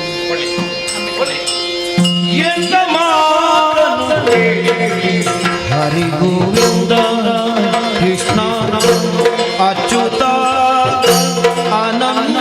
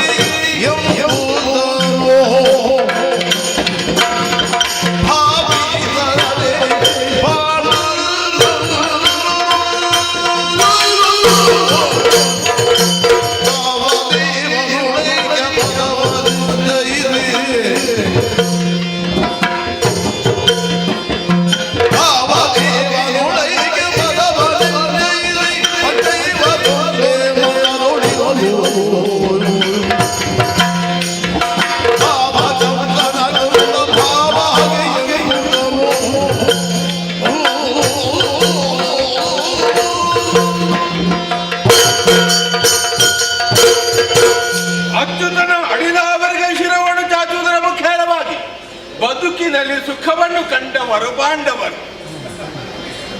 ಸಕಲ ಸಂಪತ್ತನ್ನು ಸಂಪಾದಿಸಿಕೊಂಡು ಇಂದ್ರಪ್ರಸ್ಥದಲ್ಲಿ ಸುಖದಿಂದ ಕಾಲವನ್ನು ಕಳೆಯುವಂತಹ ಸಂದರ್ಭ ಕೌರವ ದ್ಯೂತಕ್ಕಾಗಿ ನಮ್ಮನ್ನು ಆಹ್ವಾನಿಸಿತು. ಕಪಟ ದ್ಯೂತದಲ್ಲಿ ಸರ್ವವನ್ನು ನಾವು ಕಳಕೊಂಡಿದ್ದೇವೆ. ಆಮೇಲೆ ದ್ಯೂತದ ನಿಯಮದ ಪ್ರಕಾರವಾಗಿ 12 ವರ್ಷ ವನವಾಸ, 1 ವರ್ಷ ಅಜ್ಞಾತವಾಸ. ಆ 1 ವರ್ಷದ ಅಜ್ಞಾತವಾಸದಲ್ಲಿ ನಮ್ಮನ್ನು ಗುರುತಿಸಿದ್ರೆ ಮತ್ತೊಮ್ಮೆ ನಾವು 12 ವರ್ಷ ವನವಾಸ ಹಾಗೂ 1 ವರ್ಷ ಅಜ್ಞಾತವಾಸವನ್ನು ಮಾಡಬೇಕಾಗ್ತದೆ. ಇಷ್ಟರವರೆಗೆ ಭಗವಂತನ ಅನುಗ್ರಹದಿಂದ ಸದ್ಯಕ್ಕೆ ನಮಗೇನು ಕೊರತೆ ಆಗಲಿಲ್ಲ. ಅದಕ್ಕೊಂದು ಕಾರಣ ಉಂಟು. ಮಮ ಪ್ರಾಣ ಹಿ ಪಾಂಡವ ಎಂಬುದಾಗಿ ಭಗವಾನ್ ಶ್ರೀಕೃಷ್ಣನೇ ನಮ್ಮಮ್ಮ ಕುಂತಿದೇವಿಗೆ ಹೇಳಿದ್ದು. ಕಾರಣ ಅರಗಿನಾಲಯದಲ್ಲಿ ನಮ್ಮನ್ನು ಸುಡುವಂತ ಒಂದು ಪ್ರಯತ್ನ ನಡೆದಿತ್ತು. ಆ ವೇಳೆಗೆ ಅಮ್ಮನಿಗೆ ತುಂಬಾ ದುಃಖವಾದದ್ದು. ನಮ್ಮ ಮಕ್ಕಳನ್ನು ಸಾಯಿಸುವುದಕ್ಕೆ ಕೌರವ ಅಡಿಗಡಿಗೆ ಪ್ರಯತ್ನಿಸ್ತಾ ಇದ್ದಾರೆ. ಇವರನ್ನು ರಕ್ಷಿಸುವುದಕ್ಕೆ ಯಾರಿಂದ ಸಾಧ್ಯ ಉಂಟು? ಆ ಕಾಲಕ್ಕೆ ಹೇಗೋ ನಾವು ಅಲ್ಲಿಂದ ಬದುಕಿ ಬಂದಿದ್ದೇವೆ. ಮುಂದೆಯೂ ಅಂತಹ ಪ್ರಯತ್ನವಾದ್ರೆ ಬದುಕುವುದು ಹೇಗೆ ಎಂಬುದಾಗಿ ಯೋಚಿಸುತ್ತಿರುವಂತಹ ಸಂದರ್ಭ ದ್ರೌಪದಿಯ ಸ್ವಯಂವರ ಒಂದು ನಡೆಯುವಂತಹ ವೇಳೆ ಕೃಷ್ಣನ ಆಗಮನವಾದದ್ದು. ಅದೇ ನಮಗೆ ಪ್ರಥಮ ಭೇಟಿ ಎಂಬುದಾಗಿ ನಾವೆಲ್ಲ ಭಾವಿಸಿಕೊಂಡು ಅವನ ಆರಾಧನೆ ಮಾಡಿದಾಗ ಅವ ನಮಗೆ ಧೈರ್ಯವನ್ನು ಹೇಳಿತು. ಆಮೇಲೆ ಕೃಷ್ಣ ನಮ್ಮನ್ನು ಅಡಿಗಡಿಗೆ ರಕ್ಷಿಸ್ತಾನೆ ಎಂಬಂತಹ ಭಾವವನ್ನು ಹೊಂದಿ ಜೀವನದಲ್ಲಿ ಯಾವುದೇ ಕಷ್ಟ ಬಂದರೂ ಎದೆಗುಂದದೆ ನಾವು ಬದುಕಿದ್ದೇವೆ. ಸದ್ಯಕ್ಕೆ ಒಂದು ಸಮಸ್ಯೆ ಒದಗಿದ್ದು. ಗಯ ಎಂಬವ ನನ್ನಲ್ಲಿಗೆ ಬಂದು ಪ್ರಾಣದಾನವನ್ನು ನೀಡಬೇಕು ಎಂಬುದಾಗಿ ಕೇಳಿಕೊಂಡರು. ವಸ್ತು ಎಂದು ಹೇಳಿದ ಮೇಲೆ ವೈರಿ ಯಾರು ಅಂತ ಗೊತ್ತಾದದ್ದು. ಆದರೆ ಏನು ಮಾಡೋಣ, ಸಮಸ್ಯೆ ದೊಡ್ಡದಾಗಿದೆ, ಪರಿಹರಿಸುವುದಕ್ಕೆ ಎಂತೂ ಸಾಧ್ಯ ಎಂಬುದಾಗಿ ಯೋಚಿಸ್ತಾ ಕುಳಿತುಕೊಳ್ಳುವ ಹಾಗಾಗಿ ಏನು ಮಾಡೋಣ.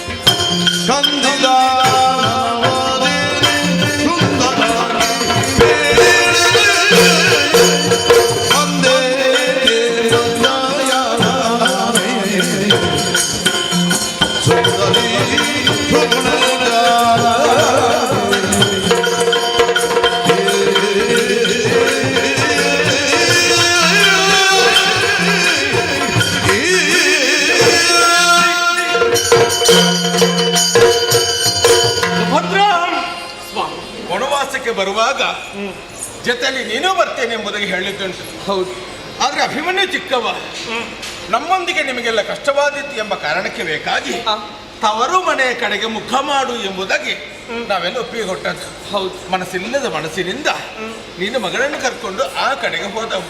ಸರಿ, ಅಲ್ಲಿ ನೀನು ಸುಖದಲ್ಲಿ ಇರಬಹುದು ಎಂಬುದಾಗಿ ನಾವು ನಿರೀಕ್ಷೆ ಮಾಡಿದ್ರೆ ಸದ್ಯಕ್ಕೆ ನಿನ್ನನ್ನು ನೋಡುವಾಗ ಹಾಗೆ ಕಾಣುವುದಿಲ್ಲ.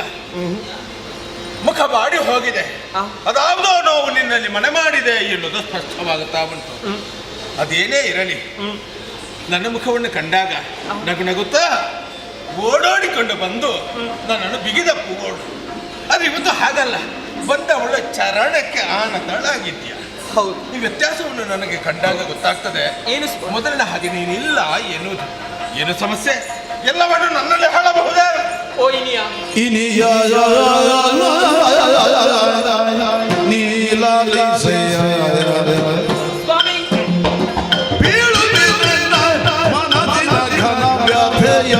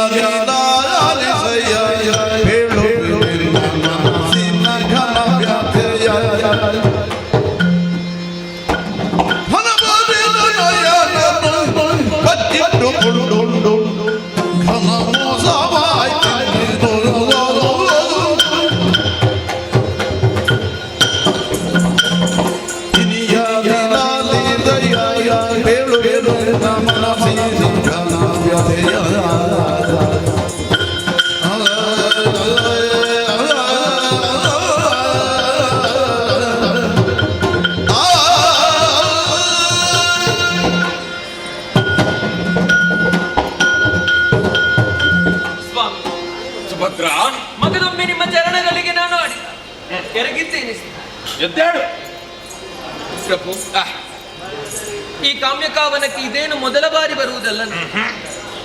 ಅದೆಷ್ಟೋ ಸಾರಿ ಬಂದವಳಿದ್ದೆ. ಈ ಸಂದರ್ಭದಲ್ಲಿ ನನ್ನ ಬದಲಾವಣೆಯನ್ನು ಕಾಣುವಾಗ ಏನೋ ಅಂತರಂಗದಲ್ಲಿ ಸಮಸ್ಯೆ ಒದಗಿದೆ ಎಂಬ ಹಾಗೆ ನಿಮಗೆ ಅರ್ಥವಾಯಿತಲ್ಲ? ಇದಲ್ವೇ ಸ್ವಾಮಿ ಸತಿಪತಿಯರ ಸಂಬಂಧ ಎಂದರೆ? ನಮ್ಮಲ್ಲಾದಂತಹ ಬದಲಾವಣೆ ಏನೆಂಬ ಹಾಗೆ ಅವರಿಗೆ ಅರಿವಾಗುತ್ತದೆ ಎಂದಾದರೆ, ಹಾಗಿದ್ರೆ ನಮ್ಮ ಮನಸ್ಸಿನಲ್ಲಿರುವಂತಹ ನೋವನ್ನು ಬಿತ್ತರಿಸುವುದಕ್ಕೆ ಸ್ವಲ್ಪ ಸುಲಭವಾಗುತ್ತದೆ ಎಂಬ ಹಾಗೆ ಅರ್ಥ ಅಲ್ಲವೇ? ಖಂಡಿತ ಪ್ರಭು, ಸುಖದ ಜೀವನವನ್ನು ಬಯಸಿದವಳಲ್ಲ ನಾನು.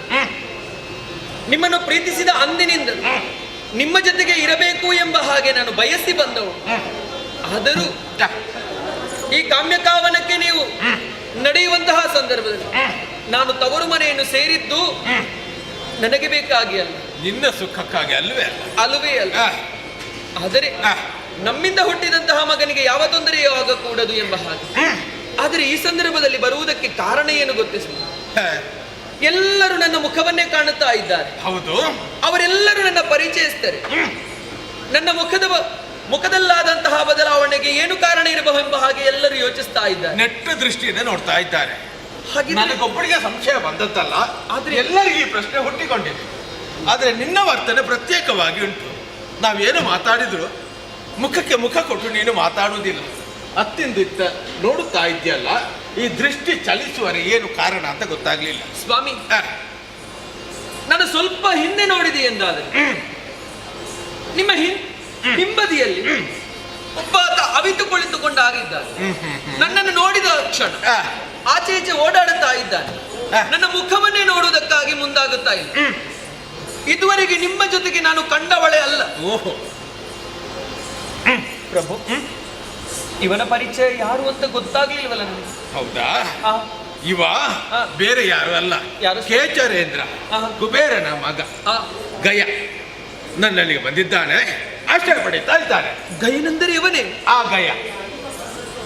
ಸ್ವಾಮಿ, ನನ್ನ ಮನಸ್ಸಿನೊಳಗಿರುವಂತಹ ಘನ ವ್ಯಥೆಗೆ ಕಾರಣ ಈತನಾಗಿ ಬಿಟ್ಟನಲ್ಲ? ಈತನೇ? ಸತ್ಯ. ಹೇಗೆ? ಅಗ್ರಜನಲ್ಲಿ ಮಾತನಾಡಬೇಕೆಂಬ ಹಾಗೆ ಬಳಿಗೆ ಕರೆದಾಗ ಕಥೆಯೊಂದನ್ನು ಹೇಳಿಬಿಟ್ಟೆ.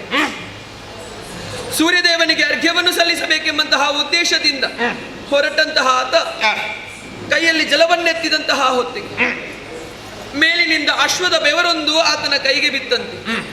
ಆದ್ದರಿಂದಲೇ ಎತ್ತಿದಂತಹ ಜಲವು ಮಲಿನವಾಯಿತು ಎಂಬ ಕಾರಣಕ್ಕಾಗಿ ಆತ ಒಂದು ಶಪಥವನ್ನು ಮಾಡಿದ್ದಾನಂತೆ. ಯಾವಾತ ಇಂತಹ ಸ್ಥಿತಿಯೊಂದನ್ನು ತಂದೊಡ್ಡಿದ್ದಾನೋ 8 ದಿವಸದ ಒಳಗಾಗಿ ಆತನ ಕಂಠವನ್ನು ನಾನು ಛೇದಿಸುವೆ, ಇಲ್ಲದಿದ್ದರೆ ನಾನು ಅಗ್ನಿ ಪ್ರವೇಶಿಸುವೆ ಎಂಬ ಹಾಗೆ. ಸ್ವಾಮಿ, ಆತ ಆಡಿದಂತಹ ಮಾತನ್ನು ನೆರವೇರಿಸಬೇಕಾದ್ದು ಆತನ ಕರ್ತವ್ಯ ಅಲ್ಲವೇ? ಹಾಗಾಗಿ ಆತ ಎಲ್ಲಿದ್ದಾನೆ ಎಂಬ ಹಾಗೆ ಹುಡುಕಿದಾಗ ನಿಮ್ಮ ಜೊತೆಗಿದ್ದಾನೆ ಎಂಬ ಹಾಗೆ ಅರ್ಥವಾಯಿತು ಸ್ವಾಮಿ. ಓಹೋ, ಅಂತೂ ಎಲ್ಲಿದ್ದಾನೆ ಎಂಬಂತ ವಿಚಾರ ನಿನ್ನ ಅಣ್ಣನಿಗೆ ಗೊತ್ತಾಗಿದೆ ಎನ್ನುವುದು ಸ್ಪಷ್ಟವಾಯಿತು. ಆದ್ದರಿಂದಲೇ ನನ್ನನ್ನು ಹೇಳಿ ಕಳುಹಿಸಿಕೊಟ್ಟ ಇಲ್ಲಿಗೆ. ಏನಂತೆ ಸ್ವಾಮಿ, ನೀವು ಧುರಕ್ಕಾಗಿ ಮುಂದುವರಿತಾ ಇದ್ದೀರಿ. ಧುರ ಒಳ್ಳಿದ್ದಲ್ಲ ಸ್ವಾಮಿ.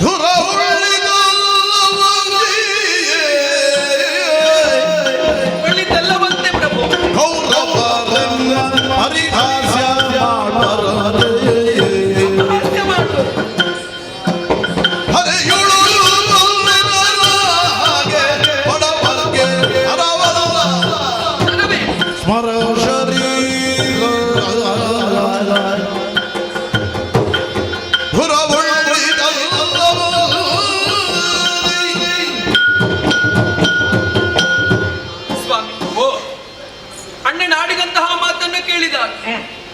ಒನ್ನೊಮ್ಮೆಗೆ ನಾನು ದಿಗ್ಭ್ರಮೆಗೊಂಡು ನರನಾರಾಯಣರು ಸದಾಕಾಲ ಜೊತೆಗಿರುತ್ತಾರೆ ಎಂಬ ಹಾಗೆ ಲೋಕವೇ ಕೊಂಡಾಡುತ್ತಾ ಇದೆ. ಹೌದು, ಅವರಿಗೆ ಯಾವ ಕಾರಣಕ್ಕಾದರೂ ಭೇದ ಬರುವುದಕ್ಕೆ ಸಾಧ್ಯ ಉಂಟೆ? ಇಲ್ಲವೇ ಇಲ್ಲ.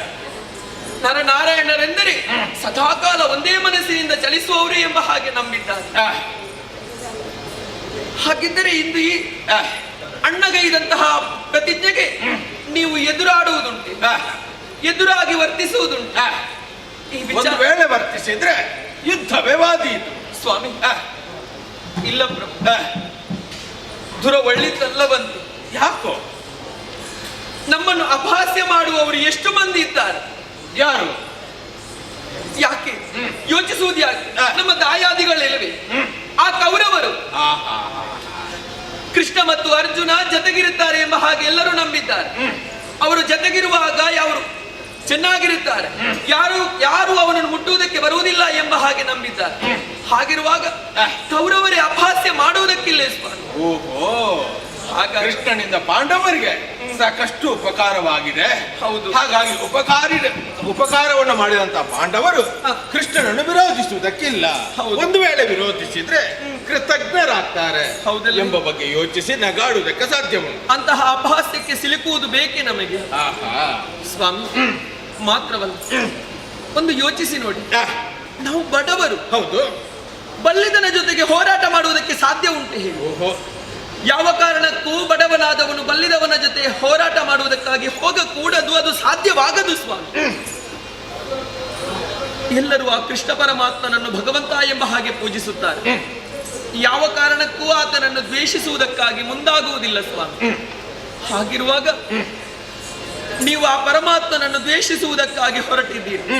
ಬಡವನಾದಂತಹ ನಿಮಗಿದು ಸಾಧ್ಯವೇ ಹೇಳಿ? ಸುಭದ್ರ, ಉಳಿದವರ ನಗುವಿಗೆ ನಾವು ವಸ್ತು ಆಗಬಾರದು. ನಮ್ಮದ್ದಾಗಿರುವಂತಹ ಕಾರ್ಯ ಎನ್ನುವುದು ಅಪಹಾಸ್ಯಕ್ಕೆ ಎಡೆ ಮಾಡಿ ಕೊಡಬಾರದು. ಇವಿಷ್ಟೇ ನಿನ್ನ ವಿಚಾರ ಸ್ವಾಮಿ. ಆ ಕಾರಣಕ್ಕೆ ಬೇಕಾಗಿ ನಾವೆಲ್ಲ ಯುದ್ಧಕ್ಕೆ ಸಿದ್ಧರಾದ್ರೆ ಅದನ್ನು ಅಪರಾಧ ಅಂತ ನೀನು ಹೇಳುದಲ್ವಾ? ನೀನಿಷ್ಟು ಹೊತ್ತು ಮಾತಾಡಿದಾಗ ನಿನ್ನ ಮುಖವನ್ನು ನಾನು ಗಮನಿಸಿದ್ದೇನೆ. ನೀನು ನೆನಪು ಮಾಡುತ್ತಾ ಮಾತನಾಡುವುದು ಯಾಕೆ ಎಂಬುದಾಗಿ ಈಗ ನನಗೆ ಅರ್ಥವಾಯಿತು. ಅಣ್ಣ ಹೇಳಿಕೊಟ್ಟಂತ ಪಾಠ. ಆದ್ದರಿಂದ ತಡವರಿಸುತ್ತಾ ನೀನು ಮಾತನಾಡುವುದಕ್ಕೆ ಪ್ರಾರಂಭ ಮಾಡಿದ್ದು ಒಳ್ಳೆದಾಯ್ತು. ಅವ ಹೇಳಿಕೊಟ್ಟದನ್ನು ನೀನು ಒಪ್ಪಿಸಿದ್ದೀಯಲ್ಲ, ಅದು ನನಗೆ ಸಂತೋಷವಾಯಿತು. ಆದರೆ ಅದೇ ನಮಗೆ ಮುಖ್ಯವಲ್ಲ. ಜೀವನದ ಬಗ್ಗೆ, ಜೀವನದ ನೆಲೆಯ ಬಗ್ಗೆ, ಬೆಲೆಯ ಬಗ್ಗೆ ನೀನು ಕೂಡ ಅರಿತುಕೊಂಡವಳು ಅಲ್ಲವೇ? ಕೃಷ್ಣನ ತಂಗಿಯಾಗಿ ಬೇಕಾದಂತ ಜ್ಞಾನವನ್ನು ಸಂಪಾದಿಸಿಕೊಂಡಂತ ಪ್ರಬುದ್ಧಳಾಗಿದ್ದೀನಿ. ಹೀಗಿರುವಾಗ ಒಬ್ಬ ಭಾರತನಿಗೆ ಅಥವಾ ಕ್ಷತ್ರಿಯ ಕುಲ ತಿಲಕನಾಗಿರುವಂತ ಧನಂಜಯನಿಗೆ ಹೆಂಡತಿಯಾಗಿ ನಿನ್ನ ಮನದ ಅಭಿಪ್ರಾಯ ಏನು ಹೇಳುವಿರಾ? ಸ್ವಾಮಿ, ನಿಮ್ಮನು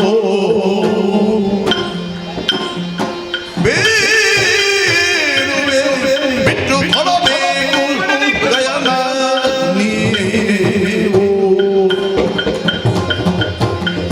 ಒಡೆಯನ ಆಜ್ಞೆಯನ್ನು ಸಲ್ಲಿಸಬೇಕಂತೆ ಬಿಡಬೇಕು ಹಾಗೆಯ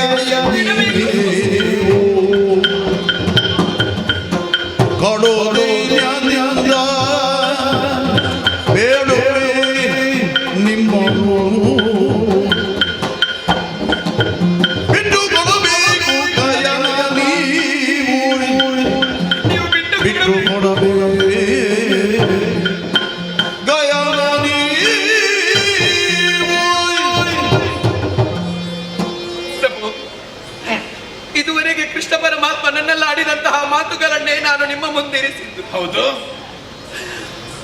ಈ ರೀತಿಯಾಗಿ ಆಡಿಯು ನಿನ್ನ ಪತಿಯಲ್ಲಿ ಎಂಬ ಹಾಗೆ ಆಡಿದ ಕ್ಷಣ ನಾನು ನಿಮ್ಮಲ್ಲಿ ಮಾತನಾಡುವುದಕ್ಕಾಗಿ ಮುಂದಾದವು.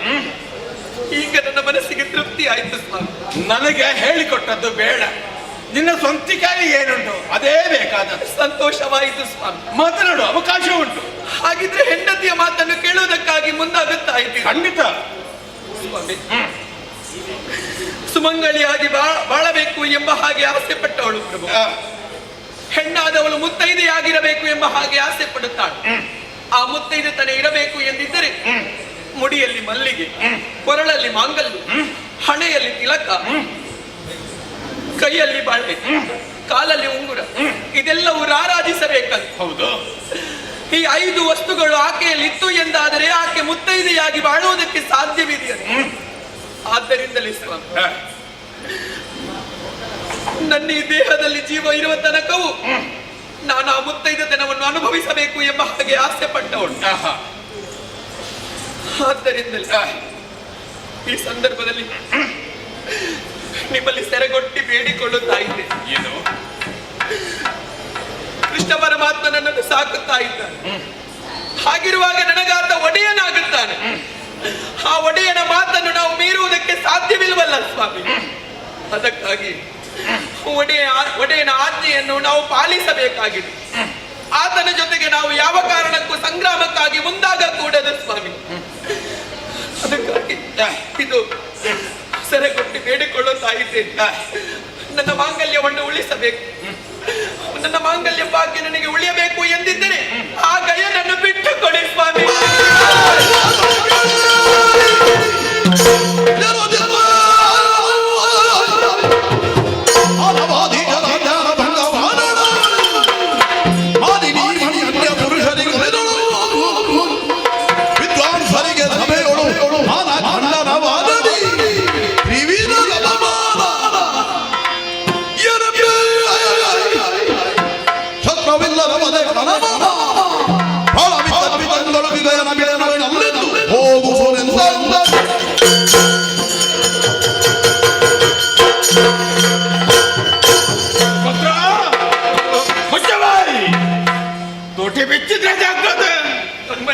ಅವಕಾಶ ಉಂಟು ಎಂಬುದಾಗಿ ಬಾಯಿಗೆ ಬಂದಂತೆ ಮಾತನಾಡಬೇಡ. ಗಯನನ್ನು ಬಿಟ್ಟು ಕೊಡಬೇಕು. ಈ ಪ್ರಪಂಚದಲ್ಲಿ ಬಾಣವಾದೀಶನಿಗೆ ಅಪಮಾನವಾದರೆ, ಸಭೆಯಲ್ಲಿ ವಿದ್ವಾಂಸನ ಬಾಣ ಕಂಠಣೆಯಾದರೆ, ಕೈ ಹಿಡಿದಂತ ಧರ್ಮಪತ್ನಿ ಅನ್ಯ ಪುರುಷನಿಗೆ ಒಲಿದರೆ, ಇವು 3 ಹೇಗೆ ಬಲ್ಲೆಯ? ಶಾಸ್ತ್ರವಿಲ್ಲದೆ ಮಾತೆಯನ್ನು ಮಾಡುವುದು. ಜೀವ ಇದ್ದು ಗಯನನ್ನು ಕೊಡುವುದಿಲ್ಲ. ಈ ವಿಚಾರವನ್ನು ನಿನ್ನ ಅಣ್ಣನಿಗೆ ಹೇಳು.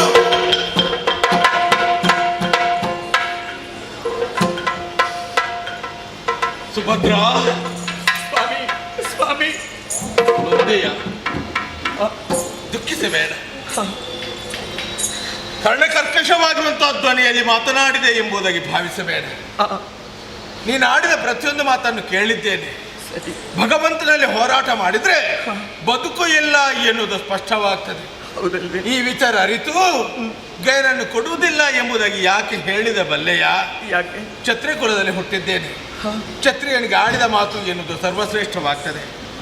ಅದನ್ನು ಉಳಿಸುವುದಕ್ಕಾಗಿ ಪ್ರಾಣವನ್ನು ಕೊಡಬೇಕೇ ಹೊರತು ಪ್ರಾಣವನ್ನು ಉಳಿಸುವುದಕ್ಕಾಗಿ ಮಾತನ್ನು ತಪ್ಪಬಾರದು. ಅದಕ್ಕೆ ಬೇಕಾಗಿ ಗಯನನ್ನು ಬದುಕಿಸ್ತೇನೆ, ಉಳಿಸ್ತೇನೆ ಎಂಬುದಾಗಿ ನಿರ್ಧಾರಕ್ಕೆ ಬಂದದ್ದು. ಗಯ ಆಡುವುದಕ್ಕಿಂತ ಮುಂಚಿತವಾಗಿ ಅವನ ವೈರಿ ಯಾರು ಅಂತ ನನಗೆ ಗೊತ್ತಿರಲಿಲ್ಲ. ಒಂದು ವೇಳೆ ಪ್ರಾಣದಾನವನ್ನು ನೀಡುವುದಕ್ಕಿಂತ ಮುಂಚಿತವಾಗಿ ಕೃಷ್ಣನೇ ನನ್ನ ವೈರಿ ಎಂಬುದಾಗಿ ಅವ ಮಾತನಾಡುತ್ತಿದ್ದರೆ, ಆ ವೇಳೆಗೆ ಅವನನ್ನು ಬಂಧಿಸಿ ಕೃಷ್ಣ ಪರಮಾತ್ಮನ ಪಾದದೆಡೆಗೆ ತಂದು ನಾನೇ ಒಪ್ಪಿಸುತ್ತಿದ್ದೆ. ಏನು ಮಾಡೋಣ? ಮಾತು ಕೊಟ್ಟಾಗಿದೆ. ಮಾತು ತಪ್ಪಿ ಪ್ರಾಣವನ್ನು ಕಳೆದಂಥ ದೇಹವಾಗಿ ನಾನು ಈ ಪ್ರಪಂಚದಲ್ಲಿ ಉಳಿದೇನು ಪ್ರಯೋಜನ ಉಂಟು? ಆದ್ದರಿಂದ ಸುಭದ್ರ, ಬೇಸರ ಮಾಡಬೇಡ. ನಾನು ಯಾವ ಮಾತನ್ನು ಆಡಿದ್ದೇನೆಯೋ ಅವೆಲ್ಲವನ್ನು ನೀನು ನಿನ್ನ ಅಣ್ಣನಲ್ಲಿ ಹೇಳು. ಓ ಸ್ವಾಮಿ, ಕೊಟ್ಟ ಮಾತಿಗೆ ತಪ್ಪುವುದಿಲ್ಲ ಎಂಬ ಹಾಗೆ ದಿಟ್ಟ ನಿರ್ಧಾರವನ್ನೇ ಗೈದೊಳೆಯುತ್ತೇನೆ. ಹೌದಲ್ವೇ? ಆದರೆ ಒಂದು ಯೋಚಿಸಿ, ಪ್ರೀತಿಸಿ ಮದುವೆಯಾದವಳು ನಾನು. ಪ್ರೀತಿಸಿದವರಿಗೆಲ್ಲರಿಗೂ ಮದುವೆ ಆಗುವಂತಹ ಅವಕಾಶ ದೊರಕುವುದಿಲ್ಲ. ಎಷ್ಟೋ ಮಂದಿಯ ಪ್ರೀತಿ ತ್ಯಾಗವಾಗಿ ಬಿಡ್ತದೆ. ಮಾತ್ರವಲ್ಲ, ಮದುವೆಯಾದ ಅಂದಿನಿಂದ ಅವರ ಜೀವನ ಚೆನ್ನಾಗಿರುತ್ತದೆ ಎಂಬ ಹಾಗೆ ಯಾವ ಕಾರಣಕ್ಕೂ ನಂಬಿಕೆ ಇಲ್ಲ. ಆದರೆ ನನ್ನ ಜೀವನಕ್ಕೆ ಯಾವ ತೊಂದರೆಯೂ ಆಗಿದ್ದಿಲ್ಲ ಸ್ವಾಮಿ.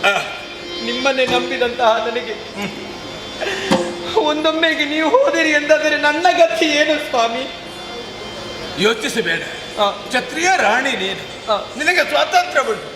ನನ್ನನ್ನು ಹಿಂಬಾಲಿಸುವ ಮನಸ್ಸಿದ್ರೆ ಹಿಂಬಾಲಿಸಬಹುದು, ಅಥವಾ ಬದುಕಬೇಕು ಎಂದಿದ್ರೆ ಮೊದಲೇ ನಿನಗೆ ದಾರಿಯನ್ನು ತೋರಿಸಿದ್ದೇವೆ. ಹಾಗಾಗಿ ತವರು ಮನೆಯನ್ನು ಸೇರಿ ಬದುಕಬಹುದಲ್ವೇ? ಇಲ್ಲ ಸ್ವಾಮಿ, ತಾಯಿಯಾದಂತಹ ಮಾದ್ರಿ ದೇವಿ ಯಾವ ರೀತಿ ಪತಿಯನ್ನು ಅನುಸರಿಸಿ ನಡೆದಳು ಅದೇ ರೀತಿ ನಾನು ನಡೆಯುವವಳು ಸ್ವಾಮಿ. ಆದ್ದರಿಂದಲೇ ಒಂದು ವೇಳೆ ನನ್ನ ಮನಸ್ಸಿನೊಳಗಿರುವಂತಹ ಭಯ ನಿಜವಾಯಿತು ಎಂದಾದರೆ ನಾನು ಖಂಡಿತವಾಗಿಯೂ ಜೀವಂತ ಉಳಿಯುವವಳಲ್ಲ. ಸುಭದ್ರ, ತಾಯಿ ಮಾದ್ರಾದೇವಿಯನ್ನು ಮಾತ್ರ ನೋಡಬೇಡ, ಅಮ್ಮ ಕುಂತಿದೇವಿಯನ್ನು ನೋಡು. ಆಕೆಗೂ ಗಂಡ ಸತ್ತಾಗ ಸಹ ಗಮನವನ್ನು ಮಾಡಬಹುದಿತ್ತು, ಮಾಡಿದ್ದಾಳ? ಇಲ್ಲ ಎಂದಿದ್ದರೆ ಬದುಕಬಹುದು ಎಂಬುದಾಗಿ ಆಕೆಯೇ ತೋರಿಸಿಕೊಟ್ಟ ಹಾಗಾಗ್ತದಲ್ಲ, ದಾರಿಯನ್ನು ಹಿಡಿಯಬಹುದಲ್ವೇ ನಿನಗೆ ಸ್ವಾಮಿ? ಆದರೆ ನಮ್ಮಿಬ್ಬರ ದಾಂಪತ್ಯ ಜೀವನದ ಫಲವಾಗಿ ನಮಗೆ ಹುಟ್ಟಿದಂತಹ ನಮ್ಮ ಮಗ ಅಭಿಮನ್ಯುವಿನ ಕಥೆ ಏನು ಸ್ವಾಮಿ? ಸುಭದ್ರ, ಅಭಿಮನ್ಯುವಿನ ಮೇಲೆ ನಿನಗೆ ಮಾತ್ರ ಪ್ರೀತಿಯಲ್ಲ, ನನಗೂ ಪ್ರೀತಿ ಉಂಟು. ಸರಿ, ಅವರನ್ನು ಬೆಳೆಸಬೇಕು, ರಕ್ಷಿಸಬೇಕು.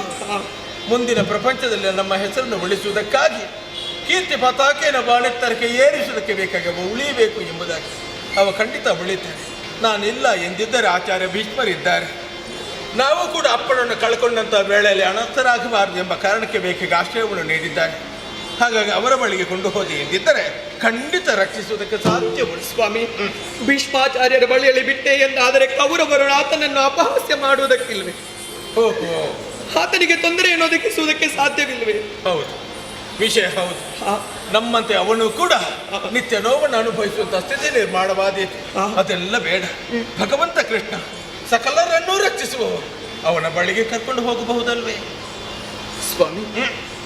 ಕೃಷ್ಣ ಪರಮಾತ್ಮನಲ್ಲಿ ಆದರೆ ಆತನ ಮಾತನ್ನೇ ನಾವು ನೆರವೇರಿಸಲಿಲ್ಲ ಎಂಬ ಹಾಗೆ ಅವನ ಅರಿತರೆ ಹೌದು, ಮಾವ ಅಳಿಯನಿಗೆ ಮೊದಲಿನಿಂದಲೂ ಅಷ್ಟು ಸರಿ ಹೋಗುವುದಿಲ್ಲ ಎಂಬಂತ ವಿಚಾರವನ್ನು ನಾನು ತಿಳಿದುಕೊಂಡಿದ್ದೇನೆ.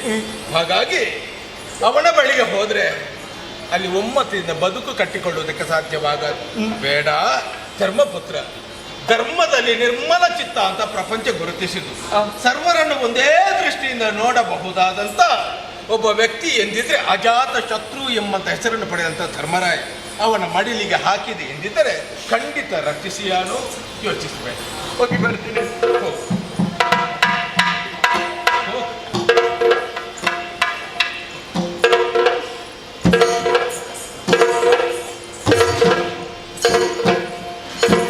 ಸ್ವಾಮಿ, ಸ್ವಾಮಿ,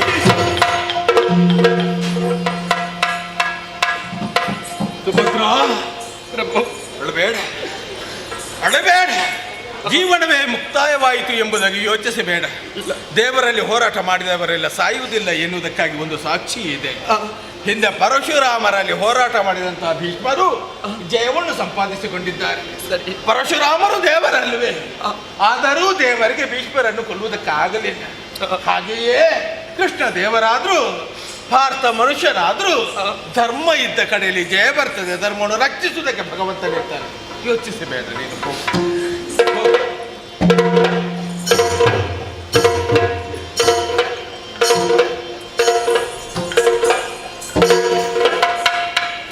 ಮೊದಲೇ ದುಃಖ ಹೆಚ್ಚಾಗಿತ್ತು ನನಗೆ. ಸುಭದ್ರೆ ನುಡಿಯನ್ನು ಕೇಳಿದಾಗ ಮತ್ತಷ್ಟು ದುಃಖ ಹೆಚ್ಚಾಗುತ್ತಾ ಉಂಟು. ಆದರೆ ದುಃಖವನ್ನು ನಾಶ ಮಾಡುವಂತಹ ಸಾಮರ್ಥ್ಯ ಇರುವುದು ಭಗವಂತನಿಗಲ್ಲದೆ ಬೇರೆ ಯಾರಿಗೂ ಇಲ್ಲ. ಹಾಗಾಗಿ ಅಚ್ಚುತನ ಧ್ಯಾನವನ್ನು ಮಾಡುತ್ತಾ ಇಂದಿನ ದಿನದಲ್ಲಿ ಬರುತ್ತಿರುವಂತಹ ಅಥವಾ ಮುಂದಿನ ದಿನದಲ್ಲಿ ಬರಬಹುದಾದಂತಹ ಪ್ರತಿಯೊಂದು ಕಷ್ಟವೂ ಪರಿಹಾರವಾಗಲಿ ಎಂಬುದಕ್ಕೆ ಪ್ರಾರ್ಥಿಸ್ತೇನೆ. ಕೃಷ್ಣ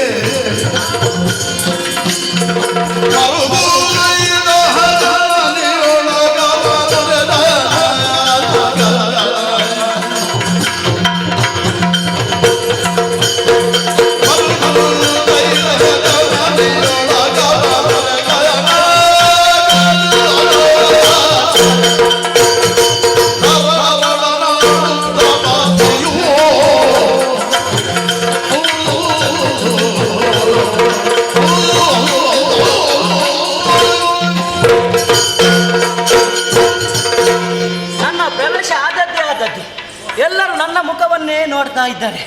ಬಹುಶಃ ನನ್ನ ಪರಿಚಯ ಯಾರಿಗೂ ಸಿಗ್ಲಿಲ್ವಂತ. ನಿಮ್ಗೆ ಗೊತ್ತಾಯ್ತಾ? ದ್ವಾರಕೆ ಅಧಿಕಾರಿಗಳು ಯಾರು ಹೇಳಿ ಅಂತೆ? ಕೃಷ್ಣ ಬಲರಾಮರು. ಆ ಕೃಷ್ಣ ಬಲರಾಮರ ನಾನು ಅಳಿಯನಾಗಿದ್ದೇನೆ. ನನ್ನ ಹೆಸರು ಅಭಿಮನ್ಯು. ಪಾರ್ಥನಂದನ. ಪಾರ್ಥ ಏವೋ ಧನುರ್ಧರ ಅನ್ನುವಂತಹ ನೆಗಳಿಕೆಗೆ ಪಾತ್ರರಾದವರು ನನ್ನ ತಂದೆಯವರು. ಪಾರ್ಥ ಮಹಾಶಯರು ಹಾಗೂ ಸುಭದ್ರಾ ಮಾತೆಯ ಪ್ರೀತಿಯ ಮಗ ನಾನು. ತಂದೆಯವರು ವನವಾಸಕ್ಕೆ ಹೋಗುವಂತಹ ಸಮಯದಲ್ಲಿ ನನಗೂ ಹಾಗೂ ನನ್ನ ಅಮ್ಮನಿಗೂ ಯಾವ ರೀತಿಯ ತೊಂದರೆ ಆಗಬಾರದು ಈ ಉದ್ದೇಶವನ್ನು ಇರಿಸಿ ಮಾವನ ಬಳಿಯಲ್ಲಿ ನನ್ನನ್ನು ಬಿಟ್ಟು ಹೋಗಿದ್ದಾರೆ. ಆದ್ರೆ ನನ್ನ ಕೆಲಸ ಏನು ಹೇಳಿಯಂತೆ? ಬೆಳಿಗ್ಗೆ ಬೇಗನೆ ಹೇಳುವುದು, ಸಾರಿ ತಿನ್ನುವುದು, ಆ ನಂತರ ಆಟದ ಬಯಲು ಪ್ರದೇಶಕ್ಕೆ ಹೋಗುವುದು, ಮತ್ತೆ ಹಸಿವಾದ್ರೆ ಮತ್ತೆ ಅರಮನೆಗೆ ಬರುವುದು, ಸಾರಿ ತಿನ್ನುವುದು, ಆಟನ ಆಡುವುದಕ್ಕೆ ಬಯಲು ಪ್ರದೇಶಕ್ಕೆ ಹೋಗುವನು. ಆದ್ರೆ ಇಂದು ಕೂಡ ಹಾಗೆ ನನ್ನ ಗೆಳೆಯರ ಜೊತೆಯಲ್ಲಿ ನಾನು ಆಟವನ್ನು ಆಡುತ್ತಿರುವಂತಹ ಸಮಯದಲ್ಲಿ ಒಮ್ಮೆಲೆ ಹಸಿವಾದದ್ದು. ಸ್ವಾಮಿ, ಹಸಿವಾದ್ರೆ ಏನ್ ಮಾಡ್ಬೇಕು ಹೇಳಂತೆ? ಏನಾದ್ರೂ ತಿನ್ನಬೇಕು ಅಂತಾದ್ರೆ ಅಮ್ಮ ಕೊಡ್ಬೇಕಲ್ವಾ? ಅಲ್ಲಿಗೆ ಹೋಗ್ತೇನೆ.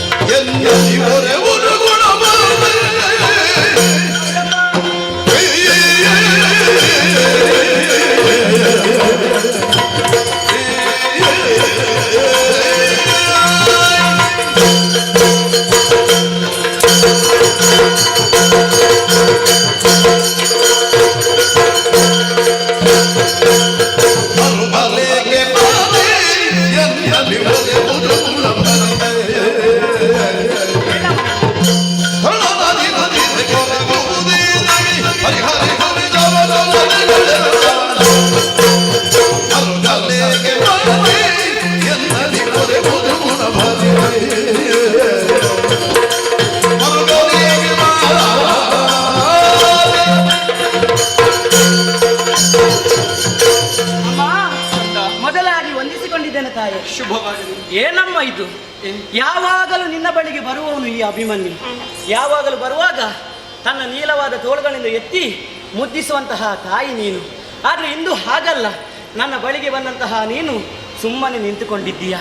ಯಾವುದೋ ಒಂದು ಚಿಂತೆಯಲ್ಲಿ ನೀನು ಇದ್ದೀಯ ಅನ್ನುವುದು ಸ್ಪಷ್ಟವಾಗಿದೆ. ಅಮ್ಮ ಹಾಲನ್ನು ಕೊಡುವುದಿಲ್ಲ, ಹಣ್ಣನ್ನು ನೀಡುವುದಿಲ್ಲ.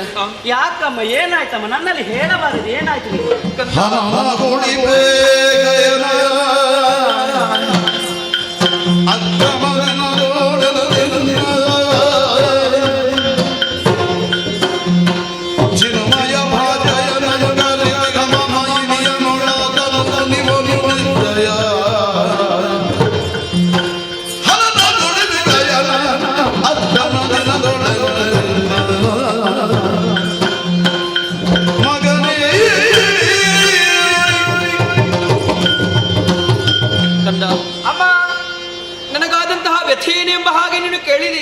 ನಿನ್ನ ವ್ಯಥೆಯ ಕಥೆಯನ್ನು ನನ್ನಲ್ಲಿ ಹೇಳಬಾರದೆ ಅಮ್ಮ. ಮಗನೇ, ಅಮ್ಮ ಏನೆಂದು ಹೇಳಲಿ? ಏನಾಯ್ತು? ನಿನ್ನ ಮಾವ ಸೂರ್ಯೋದಯ ಸಂದರ್ಭದಲ್ಲಿ ಆತನಿಗೆ ಅರ್ಘ್ಯ ಸಲ್ಲಿಸುವುದಕ್ಕಾಗಿ ಮುಂದಾದಾಗ ಕೈಯಲ್ಲಿ ಹಿಡಿದಂತಹ ಜಲ ಅಶ್ವವೊಂದು ಮೇಲಿನಿಂದ ಹೋದಂತಹ ಅದರ ಬೆವರ ಹಾನಿ ಆತನ ಕೈಗೆ ಬಿತ್ತಂತೆ. ಆದ್ದರಿಂದಲೇ ಆ ಜಲ ಮಲಿನವಾಯಿತು ಎಂಬ ಹಾಗೆ ಕೋಪಗೊಂಡು ಯಾವಾತ ಈ ಕೃತ್ಯವನ್ನು ಎಸಗಿದ್ದವನು ಆತನ ರುಂಡವನ್ನು ಛೇದಿಸುತ್ತೇನೆ 8 ದಿವಸದೊಳಗಾಗಿ ಎಂಬ ಹಾಗೆ ಆಡಿದ. ಸರಿಯಮ್ಮ. ಆದರೆ ತನ್ನ ಜೀವವನ್ನು ಉಳಿಸಿಕೊಳ್ಳುವುದಕ್ಕಾಗಿ ಆತ ಹೋಗಿ ನಿನ್ನ ಅಪ್ಪನ ಬಳಿಯಲ್ಲಿ ಕುಳಿತ. ಹೌದೇ? ಅಪ್ಪನಲ್ಲಿ ರಕ್ಷಣೆಯನ್ನು ಬೇಡಿಕೊಂಡಿದ್ದಾನೆ ಮಗನೇ. ನನ್ನ ಅಪ್ಪ ಬಿಡ್ಲಿಕ್ಕಿಲ್ಲ ಮಗನೇ. ಏನು? ಆದ್ದರಿಂದಲೇ ಭಯದಿಂದ ಬಂದಿರುವಂತಹ ಗಯನಿಗೆ ಧೈರ್ಯದ ವಚನವನ್ನು ಕೊಟ್ಟಿದ್ದಾನೆ. ನಾ ಕಾಪಾಡುತ್ತೇನೆ ಎಂಬ ಹಾಗೆ, ಬಿಟ್ಟು ಕೊಡಬೇಕು ಎಂಬ ಹಾಗೆ ನನ್ನ ಅಗ್ರಜ ಹೇಳಿದ ಕ್ಷಣ ನಿನ್ನ ತಂದೆಯ ಬಳಿಗೆ ಹೋದೆ. ಕೊಡುವುದಿಲ್ಲ ಎಂಬ ಹಾಗೆ ಆಡಿದರು ಮಗನು. ಇದೇ ಚಿಂತೆಯಾಯಿತು. ಆದ್ದರಿಂದಲೇ ನಿನ್ನ ಮಾವ ಕೃಷ್ಣ ಪರಮಾತ್ಮನಲ್ಲಿ ಹೇಳುವುದಕ್ಕಾಗಿ ನಾ ಮುಂದಾಗುತ್ತಾ ಇದ್ದೇನೆ ಮಗನು. ಹಾಗಿದ್ರೆ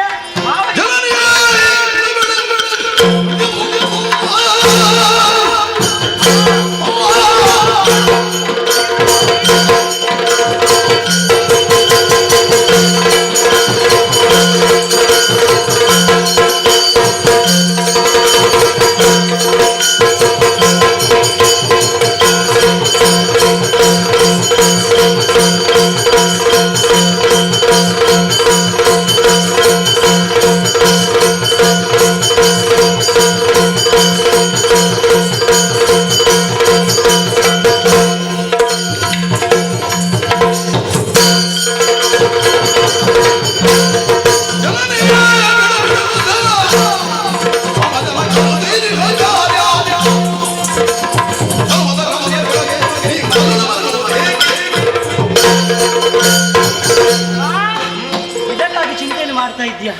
ಮಾವ ಗಯನಿಗೆ ಆಶ್ರಯವನ್ನು ಕೊಡುವುದಿಲ್ಲ. ತಂದೆಯವರು ಆಶ್ರಯವನ್ನು ಕೊಟ್ಟಿದ್ದಾರೆ, ಒಳ್ಳೆಯ ಕೆಲಸವನ್ನು ಮಾಡಿದ್ದಾರೆ ನನ್ನ ತಂದೆಯವರು. ಅಂತಹ ನನ್ನ ತಂದೆಯಲ್ಲಿ ಮಾವ ಯುದ್ಧವನ್ನು ಮಾಡುವುದಕ್ಕೆ ಹೊರಟಿದ್ದಾನೆ. ಹಾಗಿದ್ರೆ ಬಿಡುವವನು ನಾನಲ್ಲ. ಈ ಕ್ಷಣವೇ ಮಾವನ ಬಳಿಗೆ ಹೋಗ್ತೇನೆ.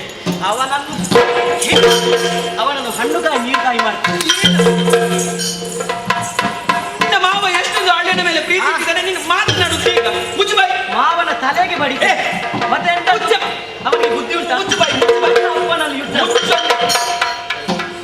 ನನ್ನ ಅಹಂಕಾರವೇ. ನಿನ್ನನ್ನು ಎಷ್ಟು ಪ್ರೀತಿಯಿಂದ ನೋಡಿಕೊಳ್ತಾನೆ. ಯಾವತ್ತಾದ್ರೂ ನಿನಗೆ ನೋವು ಕೊಟ್ಟಿದ್ದಾನೆ? ಇಲ್ಲ. ಹಾಗಿರುವಾಗ ನೀನು ಅಡಿನದಂತಹ ನೀನು ಈ ರೀತಿಯಾಗಿ ವರ್ತಿಸಿ ಬೇರೆ ಯಾರಲ್ಲಿ ಯುದ್ಧವನ್ನು ಮಾಡಿ ನನ್ನ ಅಪ್ಪನಲ್ಲಿ ಮತ್ತೆ ಯಾಕೆ ಯುದ್ಧಕ್ಕೆ ಯಾಕೆ ಬರುವುದು? ಅವರಿಬ್ಬರ ಸಮಸ್ಯೆ. ನೀನ್ ಯಾಕೆ ಮಾವನ ಬೈ? ಅಮ್ಮ ನಾನು ಬಿಡುದಿಲ್ಲ ಮಾವನನ್ನು. ನೀನು ಸುಮ್ಮನೆ ಮಾಡಿ ನಾನು ಮಾವನಲ್ಲಿಗೆ ಹೋಗು. ನೀನು ಹೋಗುದಾ ಇಷ್ಟು ಬೇಗ? ಈಗ ಬಂದದ್ದು ಈಗ ಹೋಗುದಾ? ಅಮ್ಮ ಈಗ ನೀನು ಮಾವನಲ್ಲಿಗೆ ಹೋಗುದಾ? ಹೌದು. ನಾನು ಬರ್ತೇನೆ. ನೀನು ಬಂದ್ರೆ ಇದೇ ರೀತಿ ಮಾತಾಡ್ತೀನಿ. ಅಮ್ಮ ಎಲ್ಲಿ ಹೇಗೆ ಮಾತಾಡ್ಬೇಕಂತ ಗೊತ್ತಿಲ್ಲ ನೀನು. ಅಮ್ಮ ತಾಯಿ ಹೋದಲ್ಲಿ ಮಗ ಬರ್ಬೇಕಲ್ಲ, ನಾನು ಬರ್ತೇನಮ್ಮ. ಬರ್ತೀಯ? ಹೌದು. ಆದ್ರೆ ಒಂದು ಕೆಲಸ ಮಾಡ್ಬೇಕು. ಏನಮ್ಮ? ಬಾಯಿ ಮುಚ್ಚಿರ್ಬೇಕು. ಬಾಯಿ ಮುಚ್ಚಬೇಕು. ಹೀಗೆ ಹಿಡ್ಕೊಂಡಿರು. ಅಮ್ಮ ಮಾತಾಡುದು ಹೇಗೆ, ತಿನ್ನುವುದು ಹೇಗೆ? ಅದು ತಿನ್ನುವುದು ಮತ್ತೆ ಅಲ್ವಾ? ಮಾವನಲ್ಲಿಗೆ ಹೋಗುವಾಗ ಮಾತಾಡ್ಬಾರ್ದು, ಸುಮ್ಮನೆ ಕುಳಿತುಕೊಳ್ಬೇಕು. ಬಾಯಿ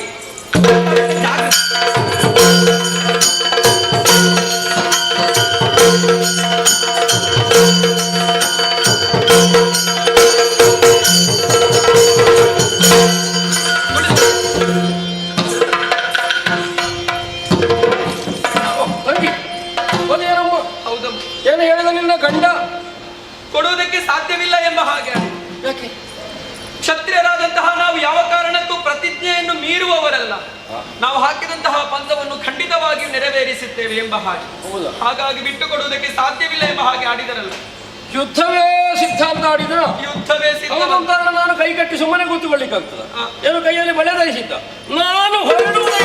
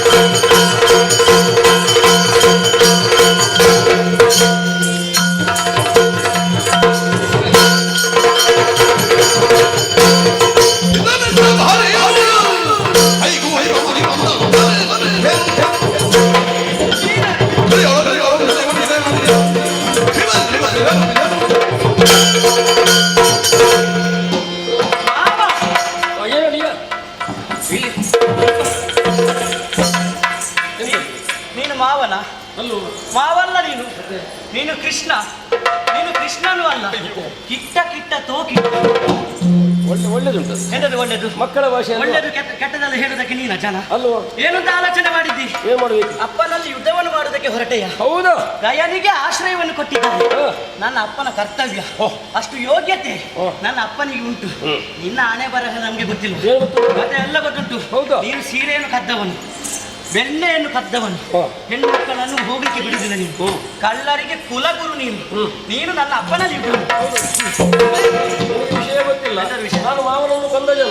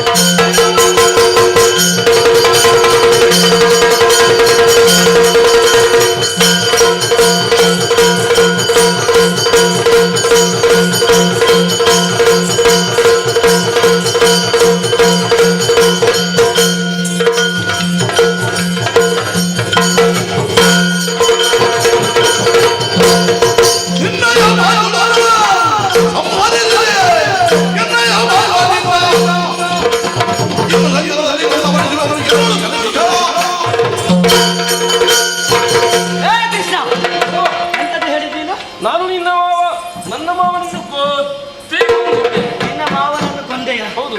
ಕಂಸ ಅಂತಕ ಅನ್ನುವಂತಹ ಬಿರುದನ್ನು ಪಡೆದವನು ನೀನು. ಹೌದು. ನೀನು ನನಗೆ ಸಂಬಂಧದಲ್ಲಿ ಏನಾಗ್ಬೇಕು? ಏನಾಗ್ಬೇಕು? ನೀನು ಹೇಗೆ ಹೇಳುದು? ಮಾವ ಅಲ್ವಾ? ಹೌದೌದು. ಅಲ್ಲಿ ಅಲ್ವಾ? ನೀನು ನಿನ್ನ ಮಾವನನ್ನು ಕೊಂದು ಕಂಸ ಅಂತಕ ಆಗಿದ್ದೆ. ನಾನು ಈ ಸಲ ನಿನ್ನನ್ನು ಕೊಂದು ಕೃಷ್ಣ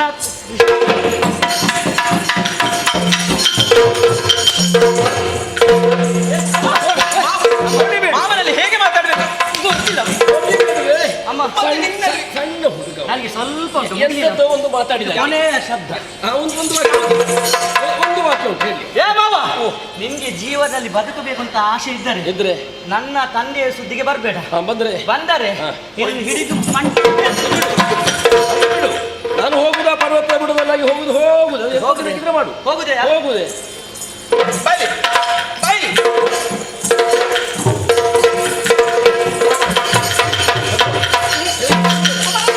ನೀನು ಕೊಟ್ಟು ಸಲುಗ ಅವನಿಗೆ ಊಟ ಆಗಲಿಲ್ವ? ಎಷ್ಟು ಹೊಡೆಯುವುದಮ್ಮ ನೀನು? ಊಟ ಆಗಲಿಲ್ವಾ? ಊಟ ಆಗಿ ಮಕ್ಕಳಿಗೆ ಹಸಿದ್ರೆ ಹೀಗೆ ಅಣ್ಣ ನೋಡಿ ಬರುವಾಗ ಹೋಗುವ ಸಣ್ಣ ನನ್ನ ಮಾತನ್ನು ಸರಿಯಾಗಿ ಕೇಳು. ನೀನು ಇವತ್ತು ಸಿಗುವುದಿಲ್ವಾ? ನೀನು ಅಪ್ಪನಲ್ಲಿ ಯುದ್ಧಕ್ಕೆ ಹೋಗುವ ದಾರಿ ಯಾವುದು? ಬೆಟ್ಟದ ಗೋಣದಲ್ಲಿ ಹೋಗ್ತೇನೆ. ಇಲ್ಲೇ ಹೋಗುದಲ್ವಾ? ಮರದ ಮೇಲೆ ನಿಲ್ತೇನೆ. ದೊಡ್ಡ ಬಂಡೆಗಳು ಉಂಟಲ್ಲ, ನಿನ್ನ ತಲೆಗೆ ಹಾಕ್ತೇನೆ. ಅಲ್ಲೇ ಸ್ವಲ್ಪ ಸಲುಗೆಯಲ್ಲಿ ಮಾತಾಡಿದಕ್ಕೆ ಆಯ್ತು. ಹುಡುಗನ ಮಾತಲ್ವ, ಅದಲ್ಲೇನು ಆಗುವುದಕ್ಕಿಲ್ಲ, ಗಾಬರಿ ಮಾಡುವುದಕ್ಕಿಲ್ಲ. ಮಗು ನಿನ್ನ ಕಣ್ಣಲ್ಲಿ ಏನು ನೀರು ತುಂಬಿತೆ? ಒಳ್ಳೆ ಭಾಗ್ಯ ಉಳಿಸಬೇಕು ಅಂತಲ್ವ? ಹೆಣ್ಣ ಕೈಲಿ ಈಗ ಹೋಗಬೇಡ. ಮಳೆಗಾಲಕ್ಕೆ ಒಳ್ಳೆ ಗುಡುಗು ಮಿಂಚು ಸಿಡಿಲು ಬಿರುಗಾಳಿ ಬರ್ತದೆ. ಅದರಿಂದ ಲೋಕವೇ ಪ್ರಳಯ ಹೊಂದಿತು ಅಂತ ಅರ್ಥ ಅಲ್ಲ. ವರ್ಷಧಾರೆ ನಿಧಾನವಾಗಿ ಸುರಿಯುವುದರಿಂದ ಪ್ರಪಂಚಕ್ಕೆ ಒಳ್ಳೆಯದು ಆಗ್ತದೆ ಎನ್ನುವಂತಹ ಒಂದು ಹೇಳಿಕೆ ಉಂಟು, ಅನುಭವ ಉಂಟು. ಅಷ್ಟನ್ನು ನೀ ತಿಳ್ಕೊಂಡ್ರೆ ಸಾಕು. ಭವಿತವ್ಯ ಏನಂತ ನೀ ಹೇಳಲಾರೆ, ನನಗೆ ಚೆನ್ನಾಗಿ ಗೊತ್ತಿದೆ. ಹೋಗಮ್ಮ, ಹೋಗು ಹೋಗು ಹೋಗು. ಎಣ್ಣಿದ ಕಾರ್ಯವಲ್ಲೂ ಇದು. ಎಷ್ಟು ಬೇಕೋ ಅಷ್ಟು ಮಾಡಿ ಬಂದಿದ್ದಾಳೆ. ಗಂಡನಿಗೆ ಬಲವಾಗಿದ್ದಾಳೆ ಎನ್ನುವುದು ನಮಗೆ ಬೇಕಾದ ವಿಷಯ. ಆದರೆ ಇಷ್ಟೇ ಯುದ್ಧಕ್ಕೆ ಸಾಕಾಗುವುದಿಲ್ಲ. ಇನ್ನಷ್ಟು ನರನನ್ನು ಪಟುಗೊಳಿಸಬೇಕು ಅಂತ ಆದರೆ ಇನ್ನೊಂದು ಸಂಧಾನ ಆಗಬೇಕು. ಇವಾಗಲೇ ಅವಲಿದ್ದಾನೆ.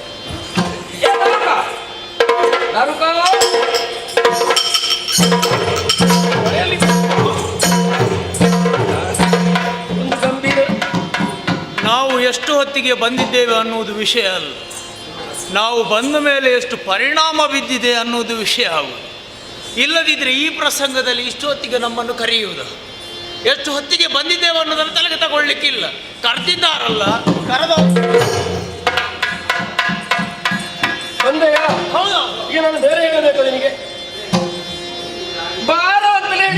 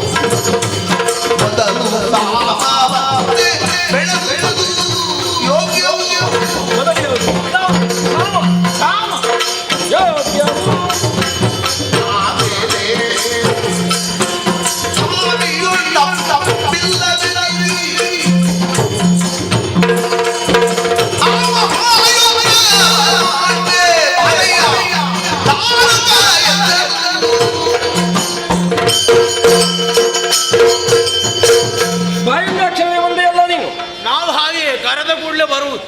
ಕರೆದಾಗ ಬರುವವರನ್ನೇ ನಾನು ಕರೆಯುವುದು. ಒಂದು ಕ್ಷಣದಲ್ಲೇ ಕೊಡೋದು ಹೋಗಬೇಕು ನೀವು. ಹೋಗ್ಬೇಕಾ? ಹಾ. ನಮಗೆ ಹೇಳಿದ್ರೆ ಆಯ್ತು, ನಾವು ನಮಗೆ ನಮ್ಮದೊಂದು ಕ್ರಮ ಉಂಟು. ನಾನು ಎಲ್ಲಿಗೆ ಅಂತ ಹೇಳಿದ್ದೇನೆ. ಎಲ್ಲಿಗಂತ ಹೇಳ್ಬೇಕು ಅಂತಿಲ್ಲ, ಹೋಗು ಅಂತ ಹೇಳಿದ್ರೆ ನಾವು ಹೋಗುದೇ. ಎಲ್ಲಿಗೆ ಅಂತ ಬೇಡ. ಎಲ್ಲಿಗಂತ ಬೇಕಾ? ಮತ್ತೊಂದು ಲಕ್ಷ್ಯ ಬೇಕೋ ಬೇಡ. ಒಟ್ಟು ಹೋಗುವುದೆಯ? ನಾವು ಯಾವಾಗಲೂ ಒಟ್ಟು ಹೋಗುವ. ಸರಿಯಾದ ಒಂದು ಗುರಿ ಬೇಕು, ಒಂದು ಕ್ರಮದಲ್ಲಿ ಹೋಗುವ. ಒಂದು ಗುರಿ ಇಲ್ಲದಲ್ಲಿಗೆ ನಾನು ಕಳಿಸ್ತೇನೆ ನಿನ್ನನ್ನು. ನೀನು ನನ್ನನ್ನು ಗುರಿ ಇರುವಲ್ಲಿಯೇ ಕಳಿಸ. ಅಲ್ಲಿಯೇ ಎಲ್ಲಿಗೆ ಹೋಗುವುದಲ್ಲ, ವೇಗವಾಗಿ ನೀನು ಕಾಮ್ಯಕಾಮನಕ್ಕೆ ಹೋಗಬೇಕು. ಈಗ ಗೊತ್ತಾಯ್ತಲ್ಲ. ಮತ್ತೆ ಬಾ. ಕಾಮ್ಯಕಾಮನಕ್ಕೆ ಯಾಕೆ ಅಂತ ಕೇಳಿದ್ಯಾ?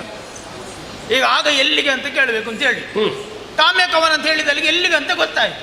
ಮತ್ತೆ ಯಾಕಂತ ಕೇಳಬೇಕಾ? ಕೇಳಬೇಡ.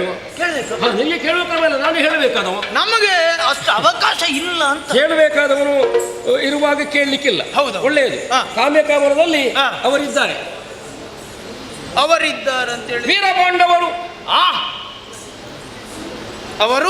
ಅವರನ್ನು ದಾರುಕ ಕಂಡು, ನಾನು ಕಂಡು, ಅವರನ್ನು ದಾರುಕ ಕಂಡು ಅಂತ ನಾಮಪದಲ್ಲ, ಕ್ರಿಯಾಪದದು. ಕಂಡು ಬಾರಯ್ಯ. ಅವರನ್ನು ಕಂಡು ಬರಬೇಕು. ಹೌದು. ಏನು ಅವರಿಗೆ ಸಮಸ್ಯೆ ಉಂಟಾ? ಅವರಿಗೆ ಸಮಸ್ಯೆ ಇಲ್ಲ. ಮತ್ತೆ ಸಮಸ್ಯೆ ಆಗ್ತದೆ ಅವರಿಗೆ. ಇನ್ನು ಆಗಬಾರದು ಅಂದ್ರೆ ಉಳಿಬೇಕು ಅಂತ ಆದ್ರೆ ನಾನು ಹೇಳಿದ ಅಷ್ಟು ವಿಷಯವನ್ನು ಅವರಿಗೆ ನೀನು ಹೇಳಬೇಕಾಗ್ತದೆ. ಪ್ರಕರಣ ಯಾವುದು ಅಂತಾನೆ ಗೊತ್ತಾ? ಅಲ್ಲ, ಈಗ ಅಲ್ಲಿಗೆ ಹೋಗಬೇಕು ಅಂತ ಆದ್ರೆ ಏನಾದ್ರೂ ಒಂದು ಕಾರಣ ಬೇಕಲ್ಲ. ಅವನ ವಿಷಯವೋ ಇದು? ಯಾರದ್ದು? ಆಗಯ. ಅದಂತೂ ಹೋಗಯ್ಯ. ಗಯ ವಿಷಯ ಅವನ ವಿಷಯ ನನಗೂ ಗೊತ್ತುಂಟು. ಗೊತ್ತಾಗಿದೆ ನಿನಗೆ? ಅಲ್ಲ ಕೃಷ್ಣ, ನೀನು ಈ ಪ್ರಸಂಗವನ್ನು ಉದ್ದ ಮಾಡಬೇಕು ಅಂತ ಹೇಳಿ ಇಷ್ಟೆಲ್ಲ ಮಾಡುವುದಲ್ಲ. ಈಗ ಹಾಗಾಯ್ತು ಅದು. ಇಲ್ಲದ ಹೋದ್ರೆ ನೀನು ಅರ್ಘ್ಯ ಕೊಡುವ ಹೊತ್ತಿಗೆ ಮೇಲಿಂದ ಬೆವರು ಬಿತ್ತಂತೆ. ಬೆವರು ಬಿದ್ದದ್ದು ಯಾರದ್ದು? ಕುದುರೆದ್ದು ಅಂತಾದ್ರೆ ನೀನು ಕುದುರೆ ಮೇಲೆ ಸಿಟ್ಟುಕೊಳ್ಬೇಕು. ಹೌದೌದು. ಕುದುರೆದು ಅಲ್ಲ ಹೌದು ಅಂತಾದ್ರೆ ಅವ ಅಲ್ಲಿಯೇ ಇದ್ದಲ್ವ ಆ ಹೊತ್ತಿಗೆ. ನಿನಗೆ ಅಲ್ಲಿಯೇ ಅವನನ್ನು ಕೊಲ್ಲಬಹುದಿತ್ತ, ಕೊಲ್ಲಿಲ್ಲ. ಅದು ಕೂಡ ಮಾಡ್ಲಿಲ್ಲ. ಅಷ್ಟಕ್ಕೆ ನೀನು ಬಿಟ್ಟ. ಹೌದಾ? ಅದಕ್ಕಿಂತಲೂ ಒಂದು ಸುಲಭ ಉಪಾಯ ಇತ್ತು ನಿನಗೆ. ಅದು ನೀನಲ್ಲಿ ಕೇಳದೆ ಮೋಸ ಹೋದೆ. ಪ್ರಸಂಗ ಸುಲಭದಲ್ಲಿ ಮುಗಿಸ್ಲಿಕ್ಕೆ ಒಂದು ಉಪಾಯ ಇತ್ತು. ಹೇಗೆ? ಈಗ ಅರ್ಘ್ಯ ಮಲಿನ ಆಯ್ತಾ, ಒಂದು ತಲೆ ಇದ್ದವರಾದ್ರೆ ಎಂತ ಮಾಡ್ತಾರೆ? ಏನ್ ಮಾಡ್ತಾರೆ? ಆ ನೀರನ್ನು ಪುಳ್ಕಂತ ಕೆಳಗೆ ಹಾಕುದು, ಇನ್ನೊಂದು ಸಲ ತೆಗೆದುಕೊಳ್ಳುದು. ಈ ಪ್ರಸಂಗ ಅಲ್ಲಿಗೆ ಮುಗಿತಿತ್ತು. ಇಷ್ಟು ಉದ್ದ ಆಗ್ಲಿಕ್ಕೆ ಪ್ರಸಂಗ ಮುಗಿಯುತ್ತಿತ್ತು. ಈಗ ಅಷ್ಟು ಇರ್ಲಿ. ಈಗ ನೀನು ಮೇಲಿಂದ ಮಲಿನ ಬಿತ್ತು ಅಂತ ಹೇಳ್ತೀಯಲ್ಲ, ಈಗ ಅದಕ್ಕಿದ್ದ ನೀರಲ್ಲಿ ನೀನು ಅರ್ಘ್ಯ ಬಿಡ್ತಾ ಇದ್ದದಲ್ವ, ನೀರಲ್ಲಿ ಅಷ್ಟು ಜಲಚರ ಇಲ್ವ, ಅದು ಮಲಿನ ಮಾಡುದಿಲ್ಲ. ಯಾವ ನೀರಲ್ಲಿ ಇರುವುದಾಗ ಜಲಚರ ಈಗೆಲ್ಲ ಸಂಶೋಧನೆ ಮಾಡಿ ಇದು ಮಾಡಿದ್ದೆ ಇಲ್ವಾ ಅಂತೇಳಿ ಒಂದುಂಟು. ಜಲಚರವಲ್ಲಿ ಏನು ಮಾಡಿಕೊಂಡು ದೋಷಾರ್ಹವಲ್ಲ. ಆ ನೆಲಚರ ಮಾಡಿದ್ರೆ ಮಾತ್ರ ತಪ್ಪಾಗ. ಈಗ ಒಂದು ಅಕ್ಕಿ ಮರದ ಮೇಲೆ ಕೂತ್ಕೊಳ್ತದೆ, ಕಾಗೆ ಅಂತೇಳಿ ಇಟ್ಕೊಳ್ಳುವ. ಅದಕ್ಕೆ ನಾವು ಹೇಳಿಕರ್ತದೆ, ನೀನು ಇಲ್ಲಿ ಮಾಡಬೇಡ, ನೀನು ಅಲ್ಲಿ ಹೋಗಿ ಮಾಡು. ಅದೊಂದು ಅದು ಹರಿವ ನೀರಿನಲ್ಲಿ ಹರಿದು ಹೋಗ್ತದೆ. ಇದು ಹಾಗಲ್ಲ, ಸಂಕಲ್ಪಿತವಾದಂತ ಅರ್ಘ್ಯ ಜಲಕ್ಕೆ ಬಿದ್ದು ಕೆಡಿಸಿದ್ದು. ನಾನು ಹೇಳಬೇಕಾ? ಒಟ್ಟಿನಲ್ಲಿ ನೀನು ಪ್ರಸಂಗ ಉದ್ದ ಮಾಡಿದ್ದಷ್ಟೇ. ಅವ ಎದುರೇ ಇರುವಾಗ ಕೊಲ್ಲಿಲ್ಲ, ಅವನನ್ನು ಹೋಗ್ಲಿಕ್ಕೆ ಬಿಟ್ಟೆ. ಅಲ್ಲ, ನೀನು ಮಾಡುವುದೆಲ್ಲ ಬಿಡು. ನೀನು ಚಕ್ರ ಕಳಿಸಿದ್ರೆ ಕೆಲಸ ಆಗ್ತಿದೆ. ಏನು ಆಗ್ತದೆ? ನೀನು ಅವನನ್ನು ಅಲ್ಲಿ ಬಿಟ್ಟು ಮತ್ತೆ ನಾನು 8 ದಿವಸದೊಳಗೆ ಮಾಡ್ತೇನೆ. ಈಗ ನೀನಾದ್ರೆ ಅದನ್ನು ಬಿಡ್ತಿದ್ದೆ ಅಂತ. ಯಾರು? ನೀನಾದ್ರೆ ಏನೋ ಮಾಡಿದ ನಂತರ ಕಡಿಯುವುದು. ಅಷ್ಟಕ್ಕೆ ನಮಗೆ ನಾವುಂಟಲ್ಲ ವಿಷಯ ಹಾಗಲ್ಲ. ಒಬ್ಬ ಏನೋ ತಪ್ಪು ಮಾಡಿದ ನಂತರ ಅವನಿಗೆ ತಿದ್ಲಿಕ್ಕೆ ಒಂದು ಅವಕಾಶ ಕೊಡಬೇಕು. ಅವತ್ತಿದ್ದು ಸರಿ ಹೊಂದುತ್ತಾನೆ ಅಂತ ಅವನು ಬಿಡಬೇಕಾಗ್ತದೆ. ಮಾತ್ರವಲ್ಲ, ಈ ಪ್ರಕರಣವನ್ನು ಅಂತಕೊಂಡು ಇನ್ನೆಷ್ಟೋ ಮಂದಿಗಳು ಬೆಂಬಲವಾಗಿ ನಿಂತರೆ ಅವರ ಬುದ್ಧಿ ಏನು ನಡೆಯೇನು ಎನ್ನುವುದನ್ನು ತಿಳಿಯಬೇಕಾಗ್ತದೆ ಎಂಬ ಉದ್ದೇಶಕ್ಕಾಗಿ ಅವನನ್ನು ಬಿಟ್ಟದ್ದು. ಈಗ ಅರ್ಜುನ ಆಶಯ ಪಡೆದ, ಅವರು ಯುದ್ಧಕ್ಕೆ ಸಿದ್ಧರಾಗಿ ನಿಂತರು. ಯಾರಲ್ಲಿ ಆಶ್ರಯ? ಅರ್ಜುನದಲ್ಲಿ. ಅದು ಕೆಲಸ ಸುಲಭ ಆಯ್ತು. ಯಾಕೆ? ಮತ್ತೆ ನಿನ್ನ ಭಾವ ಅಲ್ವಾ, ಅದಕ್ಕೆ ಅಷ್ಟು ಉದ್ದ ಮಾಡ್ಲಿಕ್ಕೆ ಉಂಟಾ? ಹಾಗೆ ಭಾವ, ಹೀಗೆ ವಿಷಯ ಆಗಿದೆ, ಅವನನ್ನೊಂದು ನನಗೆ ಕೊಡು, ಮುಗೀತಲ್ಲ ಪ್ರಸಂಗ. ಈಗ ನಾನೇನು ಹೇಳಿಸಿಲ್ಲ ಅಂತ ಲೆಕ್ಕವು. ಹೇಳಿಸಿ ಆಗಿ ಸುಭದ್ರೆಯನ್ನು ಕಳಿಸಿ ಹೇಳಿಸಿ ಆಯ್ತಲ್ಲ. ಈಗ ಯಾರನ್ನು? ಸುಭದ್ರೆಯನ್ನು. ನೋಡು, ಅಲ್ಲ, ನಾನೊಂದು ಯೋಚನೆ ಮಾಡುದು. ಅಲ್ಲ, ನಿನಗೊಂದು ಗೊತ್ತಾಗಿದ್ರು ನನ್ನಲ್ಲಿ ಆದ್ರೂ ಒಂದು ಮಾತು ಕೇಳಬಹುದಿತ್ತ. ಏನು ಗೊತ್ತಾಗುತ್ತೆ? ಅಲ್ಲ, ಒಂದು ಮಾತು, ಅಲ್ಲಿ ಸಂಧಾನ ಮಾಡ್ಲಿಕ್ಕೆ ನೀನು ಕಳಿಸಿದ್ದು ಯಾರನ್ನು? ಸುಭದ್ರೆಯನ್ನು. ಹೋಗಿ ಹೆಣ್ಣು ಮಕ್ಕಳನ್ನು ಯಾರನ್ನಾದ್ರೂ ಇಂತ ಅಲ್ಲ, ಹೆಣ್ಣು ಮಕ್ಕಳನ್ನು ಕಳಿಸಬಾರದು ಅಂತ ಅಲ್ಲ. ಈಗ ನೀನು ಕಳಿಸಿದ್ದು ಯಾರನ್ನು? ಸುಭದ್ರನ. ಹೌದಾ? ಸಂಧಾನಕ್ಕೆ ಗಂಡನ ಹತ್ತಿರ ಹೋಗುದು. ಹೌದಾ? ಹೆಂಡತಿ ಹೋಗಿ ಗಂಡನ ಹತ್ರ ಹೋಗುವಾಗ ಅವಳು ಗಂಡನನ್ನು ಪ್ರೋತ್ಸಾಹಿಸುವುದು ಅಥವಾ ನಿನ್ನ ಕಡೆಗಿರುವುದು. ವಿಷಯ ಹಾಗಾಯ್ತದ. ಈಗ ನಾನು ನನ್ನ ಮಾತಿಗೆ ಬೆಂಬಲ ಕೊಡ್ತಾಳೆ ಅಂತ ಭಾವಿಸಿದ್ದೆ. ಹಾಗಾಗಲಿಲ್ಲ, ಗಂಡ ಹೆಂಡಿ ಒಂದಾದ್ರು ಅಂತ ಮತ್ತೆ ಗೊತ್ತಾಯ್ತು. ಅವ ಎಷ್ಟಕ್ಕೂ ಯುದ್ಧಕ್ಕೆ ಸಿದ್ಧಾರ್ಥ ಎನ್ನುವಾಗ ಇನ್ನು ಅವಳ ಸಂಧಾನ ವಿಫಲವಾದ ನಾನು ಬಿಡ್ಲಿಕ್ಕೆ ಆಗ್ತದೆ. ಗೊತ್ತಾಗುವಾಗ ಹೊತ್ತಾಯ್ತು, ನನಗೆ ಗೊತ್ತಾಯ್ತು. ಹಾಗೆ ಬೇಗ ಮುಗಿಸುವ ಯಾರು? ನೀನೇ. ಈಗಲಾದ್ರೂ ನಿನಗೊಂದು ಗೊತ್ತಾಯ್ತಲ್ಲ ಈ ವಿಷಯ ಆಯ್ತು ಅಂತ. ಈ ಪ್ರಸಂಗದಲ್ಲಿ ನಾನೊಂದು ಇದ್ದೇನೆ ಅನ್ನೋದು ನಿನಗೆ ಗೊತ್ತಾಯ್ತಲ್ಲ. ಅದಕ್ಕೆ ಈಗ ದಾರುಕನ ಸಂಧಾನ ಆಗ್ಬೇಕು. ನೀನು ಅಲ್ಲಿವರೆಗೆ ಹೋಗ್ಬೇಕು. ಯಾಕೆ? ಆಗಬೇಕಾದ್ದು ಸಂಧಾನ ತೋರಿಕೆಗೆ ಮಾತ್ರ. ಪ್ರಕರಣ ಹೇಗೆ? ಯಾವುದೇ ಒಂದು ವಿಷಯ ಇದ್ರೆ ಸಮಾಧಾನ ಭೇದ ದಂಡ ಎನ್ನುವ ಚತುರೋಪಾಯದ ಮೂಲಕವಾಗಿ ಸಾಧಿಸಬೇಕಾದ್ದು ಲೋಕದ ರೂಢಿ. ಮೊದಲು ಸಾಮದಿಂದ, ಆಮೇಲೆ ದಾನ, ಮತ್ತೆ ಭೇದ, ಕೊನೆಗೆ ದಂಡ. ಅದು ಸುಮ್ಮನೆ ಉದ್ದ ಮಾಡುದು ಬೇಡ, ನಾವು ಮುಗಿಸುವ ದಂಡದಲ್ಲಿ ಮುಗಿಸುವ. ದಂಡದಲ್ಲಿ ಮುಗಿಸಬೇಕು. ದಂಡಕ್ಕೆ ನೀನು, ನಾನು ದಂಡಕ್ಕ, ನೀನು ದಂಡಕ್ಕಲ್ಲ. ಮತ್ತೆ ಸಮಾಧಾನ ಭೇದಕ್ಕೆ ನೀನು, ದಂಡಕ್ಕೆ ಎತ್ತುವುದಕ್ಕೆ ನಾನಿರುವ. ಈ ಚತುರೋಪಾಯವನ್ನು ಬಳಸುವ ಮೂಲಕ ಯಾಕೆ ಗೊತ್ತುಂಟೋ, ಒಡೆಯನಲ್ಲಿ ತಪ್ಪಿಲ್ಲ ಅಂತ ಕಾಣಿಸಬೇಕಾದ್ರೆ ನಿನಗೆ ಕರ್ತವ್ಯ. ಹಾಗೆ ನಮ್ಮಲ್ಲಿ ಯಾರಾದ್ರೂ ಹೇಳಲಿಕ್ಕಿಲ್ವಾ? ಹಿಂದೆ ಮುಂದೆ ನೋಡಿದ ಕೃಷ್ಣ ಆಯುಧ ಎತ್ತಿದ ಅಂತ. ನಾನು ತಪ್ಪು ಮಾಡಲಿಲ್ಲ, ಸರಿಯಾಗಿ ನಡ್ಕೊಂಡಿದ್ದೇನೆ ಅಂತ ಲೋಕಕ್ಕೆ ಕಾಣಬೇಕು. ಹೌದು, ನಮಗೆ ಆಗಬೇಕಾದ ಸಂಧಾನ ಅಲ್ಲ, ಆಗಬೇಕಾದ ಸಂಗ್ರಾಮ. ಕೊನೆಗೆ ಆ ಮಹಾ ಸಂಗ್ರಾಮವನ್ನು ನಾವು ಮಾಡ್ತೇವೆ. ಇದು ಬೇಕಿದ್ದ. ಒಂದು ಹೇಳಿದ್ರೆ ಇನ್ನೊಂದು ಮಾಡ್ಲಿಕ್ಕೆ ಜನ ಯಾರು ನಮ್ಮಲ್ಲಿ ಹೇಳಿದ್ರು. ಈಗ ಒಂದು ಹೇಳಿದ್ರೆ ಇನ್ನೊಂದು ಮಾಡ್ಲಿಕ್ಕೆ ಅಂತ ಹೇಳಿದ್ರೆ ನಾನು ಬೇರೆ ಮಾಡುವ ಅಲ್ಲ, ನಾನು ಹೇಳಿದ್ದು ಸಂಧಾನದ ತೋರಿಕೆ, ಆಗಬೇಕಾದ ಸಂಗ್ರಾಮದ ನಿಶ್ಚಯ. ನಾನು ಹೋಗುವುದು ಸಂಧಾನಕ್ಕೆ, ಸಂಧಾನ ಮಾಡ್ಲಿಕ್ಕೆ ಇಲ್ಲ. ಸಂಧಾನದಲ್ಲಿ ಸಂಗ್ರಾಮಕ್ಕೆ ಸಂಧಿಸಿ ಬಿಡಬೇಕು. ನಾನು ಈಗ ನೋಡು, ನಾವು ಹೋದ ಮೇಲೆ ಏನೆಲ್ಲ ಆಗ್ತದೆ ನೋಡು. ಹೇಗೆ? ಈಗ ನಾನು ಅಲ್ಲಿ ಹೋಗುವಾಗ ನನಗೆ ಅಲ್ಲಿ ಮರ್ಯಾದೆ ನನಗೆ ಬೇಕಾದ ಮರ್ಯಾದೆ ಮಾಡ್ತಾರೆ. ಎಲ್ಲ ಮಾಡ್ಲಿಕ್ಕೆ ಇದರಲ್ಲಿ ಬರ್ದಿದ್ದೆ, ಎಲ್ಲ ಬರ್ದಿದ್ದೆ. ಈ ಓಲೆಯನ್ನು ತಗೊಂಡೋಗಿ ಅವನಿಗೆ ಕೊಡು, ಅವ ಏನೆಲ್ಲ ಮಾಡ್ತಾನೆ ನೋಡು. ಆಮೇಲೆ ನನಗೆ ಬೇಕಾದಂತೆ ಆಗುವುದಕ್ಕಾಗಿ ನಿನಗೆ ಏನು ಸಾಧ್ಯವೋ ಅದನ್ನು ಮಾಡಿ ಒಟ್ಟು ಸಂಗ್ರಾಮ ನಿರ್ಣಯ ಆಗುವಾಗ ಮಾಡಿ ಬರಬೇಕು. ಮಾಡಿಸ್ತಾನಲ್ಲ, ಅವಮಾನಿಸ್ತಾನೆ ನಿನ್ನನ್ನು. ಅವಮಾನಿಸ್ತಾನೆ, ಅದು ಒಟ್ಟಿಗೆ ಹೇಳಿದ್ರೆ ಅರ್ಥ ಬೇರೆ ಆಗ್ತದೆ. ಅವಮಾನಿಸ್ತಾನೆ. ಈಗ ಸರಿಯಾಗಿ ಹೇಗೆ ಅವ ಮಾನಿಸ್ತಾನೆ? ಬೇಗ ನನ್ನ ಕೈಗೆ ಕೊಟ್ಟ ಮೇಲೆ ಈ ಪ್ರಸಂಗದ ವಿಷಯಗಳು ಮುಗಿದ. ನೋಡಿದ್ರ ನಮ್ಮ ಪಾಲಿಗೆ ಇಂಥದ್ದೊಂದು ಅವಕಾಶ ಬರ್ತದೆ ಎನ್ನುವ ಹಾಗೆ ನಾವು ಭಾವಿಸಿರ್ಲಿಲ್ಲ. ಸತ್ಯ ಹೇಳಬೇಕು, ನಿಮಗೆ ಈ ದ್ವಾರಕೆ ಬಗ್ಗೆ ಕೆಲವು ವಿಷಯ ಗೊತ್ತಿಲ್ಲ. ನಾನು ಪ್ರಚಾರ ಬೇಡ ಅಂತ ಹೇಳಿಲ್ಲ ಅಷ್ಟೇ ಅಲ್ಲದೆ, ನಿಮ್ಮಲ್ಲಿ ಮಾತ್ರ ಹೇಳುದು, ಬೇರೆ ಯಾರ ಹತ್ರ ಹೇಳಬಾರ್ದು. ಈ ದ್ವಾರಕೆಗೆ ದ್ವಾರಕೆ ಅಂತ ಹೆಸರು ಬಂದದ್ದೇ ಈ ದಾರುಕ. ಯಾರಿಗೂ ಗೊತ್ತಿಲ್ಲ, ಬೇರೆಯವ್ರ ಹೇಳಬೇಡ, ಯಾರಿಗೂ ಗೊತ್ತಿಲ್ಲ ಅಂತ. ಈಗ ಇವತ್ತು ನಮಗೊಂದು ಅವಕಾಶ ಸಿಕ್ಕಿದೆ, ಅಲ್ಲಿಯವರೆಗೆ ಹೋಗುವುದು. ನಾವು ಇಲ್ಲಿವರೆಗೆ ನಮ್ಮ ಸಮಸ್ಯೆ ಏನಾಗಿತ್ತು, ನಾವು ಕೃಷ್ಣನ ಜೊತೆಗೆ ಹೋಗುದು. ಯಾವಾಗ ನೋಡಿ ಎದುರಿಗೆ ಬಂದವರು ಒಂದು ನಮಸ್ಕಾರ ಕೊಟ್ಟು ನಾನು ನನಗೆ ಅಂತ ತಿಳ್ಕೊಂಡ್ರೆ ನೋಡುವಾಗ ನನಗಲ್ಲ ಹಿಂದಿದ್ದವನಿಗೆ ನಮಸ್ಕಾರ.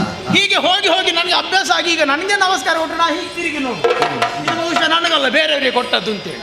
ಆದ್ರೆ ಇವತ್ತು ನಾನು ಒಬ್ಬನೇ ಹೋಗುವುದು. ಹೇಗೆ ಸಾರಥಿ ಆಗಿ ಅಲ್ಲ, ರಥವನ್ನು ಏರಿಕೊಂಡು ಹೋಗುವುದು. ಹಾಗಿದ್ರೆ ನನ್ನ ರಥಕ್ಕೆ ಸಾರಥಿ ಯಾರು? ಸಾರಥಿ ಬೇಕು ಅಂತ ಕೇಳಿದ್ರೆ ಅವ ಜನ ನೀನೇ ಮಾಡು ಅಂತ ಹೇಳಿ ಸಾರಥಿ ಬೇಡ. ವಾಗೆಯನ್ನು ಕಾಲಿಗೆ ಸಿಕ್ಕಿಸಿಕೊಳ್ಳುವುದು, ನೇರ ಕಾಮ್ಯಕವನ ಕಲ್ಲು. ಇಲ್ಲಿ ಬೀದಿಯಲ್ಲಿ ಒಂದು ಸುತ್ತಿ ತಿರುಗಿ ಮತ್ತೆ ಹೋಗುವುದು.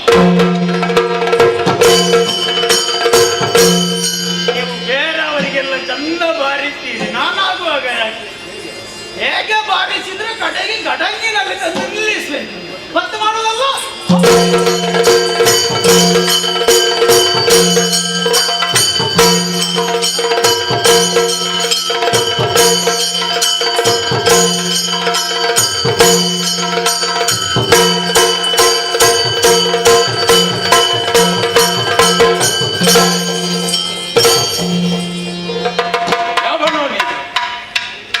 ಮುಖದಲ್ಲಿ ಕಣ್ಣು ಉಂಟಾ ಇಲ್ವಾ? ನೀವು ಅದು ಗಡಂಗಿ ಸರಿ ಬಾರಿಸಲಿಲ್ಲ. ಒಂದು ನೋಡ್ಲಿಕ್ಕಿಲ್ವ ಎದುರಲ್ಲಿ ಜನ ಯಾರು ಬರ್ತಾ ಇದ್ದಾರೆ, ಅವರು ಹೋಗುವಂತ ಮಾರ್ಗ ಯಾವುದು ಒಂದು ನೋಡ್ಲಿಕ್ಕಿಲ್ವ? ನಾವೆಲ್ಲ ನಮ್ಮ ಹಾದಿಯಲ್ಲಿ ಯಾರಿದ್ದಾರೆ ಅಂತ ನೋಡ್ಲಿಕ್ಕಿಲ್ಲ. ಆನೆ ನಡೆದದ್ದೇ ಹಾದಿ. ಹಾಗಂತೇಳಿ ನಿನ್ನಲ್ಲಿ ಮಾತಾಡ್ಲಿಕ್ಕೆ ಮನಸ್ಸುಂಟು, ಇವತ್ತು ಪುರುಷಕ್ಕಿಲ್ಲ ಮಾತ್ರ. ಸರಿ ಸರಿ, ನಾನು ನಿನ್ನಲ್ಲಿ ಮಾತಾಡ್ಲಿಕ್ಕೆ ಬಂದ ದಾರಿ ಬಿಟ್ಟಿದ್ದೇನೆ, ಹೋಗು. ಅಲ್ಲ, ಇಲ್ಲಿ ಒಬ್ಬರನ್ನು ಹುಡುಕಿಕೊಂಡು ಬಂದದ್ದು ನಾನು. ಅಂತೂ ಬಂದದ್ದು ಇಲ್ಲಿಗೆ, ಆದ್ರೆ ಒಬ್ಬರನ್ನು ಹುಡುಕಿಕೊಂಡು ಬಂದದ್ದು ಇಲ್ಲಿಂದವರೇ ಆಗಬೇಕು. ಹೌದೌದು. ಹೌದಾ? ಹೌದೌದು. ಸರಿ, ನಿನಗೆ ಯಾರು ಬೇಕು? ಇಲ್ಲಿ ಅಜೀರ್ಣ ಅಂತ ಹೇಳಿದ್ರೆ ಅಜೀರ್ಣ, ಊಟ ಸರಿ ಆಗದಿದ್ರೆ ಹಾಗಾಗ್ತದೆ. ಯಾರೋ ರೋಗ ಬಂದವರು ಇರಬಹುದು. ಅವ ಅಜೀರ್ಣ. ಅಜೀರ್ಣ ಅಂದ್ರೆ ರೋಗ. ಮತ್ತೆ ಅಜೀರ್ಣ ಅಲ್ಲ, ಅರ್ಜುನ. ಅರ್ಜುನ ಹೆಸರು ಅರ್ಜುನ. ಅರ್ಜುನ ಅರ್ಜುನ ಇದ್ದಾರೆ. ಸರಿ ಸರಿ, ಹೌದಾ? ಹೌದು. ಅರ್ಜುನ ಹೌದಾ? ಬರ್ತಾನ? ಎಂತದು ಬರ್ತ? ಕಲಿ ಬರ್ತಾನ? ಅದಲ್ವ ಹೇಳಬೇಕು. ಕಲಿ ಬರ್ತಾನ ಹಾಗಲ್ಲದು. ಮತ್ತೆ ಕಲಿ ಪಾರ್ಥ. ಹಾಗೆ ಧನುಂಡನ ಧನಂಜಯ ಧನಂಜಯ ಧನಂಜಯ ಕೆರಂಜಿ ಕೆರಂಜಿ ಹಾಗಲ್ವ ಕಿರೀಟಿ ಕಿರೀಟಿ ಬಿಂಬಸ್ ಬಿಭಸ್ ಬಿಂಬಸ್ ಜಿಷ್ಣು ಜಿಷ್ಣು ನರ ಯಾರು ಜನ ಯಾರು ಈಗ ಗೊತ್ತಾಗ್ಲಿಲ್ವಾ? ಗೊತ್ತಾಗ್ಲಿಲ್ಲ. ಇಷ್ಟರವರೆಗೆ ನೀನು ಗೊತ್ತಾಗದೆ ಮಾತಾಡಿದ್ದ. ಹೌದೌದೌದು. ಹೌದಾ? ಜನ ಯಾರು ಅಂತ ಗೊತ್ತಾಗ್ಲಿಲ್ಲ. ಗೊತ್ತಾಗದೆ ಮಾತಾಡಿದ್ದು ಬೇಸರ ಇಲ್ಲ. ನೀನೇ ಕರೆದರೆ ಅವರು ಬರುವುದಕ್ಕೆ ಸಾಧ್ಯ ಉಂಟು. ನೀನು ಕರೆ. ಅರ್ಜುನ. ಓ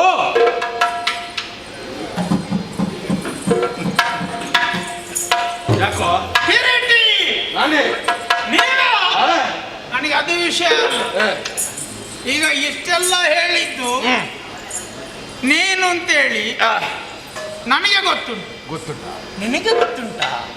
ತಲೆ ಕೆಟ್ಟವನೇ, ನನ್ನ ಹೆಸರು ನನಗೆ ಗೊತ್ತಿಲ್ವೇನು? ವಿಷಯ ಅದಲ್ಲ. ಮತ್ತೆ ಈಗ ಇಷ್ಟೆಲ್ಲ ಹೆಸರು ಹೇಳಿದೆ ಅಲ್ಲ, 10 ಹೆಸರು ನೀವೇ ಇಟ್ಕೊಂಡ್ರೆ ಉಳಿದವರಲ್ಲಿ ಯಾವುದೇ ಹೆಸರು ಇಟ್ಕೊಳ್ಳೋದು ಪುಣ್ಯ ಅದು. ಹುಟ್ಟುತ್ತೇನೆ ಒಟ್ಟಾರೆ ಇಟ್ಕೊಳ್ಳುದ ನಾವು ಇಟ್ಟುಕೊಂಡದ್ದಲ್ಲ, ನಮಗಾಗಿ ಬಂದದ್ದು. ಬರುವುದಕ್ಕೆ ಬಲವಾದ ಕಾರಣ ಉಂಟು. ಯಾಕೆ? ಕೃಷ್ಣನಲ್ಲಿಂದ ಬಂದದ್ದು. ಓ ದ್ವಾರಕೆ. ಹೌದೌದು. ಒಳ್ಳೆದಾಯ್ತು. ಬರ್ಲಿಕ್ಕೆ ಒಂದು ಕೆಲಸ ಉಂಟು ಅಂತ ಹೇಳಿದೆ ಅಲ್ಲ, ಬೇರೆ ಏನೋ ಅಲ್ಲ, ಕೊಟ್ಟು ಬರ್ಲಿಕ್ಕೆ ಹೇಳಿದ್ದಾರೆ. ಕೊಟ್ಟ ಕೊಟ್ಟು ಕೊಟ್ಟು ಬರ್ಲಿಕ್ಕೆ ಹೇಳಿದ್ದಾರೆ ಅಂತ. ನೀನಾ? ಅದಕ್ಕಾಗಿ ಕೈ ಮೇಲೆ ಮಾಡುವುದಾ? ನಾವು ಹಾಗೆ ಬೈಲಿಕ್ಕಿಲ್ಲ, ನಾನು ಜನ ಜೋರಿದ್ದೇನೆ ಗೊತ್ತಾಯ್ತಾ? ಕೊಟ್ಟು ಬರ್ಲಿಕ್ಕೆ ಅಂತ ಏನು ಹೇಳಿದ್ದು? ಹೊಡೆಯುವುದಕ್ಕಲ್ಲ. ಓಲೆಯ ಇದನ್ನು ಮೊದಲೇ ಹೇಳಲಿಕ್ಕೆ ಸಂಕಟ. ಹರಿ ಕಳಿಸಿದ ಓಲೆ ಪತ್ರ ವ್ಯವಸ್ಥೆ ಆಗಬೇಕಾ? ಇದನ್ನು ಓದಬೇಕಲ್ವಾ? ಅದಕ್ಕಿಂತ ಮುಂಚೆ ಉತ್ತರ ಕೊಡ್ಲಿಕ್ಕೆ ಆಗುದಿಲ್ಲ. ಓದ್ಲಿಕ್ಕೆ ಬರ್ತದ? ಓದ್ಲಿಕ್ಕೆ ಬರದಿದ್ರೆ ನಾನು ಓದಿ ಹೇಳ್ತೇನೆ. ಹೌದಾ? ನಿನಗೆ ಅಕ್ಷರ ಕಾಣ್ತದೆ ಈಗ? ಇಲ್ಲ ಇಲ್ಲ, ಬೇಡ ಬೇಡ ಬೇಡ, ನಾನು ಈಗ ನನಗೆ ಬರ್ಲಿ ಒಂದು ಕೂತ್ಕೊಳ್ಳಿಕ್ಕೆ ವ್ಯವಸ್ಥೆ ಅಂತ ಅದು ಉಂಟಾ? ವ್ಯವಸ್ಥೆ ಉಂಟಲ್ಲಿ. ಎಲ್ಲಿ? ಆಸನ ಬರಿದಾಗಿದೆ. ಯಾವುದು? ಓ ಅವಧಿಯಲ್ಲಿ ಅದನ್ನು ಬೇರೆ ಉಂಟಲ್ವ? ಅದೇ ನಿನಗೆ ಬೇರೆ ಮನೆ ಅಂತ ಕೊಡ್ಲಿಕ್ಕೆ ಕ್ರಮ ಇಲ್ವಾ? ಕಾಲಿಗೆ ನೀರು ಎತ್ತದಿಲ್ಲ. ಈಗ ಬರ್ಲಿಲ್ಲ ಅಲ್ಲ, ಬಂದದ್ರಲ್ಲಿ ಸುಧಾರಿಸಿಕು.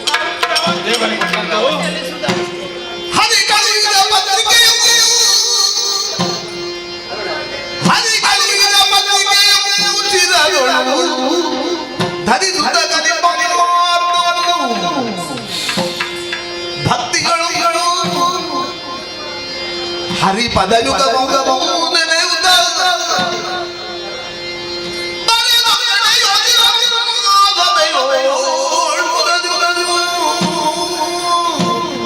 ಹರಿ ಕಳುಹಿದ ಪತ್ರವಾದ ಕಾರಣ ಇದು ಪ್ರಸಾದಕ್ಕೆ ಸಮಾನ. ಆದ್ದರಿಂದ ಮೊದಲು ಹಿರದಲ್ಲಿ ಇದನ್ನು ಧರಿಸಿಕೊಂಡದ್ದು. ಹರಿಯನ್ನು ಧ್ಯಾನಿಸಿ ವಾಚಿಸ್ತೇನೆ, ನೋಡೋಣ.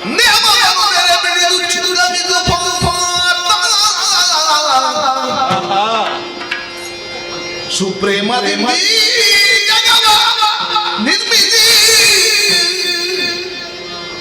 ಸಲಹುವ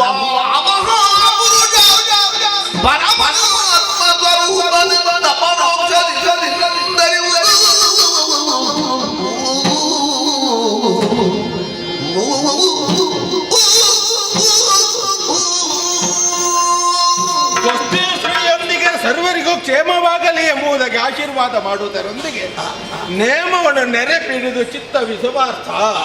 ಹಾಗಾದ್ರೆ ಭಗವಂತನ ವಾಕ್ಯ ಏನಿದೆಯೋ ಅದನ್ನು ನನ್ನ ಪಾಲಿಸತಕ್ಕದ್ದು ಎಂಬುದಾಗಿ ಹೇಳುವುದರ ಜೊತೆಯಲ್ಲಿ ದೇವನೆಂಬುದಾಗಿ ನೀನು ಗುರುತಿಸಬೇಕು. ಈ ಭಾವವನ್ನು ಅರಿತು ವ್ಯವಹರಿಸಿದೆ ಎಂದಿದ್ದರೆ ನಿನಗೇನು ಪ್ರಯೋಜನ ಇದೆ ಎಂಬುದಾಗಿ ಸೂಚಿಸ್ತಾ ಇದ್ದಾರೆ.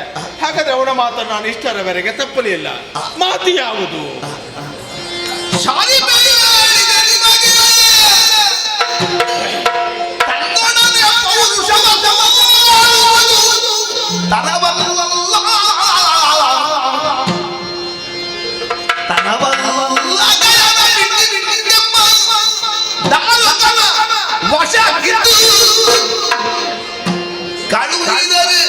ಸುಕ್ಷೇಮ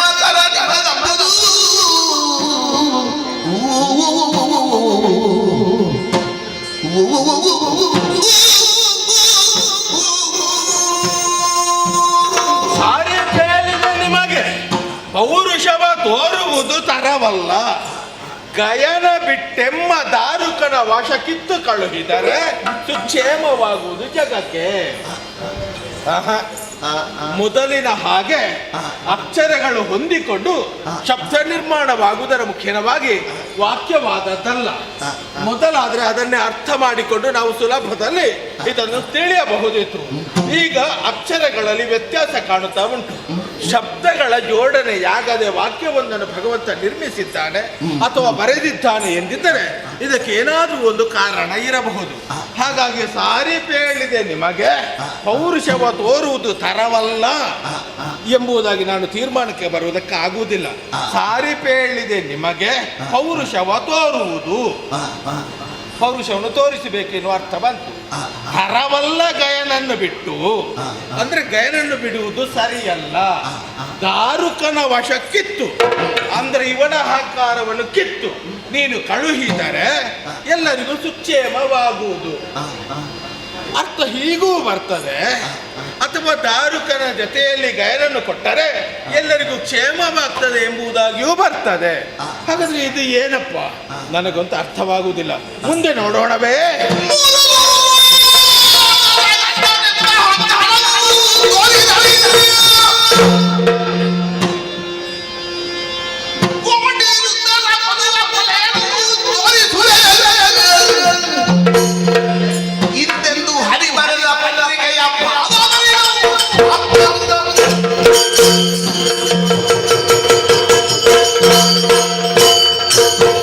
ಮೂರು ಲೋಕದ ಗಂಡನೆಂಬ ಅಹಂಕಾರವನ್ನು ತೋರಿದರೆ ಕೋಟಿ ರುದ್ರರನ್ನು ಕೊಲ್ಲುವ ಆ ಶಕ್ತಿಯನ್ನು ನಿನಗೆ ತೋರಿಸಬೇಕಾದೀತು. ಹಾಗ ಅಥವಾ ಮೂರು ಲೋಕದ ಗಂಡನೆಂಬ ಅಹಂಕಾರವನ್ನು ತೋರು. ಹೀಗೆ ಮಾಡಿದ್ರೆ ಕೋಟಿ ರುದ್ರರನ್ನು ಕೊಲ್ಲುವಂತಹ ಕೊಲೆಯನ್ನು ಮಾಡುವಂತಹ ಅದೃಶ್ಯವನ್ನು ನಿನಗೆ ತೋರಿಸ್ತೇನೆ. ಹಾಗಾದ್ರೆ ಏನಿದಕ್ಕೆ ಅರ್ಥ? ಗಯನನ್ನು ಬಿಡದೆ ಕ್ಷತ್ರಿಯ ಪಂಥಕ್ಕನುಸಾರವಾಗಿ ನಾನು ನಿಂತರೆ ಕೋಟಿ ರುದ್ರರನ್ನು ಕೊಲ್ಲುವ ಅಂದ್ರೆ ವಿಶ್ವವಿರಾಟ್ ಸ್ವರೂಪವಾಗಿರುವಂತ ಭಗವಂತನ ದಿವ್ಯ ದರ್ಶನಿಗೆ ಪಡೆಯುವುದಕ್ಕೆ ಅಥವಾ ನೋಡುವುದಕ್ಕೆ ಸಾಧ್ಯ ಉಂಟು. ಕೋಟಿ ವರ್ಷಗಳವರೆಗೆ ತಪಸ್ಸನ್ನು ಆಚರಿಸಿದ ಋಷಿ ವರ್ಗದವರಿಗೂ ಕಾಣದೆ ಅಥವಾ ಕಾಣುವುದಕ್ಕೆ ಅಸಾಧ್ಯವಾದಂಥ ದಿವ್ಯ ಸ್ವರೂಪವನ್ನು ನೋಡುವಂತಹ ಯೋಗವೊಂದು ನಿನಗೆ ಪ್ರಾಪ್ತಿ ಆಗ್ತದೆ ಎಂಬುದಾಗಿಯೂ ಆಗ್ತದೆ. ಅಂತೂ ಇದಕ್ಕೆ ಏನು ಅರ್ಥ ಎಂಬುದಾಗಿ ನನಗೆ ತಿಳಿಯುವುದಕ್ಕೆ ಸಾಧ್ಯವಿಲ್ಲದ ಕಾರಣ ಸ್ವಲ್ಪ ಹೊತ್ತು ನಾನು ಯೋಚಿಸಬೇಕಾಗ್ತದೆ. ಇದಕ್ಕೆಲ್ಲ ಅರ್ಥ ಗೊತ್ತಾಗಬೇಕಿದ್ರೆ ಭಗವಂತನ ಸ್ಮರಣೆ ಎನ್ನುವುದು ಅಗತ್ಯ ಉಂಟು. ಭಗವಂತನ ಸ್ಮರಣೆ ಆಗಬೇಕಿದ್ರೆ ಏಕಾಗ್ರತೆ ಎನ್ನುವುದು ಮುಖ್ಯ. ಕಣ್ಣು ಕೆಂಪು ಮಾಡಿ ಅವನೊಬ್ಬ ನೋಡ್ತಾ ಇದ್ದಾನೆ. ಹಾಗಾಗಿ ಕಣ್ಣು ಕೆಂಪು ಮಾಡಿ ನೋಡುವವನಿಗೆ ನಾನು ಉತ್ತರ ಕೊಡುವುದಲ್ಲ. ಕಣ್ಣು ಕೆಂಪಾದವರಿಗೆ ಕೆಂಪು ಕಣ್ಣಿನವರೇ ಉತ್ತರ ಕೊಡಬೇಕು.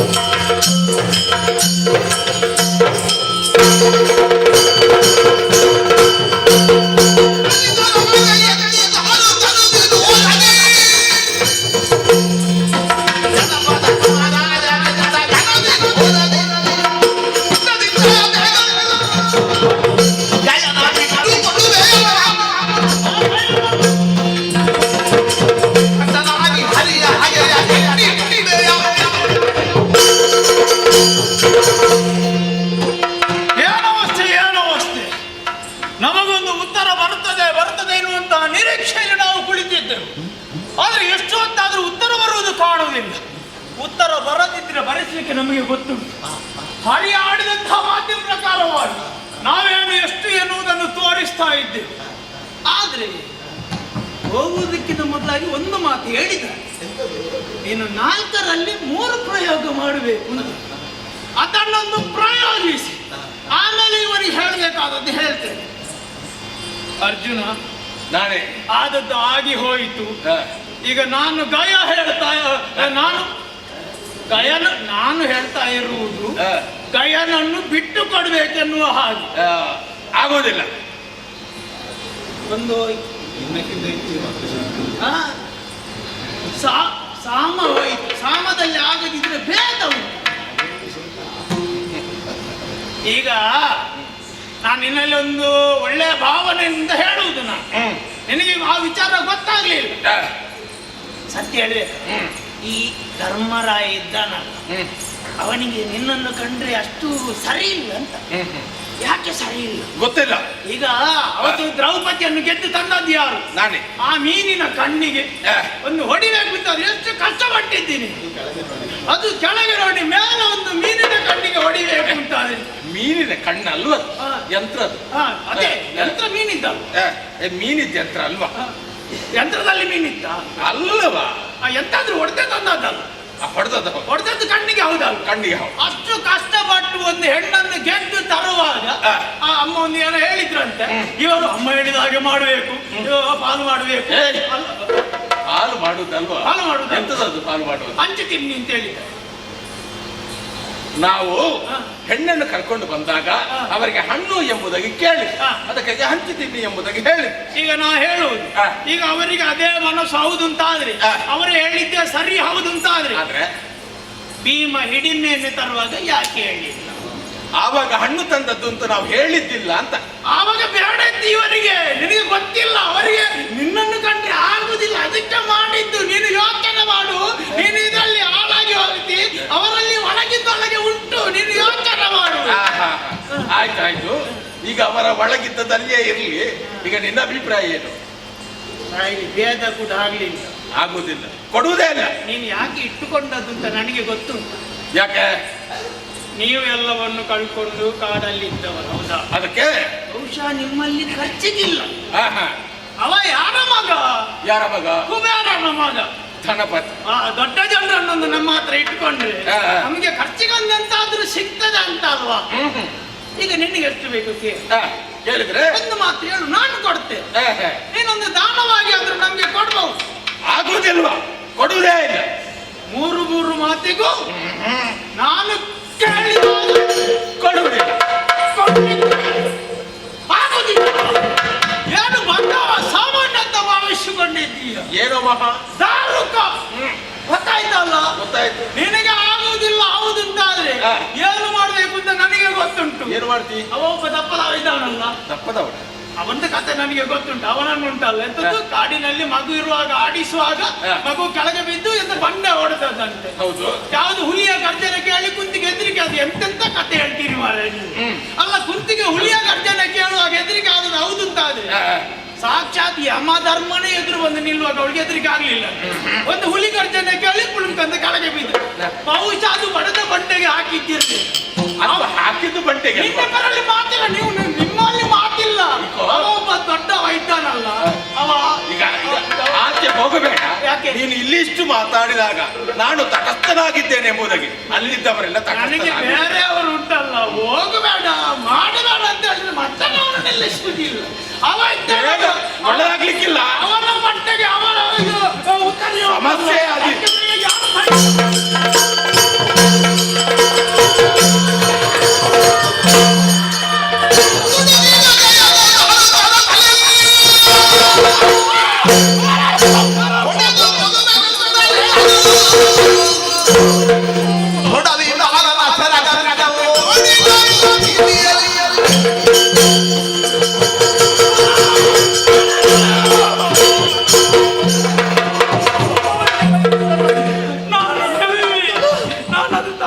ಧರ್ಮಕ್ಕೆ ರಾಯ ಬಾಯಿಗೆ ಬಂದಾಗ ಬೈತಾ ಇದ್ದ.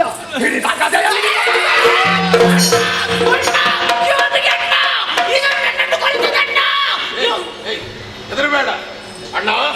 ತಮ್ಮ, ದೂತವಾದ ಸಲ್ಲದು. ಕ್ಷತ್ರಿಯರಾಗಿರುವಂತ ನಾವು ಕ್ಷತ್ರಿಯ ಪಂಥಕ್ಕನುಸಾರವಾಗಿ ಒಳ್ಳೆ ವಿಷಯ. ದೂತವಾದ ಸಲ್ಲ ಅಲ್ಲಿಗ ಪ್ರಸಂಗ ಮಾತಾಡ್ಬೇಡ, ಮುಂದೆ ಬಾ. ಬಾ. ಎಲ್ಲಿಂದ ಬಂದವ ನೀನು? ಇದು ನೀವು ಭೀಮಸೇನರು ನೀವ? ಯಾರು? ಭೀಮಸೇನ. ನನಗೆ ಗೊತ್ತಾಗ್ಲಿಲ್ಲ. ನಾನು ಅವರಿಗೆ ಕೈ ಹಿಡಿಬೋದು. ಯಾರಿಗೆ? ಅವರು ದೊಡ್ಡವರು. ಸಾಧ್ಯ ಉಂಟ ನಿನಗೆ? ಅವರು ಜನ ಪಾಪ ಹೇಳಿ ಮಾರ್ರೆ. ಬದುಕುವ ಲಕ್ಷಣ ಯಾವುದು ಉಂಟು? ಯಾರು ಬೇಕು ನಿನಗೆ? ಅಲ್ಲ, ನಾನು ಸುಮ್ಮನೆ ನನ್ನದೆಂತದಿಲ್ಲ ಈ ಪ್ರಸಂಗದಲ್ಲಿ. ನನ್ನನ್ನು ಮಧ್ಯವರ್ತ ಹಾಕಿದ್ದು ಬಿಟ್ರೆ ನನ್ನದೆಂತದಿಲ್ಲ. ಈಗ ಅರ್ಥ ಆಯ್ತಾ? ನಾನದನ್ನು ಒಂದು ಓಲೆ ಉಂಟಲ್ಲ, ಅದನ್ನೊಂದು ಬೇರೆಯೊಂದು ಕೊಟ್ಟವನಿಗೆ ಬೇರೆ ಎಂತದ್ದು? ಅವನಿಗೆ ಉತ್ತರ ಬೇಕಂತೆ. ಇವನಿಗೆ ಉತ್ತರ ಅದಕ್ಕೆ ತಂದದ್ದಕ್ಕದು ಉತ್ತರ ಕ್ರಿಯೆ. ಕೊಡ್ಲೇಬೇಕು. ಇವತ್ತು ಉತ್ತರ ಕ್ರಿಯೆ ಅಲ್ವಾ? ಇಲ್ಲ ಇಲ್ಲ, ಉತ್ತರ ಕ್ರಿಯೆ ಉತ್ತರ ಕೊಡ್ತೀವಿ. ಉತ್ತರ ಯಾವ ರೀತಿಯಲ್ಲಿ ಕೊಡ್ತೀವಿ? ತಮ್ಮ, ಇವನನ್ನು ಹೀಗೆ ಕಳುಹಿಸುವುದಲ್ಲ, ಇವನಿಗೊಂದು ಸನ್ಮಾನ ಮಾಡಬೇಕು. ಇಲ್ಲಿಯವರೆಗೆ ಬಂದಿದ್ದಾನೆ, ಬಿಟ್ಟರೆ ಆಗ್ತದ? ಸನ್ಮಾನ ಬೇಡ. ಮುಂದೆ ಬಾ, ಮುಂದೆ ಬಾ. ನಾವು ಈ ಕ್ಷೇತ್ರಕ್ಕೆ ಬರುವಾಗಲೇ ಸನ್ಮಾನದ ನಿರೀಕ್ಷೆಯಲ್ಲಿ ಬಂದದ್ದು. ನಿಮ್ಮಂತವನಿಗೆ ಮಾಡದಿದ್ರೆ ಮತ್ತೆ ಯಾರಿಗೆ ಮಾಡುವುದು? ಅಲ್ವಾ? ಪ್ರಾಯದವರೆಲ್ಲ ಇದ್ದಾರೆ, ಅವರಿಗೆಲ್ಲ ಆಗಲಿ, ಅವರಿಗೆ ಸಾಕು. ಇನ್ನು ಮತ್ತೆ ಪುರುಷತ್ವ ಸಿಕ್ಕಿದ್ರೆ ಇನ್ನು ಮಾಡುವುದಿದ್ರೆ ನಿನ್ನಂತವರಿಗೆ ಮಾಡಬೇಕು. ನನಗೆ ಅವಶ್ಯ ಇಲ್ಲ. ಅವರಿಗೆ ಸ್ವಲ್ಪ ಬೆಳವಣಿಗೆ ಬರಬೇಕು. ನಾನೊಂದು ಚಿಗುರುತ್ತಿರುವ ಎಲ್ಲ ಪ್ರತಿಭೆ ಇಷ್ಟು ಬೇಗ ಸನ್ಮಾನ ಮಾಡಿ ಹಾಳು ಮಾಡಬೇಡ. ನಿನಗೆ ಮಾಡಬೇಕು. ಸರಿ ಇಲ್ಲ, ಈ ಸನ್ಮಾನ ಜೀವನದಲ್ಲಿ ನೀನು ನೆನಪಿಟ್ಟುಕೊಳ್ಳಬೇಕು. ಅಲ್ಲ, ಸನ್ಮಾನದಲ್ಲಿ ಹೇಗೆ ಅದನ್ನು ನೋಡಿದಾಗ ಗೊತ್ತಾಗ್ತದೆ. ಅಲ್ಲ, ಈಗ ಹೇಳಲಿಕ್ಕಿಲ್ಲ ಅದೇ. ಒಂದು 2 ಬಗೆ ಕೊಟ್ಟು ಎಂತ ಅದರೊಟ್ಟಿಗೆ ಮೊದಲಿಗೆ ಎಂತಾದ್ರೂ ಸೇರಿಸಿ ಆಯ್ತಾಯ್ತು, ಮಾತಾಡಿದ್ದು ಸಾಕು. ಸೇರಿಸಿ ಕೊಟ್ಟು ಸನ್ಮಾನ ಮಾತಾಡುವಾಗ ಮಾತಾಡ್ಲಿಕ್ಕೆಲ್ಲ ಇಲ್ಲ.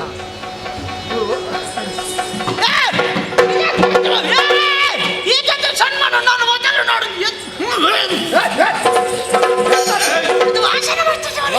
ನಿನ್ನ ಕಡೆಗೆ ಅದು ಸಾಕು. ನೋಡಂತ ಸ್ವಲ್ಪ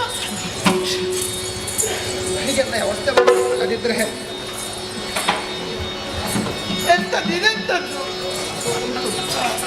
ಸನ್ಮಾನ ಅಲ್ವಾ? ಸರಿ ಇಲ್ಲ, ಎಲ್ಲರೂ ನೋಡ್ಬೇಕು. ಅಗ್ಗಕ್ಕೆ ಎಂತ ಸನ್ಮಾನ ಮಾಡಿ ಸುಮ್ಮನಿಲ್ಲ.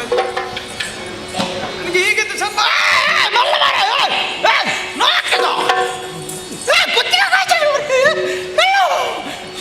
ಒಂದು ಹೀಗಿದ್ದು ಸನ್ಮಾನ ಉಂಟು ಗೊತ್ತಿದ್ರೆ ನಾವು ಬರ್ಲಿಕ್ಕೆ ಗೊತ್ತಿರಲಿಲ್ಲ. ಸುಮ್ಮನಿಲ್ಲ ನಾನು. ಇದು ದೃಷ್ಟಿಗೆ ಆಯ್ತಾ? ಹೋಗುವಾಗ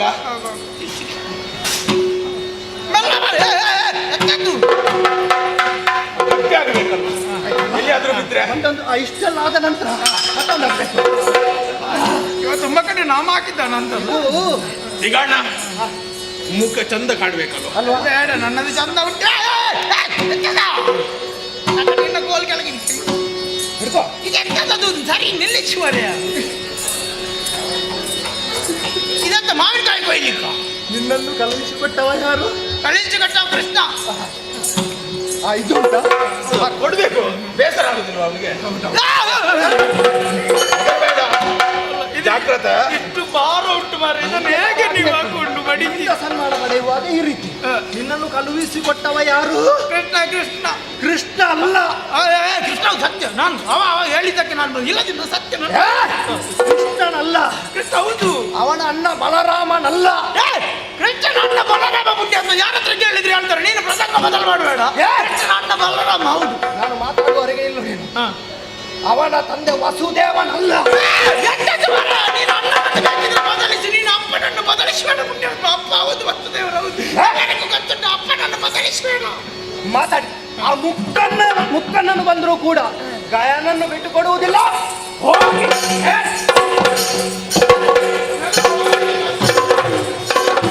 ಅಣ್ಣ,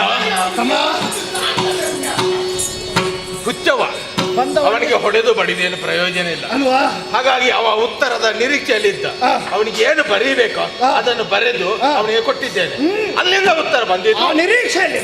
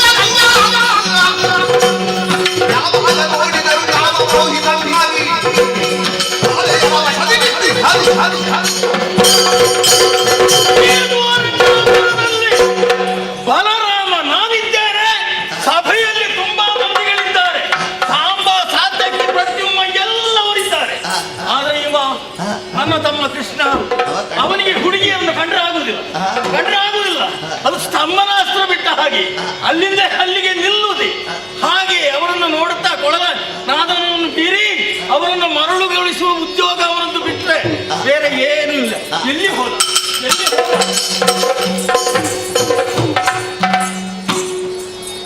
ನೀನೆಂತದ್ದ? ಓ, ಯಾವಾಗಲೂ ಒಂದು ನಗಾಡ್ತಾ ಇದ್ದಿ. ಏನೋ ನಿನ್ನ ಮುಖ ಸಪ್ಪೆಯದ್ದು ಸರಿ ಇಲ್ಲಲ್ಲೋ. ಸರಿ ಇಲ್ಲದ ಕಾರಣ ಕೇಳಿದ್ದು ನಾನು. ನೀನು ಯಾವಾಗಲೂ ಹೇಳುದು ಹೇಗೆ ನನ್ನ ಮುಖ ನೋಡಿದ್ರೆ? ಪುತ್ತಳಿಯ ಚಿನ್ನ ಅಂತ ಆಡುವುದಲ್ಲೋ ಅದು ಮತ್ತೆ. ಹೌದು, ಮೊದಲು ಸಿಟ್ಟು ಬರ್ತದೆ ನನಗೆ. ಏನಾಯ್ತು ನಿನಗೆ? ಬಣ್ಣ ಉಂಟ ಇದರಲ್ಲಿ?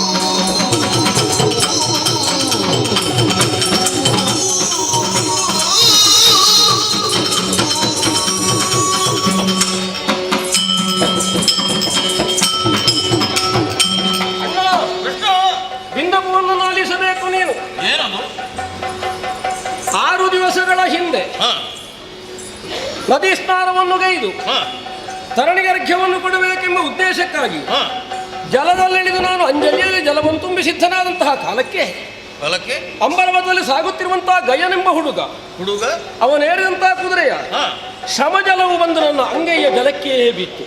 ಹೌದಾ? ಪರಿಣಾಮದಿಂದ ಸಂಕಲ್ಪಿತವಾದಂತಹ ಅರ್ಘ್ಯ ಕೆಟ್ಟು ಹೋಯಿತು. ಕುಪಿತನಾದ ಒಂದು ಶಪಥವಾಕ್ಯವನ್ನಾಡಿದೆ. ಏನು? ಇಂದಿಗೆ 7ನೇ ದಿವಸ ಉದಯ ಸೂರ್ಯಂತ ಅಸ್ತಮಿಸುವ ಮುನ್ನ ಈ ಘಟನೆಗೆ ಕಾರಣೀಕರ್ತನಾದವನ್ನು ಕೊಲ್ಲುತ್ತೇನೆ. ಅಲ್ಲದೆ ಹೋದರೆ ಅಗ್ನಿಕುಂಡದಲ್ಲಿ ಬಿದ್ದು ಪ್ರಾಣಾರ್ಪಣೆ ಮಾಡುತ್ತೇನೆ, ದೇಹವನ್ನು ಕಳ್ಕೊಳ್ತೇನೆ. ಹೇಳಿದ್ದ ನೀನು? ಹೇಳಿದೆ. ಶರಣಾಗ್ತಾನೆ ಅಂತ ಭಾವಿಸಿದ್ರೆ ಅವ ಹಾಗೆ ಲೋಕಲೋಕವನ್ನು ಸಂಚರಿಸಿಕೊಂಡು ಎಲ್ಲೆಲ್ಲೂ ಆಶ್ರಯವನ್ನು ಸಿಕ್ಕದೆ ನೇರವಾಗಿ ಮತ್ತೆ ಕಾಮ್ಯಕಾವನಕ್ಕೆ ಹೋಗಿ ನಮ್ಮವರೇ ಆದಂತ ಪಾಂಡವರಲ್ಲಿ ಮಧ್ಯಮನಾದ ಪಾರ್ಥನ ಮರೆ ಹೋಗ್ತ. ಅಲ್ಲಿಗೂ ಹೋದನ? ಹೌದೌದು. ಹೋಗಿ ಶರಣಾಗತನಾದ. ಮತ್ತೆ ಅವ ರಕ್ಷಣೆ ಕೊಟ್ಟ. ನಿನ್ನ ಬೆಂಗಡೆಯಲ್ಲಿ ನಿನ್ನ ವಿರೋಧವಾಗಿ ಯಾರು ಇದ್ದರೂ ಕೂಡ ಅವರನ್ನು ಲೆಕ್ಕಿಸುವುದಲ್ಲ. ಕ್ಷತ್ರಿಯ ಮಗನಾಗಿ ನಿನ್ನನ್ನು ಉಳಿಸ್ತೇನೆ ಎನ್ನುವಂತಹ ಒಂದು ಪ್ರಯತ್ನದ ಮಾತನ್ನಾಡಿ ಅದಕ್ಕೆ ಬದ್ಧನಾಗಿ ಐವರು ಒಂದಾಗಿ ಇಂದಿನ ದಿವಸ ಯುದ್ಧಕ್ಕೆ ಸನ್ನದ್ಧರಾಗಿ ನನ್ನ ಬಣ್ಣವನ್ನು ಕಳೆದು ಬಿಟ್ಟರಣ್ಣ. ನಿನ್ನ ಬಣ್ಣವನ್ನು? ನನ್ನ ಬಣ್ಣವನ್ನು ಕಾಣುವುದು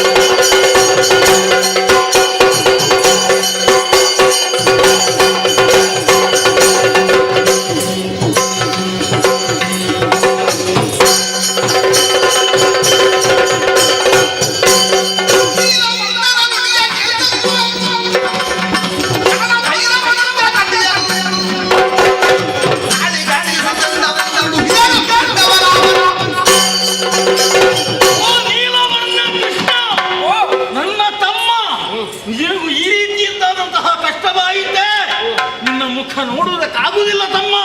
ನೀನು ಸಂತೋಷದಿಂದಿರಬೇಕು. ನಾನಿದ್ದೇನೆ.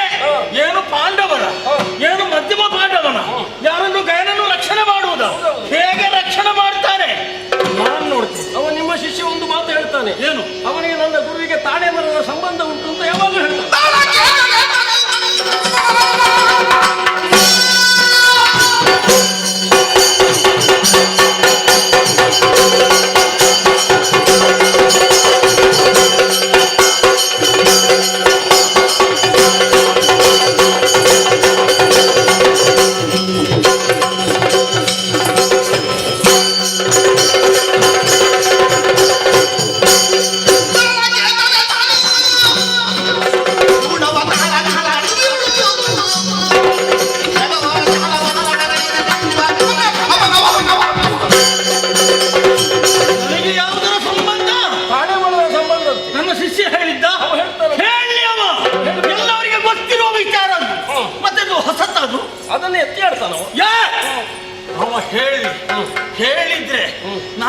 ಕಾಲ ಬಿಡುವ ಹಾಗಿಲ್ಲ. ಮತ್ತೆ ನಾನಲ್ಲ, ಮತ್ತೆ ನಮ್ಮವರು ಕೂಡ ಇದ್ದಾರೆ. ನಾವೆಲ್ಲವರು ಜೊತೆಯಾಗಿ ಹೋಗಬೇಕು. ಅವನಿಗೆ ಸರಿಯಾದ ಶಿಕ್ಷೆ ಕೊಟ್ಟು ಮತ್ತೆ ಗಾಯನನ್ನು ನೀನು ಕೊಲ್ತೇನೆ ಅಂತ ಹೇಳಿದ್ದನು. ನೀನು ಕೊಂದು ಬಿಡು, ಮತ್ತೆ ನಾನು ಗೆಲ್ಲುತ್ತೇನೆ. ಸರಿ, ಈಗ ಹಗಲು ಹೋಗುದು ರಾತ್ರಿ ಹೋಗುದು? ಹೇಗೆ ಹೋಗುದು? ഇരുಳಲ್ಲಿ ಆಗಿ. ಹೌದಾ? ಹೌದು. ಅದ್ಯಾಕೆ ರಾತ್ರಿಯಲ್ಲಿ ಹೋಗಿ? ಎಲ್ಲಾದ್ರೂ ಹಗಲು ಹೋಗುವ ಅವಳು ಬಂದ್ರೆ ಅಂತ ಹೆದರಿಕೆ ನನಗೆ. ಯಾರು? ಸಂಗಮ. ತೊಂದರೆ ಇಲ್ಲ, ಅದು ಮೃತ್ಯುವಿಗೆ ಕೊಡುವುದಕ್ಕೆ ಉಂಟು. ಮಾರಿ ಹಬ್ಬ, ಮಾರಿ ಹಬ್ಬ, ಮಾರಿಗುಡಿ. ಹೌದೌದು, ಬರಿಗುಡ್ಲಿ. ಅದೆಲ್ಲ ಹೌದೌದು. ಹೆದರಬೇಡ, ನನ್ನ ಜೊತೆಯಲ್ಲಿ ಬಾ, ನಮ್ಮವರನ್ನ ಕರಿ, ಒಟ್ಟಿಗೆ ಹೋಗ.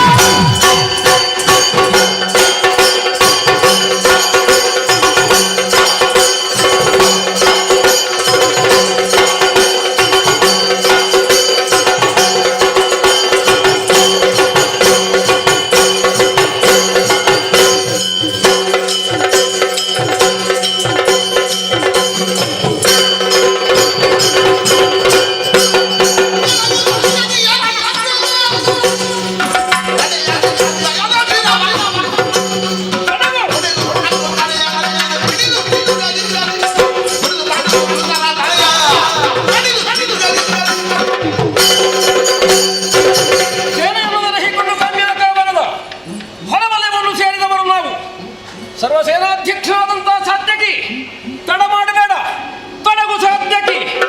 ಭಟರನಾಗ್ರವ ದಡಿಗ ಪಾಂಡುಸುತರನ್ನು ಕೆಳ ಹಾಕುವುದಕ್ಕಾಗಿ ಶಂಖನಾದವನ್ನು ಬೇರಿನಾದವನ್ನು ಮಾಡುತ್ತಾ ಮೌರ್ವೇನಿನಾದದಿಂದ ಯುದ್ಧೋತ್ಸಾಹಿಗಳಾಗಿ ಎಲ್ಲರೂ ಯುದ್ಧಕ್ಕೆ ತೊಡಗು.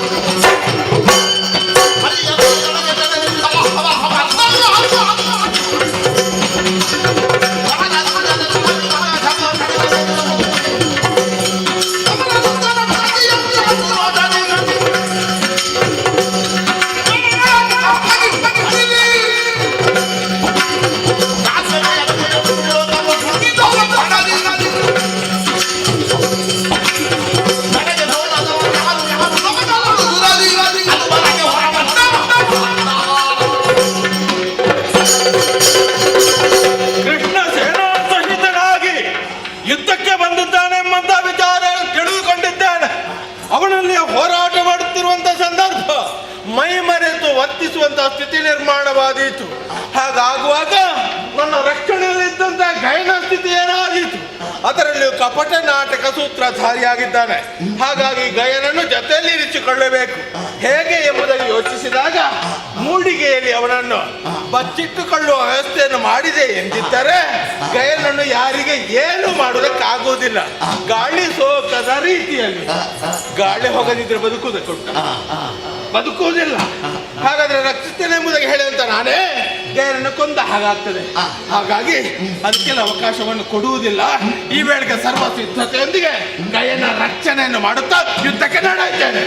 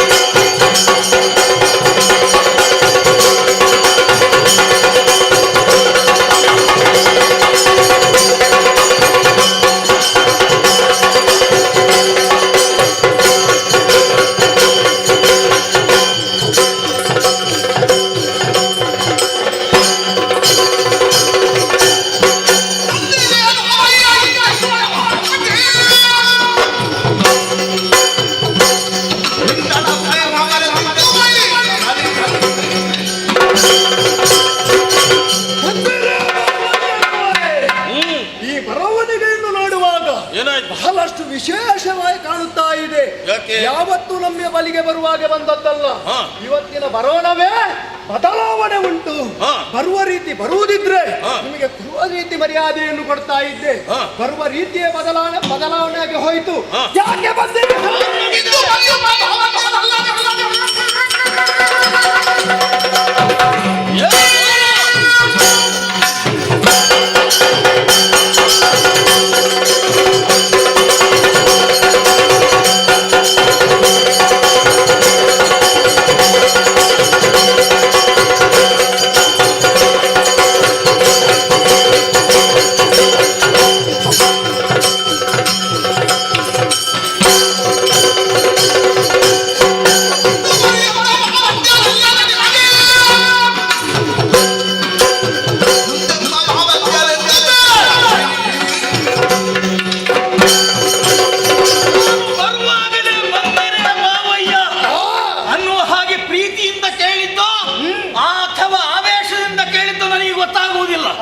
ಆದ್ರೆ ಸುಮ್ಮನೆ ಈ ಬಲರಾಮ ಇಲ್ಲಿವರೆಗೆ ದಾರಿ ತಪ್ಪಿ ಬಂದದ್ದಲ್ಲ. ಮೊದಲು ನಿಮ್ಮಲ್ಲಿ ಪ್ರೀತಿ ಇತ್ತು, ಈಗ ಆ ಪ್ರೀತಿಯನ್ನು ಎಲ್ಲಿಗೋಯ್ತು ನಿಮ್ಮ ಪ್ರೀತಿ? ಇಲ್ಲ, ಕಳ್ಕೊಂಡಿದ್ದೇನೆ. ಯಾರು? ನಾನು ಕೂಡ ಕಳೆದುಕೊಂಡಿದ್ದೇನೆ. ನಿಮ್ಮ ಮೇಲೆ ಇನ್ನೂ ಪ್ರೀತಿ ಇಲ್ಲ. ಯಾಕೆ? ದಯವನ್ನು ಬಚ್ಚಿಟ್ಟುಕೊಂಡಿದ್ದೀರಿ. ಹಾಗಿದ್ರೆ ನನ್ನ ತಮ್ಮನ ದ್ವೇಷಿಯೋಮ.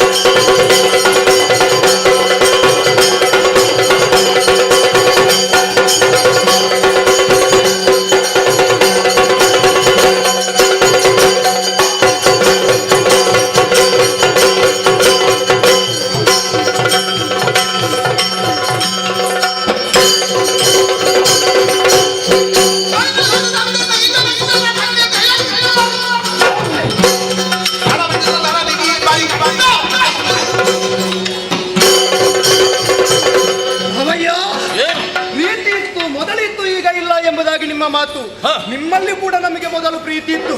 ಆದರೆ ಅರಿತು ಹುಳಾಗಿ ಹೀನರಾದಂತಹ ನಿಮ್ಮಿಂದ ಸಂಬಂಧವನ್ನು ನಾವು ಕಟ್ಟಿಕೊಂಡಿದ್ದೇವಲ್ವಾ, ಅದು ನಮ್ಮದು ತಪ್ಪಾಯಿತು.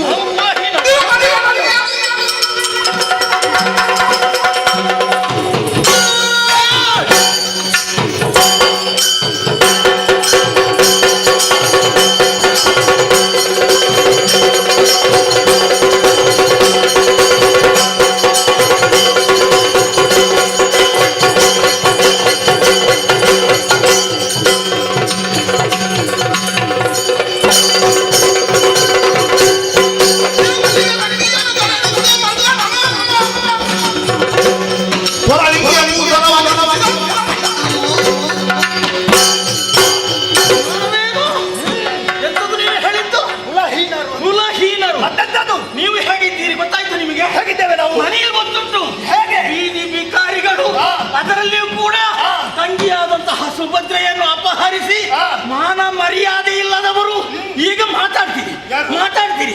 ಪ್ರಯಾಣವನ್ನು ಬಿಟ್ಟು ಕೊಡದಿದ್ದರೆ ತಲೆ ಪುಡಿ ಮಾಡಿ. ನಾವು ಬೀದಿ ಬಿಕಾರಿಗಳು, ನೀವು ಜನಿಸಿದ್ದಲ್ಲಿ ಅಂತ ಗೊತ್ತಾ? ಆ ಕಾಲಾಗ್ರಹದಲ್ಲಿ ಜನಿಸಿದವರು ಮಾತಾಡ್ತೀರಾ?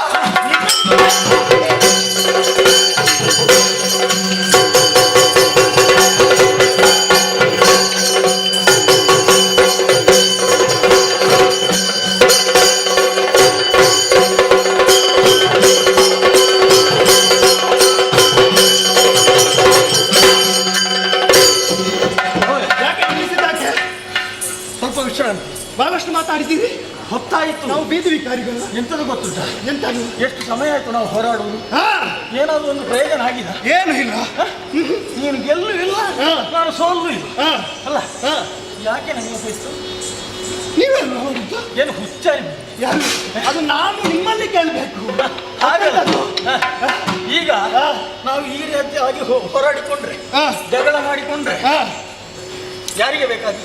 ಇದು ನಮಗೆ ಬೇಕಾಗಿ ಅಲ್ಲ, ಇದು ಅವರಿಗೆ ಬೇಕಾಗಿ.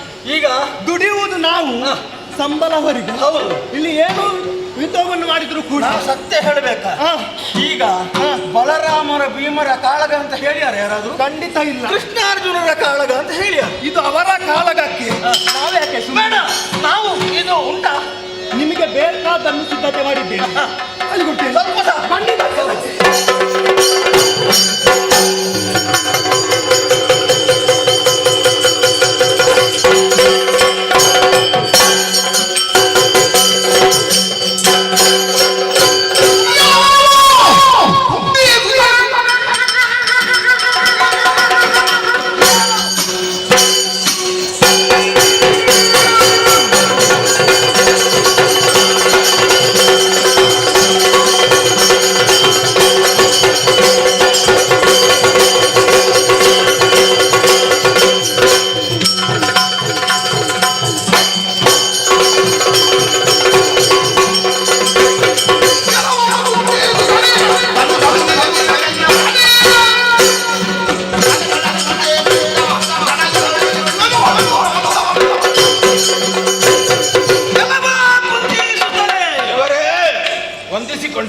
ಕೆಲವೊಮ್ಮೆ ಅತಿಯಾದಂತಹ ಕಾಳಜಿ ಹಾಗೂ ಪ್ರೀತಿ ನಮ್ಮನ್ನೇ ಮೋಸಗೊಳಿಸ್ತದಂತೆ. ನಿಮ್ಮನ್ನು ಭಾವ ಎಂಬುದಾಗಿ ನಾನೇ ರಕ್ಷಿಸ್ತಾ ಬಂದವನು.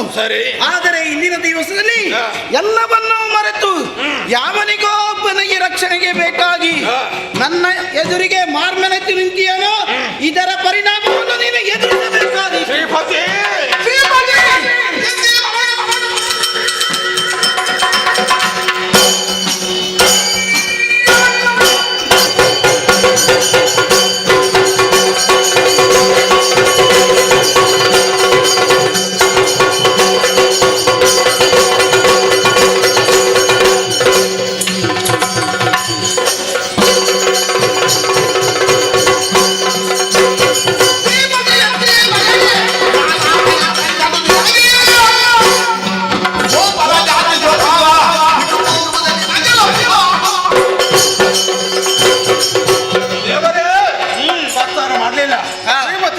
ಭಾವ ಈಗಲೂ ಉಂಟು, ಆದ್ರೆ ನಿಮಗೆ ಅದು ಇಲ್ಲ.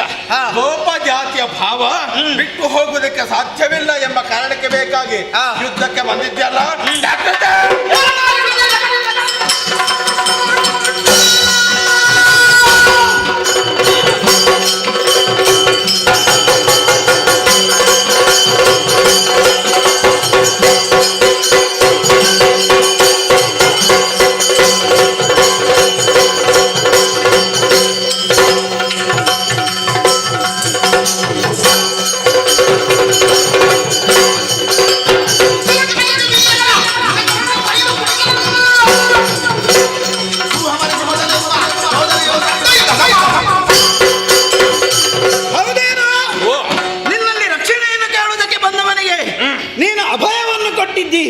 ಆದರೆ ಆತ ನಿನ್ನ ಭಾವನೋ ನೆಂಟನೋ ಅಥವಾ ಮಾವನೋ ಅದಲ್ಲದಿದ್ದರೂ ಕೂಡ ಆತನಿಗೆ ರಕ್ಷಣೆ ಕೊಟ್ಟಿದ್ದೀರಿ.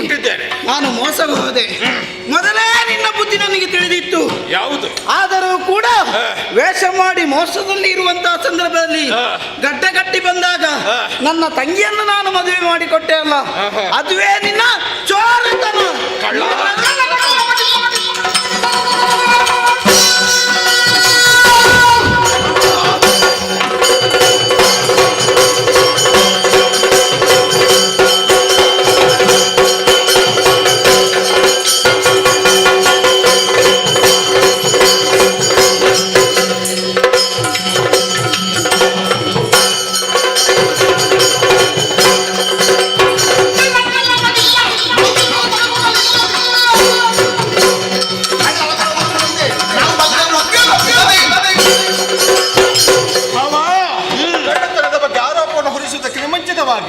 ರುಕ್ಮಿಣಿಯನ್ನು ಹೇಗೆ ಕರೆ ತಂದದ್ದು ಎಂಬುದರ ಬಗ್ಗೆ ಸ್ವಲ್ಪ ನೀನು ಯೋಚಿಸಬೇಕಿತ್ತು.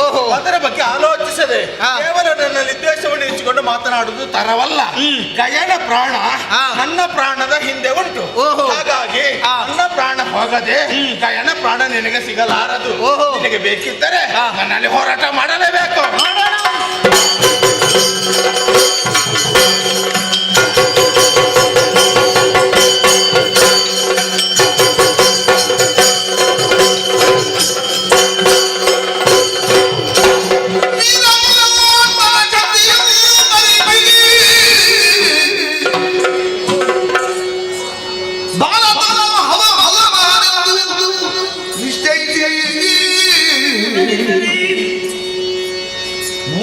ಸಂತೋಷದಿ ಮುದ ಹಲವು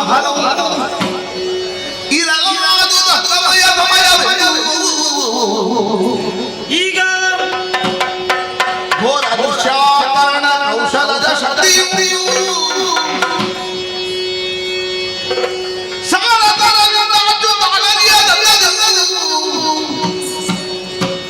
ಕುಬೇರಾತ್ಮಜನ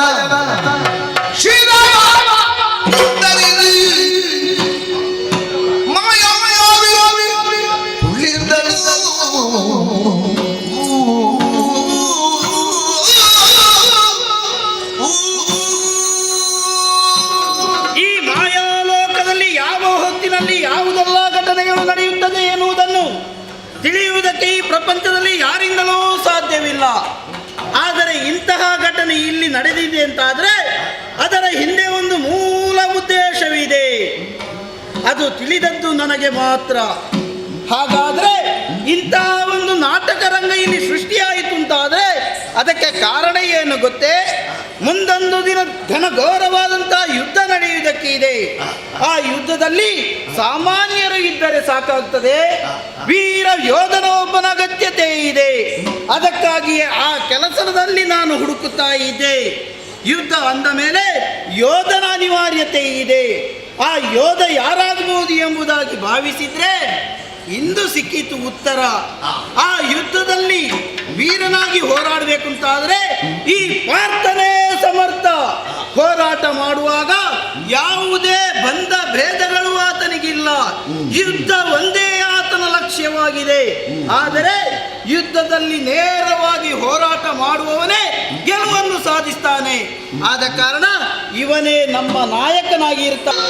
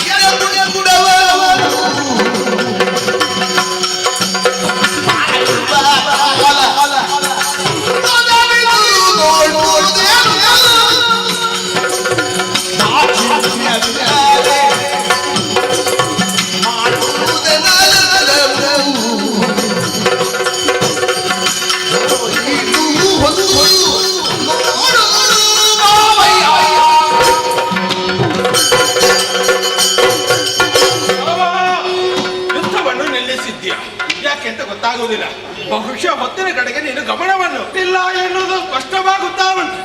8ನೆಯ ದಿವಸದೊಳಗೆ ಆಕೆ ಎಡೆಗಂಟಲನ್ನು ಅರಿಯುತ್ತೇನೆಂಬುದಾಗಿ ಹೇಳಿದ್ಯಲ್ಲ. ಈ ವೇಳೆಗೆ ಭಗವಾನ್ ಭಾಸ್ಕರ ಪಶ್ಚಿಮ ಸಾಗರವನ್ನು ಸೇರಿದ ಎಂದಿದ್ರೆ 8 ದಿವಸ ಮುಗಿದ ಹಾಗೆ, ಇನ್ನೇನು ಮುಗಿಯುತ್ತದೆ. ಹಾಗಾಗಿ ನೀನು ಇನ್ನು ಹೆಚ್ಚು ಯೋಚಿಸುವುದು ಬೇಡ. ಆರಂಭದಲ್ಲಿ ಒಂದು ಮಾತು ಹೇಳಿದ್ಯಲ್ಲ, ಕಾಳಿಮಿತ್ರನ ಗುಂಡದಲ್ಲಿ ಬಿದ್ದು ಸಾಯ್ತೇನೆ ಎಂಬುದಾಗಿ. ಅದಕ್ಕೆ ಬೇಕಾಗಿ ಅಗ್ನಿಗುಂಡವನ್ನು ನಿರ್ಮಿಸಿ ಪ್ರಾಣ ಬೀಳದಕ್ಕೆ ಸಿದ್ಧನ.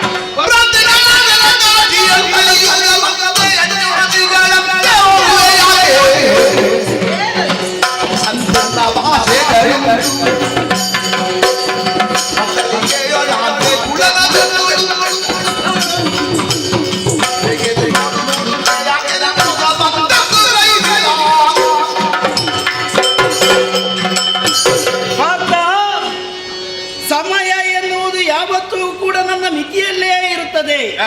ಸಮಯದ ಸಾಧನೆಯಲ್ಲೇ ನಾನು ಇರುವವನು. ಆದರೆ ನಿನ್ನ ಮಾತುಗಳನ್ನು, ನಿನ್ನ ನಡತೆಯನ್ನು ನೋಡುವಾಗ ನಗು ಬರ್ತಾ ಇದೆ. ಯಾಕೋ? ಇದುವರೆಗೂ ಕೂಡ ಪರಮ ಪಾವನವಾದಂತ ಕಾಶಿ ಕ್ಷೇತ್ರಕ್ಕೆ ಕಲಿಯ ಪ್ರವೇಶ ಆಗುವುದಕ್ಕೂ ಸಾಧ್ಯವಿಲ್ಲ. ಹಾಗೆಯೇ ಕೃಷ್ಣನ ಮಾತುಗಳು ಯಾವತ್ತೂ ಕೂಡ ಬಂದೆಯಾಗುವುದಕ್ಕೆ ಸಾಧ್ಯವಿಲ್ಲ. ಕೃಷ್ಣ ನಡೆದಂತೆ ನುಡಿದಂತೆ ನಡೆದವನು, ಯಾವತ್ತೂ ಕೂಡ ಅದಕ್ಕೆ ವಿರೋಧವಾಗಿ ನಡೆದವನಲ್ಲ. ಆದರೆ ಇಂದಿನ ದಿವಸದಲ್ಲಿ ನೀನು ಏನು ಮಾಡ್ತಾ ಇದ್ದಿ? ಏನು ಮಾಡಿದ್ದೇನೆ? ಯಾರಾದರೂ ಕೂಡ ಹೆಣವನ್ನು ಹೊತ್ತುಕೊಂಡೇ ಇರುವುದಿಲ್ಲ, ಅದಕ್ಕೆ ಒಂದು ಅಂತ್ಯಕ್ರಿಯೆ ಎನ್ನುವುದನ್ನು ಮಾಡ್ತಾರೆ. ಆದರೆ ಇಂದಿನ ದಿವಸದಲ್ಲಿ ನೀನು ನಿನ್ನ ಹೆಗಲಿನಲ್ಲಿ ಹೆಣವನ್ನು ಹೊತ್ತು ಸಾಗ್ತಾ ಇದ್ದೀಯ. ಏನು ಇದು? ಆಶ್ಚರ್ಯವಾಯಿತು. ಭಗವಂತನಾಗಿರುವಂತ ಕೃಷ್ಣ ಎರಡು ಬಾಯಿಯ ಕತ್ತಿಯ ಹಾಗೆ. ಅವ ಮಾತಾಡಿದ ಪ್ರತಿ ಮಾತಿಗೂ ಬೇರೆ ಬೇರೆ ಅರ್ಥ ಇರ್ತದೆ. ಈಗ ಹೆಣ ಹೊತ್ತವನಲ್ಲಿ ಮಾತಾಡುವುದಿಲ್ಲ ಅಂತ ಹೇಳಿದ್ದಾನೆ. ಹೆಣ ಹೊತ್ತವ ಯಾರು? ಇರುವುದು ನಾನು ಮತ್ತು ಅವನು ಹೊರತು ಮಿಕ್ಕವರೆಲ್ಲ ಬೇರೆ ಕಡೆಯಲ್ಲಿ ಯುದ್ಧದಲ್ಲಿ ನಿರತರಾಗಿದ್ದಾರೆ. ಹಾಗಾಗಿ ಸ್ವಲ್ಪ ಯೋಚಿಸಬೇಕಾಗ್ತದೆ. ನನ್ನಿಂದ ರಕ್ಷಿಸಲ್ಪಟ್ಟಂತ ಗಯನನ್ನು ನೋಡ್ಬೇಕಾಗ್ತದೆ. ಅದಕ್ಕೆ ಬೇಕಾಗಿ ಬಿಚ್ಚಿ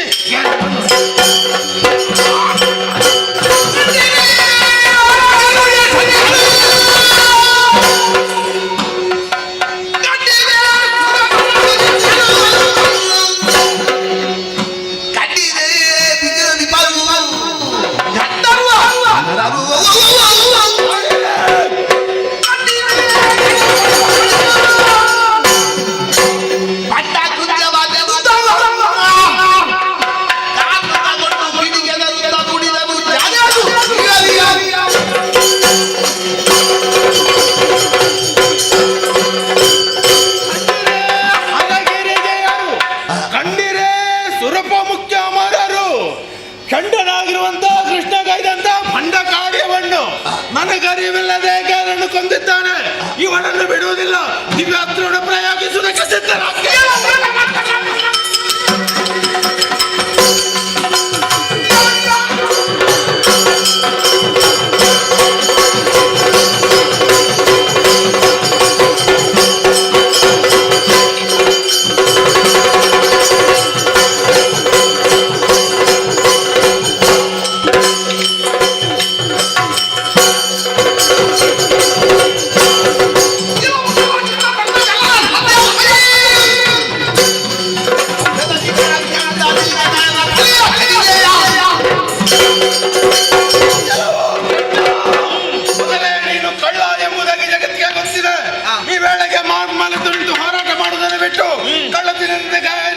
ರುಂಡವನ್ನು ಚೆಂಡಾಡಿದೆಯಾ? ನಿನ್ನ ತಲೆಯನ್ನು ಕಳೆದ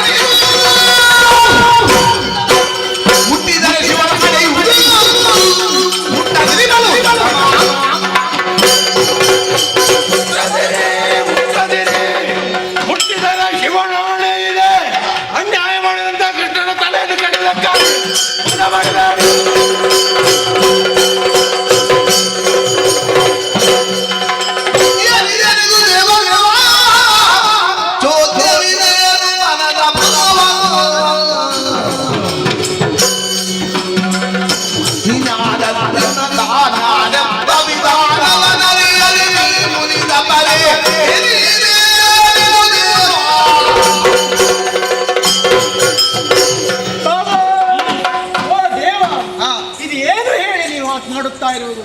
ಈ ಹೊತ್ತಿನಲ್ಲಿ ಅವನ ಮೇಲೆ ಪ್ರಯೋಜನ ಮಾಡ್ತಾ ಇದ್ದೀರಿ, ಕೊಲ್ಲುತ್ತೇನೆ ಎನ್ನುವುದಾಗಿ ನೀವೇ ಆಲೋಚನೆ ಮಾಡಿ. ನೀವು ಯಾರೇನೋ ನಿಮಗೆ ಗೊತ್ತಿದೆ ತಾನೆ, ನಾನು ಯಾರೇನೋ ನಿಮಗೆ ತಿಳಿದಿದ್ದೆ ತಾನೆ, ಆತ ಯಾರೇನೋ ನಿಮಗೆ ಗೊತ್ತಿದೆ ತಾನೆ. ಹೀಗಿದ್ದು ಕೂಡ ಯಾಕೆ ಹೋರಾಟಕ್ಕೆ ಮುಂದುವರಿತಾರೆ?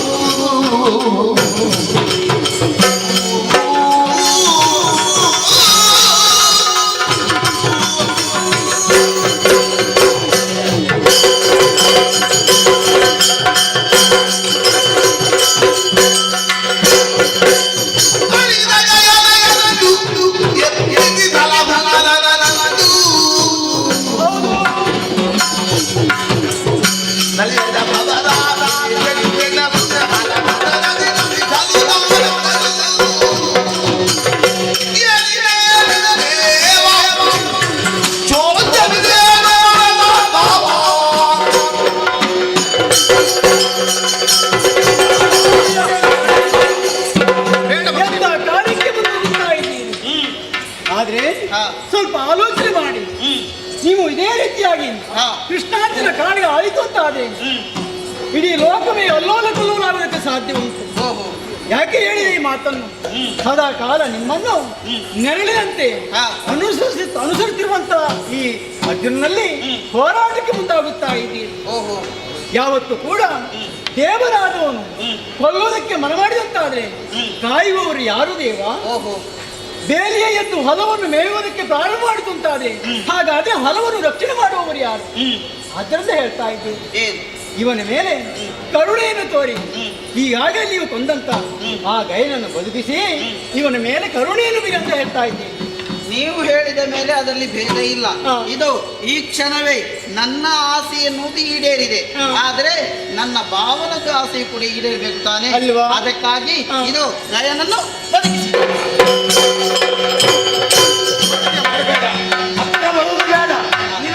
ಹೋಗಾಯ್ತಾ ದೇವರೇ, ಏನು ಕ್ಷಮೆಯನ್ನು ಕೊಡಬೇಕು.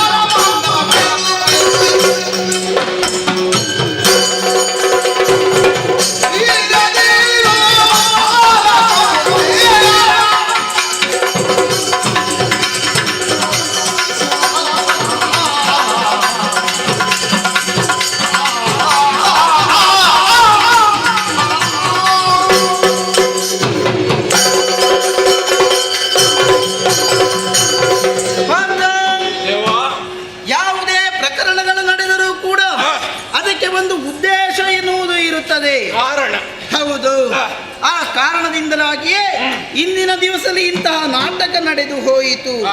ಅದರಲ್ಲಿ ನೀನು ಖಂಡಿತವಾಗಿಯೂ ತೇರ್ಗಡೆ ಹೊಂದಿದ್ದಿ. ಧನ್ಯನಾದ ಸ್ವಾಮಿ. ನಾನು ಪರೀಕ್ಷೆ ಎನ್ನುವಂತಹ ಚಕ್ರವ್ಯೂಹವನ್ನು ನಿರ್ಮಿಸಿದ್ದೆ. ಆ ಚಕ್ರವ್ಯೂಹವನ್ನು ಭೇದಿಸಿ ನೀನು ತೇರ್ಗಡೆ ಹೊಂದಿದ್ದಿ. ಆದ ಕಾರಣ ನಿನ್ನಂತಹ ವೀರ ಈ ಪ್ರಪಂಚದಲ್ಲಿ ಬೇರೆ ಯಾರೂ ಇಲ್ಲ. ಕಾರಣ ಏನು ಗೊತ್ತೇ? ಮುಂದೊಂದು ದಿನ ಒಂದು ಮಹಾ ಯುದ್ಧ ನಡೆಯುವುದಕ್ಕೆ ಇದೆ. ಅದುವೇ ಮಹಾಭಾರತ ಯುದ್ಧ, ನಿಮಗೂ ಹಾಗೂ ಕೌರವರಿಗೆ. ಆ ಸಂದರ್ಭದಲ್ಲಿ ಅದರಲ್ಲಿ ಬಂಧುಗಳು ಎನ್ನುವಂತಹ ನೆಪವನ್ನು ಅಥವಾ ಪ್ರೀತಿ ವಾತ್ಸಲ್ಯವನ್ನು ತೊರೆದು ಯುದ್ಧ ಮಾಡಬೇಕಾಗ್ತದೆ. ಅಂತಹ ಸಂದರ್ಭದಲ್ಲಿ ವೀರನಾಗಿ ಇರಬೇಕು. ಈ ಹೊತ್ತಿನಲ್ಲಿ ನೀನು ನನ್ನಲ್ಲಿ ಹೋರಾಡುವಾಗಲೂ ಕೂಡ ದೇವನು ಎಂಬ ಭಾವನೆಯನ್ನು ತೊರೆದು ಹೋರಾಟ ಮಾಡಿದ್ದಿ ನೀನು. ಆದ ಕಾರಣ ನೀನೇ ಅದಕ್ಕೆ ಸಮರ್ಥ ಎಂಬುದಾಗಿ ನಿರೂಪಿಸಿದ್ದೇನೆ. ನೀನೇ ವೀರ. ಹೌದು, ಹರಿಹರರ ಸಾಕ್ಷಾತ್ಕಾರವಾಯಿತು. ರಣರಂಗದಲ್ಲಿ ಇದ್ದಂತ ಪ್ರತಿಯೊಬ್ಬರು ಕೂಡ ಆಯುಧಗಳನ್ನು ಕೆಳ ಹಾಕಿ ನಿಮ್ಮನ್ನು ಸ್ತುತಿ ಮಾಡ್ತಾ ಇದ್ದಾರೆ. ನಾವೆಲ್ಲ ಸ್ತುತಿ ಮಾಡಿದ್ರೆ ಸಾಕಾಗುವುದಿಲ್ಲ. ಕಾಮ್ಯಕಾವರದ ಪೂಜಾ ಮಂದಿರದಲ್ಲಿ ನಿಮ್ಮನ್ನು ಆರಾಧನೆ ಮಾಡಬೇಕಾಗ್ತದೆ. ಆದ್ದರಿಂದ ದಯಮಾಡಿಸಬೇಕು ತಾವು.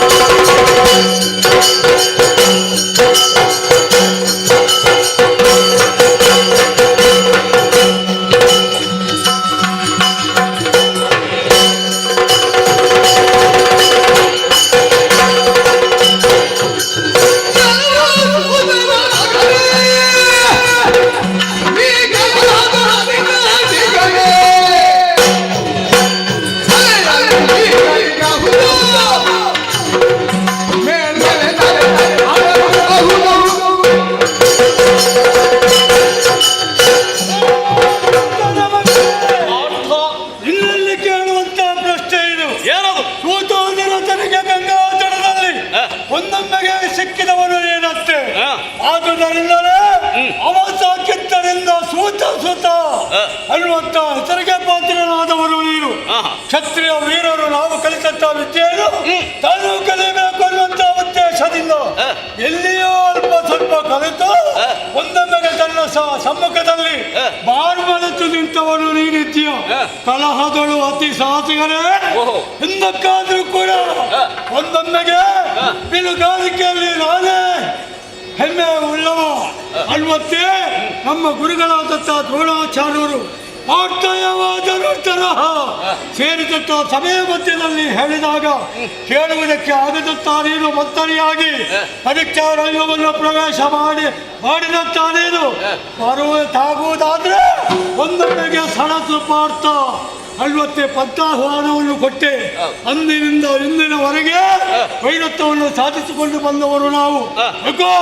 ಇಂದು ನಡೆಯುವಂತ ಈ ಸಮರದಲ್ಲಿ ತಲೆಯನ್ನು ನೀಗುವೆಯಾ ಅಥವಾ ಓಡುವೆಯಾ?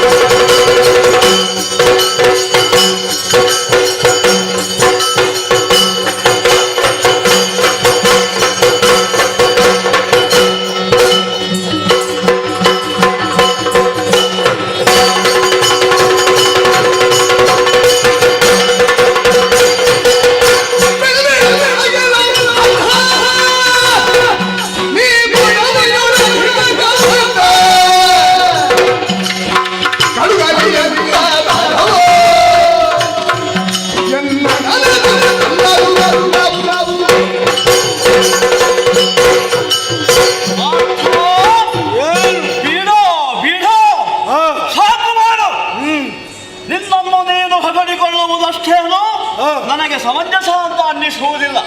ಯಾಕೆ ಬಲ್ಲಯ್ಯ? ಯಾಕೆ? ನೀನು ಏನೂ ಮಾಡಿಲ್ಲ ಎಂಬ ಹಾಗೆ ನಾನು ಹೇಳಿದ್ದಲ್ಲ. ಘನ ಕಾರ್ಯವನ್ನೇ ನೀನು ಮಾಡಿದ್ದೀಯ. ಶಿವನನ್ನು ಯುದ್ಧದ ಮುಖಾಂತರ ವ್ಯಕ್ತಿಸಿ ಪಾಶುಪತಾಸ್ತ್ರವನ್ನು ಪಡೆದವ ನೀನು. ಅದು ನನಗೆ ಗೊತ್ತು.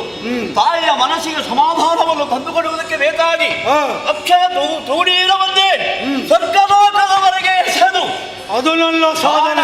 ಏಣಿಯನ್ನು ನಿರ್ಮಾಣ ಮಾಡಿ ಐರಾವತವನ್ನೇ ಧರೆಗೆಡಿಸಿದವನಂತೆ ಅಗ್ನಿಯಿಂದ ಗಾಂಧೀವವನ್ನು ಪಡೆದವ. ಕುರುಕ್ಷೇತ್ರದಲ್ಲಿ ಕೃಷ್ಣರವರೆಗೆ ಎಲ್ಲರಲ್ಲಿಯೂ ಕಾಢಾಕಾಡಿಯಾಗಿ ಭವನವನ್ನು ಕೊಟ್ಟು ದಶಧಾಮವನ್ನು ಪಡೆದಿದ್ದಿ. ಅದೂ ನನಗೆ ಗೊತ್ತು. ನಿನ್ನದ್ದಾದಂತಹ ಪೌರುಷ ಇದು ಮೊದಲು ನಡೆದಿದೆ ಎಂಬುದರಿಂದ ಕರ್ಣನ ಮುಂದೆ ನಡೆಯಿತು ಎಂಬ ಭಾವನೆ ತಪ್ಪು. ನಿನ್ನ ಈ ಅಬ್ಬರದ ಮಾತು, ನಿನ್ನಲ್ಲಿರುವಂತಹ ದಿಟ್ಟತನ ಅದು ನನ್ನಲ್ಲಿ ನಡೆಯಲಾರದು. ಎಚ್ಚರಿಕೆ.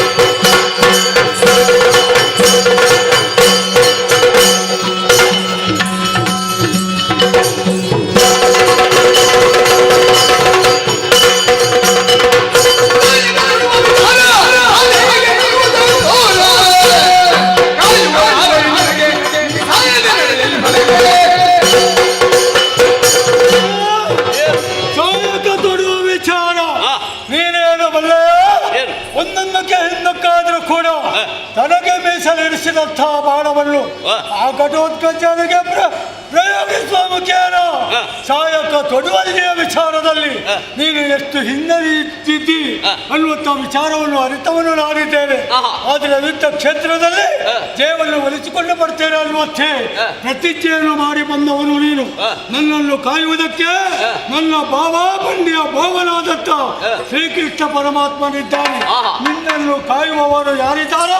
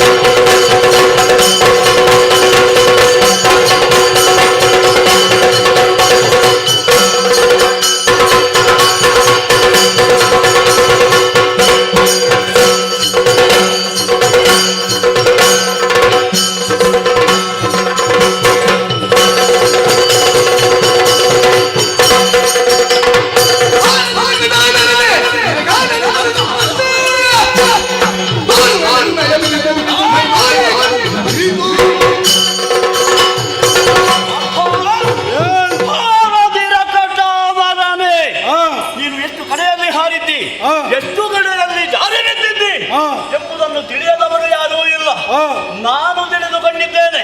ಭೀಷ್ಮಾಚಾರ್ಯರನ್ನು ಸರಳ ಮಂಚದಲ್ಲಿ ಒದಗಿಸಿದೆ. ಶಿಖಂಡಿ ಬಾರದೆ ಇರುತ್ತಿದ್ರೆ ಆ ಕಾರ್ಯ ನಿನ್ನಿಂದ ಮಾಡುವುದಕ್ಕೆ ಅಸಾಧ್ಯವಾಗುತ್ತಿತ್ತು, ಸಾಧ್ಯವೇ ಆಗುತ್ತಿರಲಿಲ್ಲ.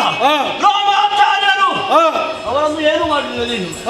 ನಿನ್ನ ಅಣ್ಣ ಏನೋ ಸುಳ್ಳು ಹೇಳಿದ್ದರಿಂದ ತನ್ನದಾದಂತಹ ನಿಜ ಸ್ವಭಾವ ಏನುಂಟು ಅದನ್ನು ಮೇಲೆ ಎಲ್ಲಿಗೋ ಕಳಿಸಿದ್ರಂತೆ. ಆ ಸಂದರ್ಭದಲ್ಲಿ ದೃಷ್ಟದ್ಯುಮ್ನ ಬಂದು ಆ ದ್ರೋಣಾಚಾರ್ಯರ ತಲೆಯನ್ನು ಕತ್ತರಿಸಿದ. ನೀನು ಮಾಡಿದ್ದೇನು? ಏನೂ ಇಲ್ಲ. ಹಾಗಾಗಿ ಈ ಕುರುಕ್ಷೇತ್ರ ಧಾರುಣಿಯಲ್ಲಿ ಕೃಷ್ಣನಿದ್ದಾನೆ, ರಕ್ಷಣೆ ಮಾಡುತ್ತಾನೆ ಎಂದು ಹೇಳಿದೆಯಲ್ಲ, ಅವನ ಮಾತಿಗೋಸ್ಕರ ಅವನ ರಕ್ಷಾಕವಚಕ್ಕೆ ಇದ್ದ ಕಾರಣ ಇಷ್ಟೆಲ್ಲ ಕಾರ್ಯವನ್ನು ನೀನು ಮಾಡಿದವ. ನಾನು ಕೂಡ ಅಷ್ಟೇ ಕೃಷ್ಣನ ಭಕ್ತ. ನಿನಗೆ ಎಷ್ಟು ಅನುಗ್ರಹ ಇದೆಯೋ ಅಷ್ಟೇ ನನಗೂ ಕೂಡ ಅನುಗ್ರಹಿಯಾನು ಎಂಬಂತಹ ಭರವಸೆ ನನ್ನಲ್ಲಿ ಇದೆ. ಇಲ್ಲಿ ಅನುಗ್ರಹ ಮುಖ್ಯ ಅಲ್ಲ, ಶಾರೀರಿಕವಾದಂತಹ ಬಲ ಮುಖ್ಯ. ನಮ್ಮಿಬ್ಬರ ಆ ದೇವರ ಸಮ್ಮುಖದಲ್ಲಿ ನಾನು ಏನು ನೀನು ಏನು ಎಂಬುದನ್ನು ತೋರಿಸಬೇಕಾಗಿದೆ.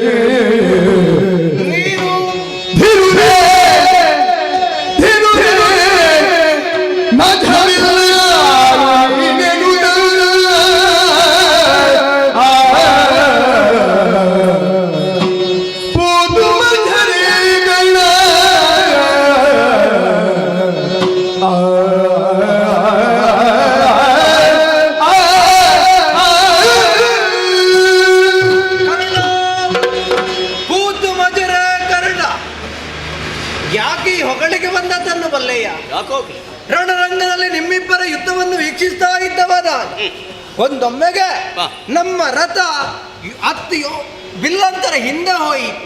ಹೇಗೆ ಹೋಯಿತು ಎನ್ನುವುದಾಗಿ ನೋಡಿದ್ರೆ ಇದರ ಹಿಂದಿರುವ ಚಮತ್ಕಾರ ನಿನ್ನದ್ದು. ಇದರಿಂದಲೇ ನಾನು ಅರ್ಥವಿಸಿಕೊಂಡವರಿದ್ದೇನೆ. ಧನು ಧನು ಸತ್ವಾತಿಶಃ ನೀನಹುದು. ರಣದಲ್ಲಿ ನಿನ್ನಂತಹ ಬಿಲ್ಗಾರರನ್ನು ಮತ್ತೊಬ್ಬರನ್ನು ನಾ ಕಾಣೆ. ಆದ್ದರಿಂದ ಮಜ ಬಿಲ್ಲಾಳು ನೀನು.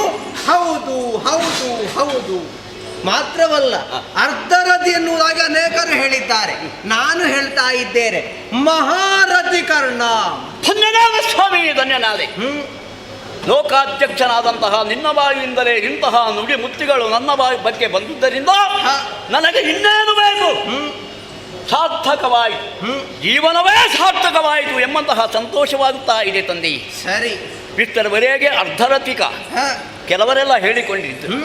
ಆದರೆ ನಾನು ಯಾರು ಎಂಬುದನ್ನು ತಿಳಿದಂತಹ ನೀನು ಮಹಾರಥಿಕ ಹೌದು ಎಂಬಂತಹ ಬಿರುದನ್ನು ಕೊಟ್ಟೆಯಲ್ಲ. ಧನ್ಯನಾದೆ ಪ್ರಭೋ, ಧನ್ಯನಾದೆ.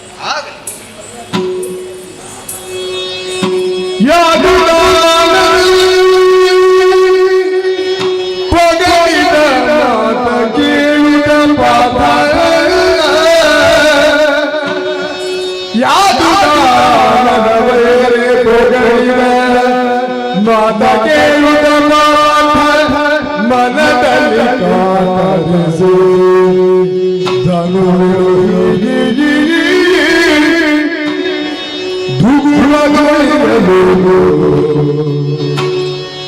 ಧನು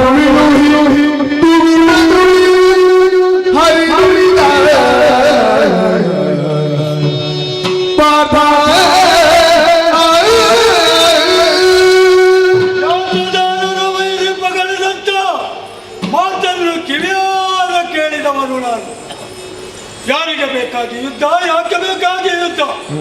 ಎಲ್ಲವರೇ ಆದತ್ತ ಕೃಷ್ಣ ಪರಮಾತ್ಮ ವಿರೋಧಿಯನ್ನು ಹೊಗಳ್ತಾನೆ ಎಂದಾದ್ರೆ ನನ್ನಂಥವರಿಗೆ ಬೇಕಾಗಿ ಯುದ್ಧ. ಅದಕ್ಕೆ ಬೇಕಾಗಿ ಎತ್ತಿ ಹಿಡಿದಂತ ಈ ಧನುಸನ್ನು ಕೆಳಗಿಳಿಸಿ ಕೆಳನೋಟಕನಾಗಿ ಸುಮ್ಮನೆ ಕುಳಿತುಕೊಳ್ತೇನೆ ನೋಡು. ಏನಾಗಿ ಹೋಯಿತು? ಯುದ್ಧ ಕ್ಷೇತ್ರದಲ್ಲಿ ಕರ್ಣಾರ್ಜುನ ಯುದ್ಧ ಸಾಗುತ್ತಾ ಇತ್ತು. ಇವ ಎಲ್ಲಿ ಹೋದ? ಪಾರ್ಥ ಏನಲ್ಲಿ ಆಯಿತು? ಏನು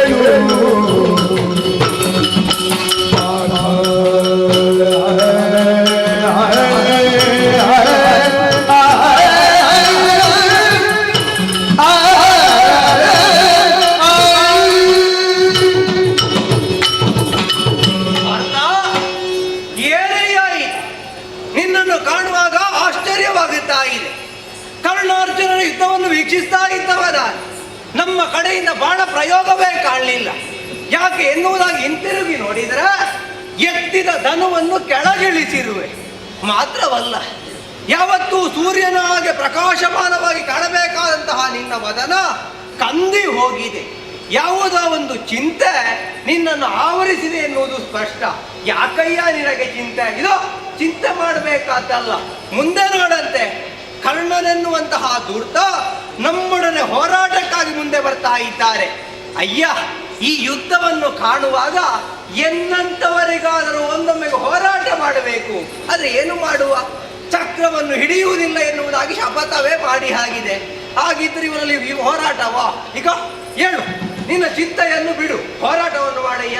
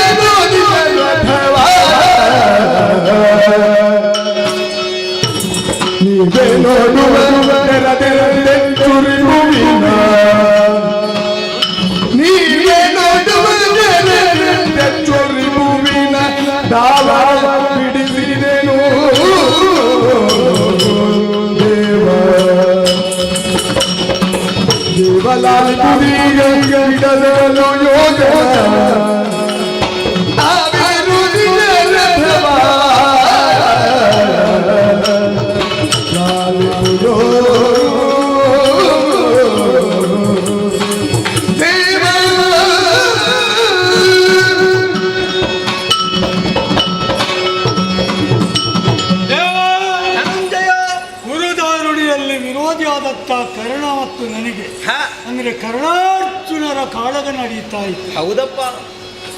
ಒಂದೊಂದಿಗೆ ಜಯ ಯಾರಿಗೆ ಉಳಿತಾಳೆ ಅನ್ನುವಂತೆ ಎರಡು ಪಕ್ಷದವರು ಕೂಡ ಹೆಬ್ಬೆರಗಾಗಿ ನೋಡ್ತಾ ಇದ್ರು. ನಿನ್ನ ಜೊತೆಗಿದ್ದ ನನಗೆ ಆಶ್ಚರ್ಯವಾಗಿದೆ. ದೇವತೆಗಳು ಕೂಡ ಕಣ್ಬಿಟ್ಟು ನೋಡ್ತಾ ಇದ್ದಾರೆ. ಹೌದು, ಕರ್ಣನೋ ಅಥವಾ ಅರ್ಜುನನೋ ಅವನು ಪ್ರತಿಜ್ಞೆ ಮಾಡಿದ್ದಾನೆ, ನಾನು ಮಾಡಿದ್ದೇವೆ. ಹೌದು, ಗೆಲುವು ನಮ್ಮ ಪಾಲಿಗೆ ಸಿಗಬೇಕು ಅನ್ನುವಂತ ಉತ್ಸಾಹದಿಂದ ಆತನಲ್ಲಿ ಕಾಡಾಕಾಡಿ ಬಗರವನ್ನು ಮಾಡ್ತಾ ಇದ್ದವನು ನಾನು. ಆ ಸಮಯದಲ್ಲಿ ಸಾಮಾನ್ಯ ಒಂದು ಬಾಣ ಎಸೆದ್ರು ಏನು, ನಾನು ಎಸೆದಂತ ಬಾಣಕ್ಕೆ ವಿರೋಧಿಯ ರಥ ಯೋಜನ ಪರ್ಯಂತ ಹಿಂದಕ್ಕೆ ಸರಿಯಿತು. ತುಂಬಾ ಹಿಂದೆ ಹೋಗಿದೆ. ಆದ್ರೆ ಅದನ್ನು ಕಣ್ಣಂತ ಕರ್ಣ ಸುಮ್ಮನೆ ಉಳಿದಾನೆ. ಯಾವುದೋ ಒಂದು ಬಾಣವನ್ನು ಪ್ರಯೋಗ ಮಾಡಿ ನಮ್ಮ ರಥವನ್ನು ಕೇವಲ ಒಂದು ಅಥವಾ ಎರಡು ಬಿಲ್ಲು, ಯೋಜನೆ ಅಲ್ಲ, ಬಿಲ್ಲು, ಕೆಲವು ಬಿಲ್ಲಿನ ಅಂತರಕ್ಕೆ ಹಿಂದಕ್ಕೆ ಸರಿಸಿದ. ಲೆಕ್ಕ ಮಾಡಿದ್ರೆ 10 ಬಿಲ್ ಅಂತರಕ್ಕೆ ಹಿಂದೆ ಹೋಗಿದೆ. ಆಗಿರಬಹುದು ಅಂತ ಅಷ್ಟೇ. 10 ಬಿಲ್ ನಂತರ ಹಿಂದಕ್ಕೆ ಸರಿಸಿದವನು ದೇವ.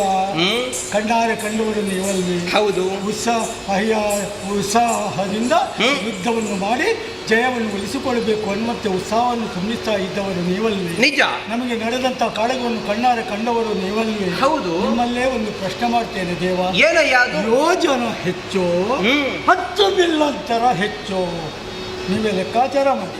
ನಿಮ್ಮಂಥವರಿಗೆ ನಾನು ಹೇಳಿಕೊಡುವ ಅವಶ್ಯಕತೆ ಇಲ್ಲ. ಹೌದೌದು. ಈ ಸಮಯದಲ್ಲಿ ನನ್ನನ್ನು ಹೊಗಳಬೇಕು ಅಂತ ಹೇಳಿಕೊಳ್ಳುವ ಜಾಯಮಾನದವ ನಾನಲ್ಲ. ಯಾವತ್ತು ಹೊಗಳಿಕೆಗೆ ಹಿಂದೇಟು ಹಾಕುವವನು ನಾನು. ಸರಿ, ಹಾಗಾದ್ರೆ ನನ್ನನ್ನು ಹೊಗಳದಿಲ್ಲ, ಹೊಗಳಬೇಕು ಅಂತ ಹೇಳುವುದಿಲ್ಲ. ಆದ್ರೂ ಕೂಡ ತನ್ನ ಸಮ್ಮುಖದಲ್ಲಿ ಹೆಚ್ಚುಗಾರಿಕೆಯನ್ನು ಮೆರೆಸಿದಂತ ಈ ಪಾರ್ಥನನ್ನು ವಿರೋಧಿಯಾದಂಥ ಕರ್ಣನ ಸಮ್ಮುಖದಲ್ಲಿ ಆತನನ್ನು ಹೊಗಳಿದ್ರಲ್ಲ ಸ್ವಾಮಿ, ಜೀವಂತ ನಾನು ಸಾಯಬೇಕಾ ಹೇಳಿ? ಅದಕ್ಕಾಗಿ ಯುದ್ಧ ಬೇಡ ಅಂತ ಧನುಸನ್ನು ಕೆಳಗಿಳಿಸಿದ್ದೇನೆ ಸ್ವಾಮಿ. ನಮಸ್ಕಾರ. ನನಗೆ ಏನಯ್ಯ ಇದು? ನಿನಗೆ ನಿಜದ ಅರಿವೇ ಆಗ್ಲಿಲ್ವೇ? ಸರಿಯಾಗಿ ನನ್ನ ಮಾತನ್ನು ಕೇಳು. ನುಡಿ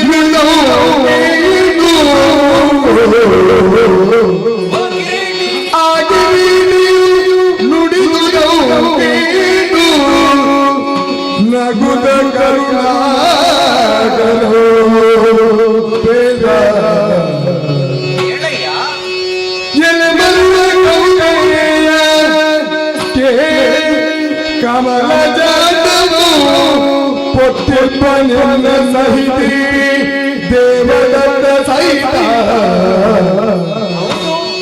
ಎಲೆಮರುಳಿ ಕೌಕಲ್ಯಕ್ಕೆ ಕಮಲ ಜಾತವು ಪೊತ್ತಿಪ್ಪ ನಿನ್ನ ಸಹಿತಿ ದೇವದತ್ತ ಸಹಿತ ಈಗ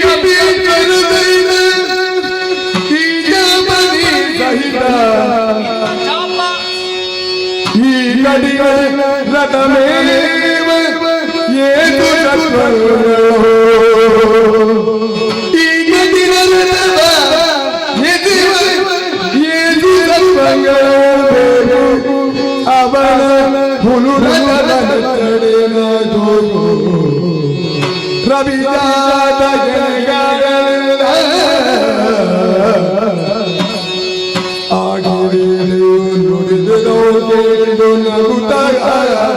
ಕರುಣಾಕರ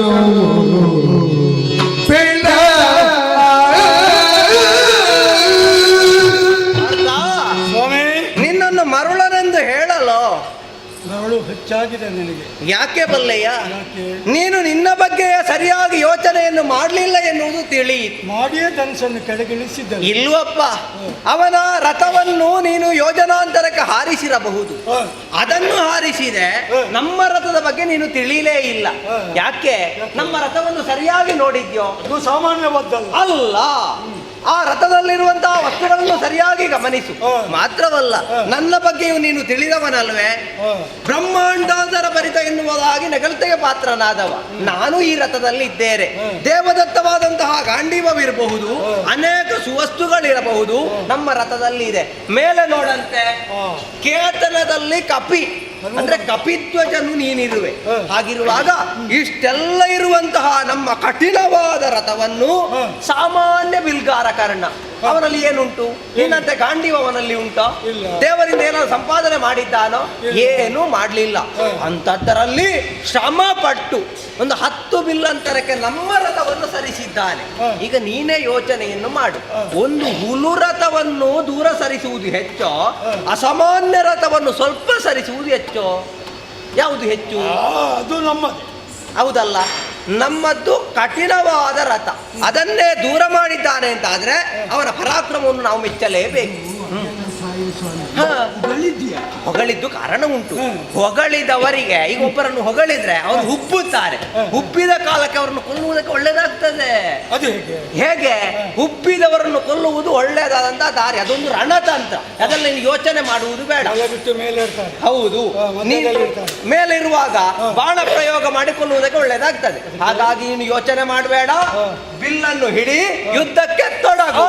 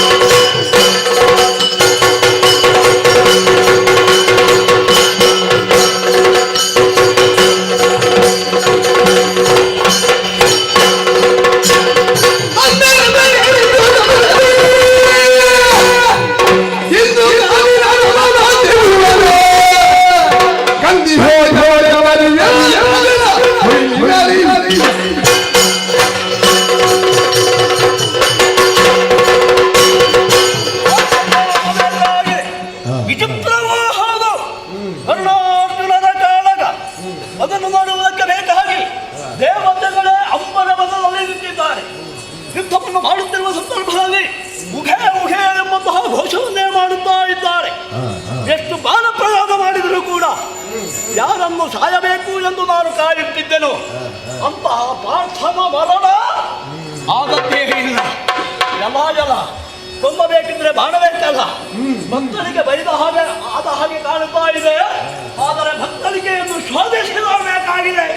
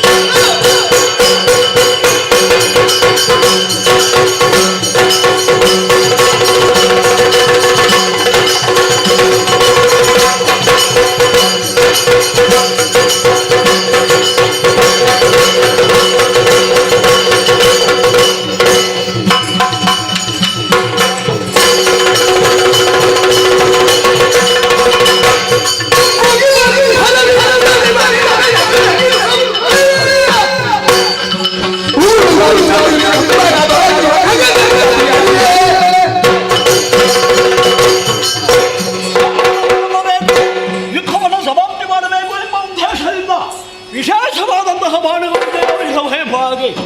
ಭಕ್ತಳಿಗೆಯನ್ನು ಶೋಧಿಸಿದಾಗ ಕೈಗೆ ಸಿಕ್ಕಿದ್ದೇನು ಸರ್ಪಮುಖಿ ಬಾಣ. ಇದು ಮೊದಲು ಕೂಡ ಇಂತಹ ಬಾಣಗಳನ್ನು ನಾನು ಪ್ರಯೋಗ ಮಾಡಿದ್ದೇನೆ. ಈ ರೀತಿ ಇರಲಿಲ್ಲ. ಈ ಬಾಣವನ್ನು ಭಕ್ತಳಿಗೆಯಿಂದ ಹೊರಗೆ ತೆಗೆದದ್ದೇ ತೆಗೆದದ್ದು ನೋಡಬಾರದೆ. ಅಂಬರ ಮತದಲ್ಲಿ ಹಾರುತ್ತಿರುವಂತಹ ಖಗ ಸಮೂಹ ನನಗೆ ಉರುಳುತ್ತಾ ಇದೆ. ಸುತ್ತಮುತ್ತ ನೋಡಬಾರದೆ. ಎಲ್ಲಿಂದಲೋ ಪ್ರಾಣಿಗಳ ಕ್ಷೀರಾಟ, ಅಲ್ಲಲ್ಲಿ ಪ್ರಾಣಿಗಳ ಸತ್ತಂತಹ ದೃಶ್ಯ ದೂರಕ್ಕೆ ಗೋಚರಿಸುತ್ತಾ ಇದೆ. ಅಷ್ಟೇ ಅಲ್ಲ, ಕೃಷ್ಣನ ಮುಖ ಕಪ್ಪಿದ್ದದ್ದು ಬೆಳ್ಳಗಾಗಿ ಕಾಣುತ್ತಾ ಇದೆಯಲ್ಲ. ಬೆಳ್ಳಗೆ ಇರುವಂತಹ ಅರ್ಥ ಕಪ್ಪಗಾಗಿದ್ದಾನೆ. ಹಾಗಾದ್ರೆ ಈ ಬಾಣದಲ್ಲಿ ವಿಶೇಷತೆ ಇದೆ ಎಂಬುದನ್ನು ತಿಳಿದುಕೊಳ್ಳುವುದಕ್ಕೆ ಸಾಧ್ಯವಿದೆ. ಇದು ಸಾಮಾನ್ಯ ಶರ ಅಲ್ಲ, ನನ್ನ ವೈರಿಯನ್ನು ನಿಗ್ರಹಿಸುವಂತಹ ಸಾಮರ್ಥ್ಯವುಳ್ಳದ್ದು. ಇದನ್ನು ಪ್ರಯೋಗ ಮಾಡಬೇಕಲ್ಲ. ನಾನು ಹೇಗೆ ಪ್ರಯೋಗ ಮಾಡುವುದು?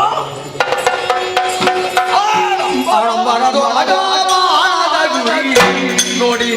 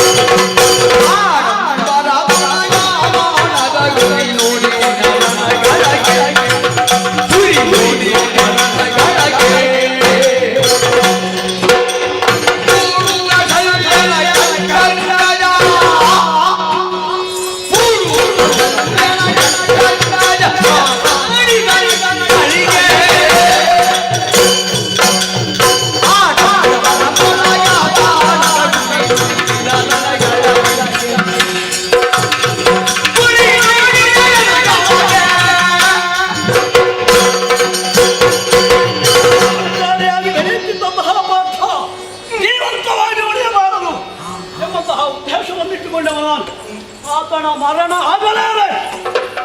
ಆಗಬೇಕಿದ್ರೆ ಸಿಕ್ಕಿದಲ್ಲಿಗೆ ಪ್ರಯೋಗ ಮಾಡಿದ್ರೆ ಆಗ್ಲಿಕ್ಕಿಲ್ಲ. ಇಲ್ಲಿಗೆ ಪ್ರಯೋಗ ಹೋರಾಡಿಗೆ ತಲೆಯೇ ಇಲ್ಲದಾಗ ಪ್ರಾಣ ಉಳಿಯುವುದಕ್ಕೆ ಸಾಧ್ಯವಿದೆಯೇ? ಹೊರಡಂದೆ ಅವಸರ ಮಾಡಬಾರದು. ಯಾವತ್ತೂ ಕೂಡ ಸುಲಭ ಆಲೋಚನೆ ಮಾಡಬೇಕು. ಕೇವಲ ನನ್ನ ಆಲೋಚನೆಯೇ ಸಾಲದು. ಇದ್ದಾನಲ್ಲ ಸಂಜೆ ಭೂಪತಿ, ಸಾಮಾನ್ಯನವ ಕೂಡ ಎಲ್ಲವನ್ನೂ ಕೂಡ ತಿಳಿದವ. ಒಂದೆರಡು ಮಾತುಗಳನ್ನು ಅವನಲ್ಲಿ ಕೇಳಿ ನೋಡೋಣ. ಸಂಜೆ ಭೂಪತಿ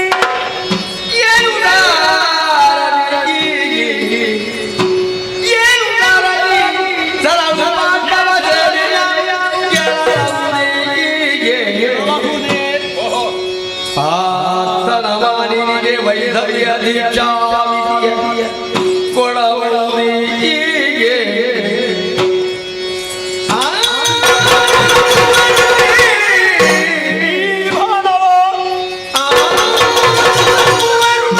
ಈ ಸಾನುರಾಗವೇ ನಿನಗೆ ಸಾನುರಾಗವೇ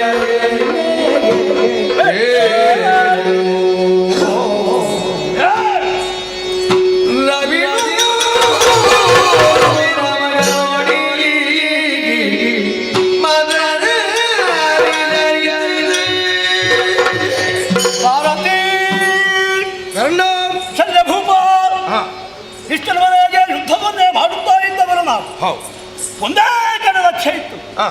ನಿನ್ನಲ್ಲಿ ಯಾವ ಮಾತನ್ನು ಕೂಡ ಆಡಿದವನಲ್ಲ, ಯಾವ ಪ್ರಶ್ನೆಯನ್ನೂ ಕೂಡ ನಿನ್ನ ಮುಂದೆ ಇಟ್ಟವ ಅಲ್ಲ. ಈ ಸಂದರ್ಭದಲ್ಲಿ ಮನಸ್ಸಲ್ಲಿ ಒಂದು ಅನುಮಾನ ಮೂಡಿತು. ಅನುಮಾನ?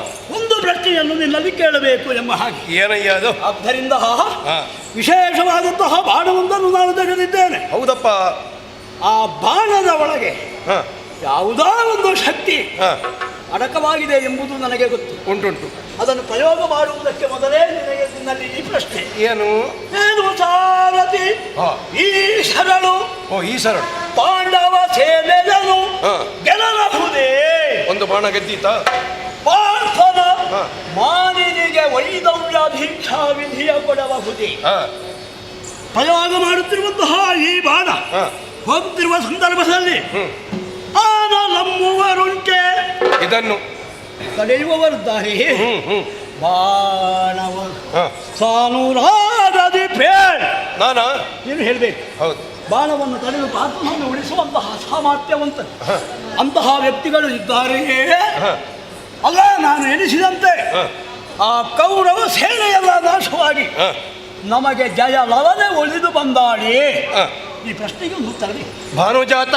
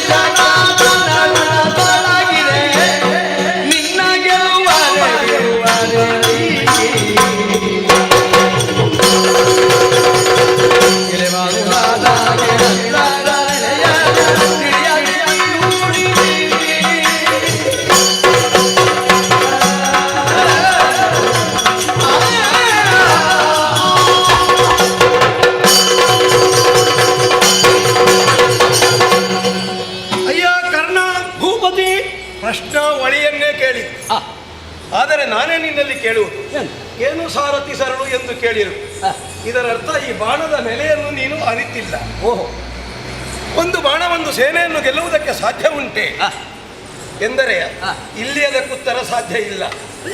ಯಾಕಂದರೆ ಯಾವಾತನ ಭಗಿನಿಗೆ ನೀನು ವೈದವ್ಯ ದೀಕ್ಷೆಯನ್ನು ಕೊಡುವುದಕ್ಕೆ ಮುಂದಾಗಿದ್ದೀವಿ, ಅಂತಹ ಕೃಷ್ಣನೇ ಅವನ ರಥದಲ್ಲಿ ಇರುವಾಗ ಆತ ನಳಿನಾಕ್ಷ ಸರ್ವತೋಮುಖವಾದಂತಹ ದೃಷ್ಟಿಯನ್ನು ಹೊಂದಿದ್ದು ತನಗೆ ಬೇಕಾದುದನ್ನು ಸಾಧಿಸಿಕೊಳ್ಳುವಲ್ಲಿ ನಿಪುಣನು ಚತುರನೂ ಆಗಿದ್ದಾನೆ.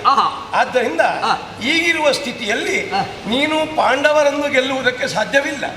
ಇಲ್ಲವೇ ಒಂದು ಉಂಟು, ನೀನು ಗುರಿ ಹಿಡಿದುದು ಎಲ್ಲಿಗೆ? ಕೊರಳಿಗೆ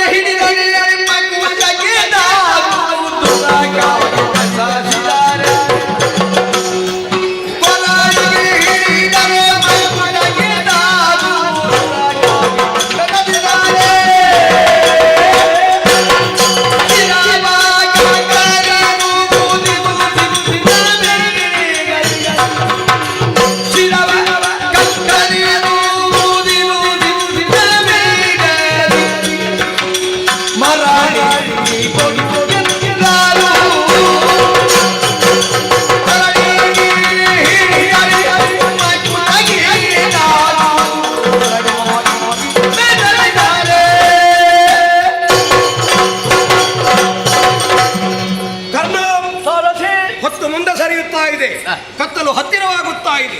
ನೀನು ಅವರನ್ನು ಗೆಲ್ಲಬೇಕು ಎಂದಿದ್ದರೆ ಕೊರಳಿಗೆ ಹಿಡಿದಂತಹ ಗುರಿಯನ್ನು ಬದಲಾಯಿಸಿ ಉರ ಪ್ರದೇಶಕ್ಕೆ ಹಿಡಿದರೆ ಒಳ್ಳೆಯದು. ಯಾಕೆಂದರೆ ಈ ಬಾಣದ ಸ್ವಭಾವವನ್ನು ಕಾಣುವಾಗ ಅದು ಊರ್ಧ್ವಮುಖಿಯಾಗಿದೆ. ಆದ್ದರಿಂದ ಕೊರಳಿಗೆ ಹಿಡಿದರೆ ಮಕುಟಕ್ಕೆ ತಾಗುವುದು. ಉರಕ್ಕಾಗಿ ಹೊಟ್ಟೆಗೆ ನೀನು ಪ್ರಯೋಗ ಮಾಡಿದೆ ಎಂದಾದರೆ, ಎದೆಗೆ ಪ್ರಯೋಗ ಮಾಡಿದೆ ಎಂದಾದರೆ ಅದು ಕೊರಳ ಕತ್ತರಿಸುವುದು. ಆದ್ದರಿಂದ ಅನುಮಾನವಿಲ್ಲ. ಗುರಿಯನ್ನು ಬದಲಿಸಿ ತೋಡು ಶರ ಒಂದು ಶರ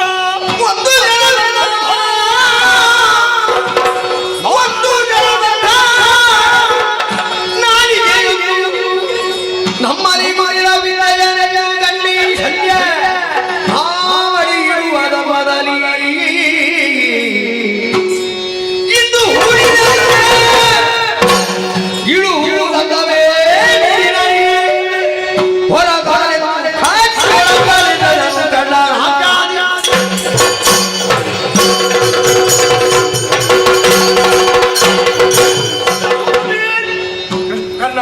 ವರ ಪ್ರಯೋಗ ಮಾಡುವುದಕ್ಕೆ ಒಂದಾವರ್ತಿ ಗುರಿಯನ್ನು ಹಿಡಿದಾಗಿ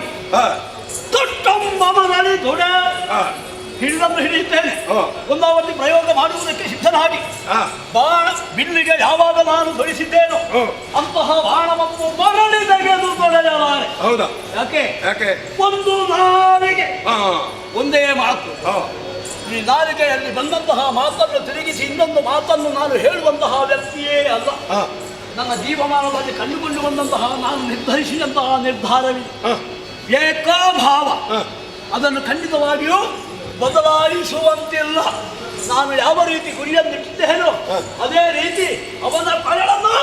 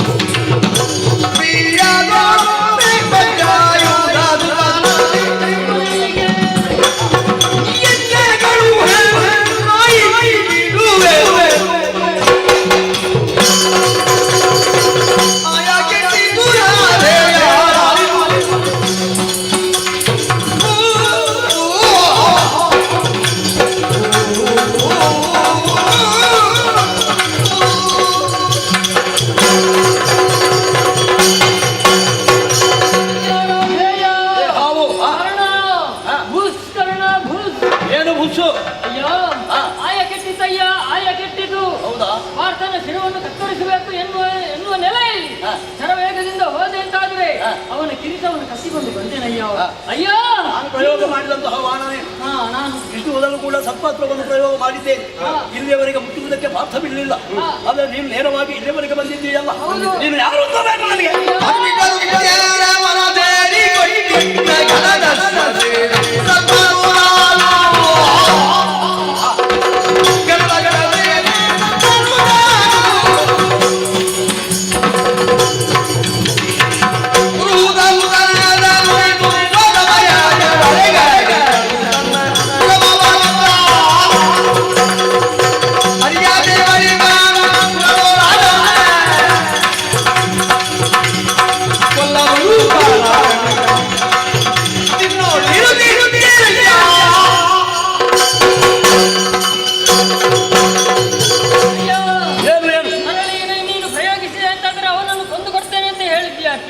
ನಾನು ಯಾರು ಎನ್ನುವ ನೆಲೆಯಲ್ಲಿ ಕೇಳ್ತಾ ಇದ್ದೀಯಲ್ಲ. ಈ ಹಿಂದೆ ಅನಿಮಿಷರ ಉದ್ಯಾನವನದಂತ ಕಾಂಡವನದಲ್ಲಿ ನಾನು ಹಾಗೂ ನನ್ನವೇ ವಾಸವಾಗಿದ್ದವರಯ್ಯ. ದಕ್ಷಕನ ಮಗನಾದ ಅಶ್ವಸೇನ ನಾಮಕ ನಾನಯ್ಯ. ಮತ್ತೆ ಇಲ್ಲಿಗೆ ಯಾಕೆ ಬಂದೆ? ಅಯ್ಯ, ಈ ಹಿಂದೆ ಶ್ವೇತಕಿ ಮಹಾರಾಜ ಮಾಡುತ್ತಿರುವಂತಹ ಯಾಗದ ವಿಸರ್ಜಂತ ಅವ್ಯವಾಹನನಿಗೆ ಅಜೀರ್ಣ ರೋಗ ಶುರುವಾಯಿತಂತೆ. ಅದನ್ನು ನಾಶ ಮಾಡಲು ಕಾಂಡವನದಲ್ಲಿರುವ ವನಸ್ಪತಿಗಳನ್ನು ದಯಿಸಿದಂತಾದರೆ ಅದು ರೋಗ ನಾಶವಾಗ್ತದೆ ಎನ್ನುವ ಕಾರಣಕ್ಕಾಗಿ ಬ್ರಾಹ್ಮಣ ವೇಷದಿಂದ ಅರ್ಜುನನ ಬಳಿಗೆ ಬಂದಂತೆ. ಆಮೇಲೆ ಅವನ ಮಾತಿಗೆ ಒಪ್ಪಿ ಖಾಂಡವನವನ್ನು ದಹಿಸಿದನಂತೆ. ಆ ದಹಿಸಿದಂತ ಕಾಲದಲ್ಲಿ ನಾವು ಅಲ್ಲಿ ವಾಸವಾಗಿದ್ದೇವಯ್ಯ. ಒಮ್ಮೆಲೆ ಮುಗಿಲು ಏಳ್ತಿರುವಂತ ಅಗ್ನಿ ಜ್ವಾಲೆಗೆ ಸಿಲುಕಿದಂತ ನಾವು, ನನ್ನ ಅವ್ವೆ ನನ್ನನ್ನು ಕಚ್ಚಿಕೊಂಡು ಆ ಅಗ್ನಿಯಿಂದ ಪಾರು ಮಾಡಲು ಗಗನ ಮಾರ್ಗಕ್ಕೆ ಹಾರಿದರಯ್ಯ. ಆ ಕಾಲಕ್ಕೆ ರಥಾರೂಢನಾದಂತ ಅರ್ಜುನನಿಗೆ ಕೃಷ್ಣನು ಸೂಚಿಸಿದ. ಅದರಿಂದ ಅವ ಬಾಣ ಪ್ರಯೋಗಿಸಿದ ಕಾರಣ ನಿಮಿತ್ತದಿಂದಲಾಗಿ ನನ್ನ ಅವ್ವೆಯ ತಲೆ ಕತ್ತರಿಸಿ ಹೋಯಿತು, ನನ್ನ ಬಾಲ ತುಂಡಾಗಿ ಹೋಯಿತು. ಆದ್ದರಿಂದ ಅರ್ಜುನ ನನಗೆ ಹಗೆಯಯ್ಯ, ನೀನು ನನ್ನನ್ನು ಮರಳಿ ತೊಡು, ನಾನು ಹಗೆಯನ್ನು ತೀರಿಸಿಕೊಳ್ಳುವುದಕ್ಕೆ ಬಂದೆ.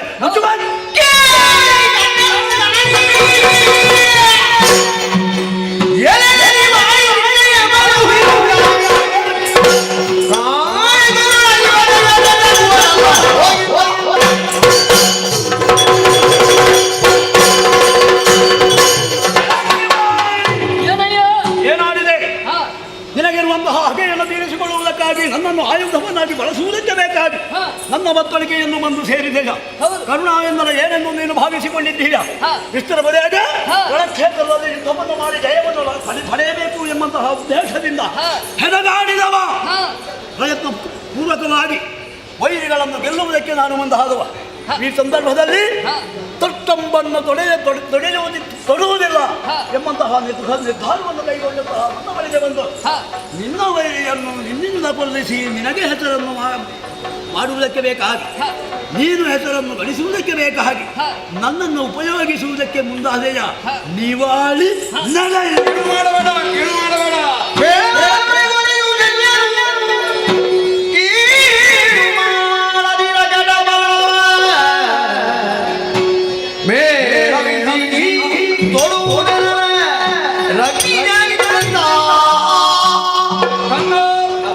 ಒದಗಿ ಬಂದಿದೆ ಒಂದು ಸುಯೋಗ. ಯಾವ ಕೌರವೇಶ್ವರನಿಗೆ ಜಯವನ್ನು ಕಲ್ಪಿಸಿಕೊಡುವುದಕ್ಕಾಗಿ ನಾವೆಲ್ಲರೂ ಸತತವಾಗಿ ದುಡಿಯುತ್ತಾ ಇದ್ದೇವೆ. ಅದಕ್ಕೆ ಉತ್ತಮವಾದಂತಹ ಫಲಿತಾಂಶ ಬರುವುದಕ್ಕೆ ಈ ಬಾಣವೊಂದು ಸಾಧನವಾಗುತ್ತದೆ.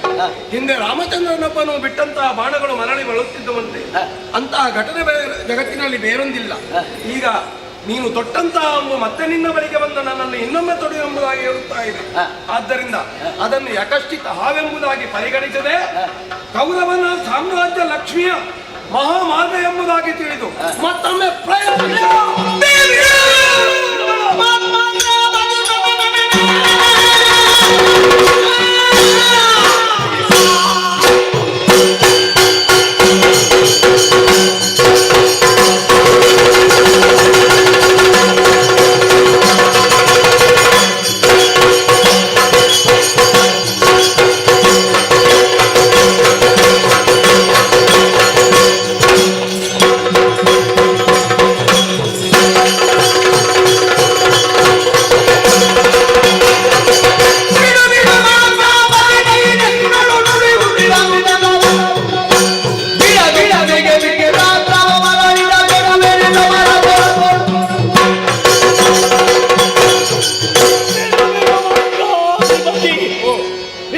ನಾನು ಆಡಿದಂತಹ ಮಾತನ್ನು ಸರಿಯಾಗಿ ಕೇಳಿಸಿಕೊಂಡವ ನೀನು. ಎಲ್ಲಿ ನಾನು ಮೋಸವನ್ನು ಮಾಡಿದ್ದೇನೆ ನಿನಗೂ ಗೊತ್ತುತ್ತಾನೆ. ಇಷ್ಟರವರೆಗೆ ನೇರವಾದಂತಹ ನಡೆಯೋ ನನ್ನದ್ದಾಗಿದೆ. ಇನ್ನು ಮುಂದೆಯೂ ಕೂಡ ಅದೇ ರೀತಿಯಲ್ಲಿ ಇಡುತ್ತೇನೆ ವಿನಃ ಸುಳ್ಳನ್ನು ಹೇಳುವುದಿಲ್ಲ, ತೊಟ್ಟಂಬನ್ನು ತೊಡುವುದಿಲ್ಲ. ಒಂದು ಅಂಬನ್ನು ಪ್ರಯೋಗ ಮಾಡಿದ ಮೇಲೆ ಮರಳಿ ಬರುತ್ತದೆ ಅನ್ನುವಾಗ ಅದು ಮೋಸವಲ್ಲದೆ ಮತ್ತಿನ್ನೇನು. ನೀನು ಹೇಳಿದರಲ್ಲ, ಕೌರವ ಹೇಳಿದರೂ ಕೂಡ ಈ ಬಾಣವನ್ನು ಪ್ರಯೋಗ ಮಾಡುವುದಿಲ್ಲ. ಯಾಕೆ ಬಂದಿಲ್ಲ? ಈ ಪಾಂಡವ ಸೇನೆಯನ್ನು ಅನ್ನುವಂತಹ ಸಾಮರ್ಥ್ಯ ನನ್ನ ರಕ್ತದಲ್ಲಿದೆ. ಈ ಬಾಣ ಇಲ್ಲಿ ಇದ್ದರನ್ನು ನೀನು ಹೇಳೋದು ಎಷ್ಟಕ್ಕೂ ತೊಡುವುದಿಲ್ಲ. ಈ ಬಾಣ ಇಲ್ಲಿ ಇರಬಾರ್ದು.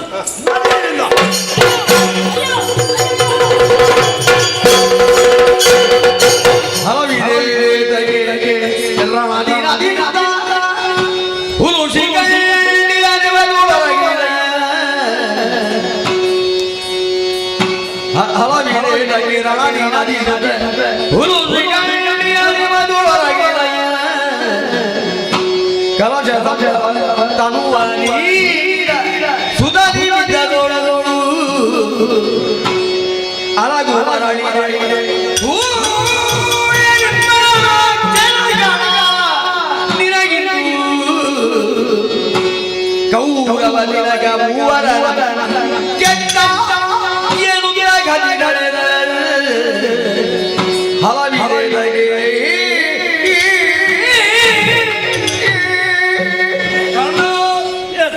ನಿನ್ನ ನಡೆಯಿಂದ ಒಂದು ನಿರ್ಣಯಕ್ಕೆ ಬಂದಿದ್ದೇನೆ. ಏನದು? ಇನ್ನೂ ಪ್ರಯೋಜನವಿಲ್ಲ.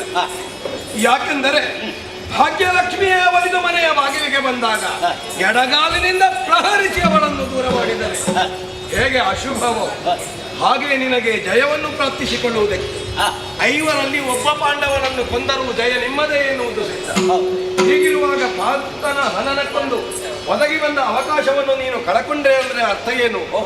ನೀವೆಲ್ಲರೂ ಸಹ ನಿಜವಾಗಿಯೂ ಕೌರವನ ಶ್ರೇಯಸ್ಸಿಗೋಸ್ಕರವಾಗಿ ದುಡಿದವರಲ್ಲ. ಮತ್ತೆ ನಿಮಗೆ ನಿಮ್ಮದಾದಂತಹ ಕೆಲವರಿಗೆ ಅಹಮಿಕೆಗಳು, ಕೆಲವರಿಗೆ ತಮ್ಮ ಮೇಧಾಶಕ್ತಿಯನ್ನು ಪ್ರಪಂಚ ಮುಖದಲ್ಲಿ ಪ್ರಕಟಪಡಿಸುವ ಹಂಬಲ, ಕೆಲವರಿಗೆ ಪ್ರಚಾರ. ಯೋಚನೆ ಮಾಡಿದ್ದು ಭೀಷ್ಮಾಚಾರ್ಯರು ಏನು ಮಾಡಿದರು? ಒಂದು ಶಿಖಂಡಿಯ ನೆವನವನ್ನು ಮುಂದೆ ಮಾಡಿ ಅವರು ಎದುರಿಗೆ ಬಂದಾಗ ಬಿಲ್ಬಾಣಗಳನ್ನು ಕೈ ಚೆಲ್ಲಿ ಶರಮಂಚಕ್ಕೊರಗಿದರು. ಅವರ ನಿರ್ಧಾರವೇ ಅಷ್ಟೇ.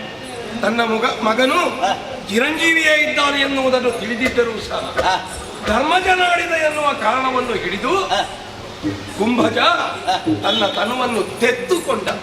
ಪ್ರಾಣ ಬಿಟ್ಟರು ಹೇಳದವ. ಅವರನ್ನು ಕೊಂದದ್ದಲ್ಲ, ಅವನೇ ತನ್ನನ್ನು ಕೊಂದುಕೊಂಡ. ಈಗ ಒದಗಿ ಬಂದು ಯಾವ ಪ್ರಾಣದಂತೆ ಅವನಿಗೆ ಕೌರವನಿಗೆ ಇದ್ದಂತಹ ಸ್ನೇಹಿತ ನೀನು, ನಿನ್ನಿಂದಲಾದರೂ ಜಯ ದೊರಕಿತು ಎನ್ನುವ ನಿರೀಕ್ಷೆ ಇತ್ತು. ಈಗ ನೀನು ಕೈ ಕೊಡುತ್ತಾ ಇದ್ದಿ. ತೊಟ್ಟಂತಹ ಬಾಣವನ್ನು ಮರಳಿ ತೊಡುವುದಿಲ್ಲ.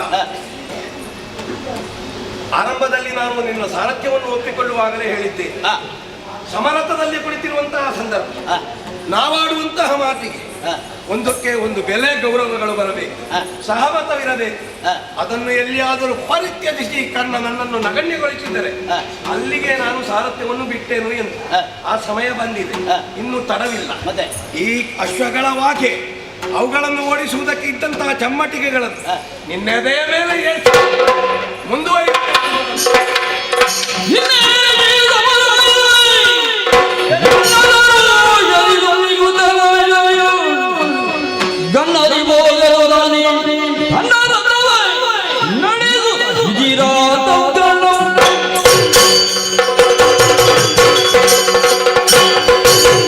ಸ್ವಾಭಿಮಾನಿಗಳೇ ಹೆಚ್ಚಾದರೆ ಮತ್ತೆ ಹೀಗೆ ಆಗದೇ ಇರುವುದಕ್ಕೆ ಸಾಧ್ಯವಿದೆ. ಸತ್ಯಭೂಪತಿ ಸಾರಥಿತ್ವವನ್ನು ಕೌರವನ ಮಾತನ್ನು ಕೇಳಿ ವಹಿಸಿಕೊಂಡಿದ್ದಾನೆ. ಆದರೆ ಅವನ ಮನದಲ್ಲಿರುವಂತಹ ಅಹಂಭಾವ ದೂರವಾದದ್ದಿಲ್ಲ. ಯಾಕೆ? ಕರ್ಣಸೂತ ಸುತ ಆತನ ಬಾಯಿಂದ ಯಾವತ್ತಾದರೂ ಹೀಯಾಳಿಕೆಯ ಮಾತು ಬರಬಾರದು. ಒಂದು ವೇಳೆ ಬಂದರೆ ನಾನು ನಿಲ್ಲುವುದಿಲ್ಲ ಎಂಬಂತಹ ನಿರ್ಧಾರವನ್ನು ಮೊದಲೇ ಮಾಡಿಕೊಂಡು ಬಂದಿದ್ದಾನೆ. ಎಷ್ಟಾದರೂ ಸಾರಥಿಯಾದವ ರಥಿಕನ ಮಾತನ್ನು ಕೇಳಲೇಬೇಕು. ಅದನ್ನು ಕೇಳುವಂತಹ ವ್ಯವಧಾನ ಅವನಿಗಿಲ್ಲ. ಚಮ್ಮಡಿಕೆಯನ್ನು ನನ್ನ ಎದೆಗೆ ಸಾಡಿ ರಥದಿಂದ ಇಳಿದು ಹೋಗಿದ್ದಾನಲ್ಲ, ಅವ ಹೋಗಿದ್ದಾನೆ ಅಂದ ಮಾತ್ರಕ್ಕೆ ನನಗೆ ಹೋಗುವುದಕ್ಕೆ ಸಾಧ್ಯವಿದೆ. ಕೌರವನಿಗೆ ಮಾತನ್ನು ಕೊಟ್ಟು ಬಂದಿದ್ದೇನೆ, ಪಾಂಡವರಲ್ಲಿ ಒಬ್ಬನನ್ನು ನಿರ್ಧಾರ ಮಾಡುತ್ತೇನೆ ಎಂಬ ಹಾಗೆ. ಅಂತಹ ಕಾರ್ಯವನ್ನು ಮಾಡದೆ ಹಿಂದಿರುಗುವವ ಯಾವತ್ತೂ ಕೂಡ ಈ ಕಳ್ಳನಲ್ಲ. ಹಾಗಾದರೆ ಯುದ್ಧ ಮಾಡುವುದು ಹೇಗೆ? ನಾನೊಬ್ಬನೇ ಮಾಡಲೇ. ರಥವನ್ನು ಏರುತ್ತೇನೆ, ಕುದುರೆಯ ವಾಘೆಯನ್ನು ಕೂಡ ಹಿಡಿಯುತ್ತೇನೆ, ಆಯುಧವನ್ನು ಕೂಡ ಧಾರಣೆ ಮಾಡಿಕೊಂಡು ಪಾರ್ಥನಲ್ಲಿ ಯುದ್ಧವನ್ನು ಮಾಡುತ್ತೇನೆ.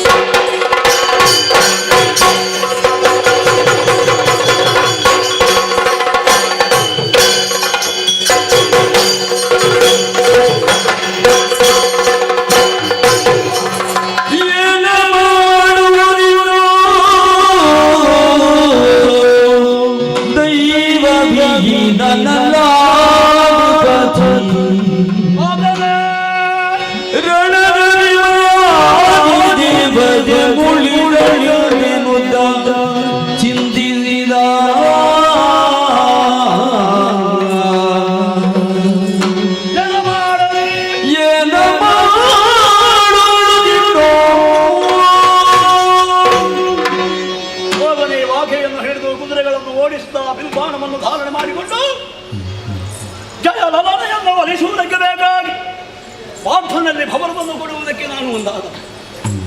ಅಬ್ಬಬ್ಬಬ್ಬಬ್ಬ, ಈ ಸಂದರ್ಭದಲ್ಲಿ ಎಂತಹ ಅನಾಹುತ ನಡೆದು ಹೋಯಿತು. ಜಯದ ವಿದೇವತೆ ಬಿಟ್ಟರೆ ಅವಳೇ ನನಗೆ ಉಳಿದು ಹೋದರೆ ಅಲ್ಲ, ನಾನು ಹುಟ್ಟಿಕೊಂಡು ಬಂದಂತಹ ಆ ಕಷ್ಟಗಳೆಲ್ಲ ಮಾಯವಾದದ್ದಿಲ್ಲವೇ? ನಾನು ಅನ್ಯಾಯ ಮಾಡದಿದ್ದರೂ ಕೂಡ ಕಳೆದ ಜನ್ಮದಲ್ಲಿ ಮಾಡಿದಂತಹ ಪಾಪದ ಫಲ ಈ ರೂಪದಲ್ಲಿ ಈ ರೀತಿಯಾದಂತಹ ಕಷ್ಟವನ್ನು ನನಗೆ ಕೊಡುವುದಕ್ಕೆ ಮುಂದಾಯಿತು. ಭೂಮಾತೆ ನನ್ನ ರಥದ ಕಾಲಿಗಳನ್ನು ನುಂಗಿಬಿಟ್ಟಳಮ್ಮ. ರಥ ಮುಂದೆ ಚಲಿಸುವುದಿಲ್ಲ, ಯುದ್ಧವನ್ನು ಮಾಡುವುದಕ್ಕೆ ಸಾಧ್ಯವಾಗಿ ಹೋಗಿದೆ. ಹಾಗಾದರೆ ಹೇಗೆ ಹೋಗಲಿ? ರಥವನ್ನು ಎತ್ತುವುದಾದರೂ ಹೇಗೆ? ಎತ್ತುವುದಕ್ಕೆ ನನ್ನ ಶರೀರದಲ್ಲಿ ಪ್ರಾಣ ಇದೆ, ಅವಕಾಶ ಬೇಕಲ್ಲ. ಹೇಗೆ ಆಗಲಿ? ಕ್ಷಾತ್ರೇಯ ವಂಶದಲ್ಲಿ ಹುಟ್ಟಿದಂತಹ ಪಾರ್ಥನಿಗೆ ಯುದ್ಧ ಕ್ರಮ ಏನು ಎಂಬುದು ಗೊತ್ತು. ಅವನಲ್ಲಿ ಒಂದೆರಡು ಮಾತುಗಳನ್ನು ಕೇಳಿ ಈ ರಥವನ್ನು ಎತ್ತಿ ಮರಳಿ ಬರುವವರೆಗೆ ವಿರಮಿಸುವುದಕ್ಕೆ ಹೇಳ್ತೇನಂತೆ. ನೋಡೋಣ. ರಥವಿಳಿದು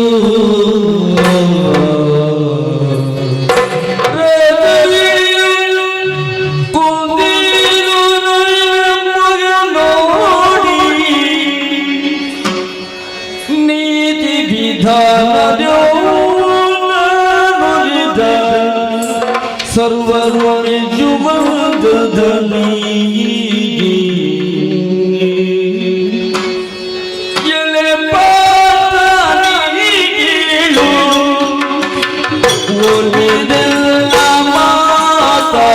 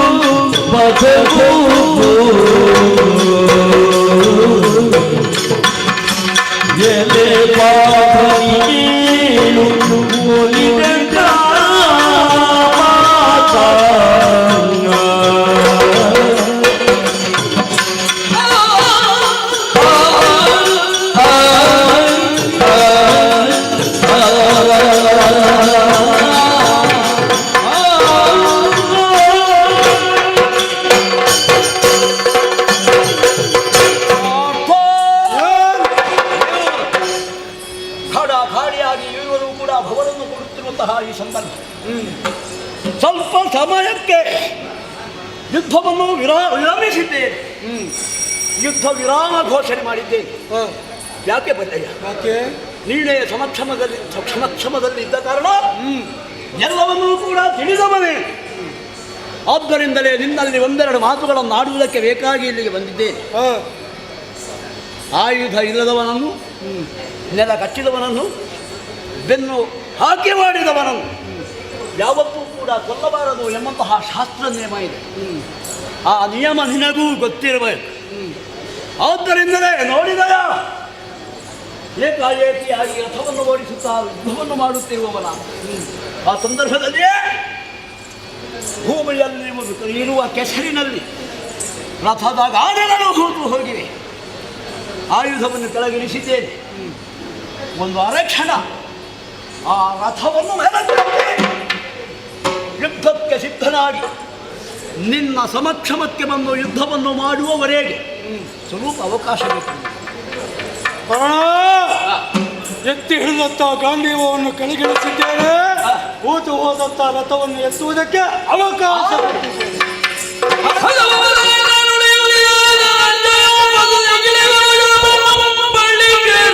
ಜಯ ನದು ತಿರುಗಿ ಬಾಗಿ ಮಂಡಿಯ ನೋಡಿ ಗಾಳಿಯ ಹಿಡಿದು ತಿರುಗಾಡುತ್ತ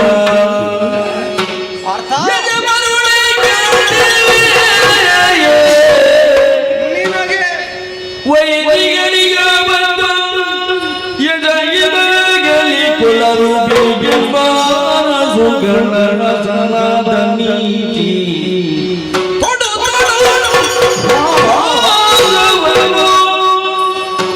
ಎಂದು ಮುರವೈದಿ ಗಜಿರಿನೋ ಎದೆ ಮರುಳಿ ಗಡಿದಿ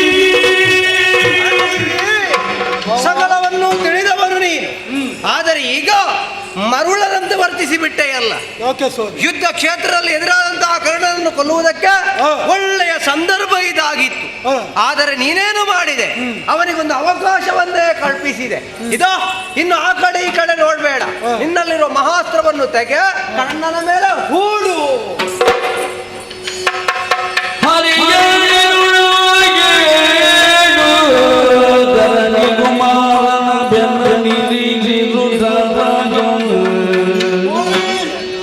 ಕರಗಿದು ದಂತಕರಣೋ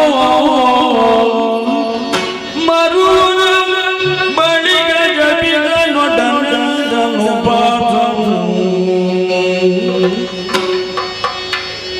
ಏನಯ್ಯ ಮನದಿ ಜಪಿದ ನೀನು ಮಾತೆಲ್ಲ ಬಿಟ್ಟಾಡು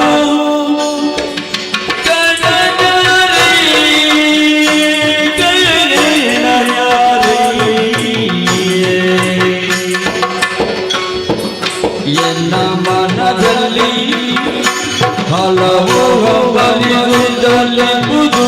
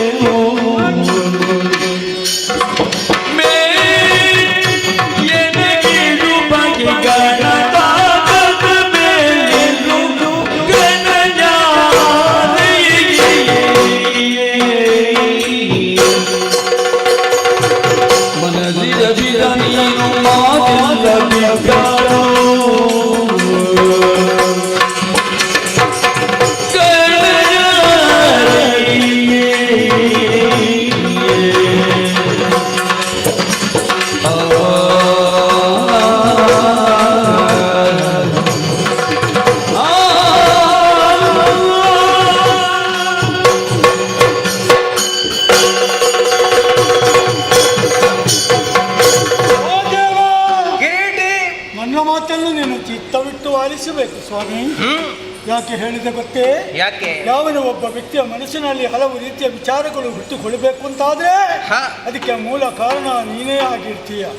ಅಷ್ಟು ಮಾತ್ರವೇ ಅಲ್ಲ, ಮನುಬತನ ಅಪ್ಪನಾದುದರಿಂದ ಮನೋಸಿಜ ಪಿತ್ತ ಅನ್ನುವಂತೆ ಲೋಕದವರು ನಿನ್ನನ್ನು ಕೊಂಡಾಡ್ತಾ ಇದ್ದಾರೆ. ಓ ಮನಸ್ಸಿಜ ಪಿತ, ವಿರೋಧಿಯಾದಂತಹ ಕರ್ಣ ಒಂದೊಮ್ಮೆಗೆ ಅವಕಾಶವನ್ನು ಕೇಳಿದಾಗ ಮಾನವೀಯತೆಯಿಂದ ನಾನು ಅವನಿಗೆ ಅವಕಾಶವನ್ನು ಕೊಟ್ಟದ್ದು ಹೌದು. ಆ ಸಮಯದಲ್ಲೇ ವಿರೋಧಿಯನ್ನು ಕೊಲ್ಲು ಅನ್ನುವಂತೆ ನನಗೆ ಅರ್ಜಿಯನ್ನು ಕೊಟ್ಟೇ ಇಲ್ಲ ಸ್ವಾಮಿ. ತಡ ಮಾಡಬೇಡ, ಬಾಣ ಹೂಡು. ಆತನ ಪರಿಸ್ಥಿತಿಯನ್ನು ಸರಿಯಾಗಿ ನೋಡು. ಆತನ ಕೈಯಲ್ಲಿ ಏನಿದೆ ಹೇಳು. ನನ್ನ ವಿರೋಧಿಯಾಗಿದ್ರು ಕೂಡ ಇಂಥ ಸಮಯದಲ್ಲಿ ಆತನನ್ನು ಕೊಲ್ಲುವುದಕ್ಕೆ ಅರ್ಥಾತ್ ದನು ಎತ್ತಲಾರೆ, ಕೂರ್ಗಣೆ ತೋಡಲಾರೆ. ಯಾಕೆ? ಅಷ್ಟು ಮಾತ್ರವೇ ಅಲ್ಲ ಸ್ವಾಮಿ, ಆತನ ಬೆನ್ನನ್ನು ಸರಿ ನೋಡು. ಎಷ್ಟು ಅಗಲ ಎಷ್ಟು ಉದ್ದ ಅಂತ ಅಲ್ಲ, ಮತ್ತೆ ನಮ್ಮ ಅಣ್ಣ ಧರ್ಮರಾಯನ ಬೆನ್ನನ್ನು ಕಂಡಂತೆ ನನಗೆ ಭಾಸವಾಗುತ್ತಾ ಇದೆ. ಹೇಗೆ? ನನ್ನ ಅಣ್ಣ ಧರ್ಮಜ ಇವನನ್ನು ನೋಡುವಾಗಲೂ ಹೌದು ಸ್ವಾಮಿ. ಅದಕ್ಕಾಗಿ ಹೇಳ್ತಾ ಇರುವುದು ಏನು, ಇಂಥ ಒಂದು ವಿಚಾರಗಳು ನನ್ನ ಮನಸ್ಸಿನಲ್ಲಿ ಹುಟ್ಟಿಕೊಳ್ಳಬೇಕು ಅಂತಾದ್ರೆ ಯಾವುದೋ ರೀತಿಯ ಒಂದು ಅವನಿಗೂ ನನಗೂ ಸಂಬಂಧ ಇದೆ ಇರಬಹುದು. ಅನ್ನುವಂತೆ ಅನಿಸ್ತಾ ಇದೆ. ಅದಕ್ಕಾಗಿ ದೇವನ ಅಂತ ನಿನ್ನಲ್ಲಿ ಕೇಳ್ತಾ ಇರುವುದು, ಎಲ್ಲವನ್ನು ತಿಳಿದವನಲ್ಲ ನೀನು. ಅವ ಯಾರು? ಕರ್ಣನ್ ಯಾರು? ನನ್ನ ಅಣ್ಣನೋ, ನನ್ನ ತಮ್ಮನೋ, ನನ್ನ ಒಡ ಹುಟ್ಟಿದವನೋ ಅನ್ನುವಂತೆ ಹೇಳುವ ಮುಖ್ಯನ ಆತನ ಪರಿಚಯದೊಮ್ಮೆ ನೋಡು. ಏನು ಆತನ ಕುದುರೆಗಳ ಅವಸ್ಥೆ ನೋಡು, ನೊರೆ ಕಾಡ್ತಾ ಇದ್ದಾವೆ. ಹೌದು, ಕೂತು ಹೋದಂತ ಆ ರಥವನ್ನು ಮೇಲೆ ಕೆತ್ತುವುದಕ್ಕೆ ಬೇಕಾಗಿ ಪ್ರಯತ್ನವನ್ನು ಮಾಡುವುದಲ್ಲದೆ ಇವತ್ತೇ ಒಂದೊಮ್ಮೆಗೆ ಅಟ್ಟಹಾಸವನ್ನು ಗೈಯುತ್ತಾ ಇದ್ದವನು ಆತ. ಯಾಕೆ? ರಥವನ್ನು ಮೇಲಕ್ಕೆತ್ತುವುದಕ್ಕೆ ಬೇಕಾಗಿ. ಒಂದು ವೇಳೆ ಯುದ್ಧವನ್ನು ಮಾಡಬೇಕು ಅಂತ ಆದ್ರೆ ಅವನಲ್ಲಿ ಏನಿದೆ? ಆಯತದ ಧನುವುಂಟೆ? ಇಲ್ಲ. ಬಾಣಗಳು ಉಂಟೆ? ಇಲ್ಲ. ಸಾರಥಿ ಇದ್ದಾನೆ? ಇಲ್ಲ. ರಥ ಇದ್ದಾನೋ? ಎಲ್ಲವನ್ನು ಕಳ್ಕೊಂಡಂತ ಕರ್ಣನನ್ನು ಈ ಸಮಯದಲ್ಲಿ ಕೊಲ್ಲುವುದಕ್ಕೆ ಮನ ಮಾಡ್ತಾ ಇದೆಯಲ್ಲ, ತಪ್ಪಲ್ಲ ಸ್ವಾಮಿ. ದೇವ ಅಂತ ನಿನ್ನನ್ನು ನಾವು ನಂಬಿದ್ದೇವೆ. ದೇವರ ಅಂತ ನಿನಗೆ ಯಾವ ರೀತಿಯ ಸಂಬಂಧವೂ ಇಲ್ಲ. ಸಂಬಂಧ ಅನ್ನುವಂಥದ್ದು ಇದ್ರೆ ಈ ಹಿಂದೆ ನಿನ್ನವರನ್ನೇ ಕೊಲ್ಲಿಸಿದವನು ನೀನಲ್ವೇ? ನಿನ್ನ ಸೋದರ ಮಾವನಾದಂಥ ಕಂಸ ಅನ್ನುವಂಥದ್ದನ್ನು ಮರೆತು ಸೋದರ ಮಾವನ ಒತ್ತಿಗೈಸಿಕೆ ನಿಷ್ಕರುಣಿ ಕೃಷ್ಣ, ನೀನು ನಿಷ್ಕರುಣಿ. ಆದುದರಿಂದ ಈತನ ಮೇಲೆ ಬಾಣವನ್ನು ಪ್ರಯೋಗ ಮಾಡಲಾರೆ. ಇವ ಯಾರು ಅಂತ ಅಲ್ವಾ ಎಂದಡೆ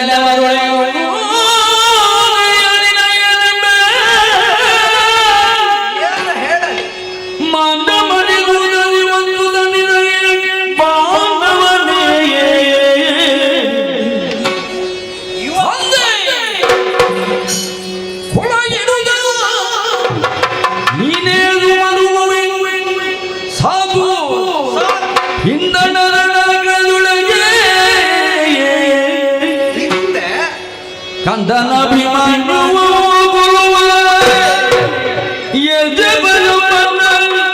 ಇವನ್ನೆಲ್ಲೆಲ್ಲುದ ನೋಡಿದರೆ ಬಿಡು ಬಳಿಗ ದಿವ್ಯ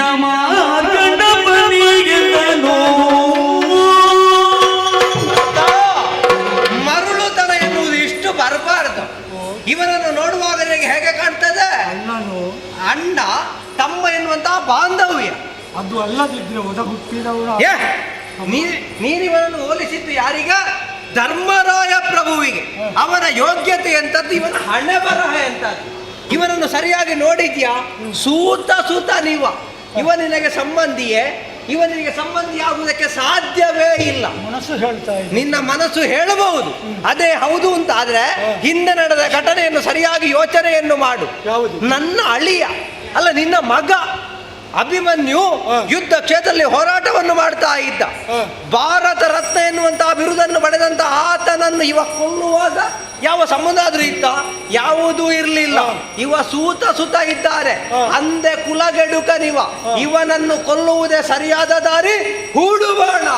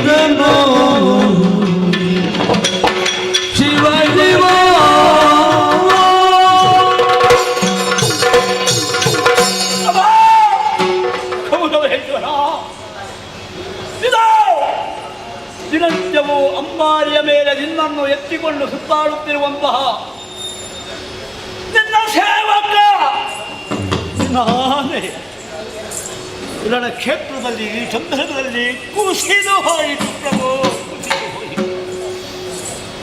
ನನ್ನನ್ನೇ ನಂಬಿದವ ನೀನು, ನಿನ್ನ ಹೇಳಿಕೆಯನ್ನೇ ಬಯಸಿದವ ನಾನು. ಆದರೆ ಏನು ಮಾಡೋಣ, ನಿನ್ನ ಸಮಕ್ಷಮದಲ್ಲಿಯೇ ಭಾಷೆಯನ್ನು ಕೊಟ್ಟು ಈ ಕುರುಕ್ಷೇತ್ರವನ್ನು ಪ್ರವೇಶ ಮಾಡಿದ. ವಿಷ್ಣುವಿನೊಳಗೆ ಸಾಕಿ ಸಾಕಿ ಸಲಹಿದಂತಹ ನಿನಗೆ ಜಯಲಲನೆಯನ್ನು ಒಲಿಸಿಕೊಡುತ್ತೇನೆ ಎಂಬ ಹಾಗೆ ಧೈರ್ಯದ ಮಾತನ್ನು ಹೇಳಿ ಬಂದೆ. ಹರಹರ ಕಾಡಿಯಾಗಿ ಗೌರವವನ್ನು ಕೊಡುತ್ತಿರುವಂತಹ ಈ ಸಂದರ್ಭದಲ್ಲಿ ಈ ರೀತಿಯಾದಂತಹ ಸೋಲು ನನ್ನ ಪಾಲಿಗೆ ಅಳಸಬೇಕು. ವಾಘೆಯನ್ನು ಹಿಡಿದು ಕೌರವನಿಗೆ ಜಯವನ್ನು ಒಲಿಸಿಕೊಡಬೇಕು ಎಂಬ ಉದ್ದೇಶದಿಂದ ಒರನೇ ಯುದ್ಧವನ್ನು ಮಾಡುತ್ತಿದ್ದರೂ ಕೂಡ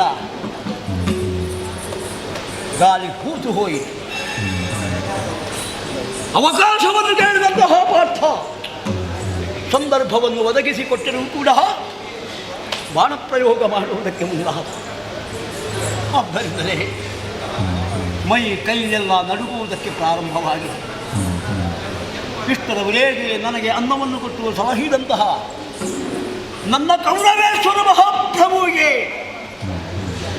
ಈ ಸಂದರ್ಭದಲ್ಲಿ ನಡೆಸಿದೆ. ಸೋಲವಾಯಿತೆ. ಈ ಕಾರಣ ಯಾರು ಏನು ಯಾರಿಗೂ ಗೊತ್ತಿಲ್ಲ, ಕೆಲವರಿಗೆ ಮಾತ್ರ ಗೊತ್ತು. ಎಲ್ಲರೂ ಕೂಡ ನನ್ನನ್ನು ಹೇಗೆ ಹೇಳಿಕೊಂಡಿದ್ದು ಸೂತನೆಂದರೆ ಹೀಯಾಡಿಸುತ್ತಾ ಇದ್ದವರು. ಒಂದು ಸಂದರ್ಭದಲ್ಲಿ ಎಲ್ಲಿಯೋ ಗುರುಗಳಿಂದ ಶಾಪಗ್ರಸ್ತನಾಗಿ ಯಾರೂ ಇಲ್ಲದಂತಹ ನೆಲೆಯಿಲ್ಲದ ನಾನು ಹಸ್ತಿನಾವತಿಯನ್ನು ಪ್ರವೇಶ ಮಾಡಿ ಅಲ್ಲಿ ನಡೆಯುತ್ತಾ ಇತ್ತು ಪರೀಕ್ಷಾರಂಗ. ಎಲ್ಲರನ್ನು ಸೋಲಿಸಿದಂತಹ ಪಾರ್ಥನ ಸಮಕ್ಷಮದಲ್ಲಿ ಒಮ್ಮೆಲೇ ಎದುರಿತ್ತೆ. ತಂದೆ ತಾಯಿಗಳ ಪರಿಚಯವನ್ನು ಕೇಳುವಾಗ ಹೇಳುವುದಕ್ಕೆ ಅಸಾಧ್ಯನಾದಂತಹ ನನ್ನನ್ನು ಎಲ್ಲರೂ ಕೂಡ ಸೂತ ಅಯೋಗ್ಯ ನಿಲ್ಲುವಂತಹ ಆ ಯೋಗ್ಯತೆಯನ್ನಾಗಿಲ್ಲ ನಡೆ ಎಂದು ಹೇಳುತ್ತಿರುವಾಗ ತುಂಬಿದ ಸಭೆಯ ಮಧ್ಯೆ ಕೌರವೇಶ್ವರ ಎದ್ದು ನಿಂತು ನನ್ನ ಹತ್ತಿರಕ್ಕೆ ಬಂದು ನನ್ನ ಬೆನ್ನನ್ನು ತಟ್ಟಿ, ನೀನು ಅನಾಥನಲ್ಲ, ನೀನು ನನ್ನ ತಮ್ಮನ ಹಾಗೆ, ನೀನು ಸೂತ ಅಲ್ಲ, ನೀನು ಅಂಗಾಧಿಪತಿ. ಅಂಗದೇಶದ ಅಧಿಕಾರವನ್ನೇ ನನಗೆ ಕೊಟ್ಟು ಕಿರೀಟವನ್ನು ನನ್ನ ಮುಡಿಗಿರಿಸಿ ಅಂಗಾದೇಶದ ಅಧಿಪತಿಯನ್ನಾಗಿ ಮಾಡಿದವ ಕೌರವೇಶ್ವರ. ಅಂದಿನಿಂದ ತೊಡಗಿ ಇಂದಿನವರೆಗೆ ಹೋದಲ್ಲಿ ಬಂದಲ್ಲಿ ಕುಳಿತಲ್ಲಿ ನಿಂತಲ್ಲಿ ಆಟದಲ್ಲಿ ಪಾಠದಲ್ಲಿ ಊಟದಲ್ಲಿ ಯಾವಾಗ ನೋಡಿದರೂ ನಾವು ಅಷ್ಟೊಂದು ಅನ್ಯೋನ್ಯತೆಯಿಂದ ಜೊತೆಗಿದ್ದವರು. ಅಷ್ಟೊಂದು ಪ್ರೀತಿಯಿಂದ ವಿಳಾಸವೇ ಇಲ್ಲದಂತಹ ನನ್ನನ್ನು ಆತ ಸಲಹಬೇಕೆಂದಿದ್ರೆ ನನ್ನ ಮೇಲೆ ಎಷ್ಟೊಂದು ಭರವಸೆ ಇವನಿಗೆ, ನನ್ನಲ್ಲಿ ಎಷ್ಟೊಂದು ವಿಶ್ವಾಸ, ನನ್ನಿಂದಲೇ ಎಲ್ಲವನ್ನೂ ಕೂಡ ಸಾಧಿಸಬಲ್ಲೆ ಎಂಬಂತಹ ಎಷ್ಟೊಂದು ಧೈರ್ಯ, ಛಲ. ಅಂತಹ ಛಲವನ್ನು ಹೊತ್ತುಕೊಂಡ ಆ ಕೌರವನಿಗೆ ನಾನು ಕೂಡ ಧೈರ್ಯದ ಮಾತನ್ನು ಹೇಳಿ ಸೇನಾಧಿಪತಿತ್ವವನ್ನು ವಹಿಸಿ ಕುರುಕ್ಷೇತ್ರ ಧಾರುಣಿಗೆ ನಾನು ಬಂದವ. ಕೇವಲ ಪಾರ್ಥನ ಆ ಬಾಣ ಪ್ರಯೋಗದಿಂದ ನಾನು ಸೋತೀನಿ ಖಂಡಿತವಾಗಿಯಲ್ಲ. ನಾನು ಸೋಲುವುದಕ್ಕೆ ಕೆಲವು ಕಾರಣಗಳಿವೆ. ಮೊದಲನೇದಾಗಿ ಕೃಷ್ಣ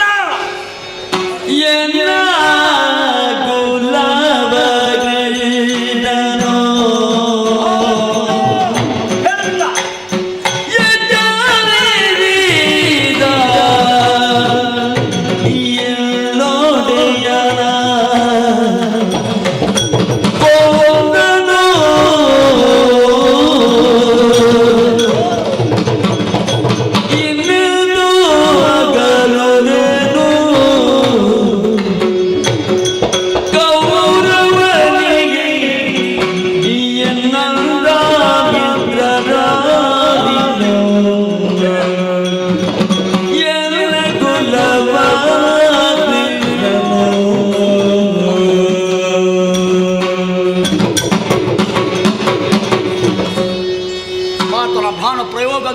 ಎಂಬಂತಹ ಸ್ಥಿತಿ ನನಗೆ ಬರುವುದಕ್ಕೆ ಕಾರಣ ಅಲ್ಲ. ನನ್ನನ್ನು ಕೊಲ್ಲಬೇಕು, ಈ ಪ್ರಪಂಚದಿಂದಲೇ ಇಹಲೋಕವನ್ನು ತ್ಯಜಿಸುವ ಹಾಗೆ ಮಾಡಬೇಕು ಎಂದು ಪ್ರಯತ್ನಪಟ್ಟವರು ಹಲವರು. ದುಂಬಿಯಾಗಿ ಬಂದ ದೇವೇಂದ್ರ ಪರಶುರಾಮರ ಮಡಿಲಲ್ಲಿ ಮಲಗಿರುವಾಗ ದುಂಬಿಯಾಗಿ ಆ ನನ್ನ ಗುರುಗಳ ತೊಡೆಯನ್ನು ಕೊರೆದ, ಶಾಪಗ್ರಸ್ತನಾದಿ. ಆಮೇಲೆ ದೇವೇಂದ್ರನೇ ಬಂದು ಕವಚವನ್ನು ಬೇಡ. ಇಂತಹ ಘಟನೆಗಳು ನನ್ನ ಜೀವನದಲ್ಲಿ ನಡೆಯುತ್ತಾ ಬಂದಿವೆ. ಆದರೂ ಕೂಡ ಯಾವುದನ್ನೂ ಕೂಡ ಮನದಲ್ಲಿ ಇಟ್ಟುಕೊಳ್ಳದೆ ಸಾಧಿಸಿ ಬಲವನ್ನು ನಾನು ಪಡೆದೇನು ಎಂಬ ಉದ್ದೇಶದಿಂದ ಪ್ರಯತ್ನವನ್ನೇ ಪಡುತ್ತಾ ಬಂದೆ. ಕುರುಕ್ಷೇತ್ರ ಯುದ್ಧದ ಸಂಧಾನಕ್ಕೆಂದು ಬಂದಂತಹ ಕೃಷ್ಣ ಯಾರೆಂಬುದೇ ಗೊತ್ತಿಲ್ಲದಂತಹ ನನಗೆ ನನ್ನ ಕುಲದ ವಿಷಯವನ್ನೆಲ್ಲ ಹೇಳಿದ. ಬಲಾಲಿನನ್ನು ಹೆತ್ತಂತಹ ನಿನ್ನವ್ವೆ ಕುಂತಿದೆ, ನಿನ್ನ ತಂದೆ ಸೂರ್ಯನಾರಾಯಣ ದೇವ. ಬಾ, ಕೌರವ ಪಾಂಡವರಲ್ಲಿ ಸಂಧಾನವನ್ನು ಏರ್ಪಡಿಸಿ, ಎಲ್ಲರಿಂದಲೂ ದೊಡ್ಡವನೇನು, ನಿನಗೆ ಹತ್ತಿನಾವತಿಯ ಆ ಪೀಠ ದೊರೆಯುತ್ತದೆ. ಕೌರವ ಪಾಂಡವರನ್ನು ನೀನು ಸಲಹುತ್ತಾ ಬಾ ಎಂಬ ಹಾಗೆ ಕೃಷ್ಣ ನನ್ನಲ್ಲಿ ಹೇಳಿ, ನನ್ನ ತಮ್ಮಂದಿರು ಎಂಬಂತಹ ಭಾವನೆ ಆ ಸಂದರ್ಭದಲ್ಲಿ ಮನದಲ್ಲಿ ಮೂಡಿತು. ಆದರೂ ಕೂಡ ಅನ್ನಧರಣವನ್ನು ಮರೆಯದೆ, ಅಂತಹ ವಿಚಾರವನ್ನು ಯಾರಲ್ಲಿಯೂ ತಿಳಿಸದೆ, ಪಾಂಡವರೇ ನನ್ನ ಗುರಿ ಎಂಬಂತಹ ನಿರ್ಧಾರವನ್ನು ಕೈಗೊಂಡ. ಸೂರ್ಯನಿಗೆ ಅರ್ಘ್ಯವನ್ನು ಕೊಡುತ್ತಿರುವ ಸಂದರ್ಭದಲ್ಲಿ ಬಂದವಳು ನನ್ನ ತಾಯಿ ಕುಂತಿದೆ. ಸಮಕ್ಷಮಕ್ಕೆ ಬಂದದ್ದಲ್ಲ. ಅರ್ಘ್ಯವನ್ನು ಕೊಡುತ್ತಿರುವ ಸಂದರ್ಭದಲ್ಲಿ ಹಿಂದಿನಿಂದಲೇ ಮಗ ಕರುಣ ಎಂಬಂತಹ ಧ್ವನಿ ಕೇಳಿತು. ಅಮ್ಮ ಎಂದು ನಾನು ತಿರುಗಿ ನಿಂತಾಗ ನನ್ನ ಕಣ್ಣಿಗೆ ಗೋಚರಿಸಿದವಳು ಕುಂತಿ ಮಾತು. ಅರ್ಘ್ಯವನ್ನು ಕೊಡುತ್ತಿರುವ ಸಂದರ್ಭದಲ್ಲಿ ಬಂದೆಯಲ್ಲ, ಏನೋ ಮುಖದಲ್ಲಿ ರುಗುಡವನ್ನು ಹೊತ್ತುಕೊಂಡು ಬಂದಿದ್ದೀವಿ. ಏನಾಗಬೇಕು ನನಗೆ, ಯಾಕೆ ಬಂದನೇನು ಎಂಬ ಹಾಗೆ ಕೇಳಿದಾಗ, ಮಗನೇ, ಕೇವಲ ಹೆಣ್ಣಾಗಿ ನಿನಗೆ ತಾಯಿಯಲ್ಲ, ನಿಜವಾಗಿ ನಿನ್ನ ಹೆತ್ತವ್ಯ ನಾನು, ಕುಂತಿದೇವಿ ನಾನು. ಮಗ, ಬಾ ಮಗನೇ ಎಂಬ ಹಾಗೆ ನನ್ನನ್ನು ಅಪ್ಪಿ ಬಿಗಿದಪ್ಪಿ ಹಿಡಿದಳು. ತಾಯಿಯ ಮಡಿಲ ಬಿಸಿಯನ್ನು ಅನುಭವಿಸದ ನನಗೆ ಹೆತ್ತವ್ಯೆಯ ಬಿಸಿ ಅಪ್ಪುಗೆ ಸಿಕ್ಕಿತಲ್ಲ ಎಂಬಂತಹ ಸಂತೋಷವನ್ನು ಪಡೆದೆ. ಆ ಸಂದರ್ಭದಲ್ಲಿ ತಾಯಿ ಕೇಳಿದಂತಹ ಮಾತು, ತೊಟ್ಟಂಬನ್ನು ತೊಡದಿರು ಮಗನೇ, 5 ಪಾಂಡವರನ್ನು ಮುಟ್ಟದಿರು, ಕೊಲ್ಲದಿರು ಎಂಬ ತೊಟ್ಟಂಬನ್ನು ತೊಡುವುದಿಲ್ಲ ಅಮ್ಮ. ಆದರೆ ಕೌರವನಿಗೆ ಕೊಟ್ಟ ಮಾತಿನಂತೆ 5 ಪಾಂಡವರಲ್ಲಿ ಒಬ್ಬನನ್ನು ಮಾತ್ರ ಕೊಂದೆ. ನಾನೂ ಕೂಡ ನಿನ್ನ ಮಗನಲ್ಲಿ 5ರಲ್ಲಿ ಒಬ್ಬ ಅಳಿದರೆ ಅವರು 4 ಜನ, ನಾನು ಒಬ್ಬ ಸೇರಿ ಪಂಚಪಾಂಡವರಾಗುತ್ತೇವೆ.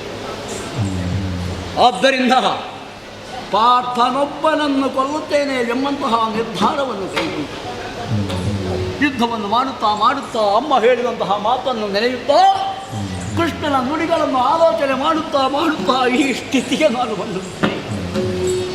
ನನ್ನ ಸ್ಥಿತಿ ಹೀಗಾಯಿತು. ಬಂದು ಹರಿಯೋ ಕಬಡಾರೆ ಕಂಡು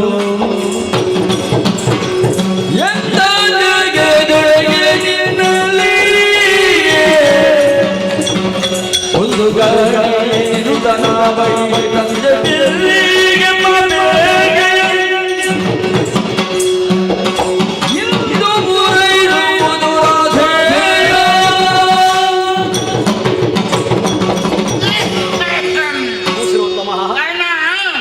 ಕ್ಷೇತ್ರಕ್ಕೆ ಲೋಕದಲ್ಲಿ ಇಂದ್ರನಂತೆ, ತ್ಯಾಗದಲ್ಲಿ ಬಲಿಯಂತೆ, ದಾನದಲ್ಲಿ ಕರ್ಣನಂತೆ, ದಾನಶೂರ ಕರ್ಣ ಎಂಬುದಾಗಿ ಪ್ರಖ್ಯಾತಿ ಪಡೆದಂತಹ ನಿನ್ನನ್ನೇ ಅರಸಿಕೊಂಡು ಬಂದೆನಪ್ಪ. ನನಗೆ ದಾನ ಕೊಡು. ಇಲ್ಲಿ ರಕ್ತ ಮಾಂಸ ಹರಿಯುವುದ ಬಿಟ್ಟರೆ ಯಾವುದು ಕಾಣುವುದಿಲ್ಲ ಸ್ವಾಮಿ. ಹಳೆಯದಾಗಿ ಬಿದ್ದಿರುವಂತಹ ರಥಗಳು ಇವೆ, ಅದರಲ್ಲಿ ಏನಾದರೂ ಬೇಕಾದರೆ ಕೊಡುವ. ನಿಮಗೆ ಕೊಡುವಂತಹ ದಾನ ನನ್ನಲ್ಲಿ ಏನಿದೆ ಸ್ವಾಮಿ? ಹೆಗಲಿನಲ್ಲಿ ಕೊಡಲಿ ಇಟ್ಟುಕೊಂಡು ಸುತ್ತಾಡುದು ಯಾಕೆ ನೀನು? ಕೊಡಲಿ ಅಲ್ಲ, ಅದು ಕೊಡಲಿ ಅಂತ ಕೇಳ್ಬೋದು. ಕೊಡ್ಲಿಕ್ಕೆ ಮನಸ್ಸುಂಟಾ? ಉಂಟ ಉಂಟ ಕರ್ಣಕುಂಡಲ ಕೊಡು ಇಲ್ಲಿ ಉಂಟಲ್ಲ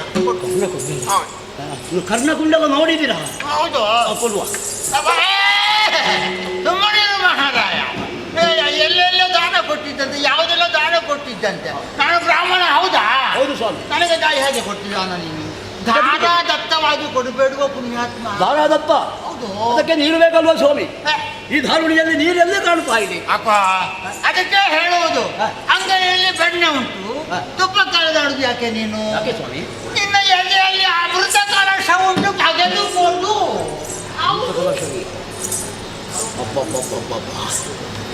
ಎಂತಹ ಪುಣ್ಯಾತ್ಮ ನಾನು. ಸೂರ್ಯದೇವನಿಗೆ ಕೃಷ್ಣನಿಗೆ ಮಾತ್ರ ಅಮೃತ ಕಲಶ ಇದೆ, ಕುಂಡಲಗಳಿವೆ ಎಂಬುದು ಗೊತ್ತಾಗುವುದು. ಬೇರೆ ಯಾರಿಗೂ ಇಂತಹ ಈ ವಿಷಯ ಗೊತ್ತಾಗುವುದಕ್ಕೆ ಸಾಧ್ಯವೇ ಇಲ್ಲ. ಹಾಗಾದರೆ ರಣಕ್ಷೇತ್ರದಲ್ಲಿ ಕುಂಡಲಗಳನ್ನು ದಾನವಾಗಿ ಕೇಳುವುದಕ್ಕೆ ಈ ವಿಪ್ರ ಬಂದವ ಯಾರು ಗೊತ್ತಾಯಿತು. ಶ್ರೀಮನ್ನಾರಾಯಣ, ಆ ಶ್ರೀಕೃಷ್ಣ ಪರಮಾತ್ಮ ಕೈವಲ್ಯಪತಿಯಾದಂತಹ ಆತನೇ ನನ್ನ ಬಳಿಗೆ ಬಂದು ಇಂತಹ ವಿಷಯವನ್ನು ಕೇಳುತ್ತಾನೆ ಅನ್ನುವಾಗ ಮೋಕ್ಷದಾಯಕನಾದಂತಹ ಅವನಿಗೆ ಕೊಡದ ಈ ಅಮೃತ ಕಲಶ ಯಾಕೆ, ಈ ಕುಂಡಲಗಿಲಾಕೆ? ಸ್ವಾಮಿ ಕೇಳಿದಂತೆ ಅಮೃತ ಕಲಶವನ್ನು ತೆಗೆದಿದ್ದೇನೆ.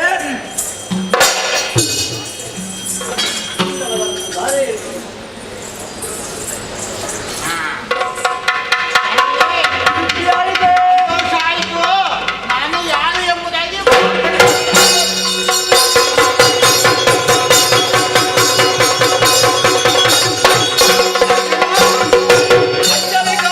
ತೆಗೆದು ಪ್ರಯೋಗಿಸು.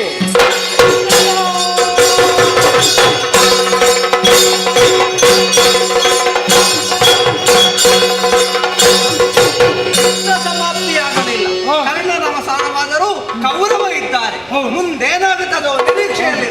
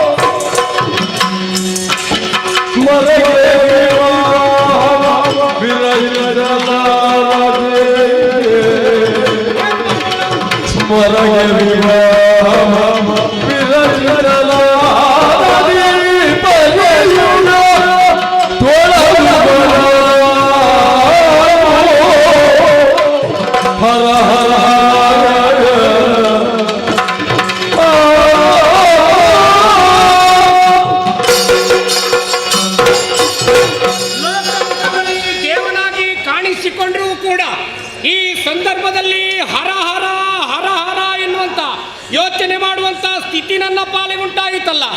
ಎಲ್ಲವನ್ನೂ ಕಳೆದು ಕಳೆದು ಕಳೆದು ರುಕ್ಮಿಣಿಯ ಮೂಲಕ ಮಗನಾದಂಥ ಮನ್ಮಥನನ್ನು ನಾನು ಪಡೆದುಕೊಂಡವನಿದ್ದೇನೆ. ಅವಳಾಡಿದಂಥ ಮಾತಿನಂತೆ ಪ್ರಾಯಪ್ರಬುದ್ಧನಾದಂಥವನಿಗೆ ಮದುವೆ ಮಾಡಬೇಕಾದ್ರೆ 8 ದಿನದೊಳಗೆ ಮಾಡುತ್ತೇನೆ ಅನ್ನೋ ಹಾಗೆ ಮಾತು ಕೊಟ್ಟೆ. 7 ದಿನ ಮುಗಿಯಿತು, ನನ್ನಿಂದ ಅಸಾಧ್ಯವಾಗಿದೆ. ಲೋಕಮುಖದಲ್ಲಿ ದೇವನಾಗಿ ಕಾಣಿಸಿಕೊಂಡ್ರೂ ಕೂಡ ನನ್ನ ಮಗನಿಗೆ ಮದುವೆ ಮಾಡಲಾರದಂಥ ಸ್ಥಿತಿ ನನ್ನ ಪಾಲಿಗೆ ಉಂಟಾಯಿತಲ್ಲ. ಆದ್ರೆ ಈಗ ಮದುವೆ ಮಾಡದೆ ಉಳಿದೇನೆ ಅಂತಾದ್ರೆ ಹೆಂಡತಿಯರು ಕಳ್ಕೊಳ್ತೇನೆ, ನನ್ನ ಮಾನ ಗೌರವ ಹೋಗ್ತದೆ. ಹಾಗಾದ್ರೆ ಉಳಿಬೇಕಾದ್ರೆ ಉಳಿದದ್ದು ಒಂದೇ ದಿವಸ, ಆ ದಿವಸದಲ್ಲಿ ಆಗಬೇಕಾದ್ರೆ ಯಾರು ಏನು ಎಂಬುದನ್ನು ಸರಿಯಾಗಿ ಆಲೋಚನೆ ಮಾಡಿದ್ದೇನೆ. ನನ್ನ ಯಾವುದೇ ಕಾರ್ಯವನ್ನು ಈ ಹೊತ್ತಿನಲ್ಲಿ ಮಾಡುವುದಿದ್ರೆ ನನ್ನ ಪ್ರೀತಿಯ ತಂಗಿ ಎನಿಸಿಕೊಂಡಂತಹ ದ್ರೌಪದಿ ಈ ಕಾಲದಲ್ಲಿ ಅವಳನ್ನೇ ಒಮ್ಮೆ ನೆನವರಿಕೆ ಮಾಡಿಕೊಂಡು ಬಿಡ್ತೀನಿ ನೋಡೋಣ.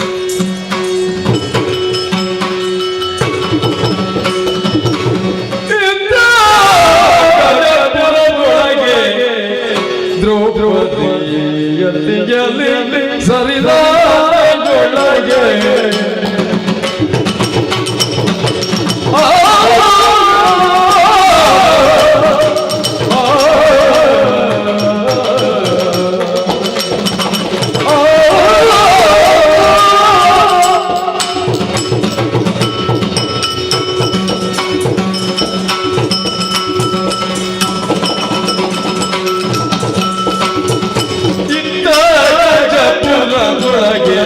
ದ್ರೌಪದಿಗೆ ಅರ್ತಿಯನೆ ಎಚ್ಚೆಚ್ಚ ಸಜ್ಜಾಗ್ರಹಗೊಳ್ಳಿರಲ್ಲ ಮುತ್ತಿನಲಿಗೆ ಮತ್ತೆ ಹರಿನುಡಿ ಶಬ್ದವ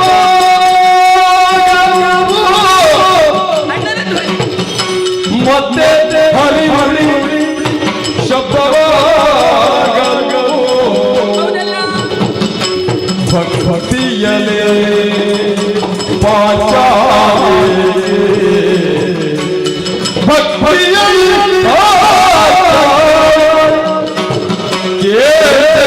ಚರ್ಚು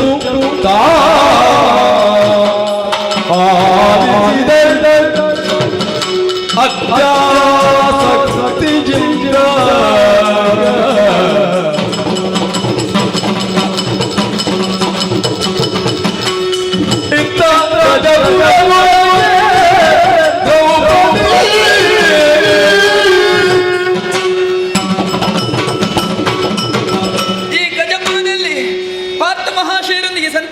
ಪವಡಿಸಿದ್ದವಳು ನಾನು.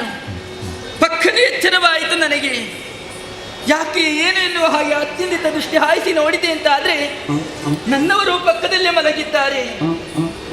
ಆದರೆ ಯಾಕೆ ಈ ರೀತಿಯಾಗಿ ಎಚ್ಚರವಾಯಿತು ಆಲಿಸಿದೆ ಅಂತ ಆದ್ರೆ ಅಣ್ಣನ ಸ್ವರ ಕೇಳಿ ಬರ್ತಾ ಇದೆಯಲ್ಲ. ಹಾಗಾದರೆ ಶ್ರೀಕೃಷ್ಣ ಪರಮಾತ್ಮ ನನ್ನನ್ನು ಸ್ಮರಿಸುತ್ತಾ ಇದ್ದಾನೆ. ಅವನ ಧ್ವನಿಯೇ ಈ ರೀತಿಯಾಗಿ ಕೇಳಬೇಕು ಅಂತ ಆದ್ರೆ ಕಾರ್ಯ ಕಾರಣ ಇಲ್ಲದೆ ಅವನ ನನ್ನನ್ನೆಲ್ಲ ಎನಿಸುವವನಲ್ಲ. ಏನಿರಬಹುದು? ಯಾಕಾಗಿ ಇಷ್ಟು ಹೊತ್ತಿನಲ್ಲಿ ನನ್ನನ್ನು ಸ್ಮರಿಸಿಕೊಂಡ? ಅಲ್ಲ, ನಾನು ಇಲ್ಲೇ ಯೋಚನೆ ಮಾಡಿದೆ ಅಂತ ಆದರೆ ನನಗೆ ಉತ್ತರ ಸಿಗುವುದಕ್ಕೆ ಸಾಧ್ಯ ಉಂಟೆ? ನೇರವಾಗಿ ಅಣ್ಣನ ಬಳಿಗೆ ಹೋಗಲೇಬೇಕು ನಾನು. ಹಾಗೆಂದು ಈ ಸರಿ ರಾತ್ರಿಯಲ್ಲಿ ನಾನು ಎದ್ದು ಹೋದೆ ಅಂತ ಆದ್ರೆ ನನ್ನವರು ಪಕ್ಕದಲ್ಲೇ ಮಲಗಿದ್ದಾರೆ. ಇಲ್ಲಿಯಾದ್ರೂ ಎಚ್ಚರವಾಯಿತು ಅಂತ ಆದ್ರೆ ಏನು ಹೇಳುತ್ತಾರೋ ಏನು, ಅಲ್ಲ ನನಗೇನು ಬೈಯುತ್ತಾರೋ ಕೇಳದೆ ಹೋಗುವ ಹಾಗೂ ಇಲ್ಲ. ನಿದ್ರಾಭಂಗ ಮಹಾಪಾಪ, ನಿದ್ದೆ ಮಾಡಿದವರಿಗೆ ಎಬ್ಬಿಸುವ ಹಾಗೂ ಇಲ್ಲ. ಏನೇ ಇರಲಿ, ಗೋವಿಂದನೇ ನನ್ನನ್ನು ಕರೆದಿದ್ದಾನೆ ಅಂತ ಆಗುವಾಗ ಅವನ ಆಶೀರ್ವಾದದ ಮೇರೆಯಿಂದ ಆ ಕಡೆಗೆ ನಡೆಯುತ್ತೇನೆ ಅಂತ ನಾನು.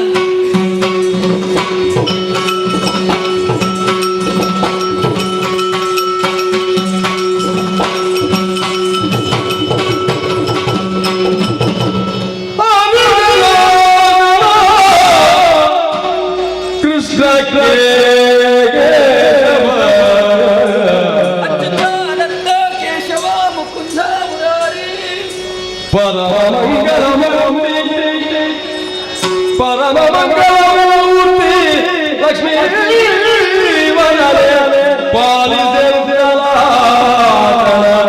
ಚರಣ ಕೆಳಗೆ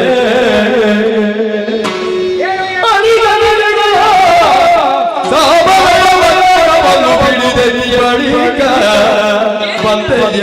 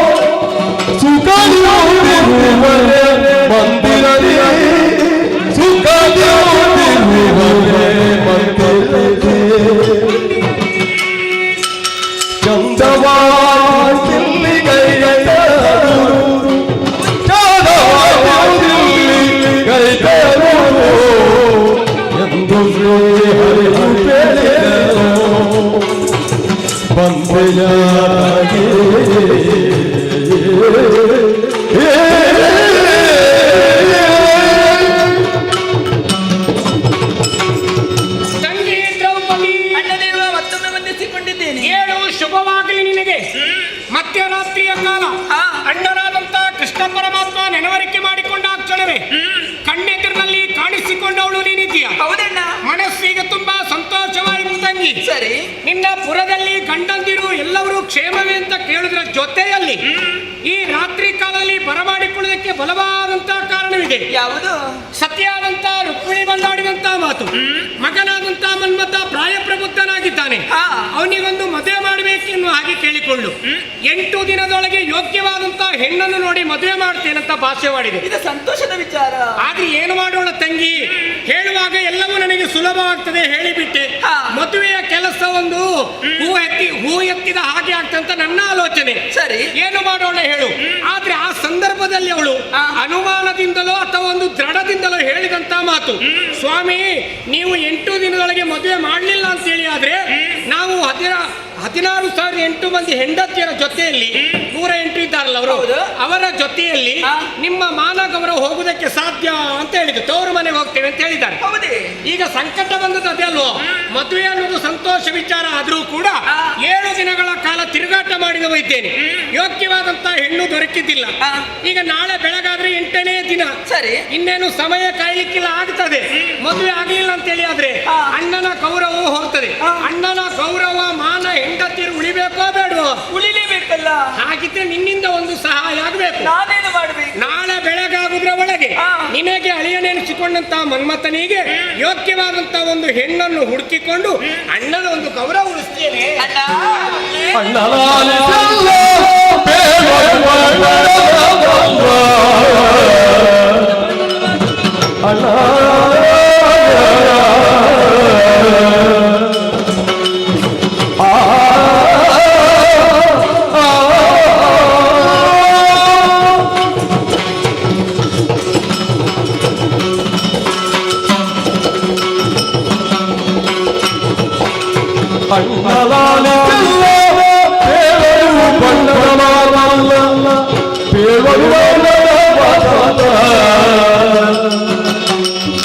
ಬಣ್ಣಿ ಬಣ್ಣಿ ಬಣ್ಣಿ ಬಣ್ಣಿ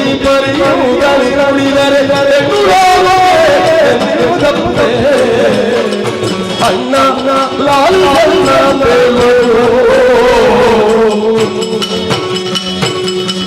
ಬಣ್ಣದ ಅಣ್ಣ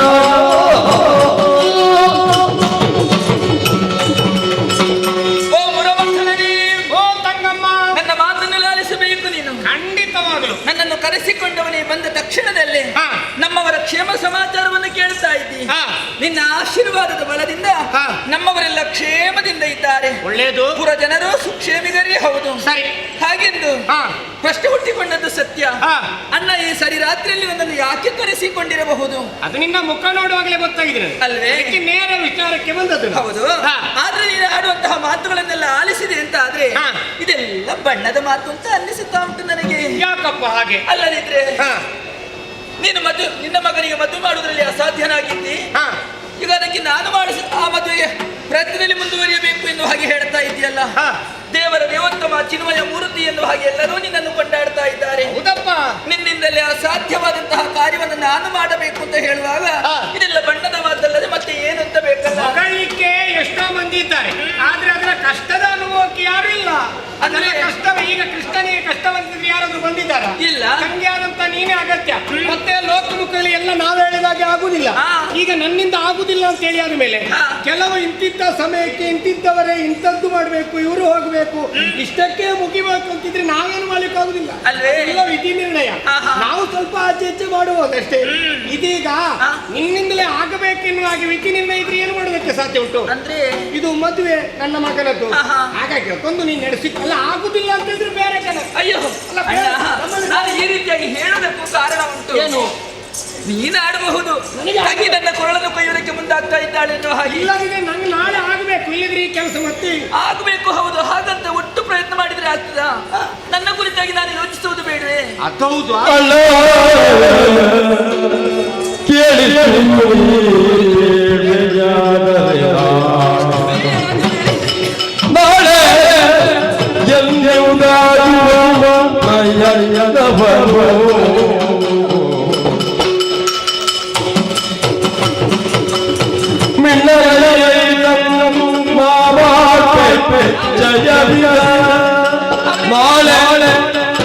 ನಾಳೆ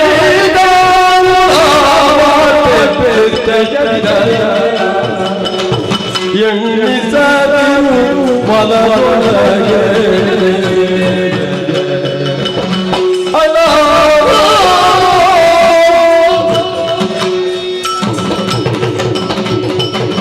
ಅಣ್ಣ ನೀನು ಇಷ್ಟೆಲ್ಲ ಹೇಳುತ್ತಿದ್ದಾಗುವಾಗ ನಿನ್ನ ಮಾತನ್ನು ಇಲ್ಲ ಒಲ್ಲೆ ಅಂತ ನಾನು ಹೇಳುವವಳಲ್ಲ. ಅಂದ್ರೆ ಉಪಕಾರ ಸ್ಮರಣೆ ಎನ್ನುವುದು ಯಾವುದಿಗೂ ಇರ್ಬೇಕಲ್ಲ. ಅದೇ ರೀತಿ ಈ ಮೊದಲು ನನಗೆ ಕಷ್ಟ ಬಂತು ಎನ್ನುವಾಗ ಕೃಷ್ಣ ಎನ್ನುವ ಹಾಗೆ ಕರ ಮುಗಿದು ಕರೆದರೆ ಸಾಕು ಓಡೋಡಿಕೊಂಡು ಬಂದು ನನ್ನ ಕಷ್ಟವನ್ನೆಲ್ಲ ದೂರೀಕರಿಸಿದವನಿದ್ದೀಯ. ಅದರಲ್ಲಿಯೂ ಒಂದು ಪ್ರಕರಣವನ್ನು ನಾನು ಮರೆಯದಕ್ಕುಂಟೆ ಹೇಳು. ಯಾವುದು? ತುಂಬಿರುವಂತಹ ಸಭಾ ಮಧ್ಯದಲ್ಲಿ ದುರುಳನಾದಂತಹ ದುಶ್ಯಾಸನ ನನ್ನ ಸೆರಗಿಗೆ ಕೈ ಇಕ್ಕಿ ಸೆಳೆಯುತ್ತಿರುವಂತಹ ಸಂದರ್ಭದಲ್ಲಿ 5 ಗಂಡಂದಿರಿದ್ದು ನನ್ನ ಮಾನ ಪ್ರಾಣವನ್ನು ಉಳಿಸಿಕೊಳ್ಳುವುದರಲ್ಲಿ ಅಸಾಧ್ಯಳಾಗಿ ಹೋದೆ. ಅನ್ಯ ದಾರಿಯೇ ಕಾಣದೆ ಹೇ ದಯಾನಿಧಿ ಕೃಷ್ಣ ಎನ್ನುವ ಹಾಗೆ ನಿನ್ನನ್ನು ಗೋಗರಿದವಳು ಅಕ್ಷಯಾಂಬರವನ್ನು ಕರುಣಿಸಿಕೊಟ್ಟೆ. ನನ್ನ ಮಾನ ಪ್ರಾಣವನ್ನು ಉಳಿಸಿದವ ನೀನು. ಆ ಉಪಕಾರವನ್ನು ನಾನು ಯಾವ ಕಾಲಕ್ಕೂ ಮರೆಯುವವಳಲ್ಲ. ಅಣ್ಣನಾಗಿ ತಂಗಿಗೆ ಮಾಡಬೇಕಾದಂತ ಹೊಣೆಗಾರಿಕೆಯನ್ನು ನಾನು ಮಾಡಿ ಹಾಗಾಗಿ ನನ್ನಿಂದ ಆಗುವಷ್ಟು ಪ್ರಯತ್ನವನ್ನಾದ್ರೂ ನಾನು ಮಾಡಲೇಬೇಕು. ಇದು ನಾಳೆ ಮದುವೆ ತಾನೆ. ನನ್ನಿಂದ ಆಗುವಷ್ಟು ಪ್ರಯತ್ನ ಪಟ್ಟು ಮದುವೆ ಮಾಡಿಸುವುದಕ್ಕೆ ನಾನು ಪ್ರಯತ್ನ ಪಡ್ತೇನೆ. ಇದು ನಿಶ್ಚಯ ಹೌದು. ಅದರೇ ಒಂದು ಮಾತಿದೆ. ಸರಿ, ರಾತ್ರಿಯ ಸಮಯದಲ್ಲಿ ಕರೆಸಿಕೊಂಡಿದ್ದೀಯಾ? ನನ್ನವರ ಜೊತೆಗೆ ಮಲಗಿದ್ದವಳು ನಾನು. ಈಗ ಅವರ ಪುರದಲ್ಲಿ ಮಲಗಿಯೇ ಇದ್ದಾರೆ. ಎಲ್ಲಿಯಾದ್ರೂ ಎಚ್ಚರವಾದ್ರೆ ಏನಾಗ್ತದೋ ಏನೋ. ಈಗ ಅಣ್ಣನಿರುತ್ತಾ ನೀನು ಆ ಕುರಿತು ಅನುಮಾನ ಮಾಡಬೇಕಾದಂತ ಅಗತ್ಯವೇ ಇಲ್ಲ. ಮತ್ತೆ ಅವರಿಗೆ ಯಾವುದೇ ರೀತಿಯ ಸಂದೇಹಗಳು ಏನು ಅನುಮಾನಗಳು ಬಾರದ ರೀತಿಯಲ್ಲಿ ನಾನು ಹರಿಯಾದಂತ ನಾನು ನೋಡಿಕೊಳ್ತೇನೆ. ಹೌದೇ? ಹಾಗಾದ್ರೆ ನೀನೊಂದು ಆಶೀರ್ವದಿಸಿ ಕಳುಹಿಸಿಕೊಟ್ಟೆ ಅಂತಾದ್ರೆ ಆದಷ್ಟು ಶೀಘ್ರವಾಗಿ ಕಲ್ಯಾಣ ಆಗುವ ಹಾಗೆ ನಾನು ಪ್ರಯತ್ನ ಮಾಡ್ತೇನೆ. ನನ್ನ ಅನುಗ್ರಹ ಸದಾ ಇರ್ತದೆ. ಶುಭಶ್ಯ ಶೀಘ್ರ, ವೇಳೆ ಬೆಳೆಯಬಾರದು. ಸರಿ, ಆದಷ್ಟು ಬೇಗ ಹೋಗಿ ಬಂದೇನಂತೆ.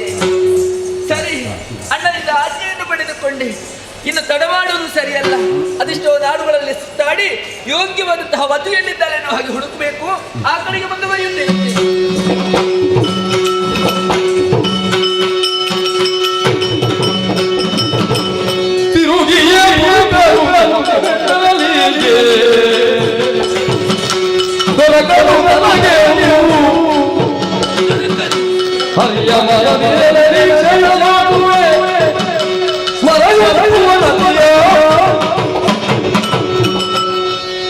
ದ್ವಾರಕೆಯನ್ನು ತೊರೆದು ಮುಂದುವರಿಯುತ್ತಾ ಬಂದವಳು ನಾನು.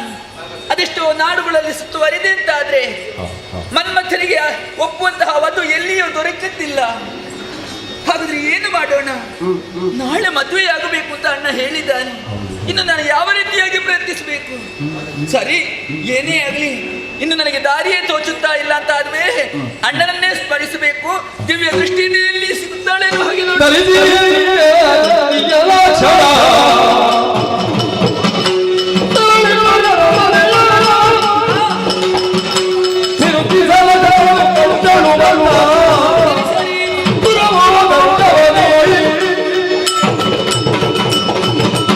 ಅಣ್ಣನನ್ನೇ ಸ್ಮರಿಸಿಕೊಂಡು ಅಣ್ಣನಿಂದಂತಹ ದಿವ್ಯ ದೃಷ್ಟಿಯಿಂದ ನೋಡಿದೆ ಅಂತಾದ್ರೆ ಒಂದು ಪುರಾಣನ ಅಕ್ಷಗಳಿಗೆ ಗೋಚರಿಸುತ್ತಾ ಇದೆಯಲ್ಲ. ಹಾಗಾದ್ರೆ ಅಲ್ಲಿ ಅತಿ ರೂಪಸಿಯಾದಂತಹ ಹೆಣ್ಣೊಬ್ಬಳಿದ್ದಾಳೆ ಎನ್ನುವುದು ನನಗೆ ತಿಳಿದು ಬಂತು. ತಡ ಮಾಡುವುದಿಲ್ಲ, ಆ ಕಡೆಗೆ ಮುಂದುವರಿಯುತ್ತೇನಂತೆ.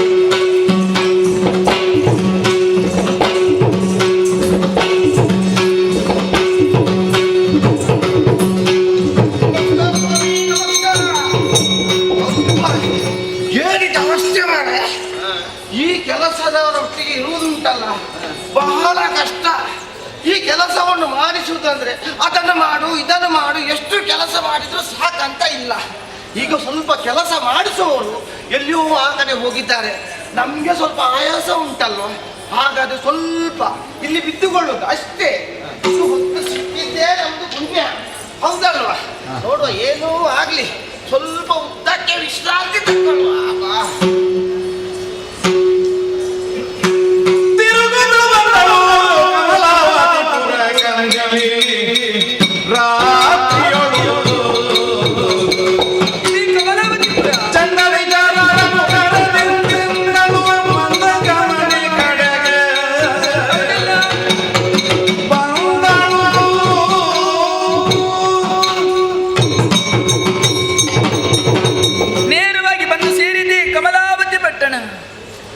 ಹಾಗಂತ ನೇರವಾಗಿ ಒಳಗೆ ಹೋಗುವುದೇ ಇಲ್ಲ. ಇಲ್ಲಿ ದ್ವಾರ ಇದೆ. ದ್ವಾರ ಇದೆ ಅಂತಾಗುವಾಗ ದ್ವಾರದಲ್ಲಿ ಯಾರಾದರೂ ಕಾಯುವವ ಇರಲೇಬೇಕಲ್ಲ. ಅವನಲ್ಲಿ ಮಾತನಾಡದೆ ಮುಂದುವರಿಯುವ ಹಾಗಿಲ್ಲ. ಹಾಗಾಗಿ ಅದು ಸಂಸ್ಕಾರವೂ ಅಲ್ಲ. ಅವ ಎಲ್ಲಿದ್ದಾನೆ? ಇದೆಂತದ್ದು? ಬಾಗಿಲು ಕಾಯುವವ ಇವನೇ ಮಲಗಿದ್ದಾನೆ. ಅದೇ ಹೇಳುವುದು, ಕೆಲಸದವರು ಇರ್ತಾರೆ, ಸಂಬಳ ತಗೊಳ್ತಾರೆ, ಸಂಬಳಕ್ಕೆ ಸರಿಯಾಗಿ ದುಡಿಯುವುದೇ ಇಲ್ಲ. ಯಜಮಾನ ನೋಡುವಾಗ ನಿಷ್ಠೆಯಿಂದ ಕೆಲಸ ಮಾಡ್ತಾರೆ. ಹೌದು, ಯಜಮಾನ ಕಣ್ಣು ತಪ್ಪಿದನೋ ಇವರದ್ದು ಬೇರೆ, ಮಲಗುವುದು, ನಿದ್ರೆ ಮಾಡುದು ಅದೊಂದು ಆದಾಯ ಅವರಿಗೆ. ಅವ್ರು ಏನೇ ಮಾಡ್ಲಿ ಏನೇ ಇರ್ಲಿ ನನಗೇನು, ಅದು ನಾನು ಹೋಗ್ಬೇಕು ಅಂತಾದ್ರೆ ಮಾತನಾಡದೆ ಹೋಗ್ಲಿಕ್ಕೆ ಆಗುದಿಲ್ಲಲ್ಲ, ಎಬ್ಬಿಸ್ಲೇಬೇಕು. ಹೇಗೆ?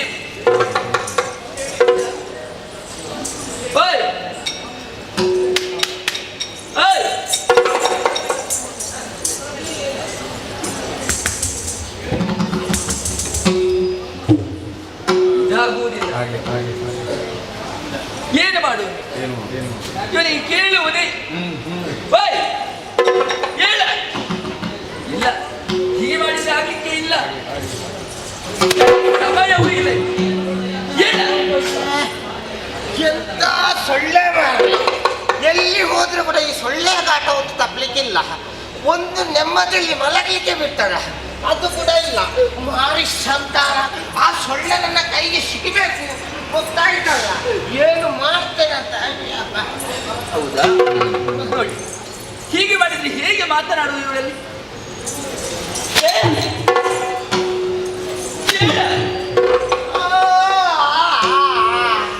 ಹೂವಿನ ಬಾಣದಂತೆ ಯಾರಿಗೂ ಕಾಣದಂತೆ ಸೊಳ್ಳೆ ಎಲ್ಲಿ ಓಡಿತಲ್ಲೋ,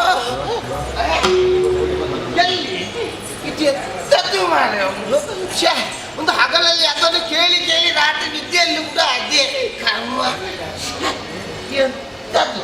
ಆಯ್ತಾ? ಯಾರಲ್ಲಿ ಮಾತನಾಡುವುದು? ಅಲ್ಲ, ಹೀಗೆ ಮಾಡಿದ್ರೆ ನಾನು ಏನು ಮಾಡುವುದಪ್ಪ? ನನಗೆ ಸಮಯವೂ ಇಲ್ಲ. ಅಯ್ಯೋ, ಸುಮ್ಮನೆ ರಾತ್ರಿ ಆಗುವಾಗ ಸಹ ಮಲಗಲಿಕ್ಕೆ ಬಿಡುವುದಿಲ್ಲ. ಇಲ್ಲಿ ನಿನ್ನ ಉಪದ್ರ ಜಾಸ್ತಿ ಆಯ್ತಲ್ಲ, ಹೋಗು ಸ್ವಲ್ಪ ಒಂದು ಚಾತಿ ನೀರಿಟ್ಟು ಬಾ, ಸ್ವಲ್ಪ ಬಿಸಿ ಬಿಸಿ ಚಾ.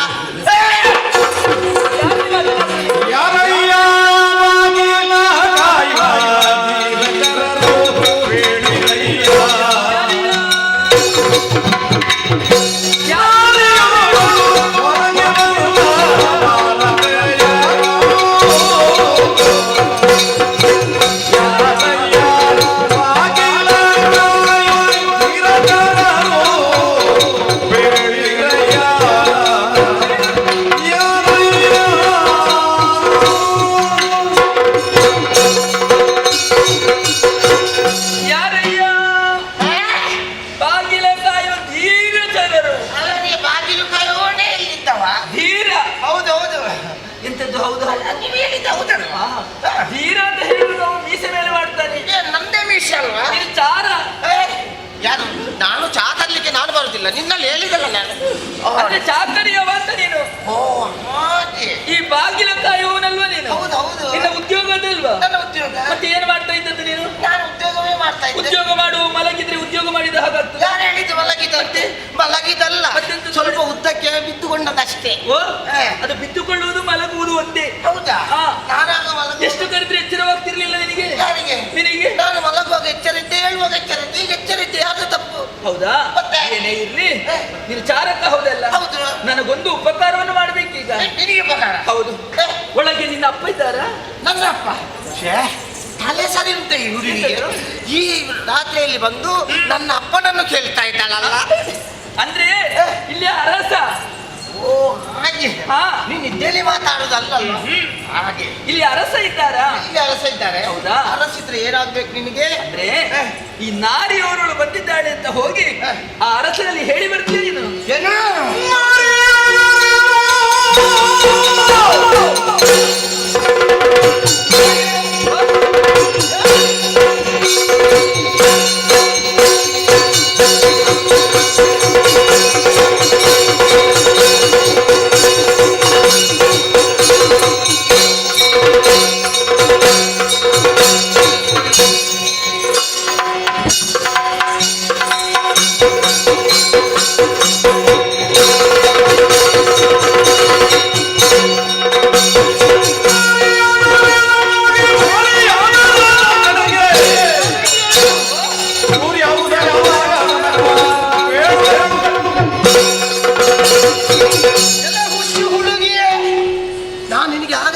ಕೇಳಿದ್ದೇನೆ. ಏನು?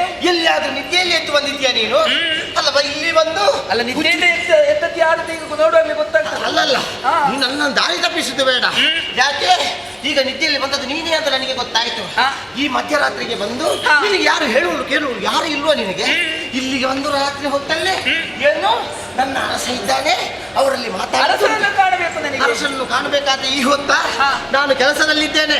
ಕೆಲಸದಲ್ಲಿ ಇರುವಾಗ ನನ್ನಲ್ಲಿ ಯಾರು ಮಾತಾಡಬಾರ್ದು. ಯಾವುದಕ್ಕೂ ನಾಳೆ ಬೆಳಿಗ್ಗೆ ಸೂರ್ಯೋದಯ ಅಂತ ಉಂಟು, ಆ ಹೊತ್ತಿಗೆ ಬಾ. ಅರಸನಲ್ಲಿ ನಿನ್ನ ನಾನು ಕಳಿಸ್ತೇನೆ. ಕೇಳಿರಪ್ಪ.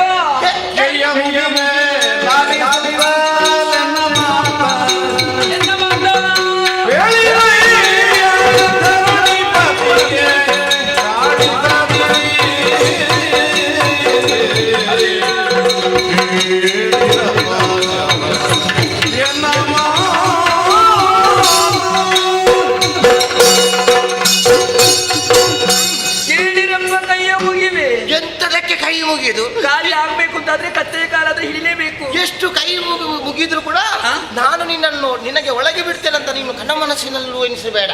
ಕನಸನ್ನು ಬಿಟ್ಟು ಬಿಡು, ನಿನ್ನ ಮನಸ್ಸನ್ನೇ ಅವಸರದ ಒಂದು ಕಾರ್ಯ. ಎಂತದ ಅವಸರದ ಕಾರ್ಯ? ಅರಸನಲ್ಲಿ ಈ ರಾತ್ರಿ ಏನು ಸಮಯ ಇಲ್ಲ. ಈಗಲೇ ಅವರನ್ನು ಕಾಣಬೇಕು. ಹಾಗಾಗಿ ಒಮ್ಮೆ ಹೋಗಿ ನಾರಿ ಬಂದಿದ್ದಾಳೆ ಅಂತ ಹೇಳಿ ಬಂದ್ರೆ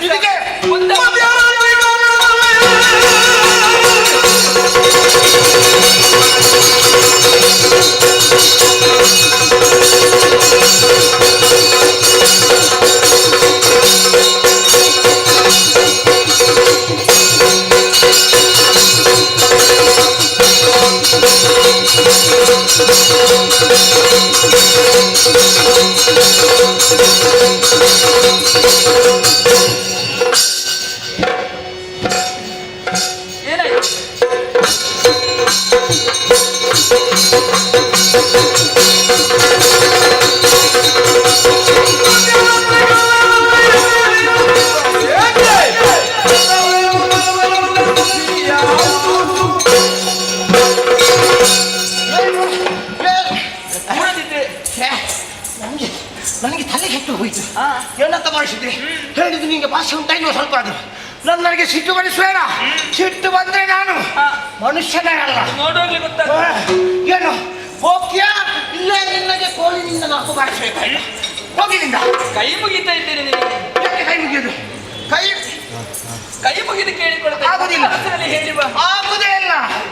ಆಗುದಿಲ್ಲ. ಒಮ್ಮೆ ಒಂದು ಅವಕಾಶ ನನಗೆ ಈಗಲೇ ಆಗಬೇಕು. ಆಗುದಿಲ್ಲ, ಅದು ಆಗ್ಲಿಕ್ಕೆ ಇಲ್ಲ. ಮೂರು ಮಾತಿಗೂ ಮೂರಲ್ಲ, ನೂರು ಮಾತಿಗೂ ಆಗ್ಲಿಕ್ಕಿಲ್ಲ. ಆಗುವುದೇ ಇಲ್ಲ. ನಾನು ಕೆಲಸದಾಳು ಕೆಲಸ ಆದಾಳೆ. ಈಗ ಆಗುವುದೇ ಇಲ್ಲ. ಆಗುವುದೇ ಇಲ್ಲ. ಆಗುವುದೇ ಇಲ್ಲ. ನೀನು ನನ್ನ ಒಂದು ಮುಖ ಮಾತ್ರ ಕಂಡದ್ದೀಗ. ಇಂಥ ಮುಖ ನಾನು ಎಷ್ಟು ಕಂಡಿದ್ದೇನೆ ಗೊತ್ತುಂಟ? ನನಗೀಗ ಆ ಮುಖದ ನೆನಪೇ ಇಲ್ಲ. ಇದು ಒಂದು ಯಾವ ಲೆಕ್ಕ? ನನ್ನ ಇನ್ನೊಂದು ಮುಖ ನೋಡ್ಲಿಲ್ಲ ನೀನು? ಇನ್ನ ಯಾವ ಮುಖ ಆದ್ರೂ ನಾನು ನೋಡ್ತೇನೆ. ನಿನ್ನಿಂದ ಆಗ್ತದೆ ಇಲ್ವಾ? ನನಗೆ ಅಭ್ಯಾಸ ಉಂಟು. ಆಗ್ತದೆ ಇಲ್ವ ನಿನ್ನಿಂದ? ನನಗೆ ಆಗುದಿಲ್ಲ. ಹೇಗೆ ಆಗಿಸಬೇಕು ಅಂತ ನನಗೆ ಗೊತ್ತು. ನೋಡುವ ಈ ರೂಪದಲ್ಲಿ ಮಾಡಿ ತೋರಿಸಬೇಕು. ನನ್ನ ಇನ್ನೊಂದು ಮುಖವನ್ನು ನನಗೆ ನೋಡಿ.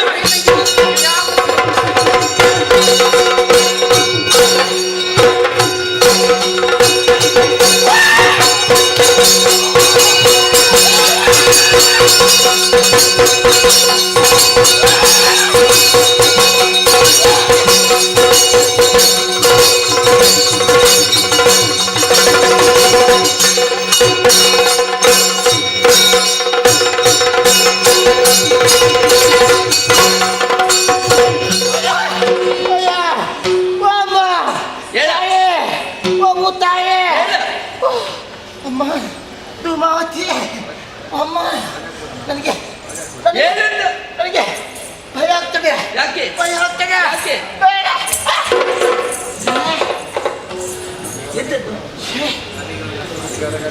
ಈಗ ಇಲ್ಲ. ಅಲ್ಲಿ ನಿಂದು ಹೊರಗೆ ಹಾಕಬೇಡ. ನಾಲಿಗೆ ಹೊರಗೆ ಹಾಕಬೇಡ. ಆಗುದಿಲ್ಲ ಹೇಗೆ ಈಗ ಮತ್ತೆ? ಅಲ್ಲ, ಇಷ್ಟು ಉದ್ದದ ಇಷ್ಟು ಗಿಡ್ಡ ಆಗ್ತದ? ಗಿಡ್ಡ ಇದ್ದದ ಇಷ್ಟು ಉದ್ದ. ಯಾವಾಗ ಹೇಗೆ ಬೇಕು ಹಾಗೆ ಆಗ್ತದೆ ಅದು. ಅಮ್ಮ, ನಿಮ್ಮ ಮಹಿಮೆಯನ್ನು ಈಗ ನಿನ್ನಿಂದ ಆಗ್ತದೆ ಇಲ್ವಾ? ಆಗ್ತದೆ ಇಲ್ವಾ? ಆಗದಿದ್ದರೆ ನಿಮ್ಮ ಆರೋಪ ಬರ್ತದೆ ಅಲ್ವಾ? ಅದರಿಂದ ಬೇಗ ಹೋಗಿ ಹೇಳಬೇಕು. ಬದುಕಬೇಕಾದ ಆಚೆ ಉಂಟು. ವಿಷಯ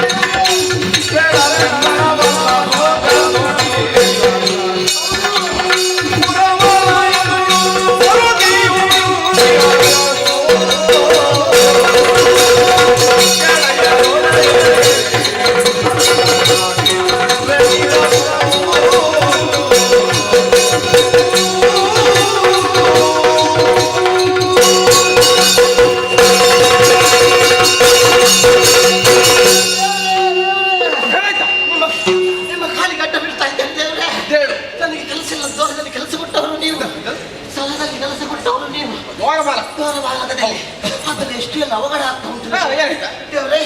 ಎಂದಿನಂತೆ ಇಂದು ಕೂಡ ನಾನು ಅಲ್ಲಿ ಕಾರ್ಯ ನಿರ್ವಹಿಸ್ತಾ ಇದ್ದೆ ದೇವರೇ. ಮತ್ತೆ ಅಲ್ಲಿ ಕಾರ್ಯ ನಿರ್ವಹಿಸಲಿಕ್ಕೆ ಆಗುದಿಲ್ಲ, ಬಹಳ ಉಪಟಳ ಆಗ್ತಾ ಉಂಟು. ಅದು ಕೂಡ ಮಧ್ಯರಾತ್ರಿ ಸಮಯದಲ್ಲಿ ಕಾಣುವುದನ್ನೆಲ್ಲ ಕಾಣ್ತಾ ಇದ್ದೇನೆ. ನಾನು ಕನಸಿನಲ್ಲೂ ಮಾತಾಡ್ತೇನೆ, ಅವರು ಕನಸಿನಲ್ಲೂ ಮಾತಾಡ್ತೇನೆ, ಗೊತ್ತಾಗ್ತಿಲ್ಲ ರಾಯನೇ. ಯಾರಿಗೆ? ನನಗೆ ಕನಸು ಕಾಣಲಿಲ್ಲ. ನೇರವಾಗಿ ನಾನು ನನ್ನ ದೃಷ್ಟಿಯಲ್ಲೇ ನಾನು ನೋಡಿದವ ಇದ್ದೇನೆ. ಹೌದು, ನಮ್ಮ ದ್ವಾರದ ಬಳಿಯಲ್ಲಿ ನಡು ಮಧ್ಯರಾತ್ರಿಯಲ್ಲಿ ಹೌದು ಒಂದು ಚಂದದ ಹೆಣ್ಣು ಹುಡುಗಿ ನೋಡಿ. ಯಾಕೆ ಅಲ್ಲ ಈ ಮಧ್ಯರಾತ್ರಿ ವೇಳೆಯಲ್ಲಿ ಹೆಣ್ಣು ಹುಡುಗಿ ಅಂತ ಹೇಳ್ತೀನಿ. ಅಲ್ಲ, ನೀವು ಹೇಳಿದೊಂದು ಸತ್ಯ. ಯಾಕೆ ಹುಚ್ಚಿನ ಇನ್ನು ಸ್ವಲ್ಪ ಹೊತ್ತು ನನಗೆ ಹಿಡಿದಿತ್ತು ಅಲ್ಲಿ.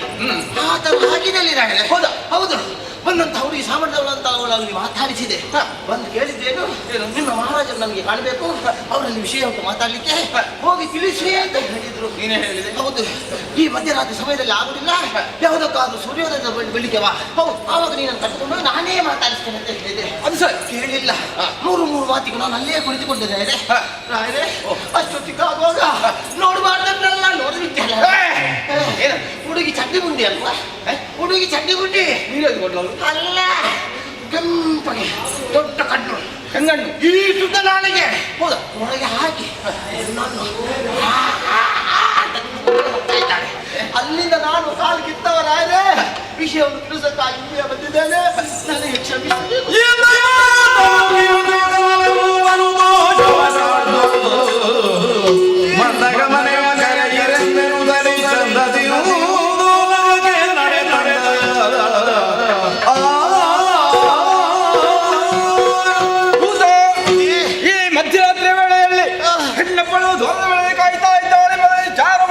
ಮಂಡಿಸಿದೆ ಹೌದಲ್ವೇ? ಯಾರು ಏನೆಂಬುದಾಗಿ ತಿಳಿಬೇಕಾಗಿದೆ. ಈ ಶಯನಾಗ್ರಹವನ್ನು ಬಿಟ್ಟು ಅಂತ ಬರಕವರೇ ಹೇಳು.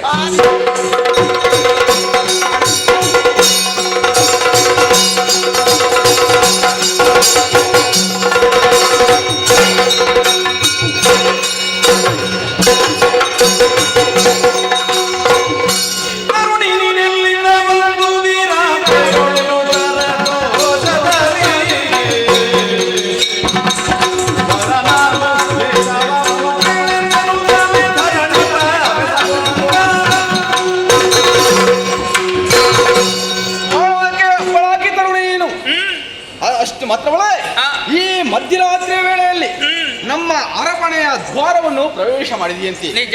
ನಮ್ಮಾರ ಅಂತಹ ಚರರು ಬಂದು ಹೇಳಿದಂತಹ ವಿಚಾರ. ಆದರೆ ರಾಜಕರ್ತವ್ಯ ರೀತಿಯಾಗಿ ಬಂದವರನ್ನು ವಿಚಾರಣೆ ಮಾಡಬೇಕಾದ್ದು ಅದು ನನ್ನ ಪಾಲಿನ ಕರ್ತವ್ಯ. ಸರಿ, ಅದಕ್ಕಾಗಿ ಇಲ್ಲಿ ತನಕ ಬಂದವನಿದ್ದೇನೆ. ಯಾರು ನೀನು, ಯಾಕೆ ಬಂದಿ ಉದ್ದೇಶ ಎಂಬುದು ಹೇಳು.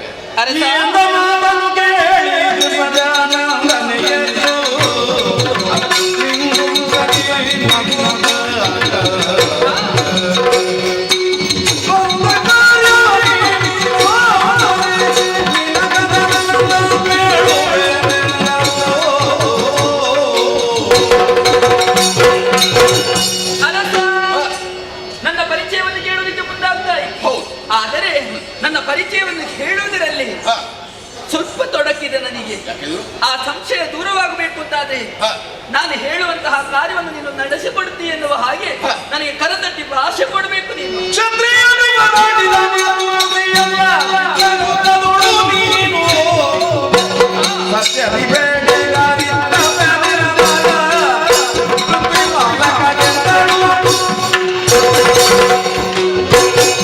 ಯಾವ ಕಾಲದಲ್ಲಾಗಲಿ ಯಾವ ಸಂದರ್ಭಕ್ಕೆ ಅನುಸಾರವಾಗಲಿ ಕ್ಷತ್ರಿಯರ ಒಂದು ಮಾತನ್ನು ಕಟ್ಟರೆ ಅದು ಮಾತಿಗೆ ಯಾವತ್ತೂ ತಪ್ಪುವರಲ್ಲ. ಸರಿ, ಆದ್ದರಿಂದ ನಿನಗೆ ಭರವಸೆ ಬೇಕೆಂದಾದ್ರೆ ಈಗ ಕರತಟ್ಟಿ ಭಾಷೆಯನ್ನು ಕೊಡ್ತಾ ಇದ್ದೇನೆ, ನೀನು ಕೇಳಿದನ್ನು ನೆರವೇರಿಸಿ. ಈಗ ನನಗೆ ನಂಬಿಕೆ ಬಂತು. ಹೌದಲ್ಲ, ನನ್ನ ಪರಿಚಯ ತಾನೇ ರಾಜನ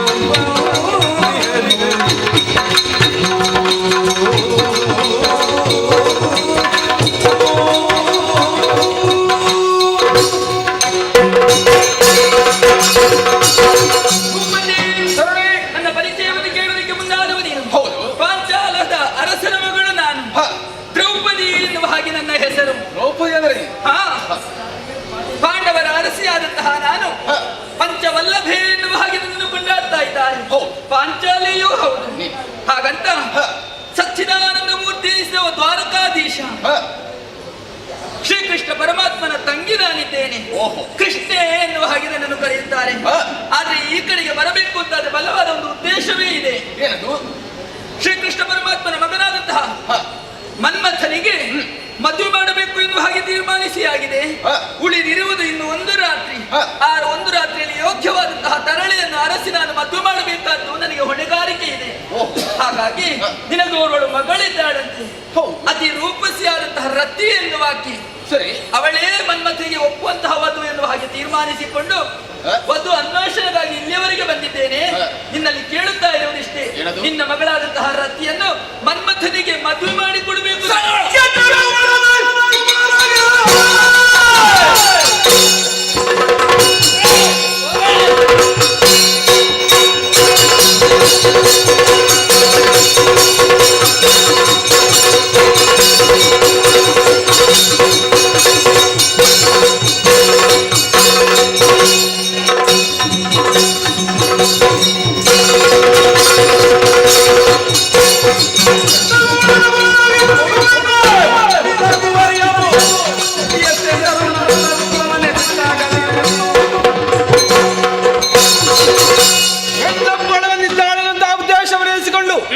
ವಿಚಾರವನ್ನು ಮುನ್ನಡೆಸಲಿಕ್ಕೆ ಮುಂದಾದರೆ ಏನು ಹೇಳ್ತಾ ಇದ್ದಿ? ನಿನ್ನ ಮಗಳನ್ನು ಮದುವೆ ಮಾಡಿ ಕೊಡಬೇಕು ಎಂದು. ಸಾಕಬೇಡ ಸಾಕಬೇಡು. ಯಾಕೆ? ಆ ಕೃಷ್ಣ ಆತ ಒಬ್ಬ ಗೊಲ್ಲನು, ದನ ಕಾಯುವ ಆತ. ಅಷ್ಟು ಮಾತ್ರವಲ್ಲ, ಲೋಕರೂಢಿಯಲ್ಲಿ ಒಂದು ಮಾತುಂಟು ಅವನಿಗೆ, ನಾರೀಶ್ವರ ಎನ್ನುವ ಹಾಗೆ. ಆತನ ಮಗ ಮನ್ಮಥ. ಹಾಗಾದ್ರೆ ಈ ತಂದೆಯ ಆ ರೀತಿ ಇರುವಾಗ ಮಗ ಯಾವ ರೀತಿ ಇದ್ದಾನೆ ಎಂಬುದನ್ನು ಯೋಚನೆ ಮಾಡಬೇಕಾದ್ದು ನನ್ನ ಕರ್ತವ್ಯ. ಅಷ್ಟು ಮಾತ್ರವಲ್ಲವೇ, ನನ್ನ ಮಗಳ ಅಂತಹ ರತಿಯನ್ನು ಆತನಿಗೆ ಮದುವೆ ಮಾಡಿಕೊಡ್ಬೇಕಾ? ಹೌದು. ಇದು ನೀನೇ ಹೇಳುವಂತಹ ವಿಚಾರವ? ಇದಕ್ಕೆ ನಾನು ಒಪ್ಪಿಕೊಳ್ಬೇಕಾ? ನಡೆಯಲಿಲ್ಲ. ಧರಣಿ ಬನಿ ಪರಿಯೊಳಗೆ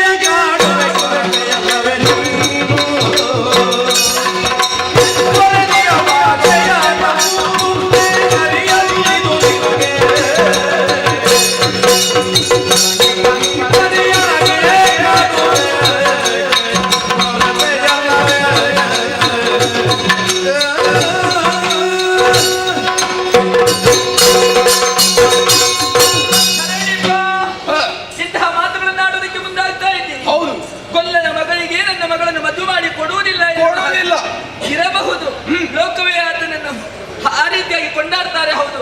ಹಾಗಂತ ಶ್ರೀಕೃಷ್ಣ ಪರಮಾತ್ಮನಾದ ಆತನ ಬಾಲಲೀಲೆಗಳು ಆ ರೀತಿಯಾಗಿ ಇದ್ದವು. ಹೌದು. ಬೆಣ್ಣ ಕದಿಯುವುದು, ಸೀರೆ ಕದಿಯುವುದು, ಕಳ್ಳತನ ಇದೆಲ್ಲ ಮಾಡ್ತಾ ಇದ್ದ. ಹೌದು. ಹಾಗಂತ ಅಲ್ಲ ಅಂತ ಹೇಳುದಿಲ್ಲ, ಅದೆಲ್ಲ ಅವನ ಬಾಲಲೀಲೆಗಳು.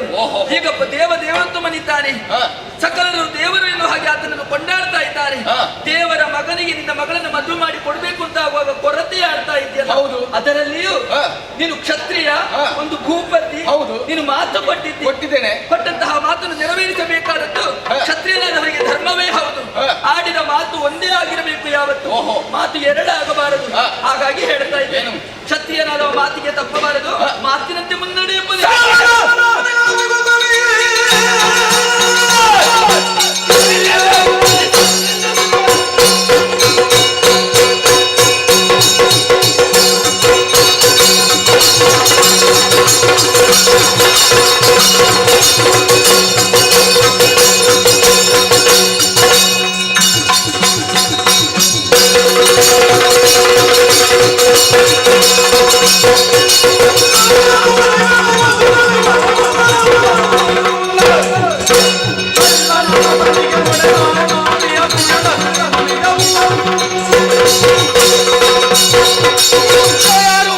ಹೇಗೆಂಬುದನ್ನು ನಿನ್ನಕ್ಕ ಬಾಯಿಂದ ನಾನು ಕೇಳಬೇಕಾಗಿಲ್ಲ, ನಾನು ತಿಳಿದುಕೊಂಡಿದ್ದೇನೆ. ಯಾವುದೇ ಅಷ್ಟು ಮಾತ್ರವಲ್ಲದೆ ಹೆಣ್ಣೆಂಬುದಾಗಿ ಸಲುಗೆಯಿಂದ ಮಾತನಾಡಿದರೆ ನನ್ನ ಮಾತನ್ನು ಮಿತಿ ಹೇರಿಸ್ತಾ ಇದ್ದೀನಿ, ಹೌದಲ್ಲವೇ? ಆದರೆ ಒಂದು ಮಾತನ್ನು ನಿನಗೆ ಹೇಳ್ತಾ ಇದ್ದೇನೆ, ಕೊಟ್ಟ ಮಾತಿಗೆ ನಾನು ತಪ್ಪು ಅಲ್ಲ, ಕ್ಷತ್ರಿಯ ತಪ್ಪಬಾರದು, ಆದರೂ ಇಲ್ಲಿ ನಾನು ತಪ್ಪುತ್ತಾ ಇದ್ದೇನೆ. ಯಾಕಾಗಿ ಗೊತ್ತೇ? ಆ ಗೊಲ್ಲರ ಹುಡುಗನಿಗೆ ಕೊಡುವುದಿಲ್ಲ ಎನ್ನುವ ಹಾಗೆ. ಆದ್ದರಿಂದ ಹೇಳ್ತಾ ಇದ್ದೇನೆ, ಬಂದ ದಾರಿಗೆ ಸುಂಕ ಇಲ್ಲ ಎಂಬಗೆ ನಡೆದರೆ ಲೇಸು, ಇಲ್ಲದ್ರೆ ನಿನ್ನ ಕುದಿಯ ಕೈ ಹಾಕಿ ಅಂತಹ ಕಾರ್ಯಕ್ಕೆ ನೀನು ಮುಂದಾಗಬೇಕು ಅಂತಿಲ್ಲ. ಈಗ ಆಗುವುದಿಲ್ಲ, ನಿನ್ನ ಮಗಳನ್ನು ಮದುವೆ ಆಗುವುದಿಲ್ಲ. ಮಾತಿಗೆ ತಪ್ಪುದು ಹೌದೇ? ಒಂದು ಅರಸನಾದವ ಮಾತಿಗೆ ತಪ್ಪುತ್ತಾನೆ ಅಂತ ಆಗುವಾಗ ಅವನ ಪ್ರಜೆಗಳು ಹೇಗಿರ್ತಾನೆ ಅಂತ ಅದರಲ್ಲೇ ಅರ್ಥವಾಗುತ್ತದೆ. ಆಡಿದ ಮಾತನ್ನು ಯಾವತ್ತೂ ಮೀರಬಾರದು ಅರಸನಾದವ. ಈಗ ನೀನು ಮೀರುವುದಕ್ಕೆ ಮುಂದುವರಿಯುತ್ತೀಯಲ್ಲ, ಮಗಳನ್ನು ಮದುವೆ ಮಾಡಿ ಕೊಡುವುದಿಲ್ಲ. ಹೇಗೆ ಮದುವೆ ಮಾಡಿಸಬೇಕು ಅಂತ ನನಗೆ ಗೊತ್ತಿದೆ. ನಾನು ಕೃಷ್ಣನ ತಂಗಿ, ಈ ವಿಚಾರವನ್ನು ಚೆನ್ನಾಗಿ ಅರಿತೇ ಇಲ್ಲಿಯವರೆಗೆ ಬಂದವಳಿದ್ದೆ. ಮದುವೆ ಮಾಡಿಸುವುದಕ್ಕೆ ಆಗುದಿಲ್ಲ. ನಿನ್ನ ಸೆರಗುಂಟಲ್ಲ, ಸೆರಗಲ್ಲಿ ಗಂಟು ಕಟ್ಟಿಕೋ. ನಿನ್ನ ಮಗಳಾದಂತಹ ರತಿಯನ್ನು ನನ್ನ ಅಳಿಯರಾದಂತಹ ಮನ್ಮಥನಿಗೆ ನಾನು ಮದುವೆ ಮಾಡಿಸ್ತೇನೆ. ನೀನು ಹೇಳಬೇಡ, ಬಂದವಳಿಗೆ ಹೋಗುದು ಹೇಗೆಂದು ಗೊತ್ತುಂಟು. ನೀನು ಹೇಳಿ ಆಗ್ಬೇಕು ಅಂತಿಲ್ಲ, ಇಲ್ಲಿ ನಿಲ್ಲುವವಳು ಅಲ್ಲ ನಾನು.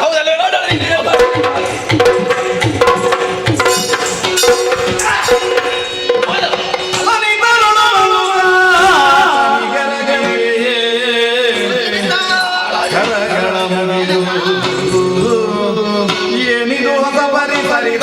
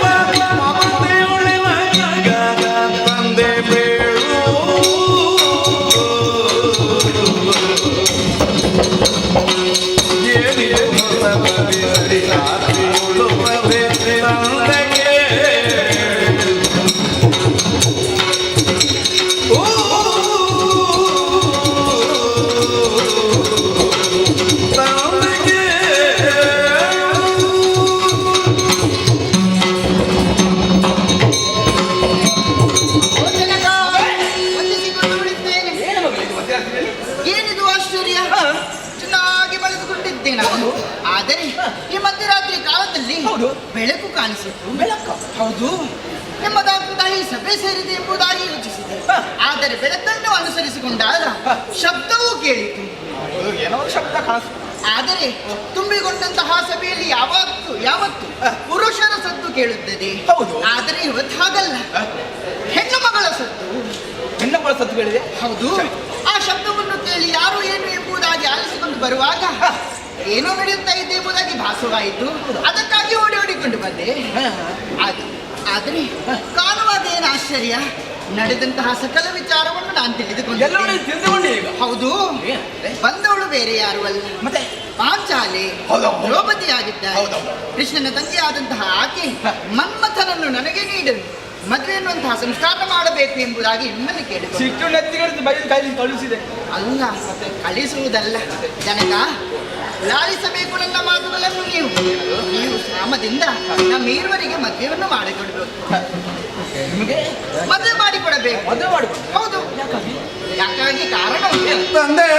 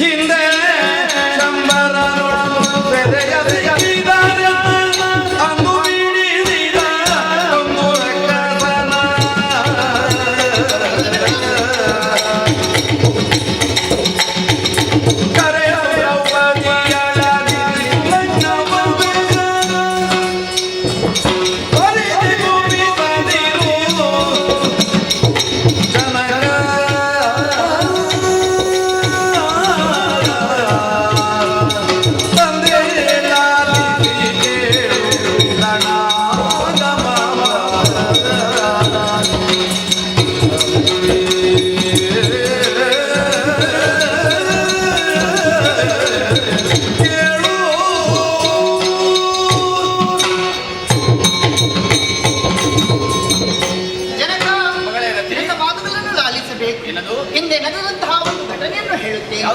ಹಿಂದೆ ಕುಸುಮಾಪುರದಲ್ಲಿ ನಾನು ರತಿಯಾಗಿದ್ದೆ, ಮನ್ಮಥನು ಗಂಡನಾಗಿದ್ದೆ. ಆ ಸಂದರ್ಭದಲ್ಲಿ ಲೋಕ ಕಲ್ಯಾಣಾರ್ಥವಾಗಿ ಶಿವನನ್ನ ತಪಸ್ಸನ್ನು ಗಳಿಸಿ ಆತನು ಅನನ್ಯ ಎನಿಸಿಕೊಂಡಿದ್ದಾನೆ. ಆದರೆ ಆತನನ್ನು ಪಡೆಯಬೇಕು ಎಂಬುದಾಗಿ ಹಂಬಲಿಸುತ್ತಿರುವಂತಹ ನನ್ನ ಮನಕ್ಕೆ ಶಾಂತಿ ಸಿಗಲಿಲ್ಲ. ಅದಕ್ಕಾಗಿ ಆ ಸಮಯದಲ್ಲಿ ಆದಂತಹ ಘಟನೆ ಒಂದಿದೆ. ಶಂಬರಾಸುರನ ಸೆರೆಗೆ ಸಿಕ್ಕಿದಂತಹ ನಾನು ಆಕೆಗೆ ಪಾಕಾಂಗನೆಯಾಗಿದ್ದೆ. ಆ ಸಮಯದಲ್ಲಿ ಅಡುಗೆಯನ್ನು ಮಾಡುತ್ತಿರುವಂತಹ ಸಂದರ್ಭದಲ್ಲಿ ಬೆಸ್ತರು ತಂದಂತಹ ಮೀನನ್ನು ಸೇರಿದಾಗ ಒಂದು ಮಗು ಸಿಕ್ಕಿತು, ಗಂಡು ಮಗು. ಅದನ್ನು ಸಾಕಿಸಲೇ ಬೆಳೆಸಿದೆ. ಪುತ್ರನು ದೊಡ್ಡವನಾದಾಗ ಆ ಶಂಬರಾಸುರನ್ನು ಕೊಂದು ಲೋಕವನ್ನು ರಕ್ಷಿಸಿದ್ದಾನೆ, ನನ್ನನ್ನು ರಕ್ಷಿಸಿದ್ದಾನೆ. ಆತನ ಸೆರೆಯಿಂದ ಬಿಡಿಸಿದಂತಹ ಆ ಪುರುಷನೇ ನನಗೆ ವರನಾಗಬೇಕು, ಆತನೇ ನನ್ನ ಮನ್ಮಥ ಎಂಬುದಾಗಿ ಅರಿತಂತಹ ನಾನು ಆತನಲ್ಲಿ ವಿವಾಹ ಆಗಬೇಕು ಎಂಬುದಾಗಿ ಮನ ಮಾಡಿದಾಗ ಆವಾಗ ಅಲ್ಲಿ ಆಗಮಿಸಿದವರು ನಾರದ ಮಹರ್ಷಿಗಳು. ಅವರು ಆಡಿದಂತಹ ಮಾತು ಹೇಗೆ? ಈ ಲೋಕದ ರೂಢಿಯಂತೆ ಹೆಣ್ಣು ಚಿಕ್ಕವಳು ಆಗಬೇಕು, ಗಂಡು ದೊಡ್ಡವನಾಗಬೇಕು. ಆದರೆ ಇಲ್ಲಿ ಹಾಗಲ್ಲ, ನೀನು ದೊಡ್ಡವಳಾಗಿದ್ದೀಯ. ಹಾಗಾಗಿ ಆತನನ್ನು ಪಡೆಯಬೇಕಾದ್ರೆ ಇನ್ನೊಂದು ಜನ್ಮವನ್ನು ಪಡೆದು ಬರಬೇಕು. ಹಾಗಾಗಿ ಸುಕೃತ ಫಲವೋ ಏನು, ಆವಾಗಲೇ ಅಗ್ನಿಯನ್ನು ಪ್ರವೇಶಿಸಿ ನನ್ನ ದೇಹತ್ಯಾಗವನ್ನು ಮಾಡಿ ನಿಮಗೆ ಮಗಳಾಗಿ ಜನಿಸಿದ್ದೇನೆ. ನಿಮಗೆ ಮಗಳಾಗಿ ಜನಿಸಿದಂತಹ ನಾನು ಇಲ್ಲಿ ರತಿ, ಅಲ್ಲಿ ಕೃಷ್ಣನಿಗೆ ಮಗನಾಗಿ ಜನಿಸಿದಂತಹ ಆತನೇ ಮನ್ಮಥ. ಈ ಜನ್ಮವು ಆತನಿಗೆ ಬೇಕಾಗಿ ಪ್ರೇಮ ಅಂಕುರಿಯನ್ನು ಹುಟ್ಟಿದೆ. ನಮ್ಮ ಲಗ್ನ ಆಗಬೇಕಾದ್ರೆ ಇದು ಪೂರ್ವಜನ್ಮದ ನಮ್ಮ ಸುಕೃತ ಫಲವೇ ಹೌದು.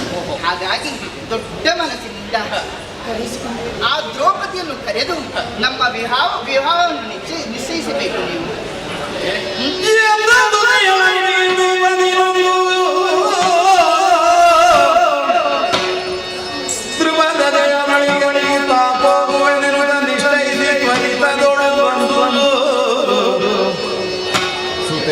ನುಡಿಗೆ ಭೂಪತಿ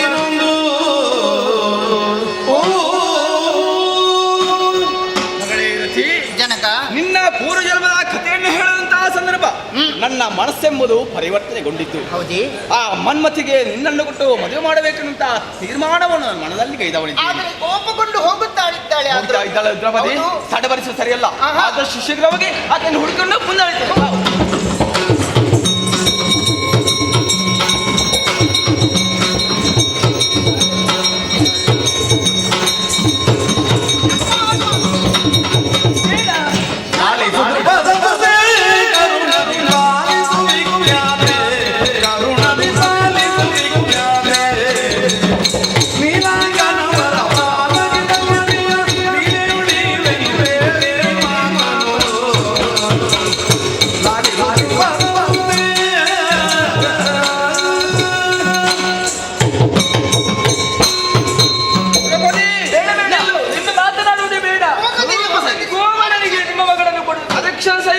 ಅಲ್ಲ ಸೀರೆ ಕಳ್ಳ ಅಲ್ಲ ಹೆಣ್ಣು ಕಳ್ಳ.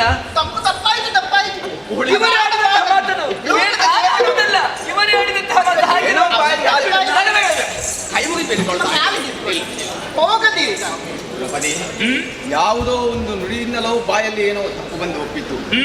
ಬಂದಂತಹ ಮಾತನ್ನು ಅದನ್ನು ಇನ್ನು ನಿಲ್ಲಿಸುವುದಕ್ಕಾಗುವುದಿಲ್ಲ. ಬಿದ್ದದ್ದು ಬಿದ್ದು ಹೋಗ್ತದೆ ತಾನೇ. ಈಗ ನನ್ನ ಮಗಳಂತಹ ರತಿಯೇ ನನ್ನ ಬಳಿಗೆ ಬಂದು ವಿಚಾರವನ್ನು ಮಂಡಿಸಿದಂತಹ ಸಂದರ್ಭ, ನನ್ನಲ್ಲಿರುವಂತಹ ಸಿಟ್ಟೆಲ್ಲವೂ ಮಾಯವಾಯಿತು. ವಿಚಾರ ಎಲ್ಲ ವೇದ್ಯವಾಯಿತು. ಈಗ ಮನಸ್ಸು ನಮಗೆ ಇನ್ನು ಒಂದೇ ವಿಚಾರದಲ್ಲಿ ಕೈ ಮುಗಿ ಬಿಟ್ಕೊಳ್ಳಿ. ಮಗಳನ್ನು ಮದುವೆ ಮಾಡಿ ತೀರ್ಮಾನಿಸಿ. ಇನ್ನು ತೀರ್ಮಾನ ತಪ್ಪುಲ್ಲ. ನಾಳೆ ಸೂರ್ಯೋದಯಕ್ಕೆ ಸರಿಯಾಗಿ ನಮ್ಮವರನ್ನೆಲ್ಲ ಕೂಡಿಕೊಂಡು ನಿಮ್ಮನ್ನ ಸಮೇತರಾಗಿ ನಾವೇ ಬರ್ತೇವೆ. ನಿರೀಕ್ಷೆಯಲ್ಲಿ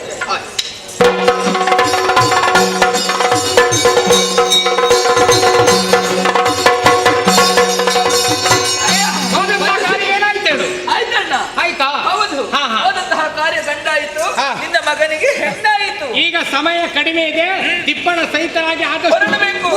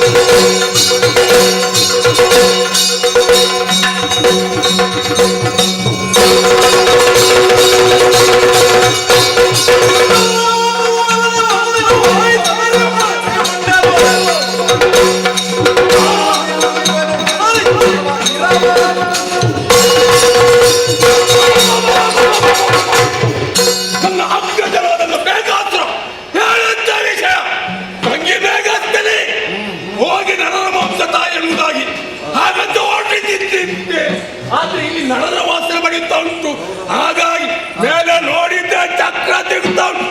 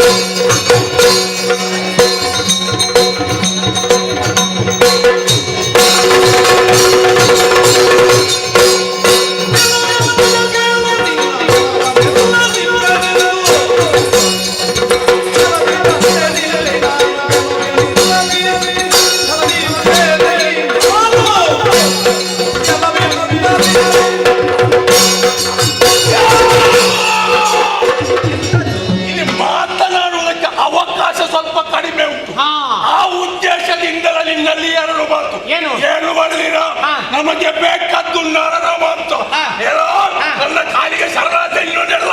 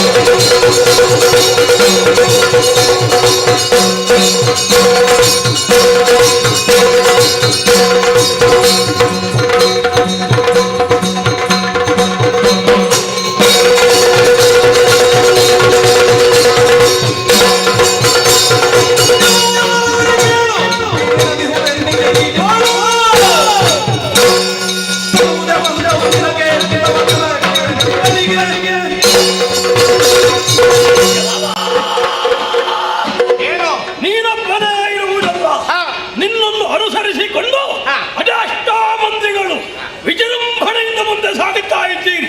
ಇಲ್ಲಿ ಬಿದ್ದವಳು ಯಾರು ಅಂತ ಗೊತ್ತಾ? ಯಾರು? ನನ್ನ ತಂಗಿಯಾದಂತಹ ಮೇಘಸ್ಥನೆ. ನನ್ನ ಹೆಸರು ಮೇಘಾಸುರನೆಂದು. ನನ್ನ ತಂಗಿಯನ್ನು ಕೊಂದ ತಪ್ಪಿಗೆ ನಿಮ್ಮ ಇಷ್ಟು ಮಂದಿಗಳನ್ನು ತಿಂದು ತೆಗೆದೆ.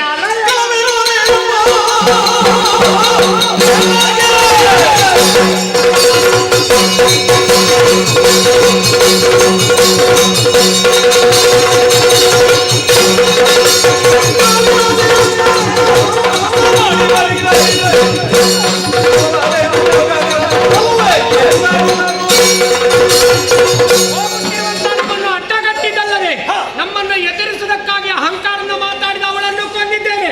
ಮುಂದುವರೆದು ಬಂದ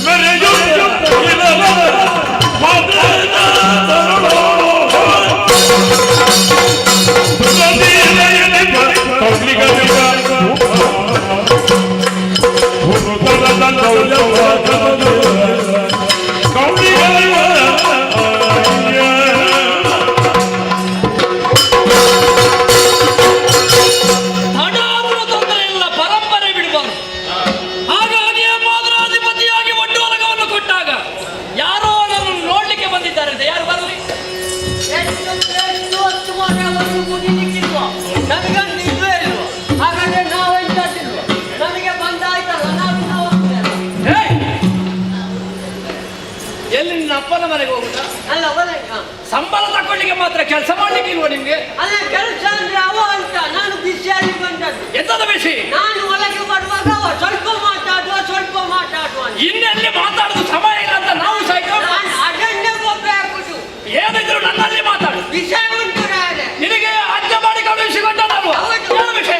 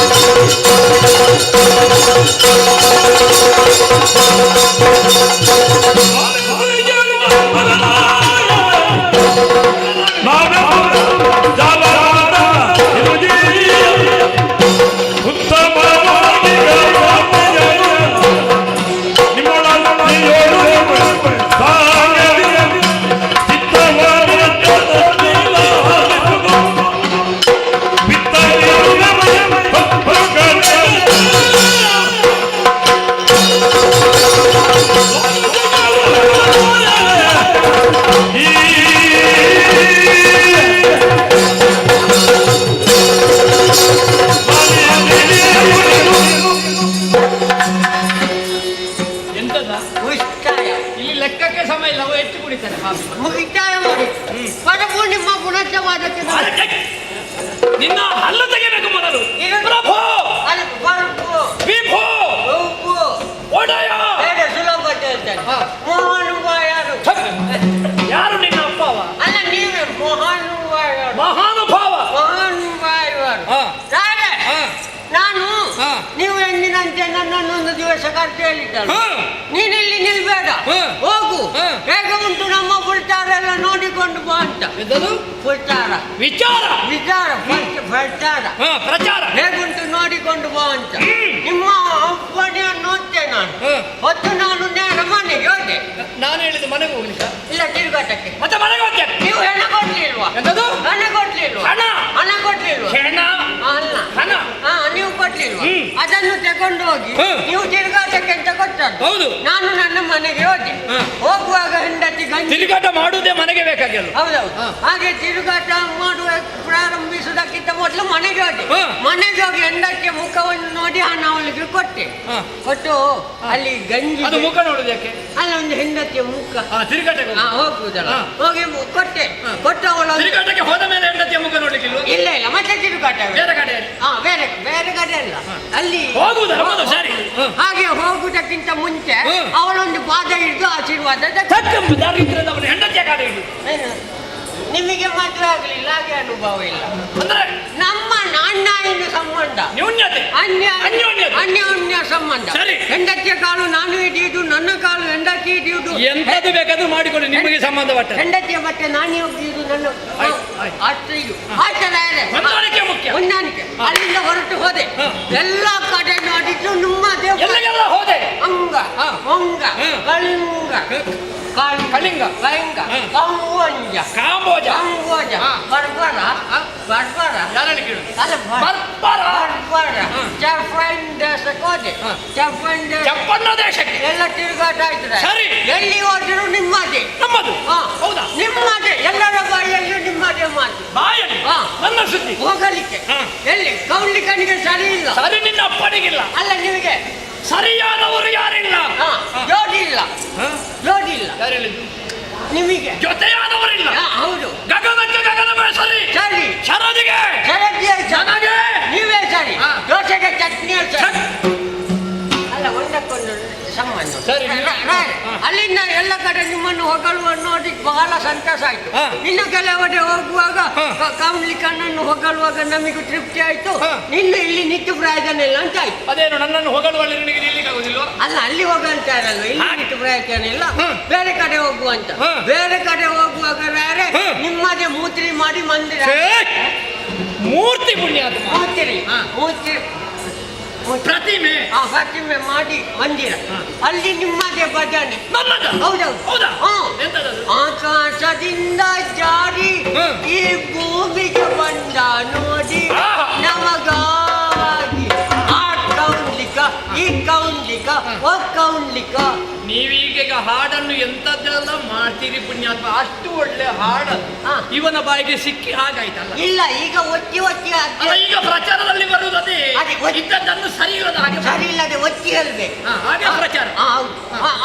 ಸರಿ, ಒಂದು ಕಡೆ ನಿಮ್ಮ ಭಜನೆ ನೋಡಿ ನನಗೆ ತೃಪ್ತಿ ಆಯ್ತು. ಇನ್ನೊಂದು ಕಡೆ ನೋಡ್ತೇನೆ ನಿಮ್ಮದು ಈಗ ನಿತ್ಯ ಭಾವಚಿತ್ರ. ಈಗ ನಿಂತಿದ್ದೀರಿ ನೀವು. ಅದು ನಿಮ್ಮ ಶೈಲಿ. ಅದು ಅಲ್ಲಿ ಮೇಣದ ಬತ್ತಿ ಎಲ್ಲ ಹಾಕಿದ್ದಾರೆ, ನಿಮಗೆ ಕೈ ಮುಗಿತಾ ಇದ್ದಾರೆ. ಮೇಣದ ಬತ್ತಿ? ಹೌದು. ಅದ್ಯಾಕೆ? ಹೆಚ್ಚಿನ ಅಂಶ ಊದುವತ್ತು ಮುಗಿದಿದ್ದಾರೆ. ಸರಿ, ಆಯ್ತು, ಇದ್ದದ್ದು ಸಾಕು. ಅಲ್ಲಿ ನೋಡಿದ ಅಲ್ಲಿಯೂ ತೃಪ್ತಿ ಆಯ್ತು. ಅಲ್ಲಿಂದ ಹೊರಟು ಬರುವಾಗ ಇನ್ನೊಂದು ಕಡೆ ದೇವಸ್ಥಾನ ನಿಮ್ಮದು, ಕೌಂಡ್ಲಿಕೇಶ್ವರ ನಿಮ್ಮದೇ. ಅಲ್ಲಿ ಪ್ರತಿಮೆ ನಿಮ್ಮದೇ. ಅಲ್ಲಿ ಕೊನೆಯ ಮಂಗಳ ಆಗ್ತಾಯಿತ್ತು ಭಜನೆ. ಅದು ಹಾಗೆ ಅಲ್ವಾ? ನೀನು ಯಾವಾಗ ಹೋಗುವಾಗ ಮುಗಿದಲ್ಲಿಗೆ ಹೋಗುದು.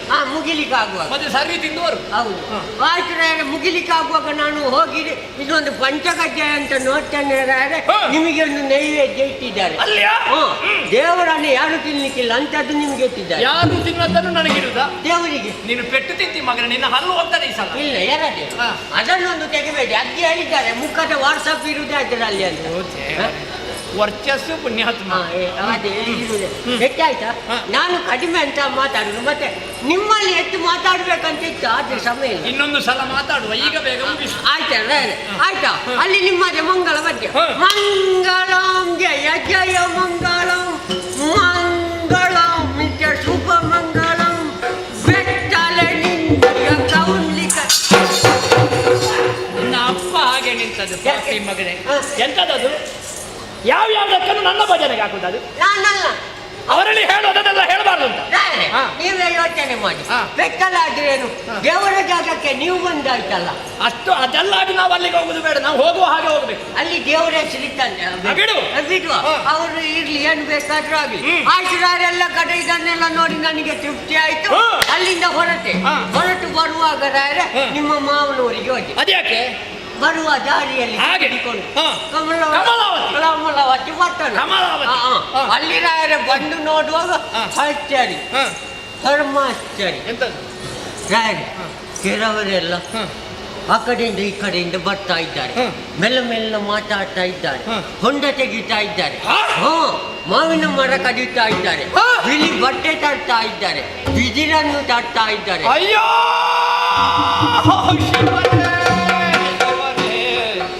ಮಾವ, ನಿಮಗೆ ಇಷ್ಟು ಬೇಗ ಸಮಯ ಬಂದು ಹೋಯ್ತಾ? ನನ್ನ ಮಗಳನ್ನು ನಿನಗೆ ಕೊಟ್ಟೇನೆ ಅಂತ ಹೇಳಿದ್ರಿ ಮಾವ. ಮಗಳನ್ನು ಮದುವೆ ಮಾಡಿ ಕೊಟ್ಟಾದ್ರೂ ನಿಮಗೆ ಸಾಯಬಹುದಿತ್ತು, ಅದಕ್ಕಿಂತ ಮೊದಲೇ ಸತ್ರಲ್ಲ ಮಾವ.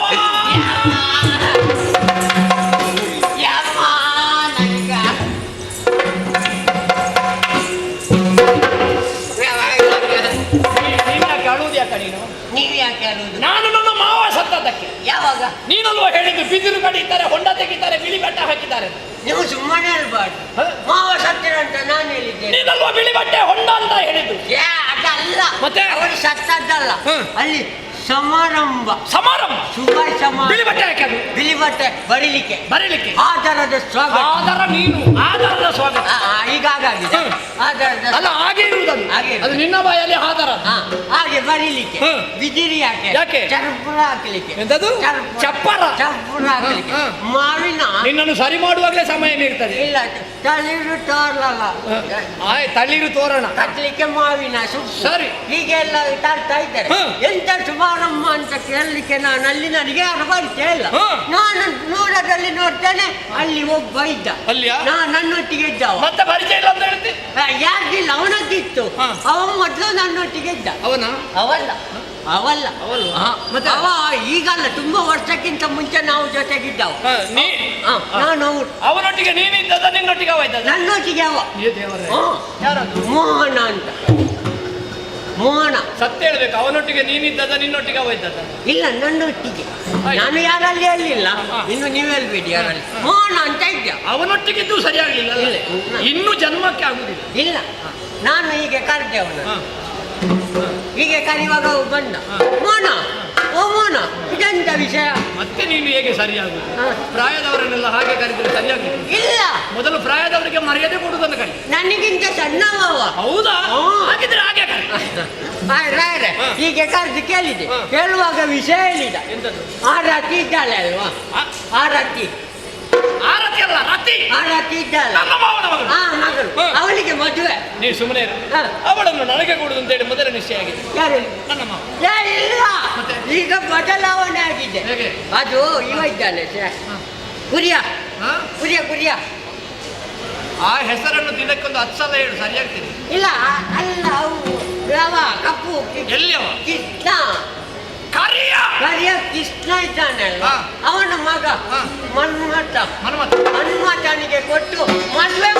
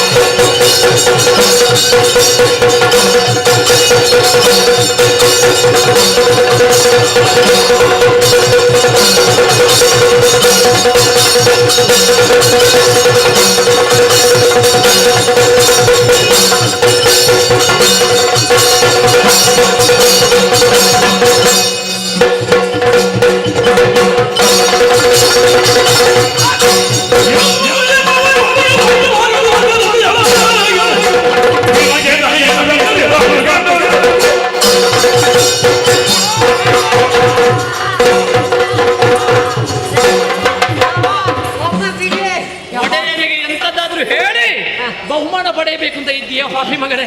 ಸತ್ಯವಾ?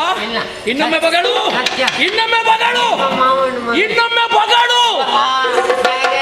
ನಾನು ಹೇಳುವುದೆಲ್ಲ ಸತ್ಯ, ಸತ್ಯ, ಭೂತಾಯಿಯಾನೆ ಸತ್ಯ. ಸತ್ಯ. ನನ್ನ ಮಾವ ನನ್ನ ಭಾವಿ ಪತ್ನಿಯನ್ನು ಮನ್ಮಥನಿಗೆ ಕೊಡುವುದಾ? ಹಾಗಿದ್ರೆ ಏನಿದು? ಏನು ಪ್ರಮೇಯ ಈ ಮಾವನವರಿಗೆ? 60 ಕಳೆದಿದೆ, ಅರಮರಳು ಪ್ರಾರಂಭ ಆಗಿದೆ, ತಾನೇನು ಮಾಡುತ್ತಿದ್ದೇನೆ ಅನ್ನುವಂತಹ ವಿಷಯವನ್ನು ತಿಳಿಯದೆ ಅವನಿಗೆ ಕೊಡ್ತಾನೆ ಅಂತಾದ್ರೆ ನಾನು ಯಾರ?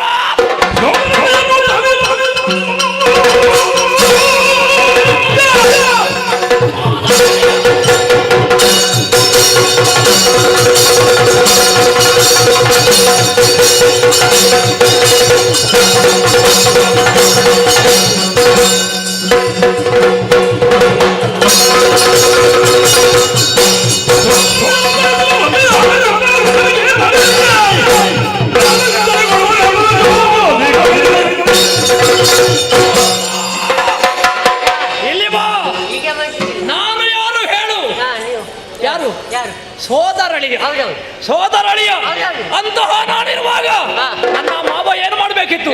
ನನ್ನ ಹತ್ತಿರ ಬರಬೇಕಿತ್ತು, ಕರಗಳನ್ನು ಜೋಡಿಸಬೇಕಿತ್ತು. ನನ್ನಲ್ಲಿ ಕೇಳಿಕೊಳ್ಳುವುದು ಒಂದೇ, ಅಳಿಯ, ಓ ನನ್ನ ಅಳಿಯ, ನಿನ್ನಂತಹ ಸುಂದರ ಅಂಗ, ಬಲವಂತ, ಧೀರ ಈ ಲೋಕದಲ್ಲಿ ಯಾರೂ ಇಲ್ಲ. ಹಾಗಾಗಿ ನನಗೆ ಇರುವುದು ಒಬ್ಬಳೇ ಮಗಳು, ಅವಳನ್ನು ನಿನಗೆ ಕೊಡುವುದು ಎಂಬ ಹಾಗೆ ನಾನು ನಿಶ್ಚಯ ಮಾಡಿದ್ದೇನೆ. ನನ್ನ ಮಗಳ ಕೈ ಹಿಡಿದು ಅವಳ ಬಾಳನ್ನು ಬೆಳಗಿಸಬೇಕು ಅಳಿಯ, ಬಾಳನ್ನು ಬೆಳಗಿಸಿ. ಮಾವ, ನೀವು ಆ ಬಗ್ಗೆ ಚಿಂತಿಸಬೇಡಿ, ನನಗೂ ಮನದಲ್ಲಿ ಆಸೆ ಇತ್ತು, ಮದುವೆ ಮಾಡಿಸಿ. ಇಲ್ಲಿ ಬಾ. ನಿನ್ನ ಮುಸುಡು ಹೇಗಾಗಿದೆ ಗೊತ್ತು ನನಗೆ? ಹೇಗಾಗಿದೆ? ಸಾರ್ವಜನಿಕ ಬಾವಿಯಲ್ಲಿರುವ ಕೊಡಪಾಣದ ಹಾಗೆ ಜಜ್ಜಿ ಹೋಗಿದೆ ಮಾರಿ ಸಂತಾನದವನೇ. ನನ್ನ ಮಗಳು ಬೇಕಾ? ಅದರಲ್ಲಿ ತೃಪ್ತಿ ಉಂಟು, ಸಾರ್ವಜನಿಕರು ಉಪಯೋಗಿಸ್ತಾರೆ. ನನ್ನ ಮಗಳು ಬೇಕಾ ನನಗೆ? ನಾನು ಹಾಗೆ ಹೇಳುವಾಗ ನಾನು ಹೇಳಬೇಕು ಅಂತಾದ್ರೆ ಇಲ್ಲಿ ಇರುವುದಾ? ಏನು ಮಾಡ್ತೇನೆ?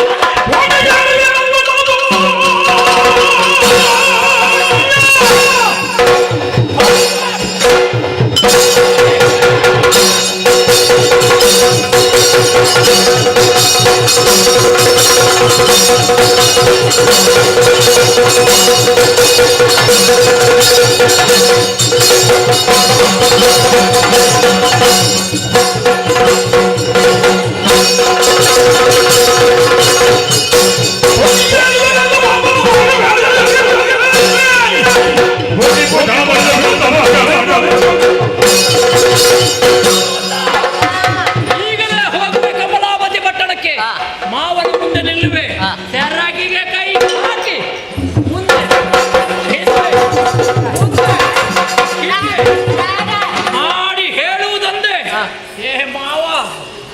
ಮಗನೇ, ನಿನಗೆ ಬದುಕಬೇಕು ಅಂತ ಆಸೆ ಉಂಟು ಅಂತಾದ್ರೆ ಇದುವೇ ಮುಹೂರ್ತದಲ್ಲಿ, ಇದುವೇ ಮಂಟಪದಲ್ಲಿ ನಿನ್ನ ಮಗಳನ್ನು ನನಗೆ ಮದುವೆ ಮಾಡಿಕೊಡು. ಕೊಡು. ಮದುವೆ ನನ್ನ ಮಗಳನ್ನು ಹೌದು ಕೊಡುವುದಿಲ್ಲ. ನಿನಗೆ ಕೊಡುವ ಮಗಳನ್ನು ಹಗ್ಗ ಕಟ್ಟಿ ಬಾವಿಗೆ ಹಾಕಿ ಕೊಡ್ತೀಯಾ? ಬಾವಿಗೆ ಹಾಕ್ತೀಯಾ? ಹಾಗೆ ಮಾವ ಹೇಳಿದ್ರೆ ಬಿಡ್ತೇನಾ? ಏನು ಮಾಡ್ತೀರಿ? ಭೋಗಿ ಭೂಷಣ ಬಂದರು ಬಿಡೆ, ಕಾಲ ವಿಳಂಬ ಸಲ್ಲದು. ಕೇಳಬೇಕು, ನನ್ನ ಜೊತೆಯಲ್ಲಿ ನೀನು ಬರಬೇಕು.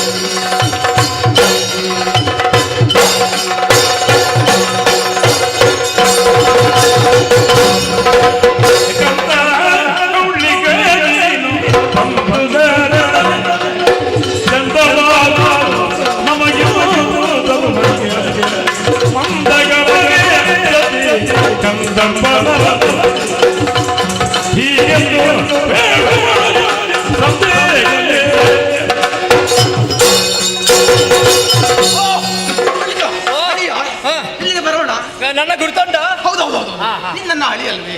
ನಿನ್ನ ಮರಣವನ್ನು ನೋಡುವಾಗ ಸಂತೋಷವಾಯಿತು. ಹೌದು, ಆದ್ರೆ ಈ ಹೊತ್ತಿಗೆ ನೀನು ಬರ್ಬೇಕಾದ್ದೆ. ಏನು ತಣ್ಣೀರು ತೋರಣ ಎಲ್ಲ ಕಟ್ಟಿದ್ದಾರೆ, ಎಂತದ್ದು ಕತೆ ಎಂತದ್ದು? ವಿಚಾರ ಗೊತ್ತಿಲ್ವೇ? ಇಲ್ಲ. ನನ್ನ ಮಗಳಂತ ಅತಿದ್ದಲ್ಲ. ಹೌದು. ಹಾಗೆ ಮದುವೆಗೆ ನನಗೆ ಹೇಳಲಿಕ್ಕಿಲ್ವಾ? ಅಲ್ಲ, ಏನೋ ಮರೆತೋಯ್ತು. ಮರೆತು ಹೋಯ್ತು. ಒಂದು ಪ್ರಮುಖರನ್ನು ಮರೆಯುವ ಕ್ರಮ ಉಂಟಾ? ಅಲ್ಲ, ಅಂದ್ರೆ ವಯಸ್ಸಾಯ್ತಲ್ಲ ಈಗ. ಅದನ್ನು ಹೇಳು. ಹೌದೌದು. ಹಾಗೆ ಈಗ ನೀನು ಬಂದಿಯಲ್ವಾ? ಹೌದು. ಎಲ್ಲ ಬರಬಾರ್ದಿತ್ತು. ಅಲ್ಲ, ಈಗ ಬಂದಿದೆಯಲ್ಲ, ಇಲ್ಲೆಲ್ಲ ನಿನ್ನ ತಲೆಗೆ ಹಾಕುದು. ಏ ಮಾವ,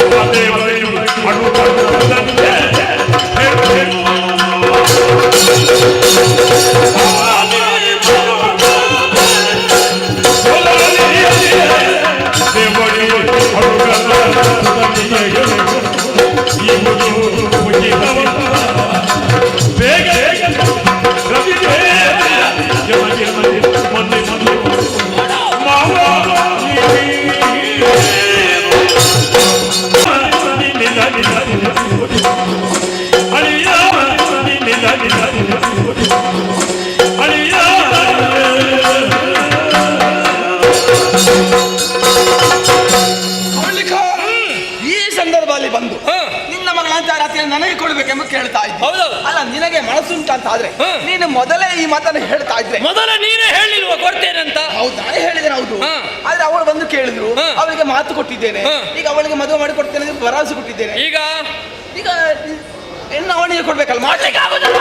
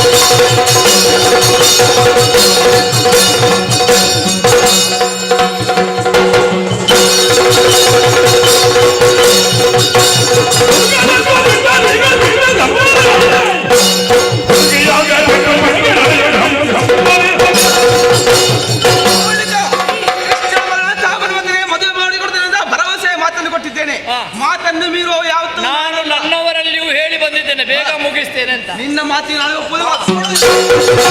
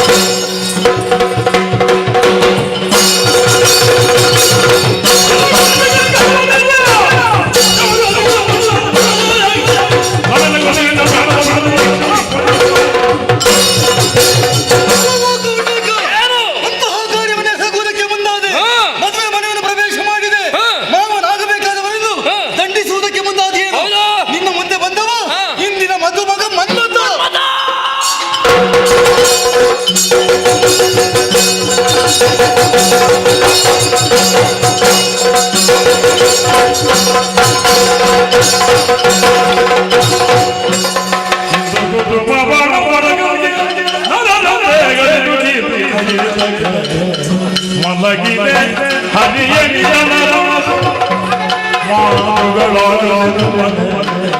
ನೀತಿಯ ನಿನಗಿದು ಮಗನೇ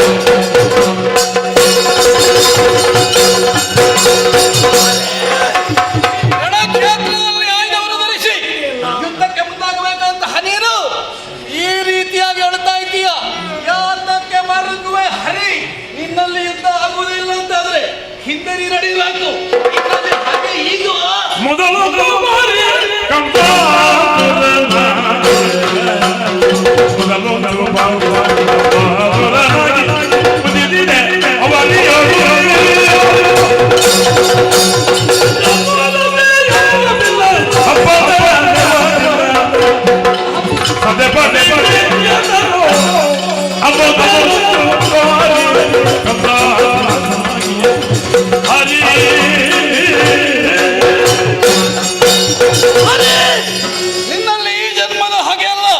ಮೊದಲೊಂದು ಬಾರಿ ಕಂಸನಾಗಿ ನಾ ಹುಟ್ಟಿದ ಕಾಲಕ್ಕೆ ಬಿಲ್ಲ ಹಬ್ಬದ ನಗರದಲ್ಲಿ ಕೊಂದವ ನೀನು. ಅಷ್ಟೇ ಅಲ್ಲ, ಆ ಬಳಿಕ ಅಭಿಮನ್ಯುವಾಗಿ ಹುಟ್ಟಿದ ಕಾಲಕ್ಕೆ ಚಕ್ರವ್ಯೂಹ ಎನ್ನುವಂತಹ ಕೋಟೆಯನ್ನು ಬಲಿದು ಮೋಸದಿಂದ ಕೊಲ್ಲಿಸಿದೆ. ಈಗ ಬಂದವರಿದ್ದೇನೆ ಕೌಡ್ಲಿಕ್ಕ, ಕೊಲ್ಲುವ ಬಟ್ಟ ಹೌದು ಅಂತಾದ್ರೆ ಬಾ ಬಾ ಬಾ.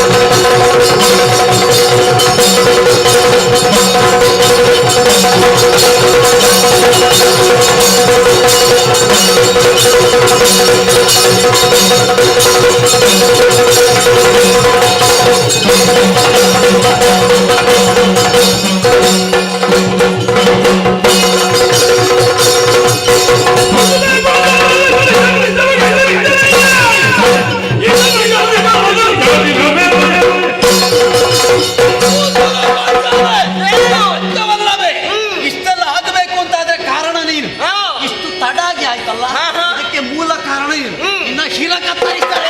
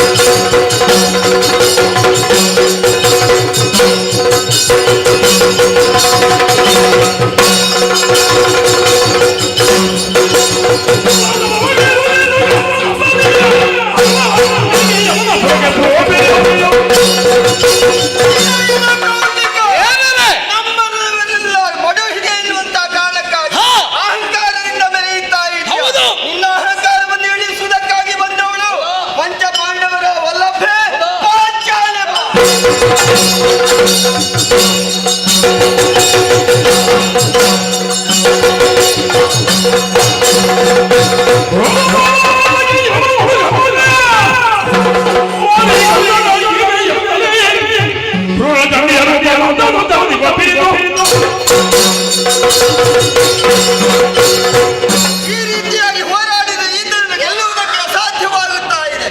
ಆದ್ದರಿಂದಲೇ ಘೋರ ಚಂಡಿಕೆಯ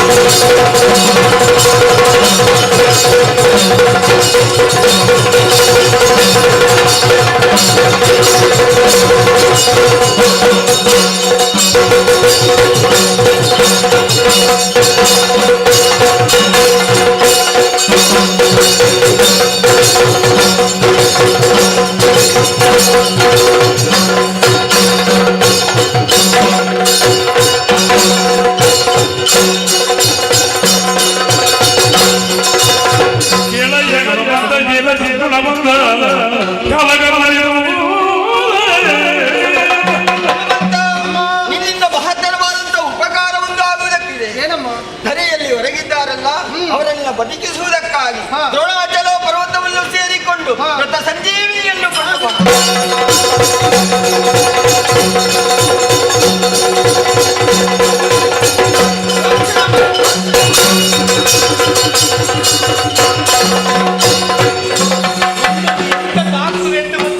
ನನಗೆ ಏನಾಗಿದೆ ಅಂತ ಇಲ್ಲಿ ಗೊತ್ತಾಗಲಿಲ್ಲ. ಯುದ್ಧದಲ್ಲಿ ಸೋತ ಗೊತ್ತುಂಟು, ಮತ್ತೆ ಇದೆಂತದ್ದೆಲ್ಲ ಆಯ್ತು ನನಗೆ ಗೊತ್ತಿಲ್ಲ ಅಣ್ಣ. ಅಣ್ಣ ನಾನು ಮಾಡಿದ್ದೇನೆ ಅನ್ನುವಂತ ಅಹಂಕಾರ ಆಡಂಬರ ನನ್ನಲ್ಲಿಲ್ಲ. ಹೀಗೆ ಯಾಕಾಯಿ ಅನ್ನುವುದು ಅರ್ಥವಾಗುತ್ತಾ ಇಲ್ವಲ್ಲ? ಹೌದಾ? ಆದ್ರೆ ಹೆಂಡತಿ ಕೊಟ್ಟಂತ ಸಮಯಕ್ಕೆ ಅಂದ್ರೆ ಬೆಳಗಾಗು 8ನೇ ದಿನ ಬೆಳಗಾಗುದೊಳಗೆ ಮದುವೆ ಮಾಡ್ತೇನೆ ಅಂತ ಹೇಳಿದ್ದಾನೆ. ಇದು ಮದುವೆ ಒಂದು ಆದಷ್ಟು ಬೇಗ. ಹೌದು, ನಿನ್ನ 8ರ ಗಂಟು ಬಿಡುವುದೇ ಇಲ್ಲ, ಹಾಗೆಯೇ ಬೇಕು. ಎಲ್ಲಿದ್ದಾರೆ ಕುಡಿ ಕುಡಿ ಕೊಡಿ.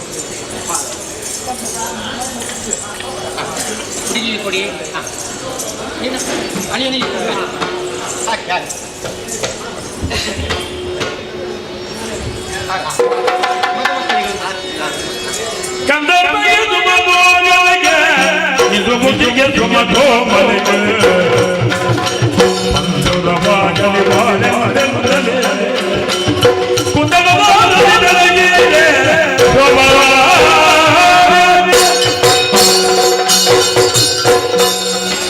ದ್ರೌಪದಿ, ಅಂತೂ ಆಡಿದ ಮಾತಿನಂತೆ ಮಂಗಳ ಕಾರ್ಯವನ್ನು ನಡೆದು ಹೋಯಿತು. ಈ ಮಂಗಳ ಕಾರ್ಯದ ಕ್ಷಣಗಣನೆಯಲ್ಲೇ ಇದ್ದವರು ನಾವಿದ್ದೇವೆ. ಅದೇ ರೀತಿಯಲ್ಲಿ ಸಂತೋಷದ ಒಂದು ಕಾರ್ಯಕ್ರಮ ವಿಶೇಷವಾಗಿ ನಡೆದಿದೆ. ಶ್ರೀಕೃಷ್ಣ ಜನ್ಮಾಷ್ಟಮಿ ದಿನದಂದು ಶ್ರೀಕೃಷ್ಣನ ಲೀಲಾ ಮಹಿಮೆಗಳನ್ನು ಆಡಿ ತೋರಿಸುವಂತಹ ಈ ಪುಣ್ಯ ಪೌರಾಣಿಕ ಕಥಾಭಾಗವನ್ನು ಆಡಿದಂತಹ ನಮಗೂ, ಭಕ್ತಿ ಶ್ರದ್ಧೆಗಳಿಂದ ನೋಡಿದವರಿಗೂ ಕೇಳಿದವರಿಗೂ, ನಾವು ನಂಬಿಕೊಂಡು ಬರುವಂತಹ ಕಲಾಮಾತಿ ದುರ್ಗಾ ಪರಮೇಶ್ವರಿ ಅಮ್ಮನವರು, ಮಹಾಗಣಪತಿ ದೇವರು ಆಯುಷ್ಯ ಆರೋಗ್ಯ ಸಕಲ ಸಂಪತ್ತನ್ನು ಅನುಗ್ರಹಿಸಲಿ ಅಂತ ಹೇಳಿ ಶ್ರೀದೇವಿಯಲ್ಲಿ ಪ್ರಾರ್ಥಿಸುತ್ತಾ ಕಥೆಗೆ ಮಂಗಳವನ್ನು ಓಡೋಣ.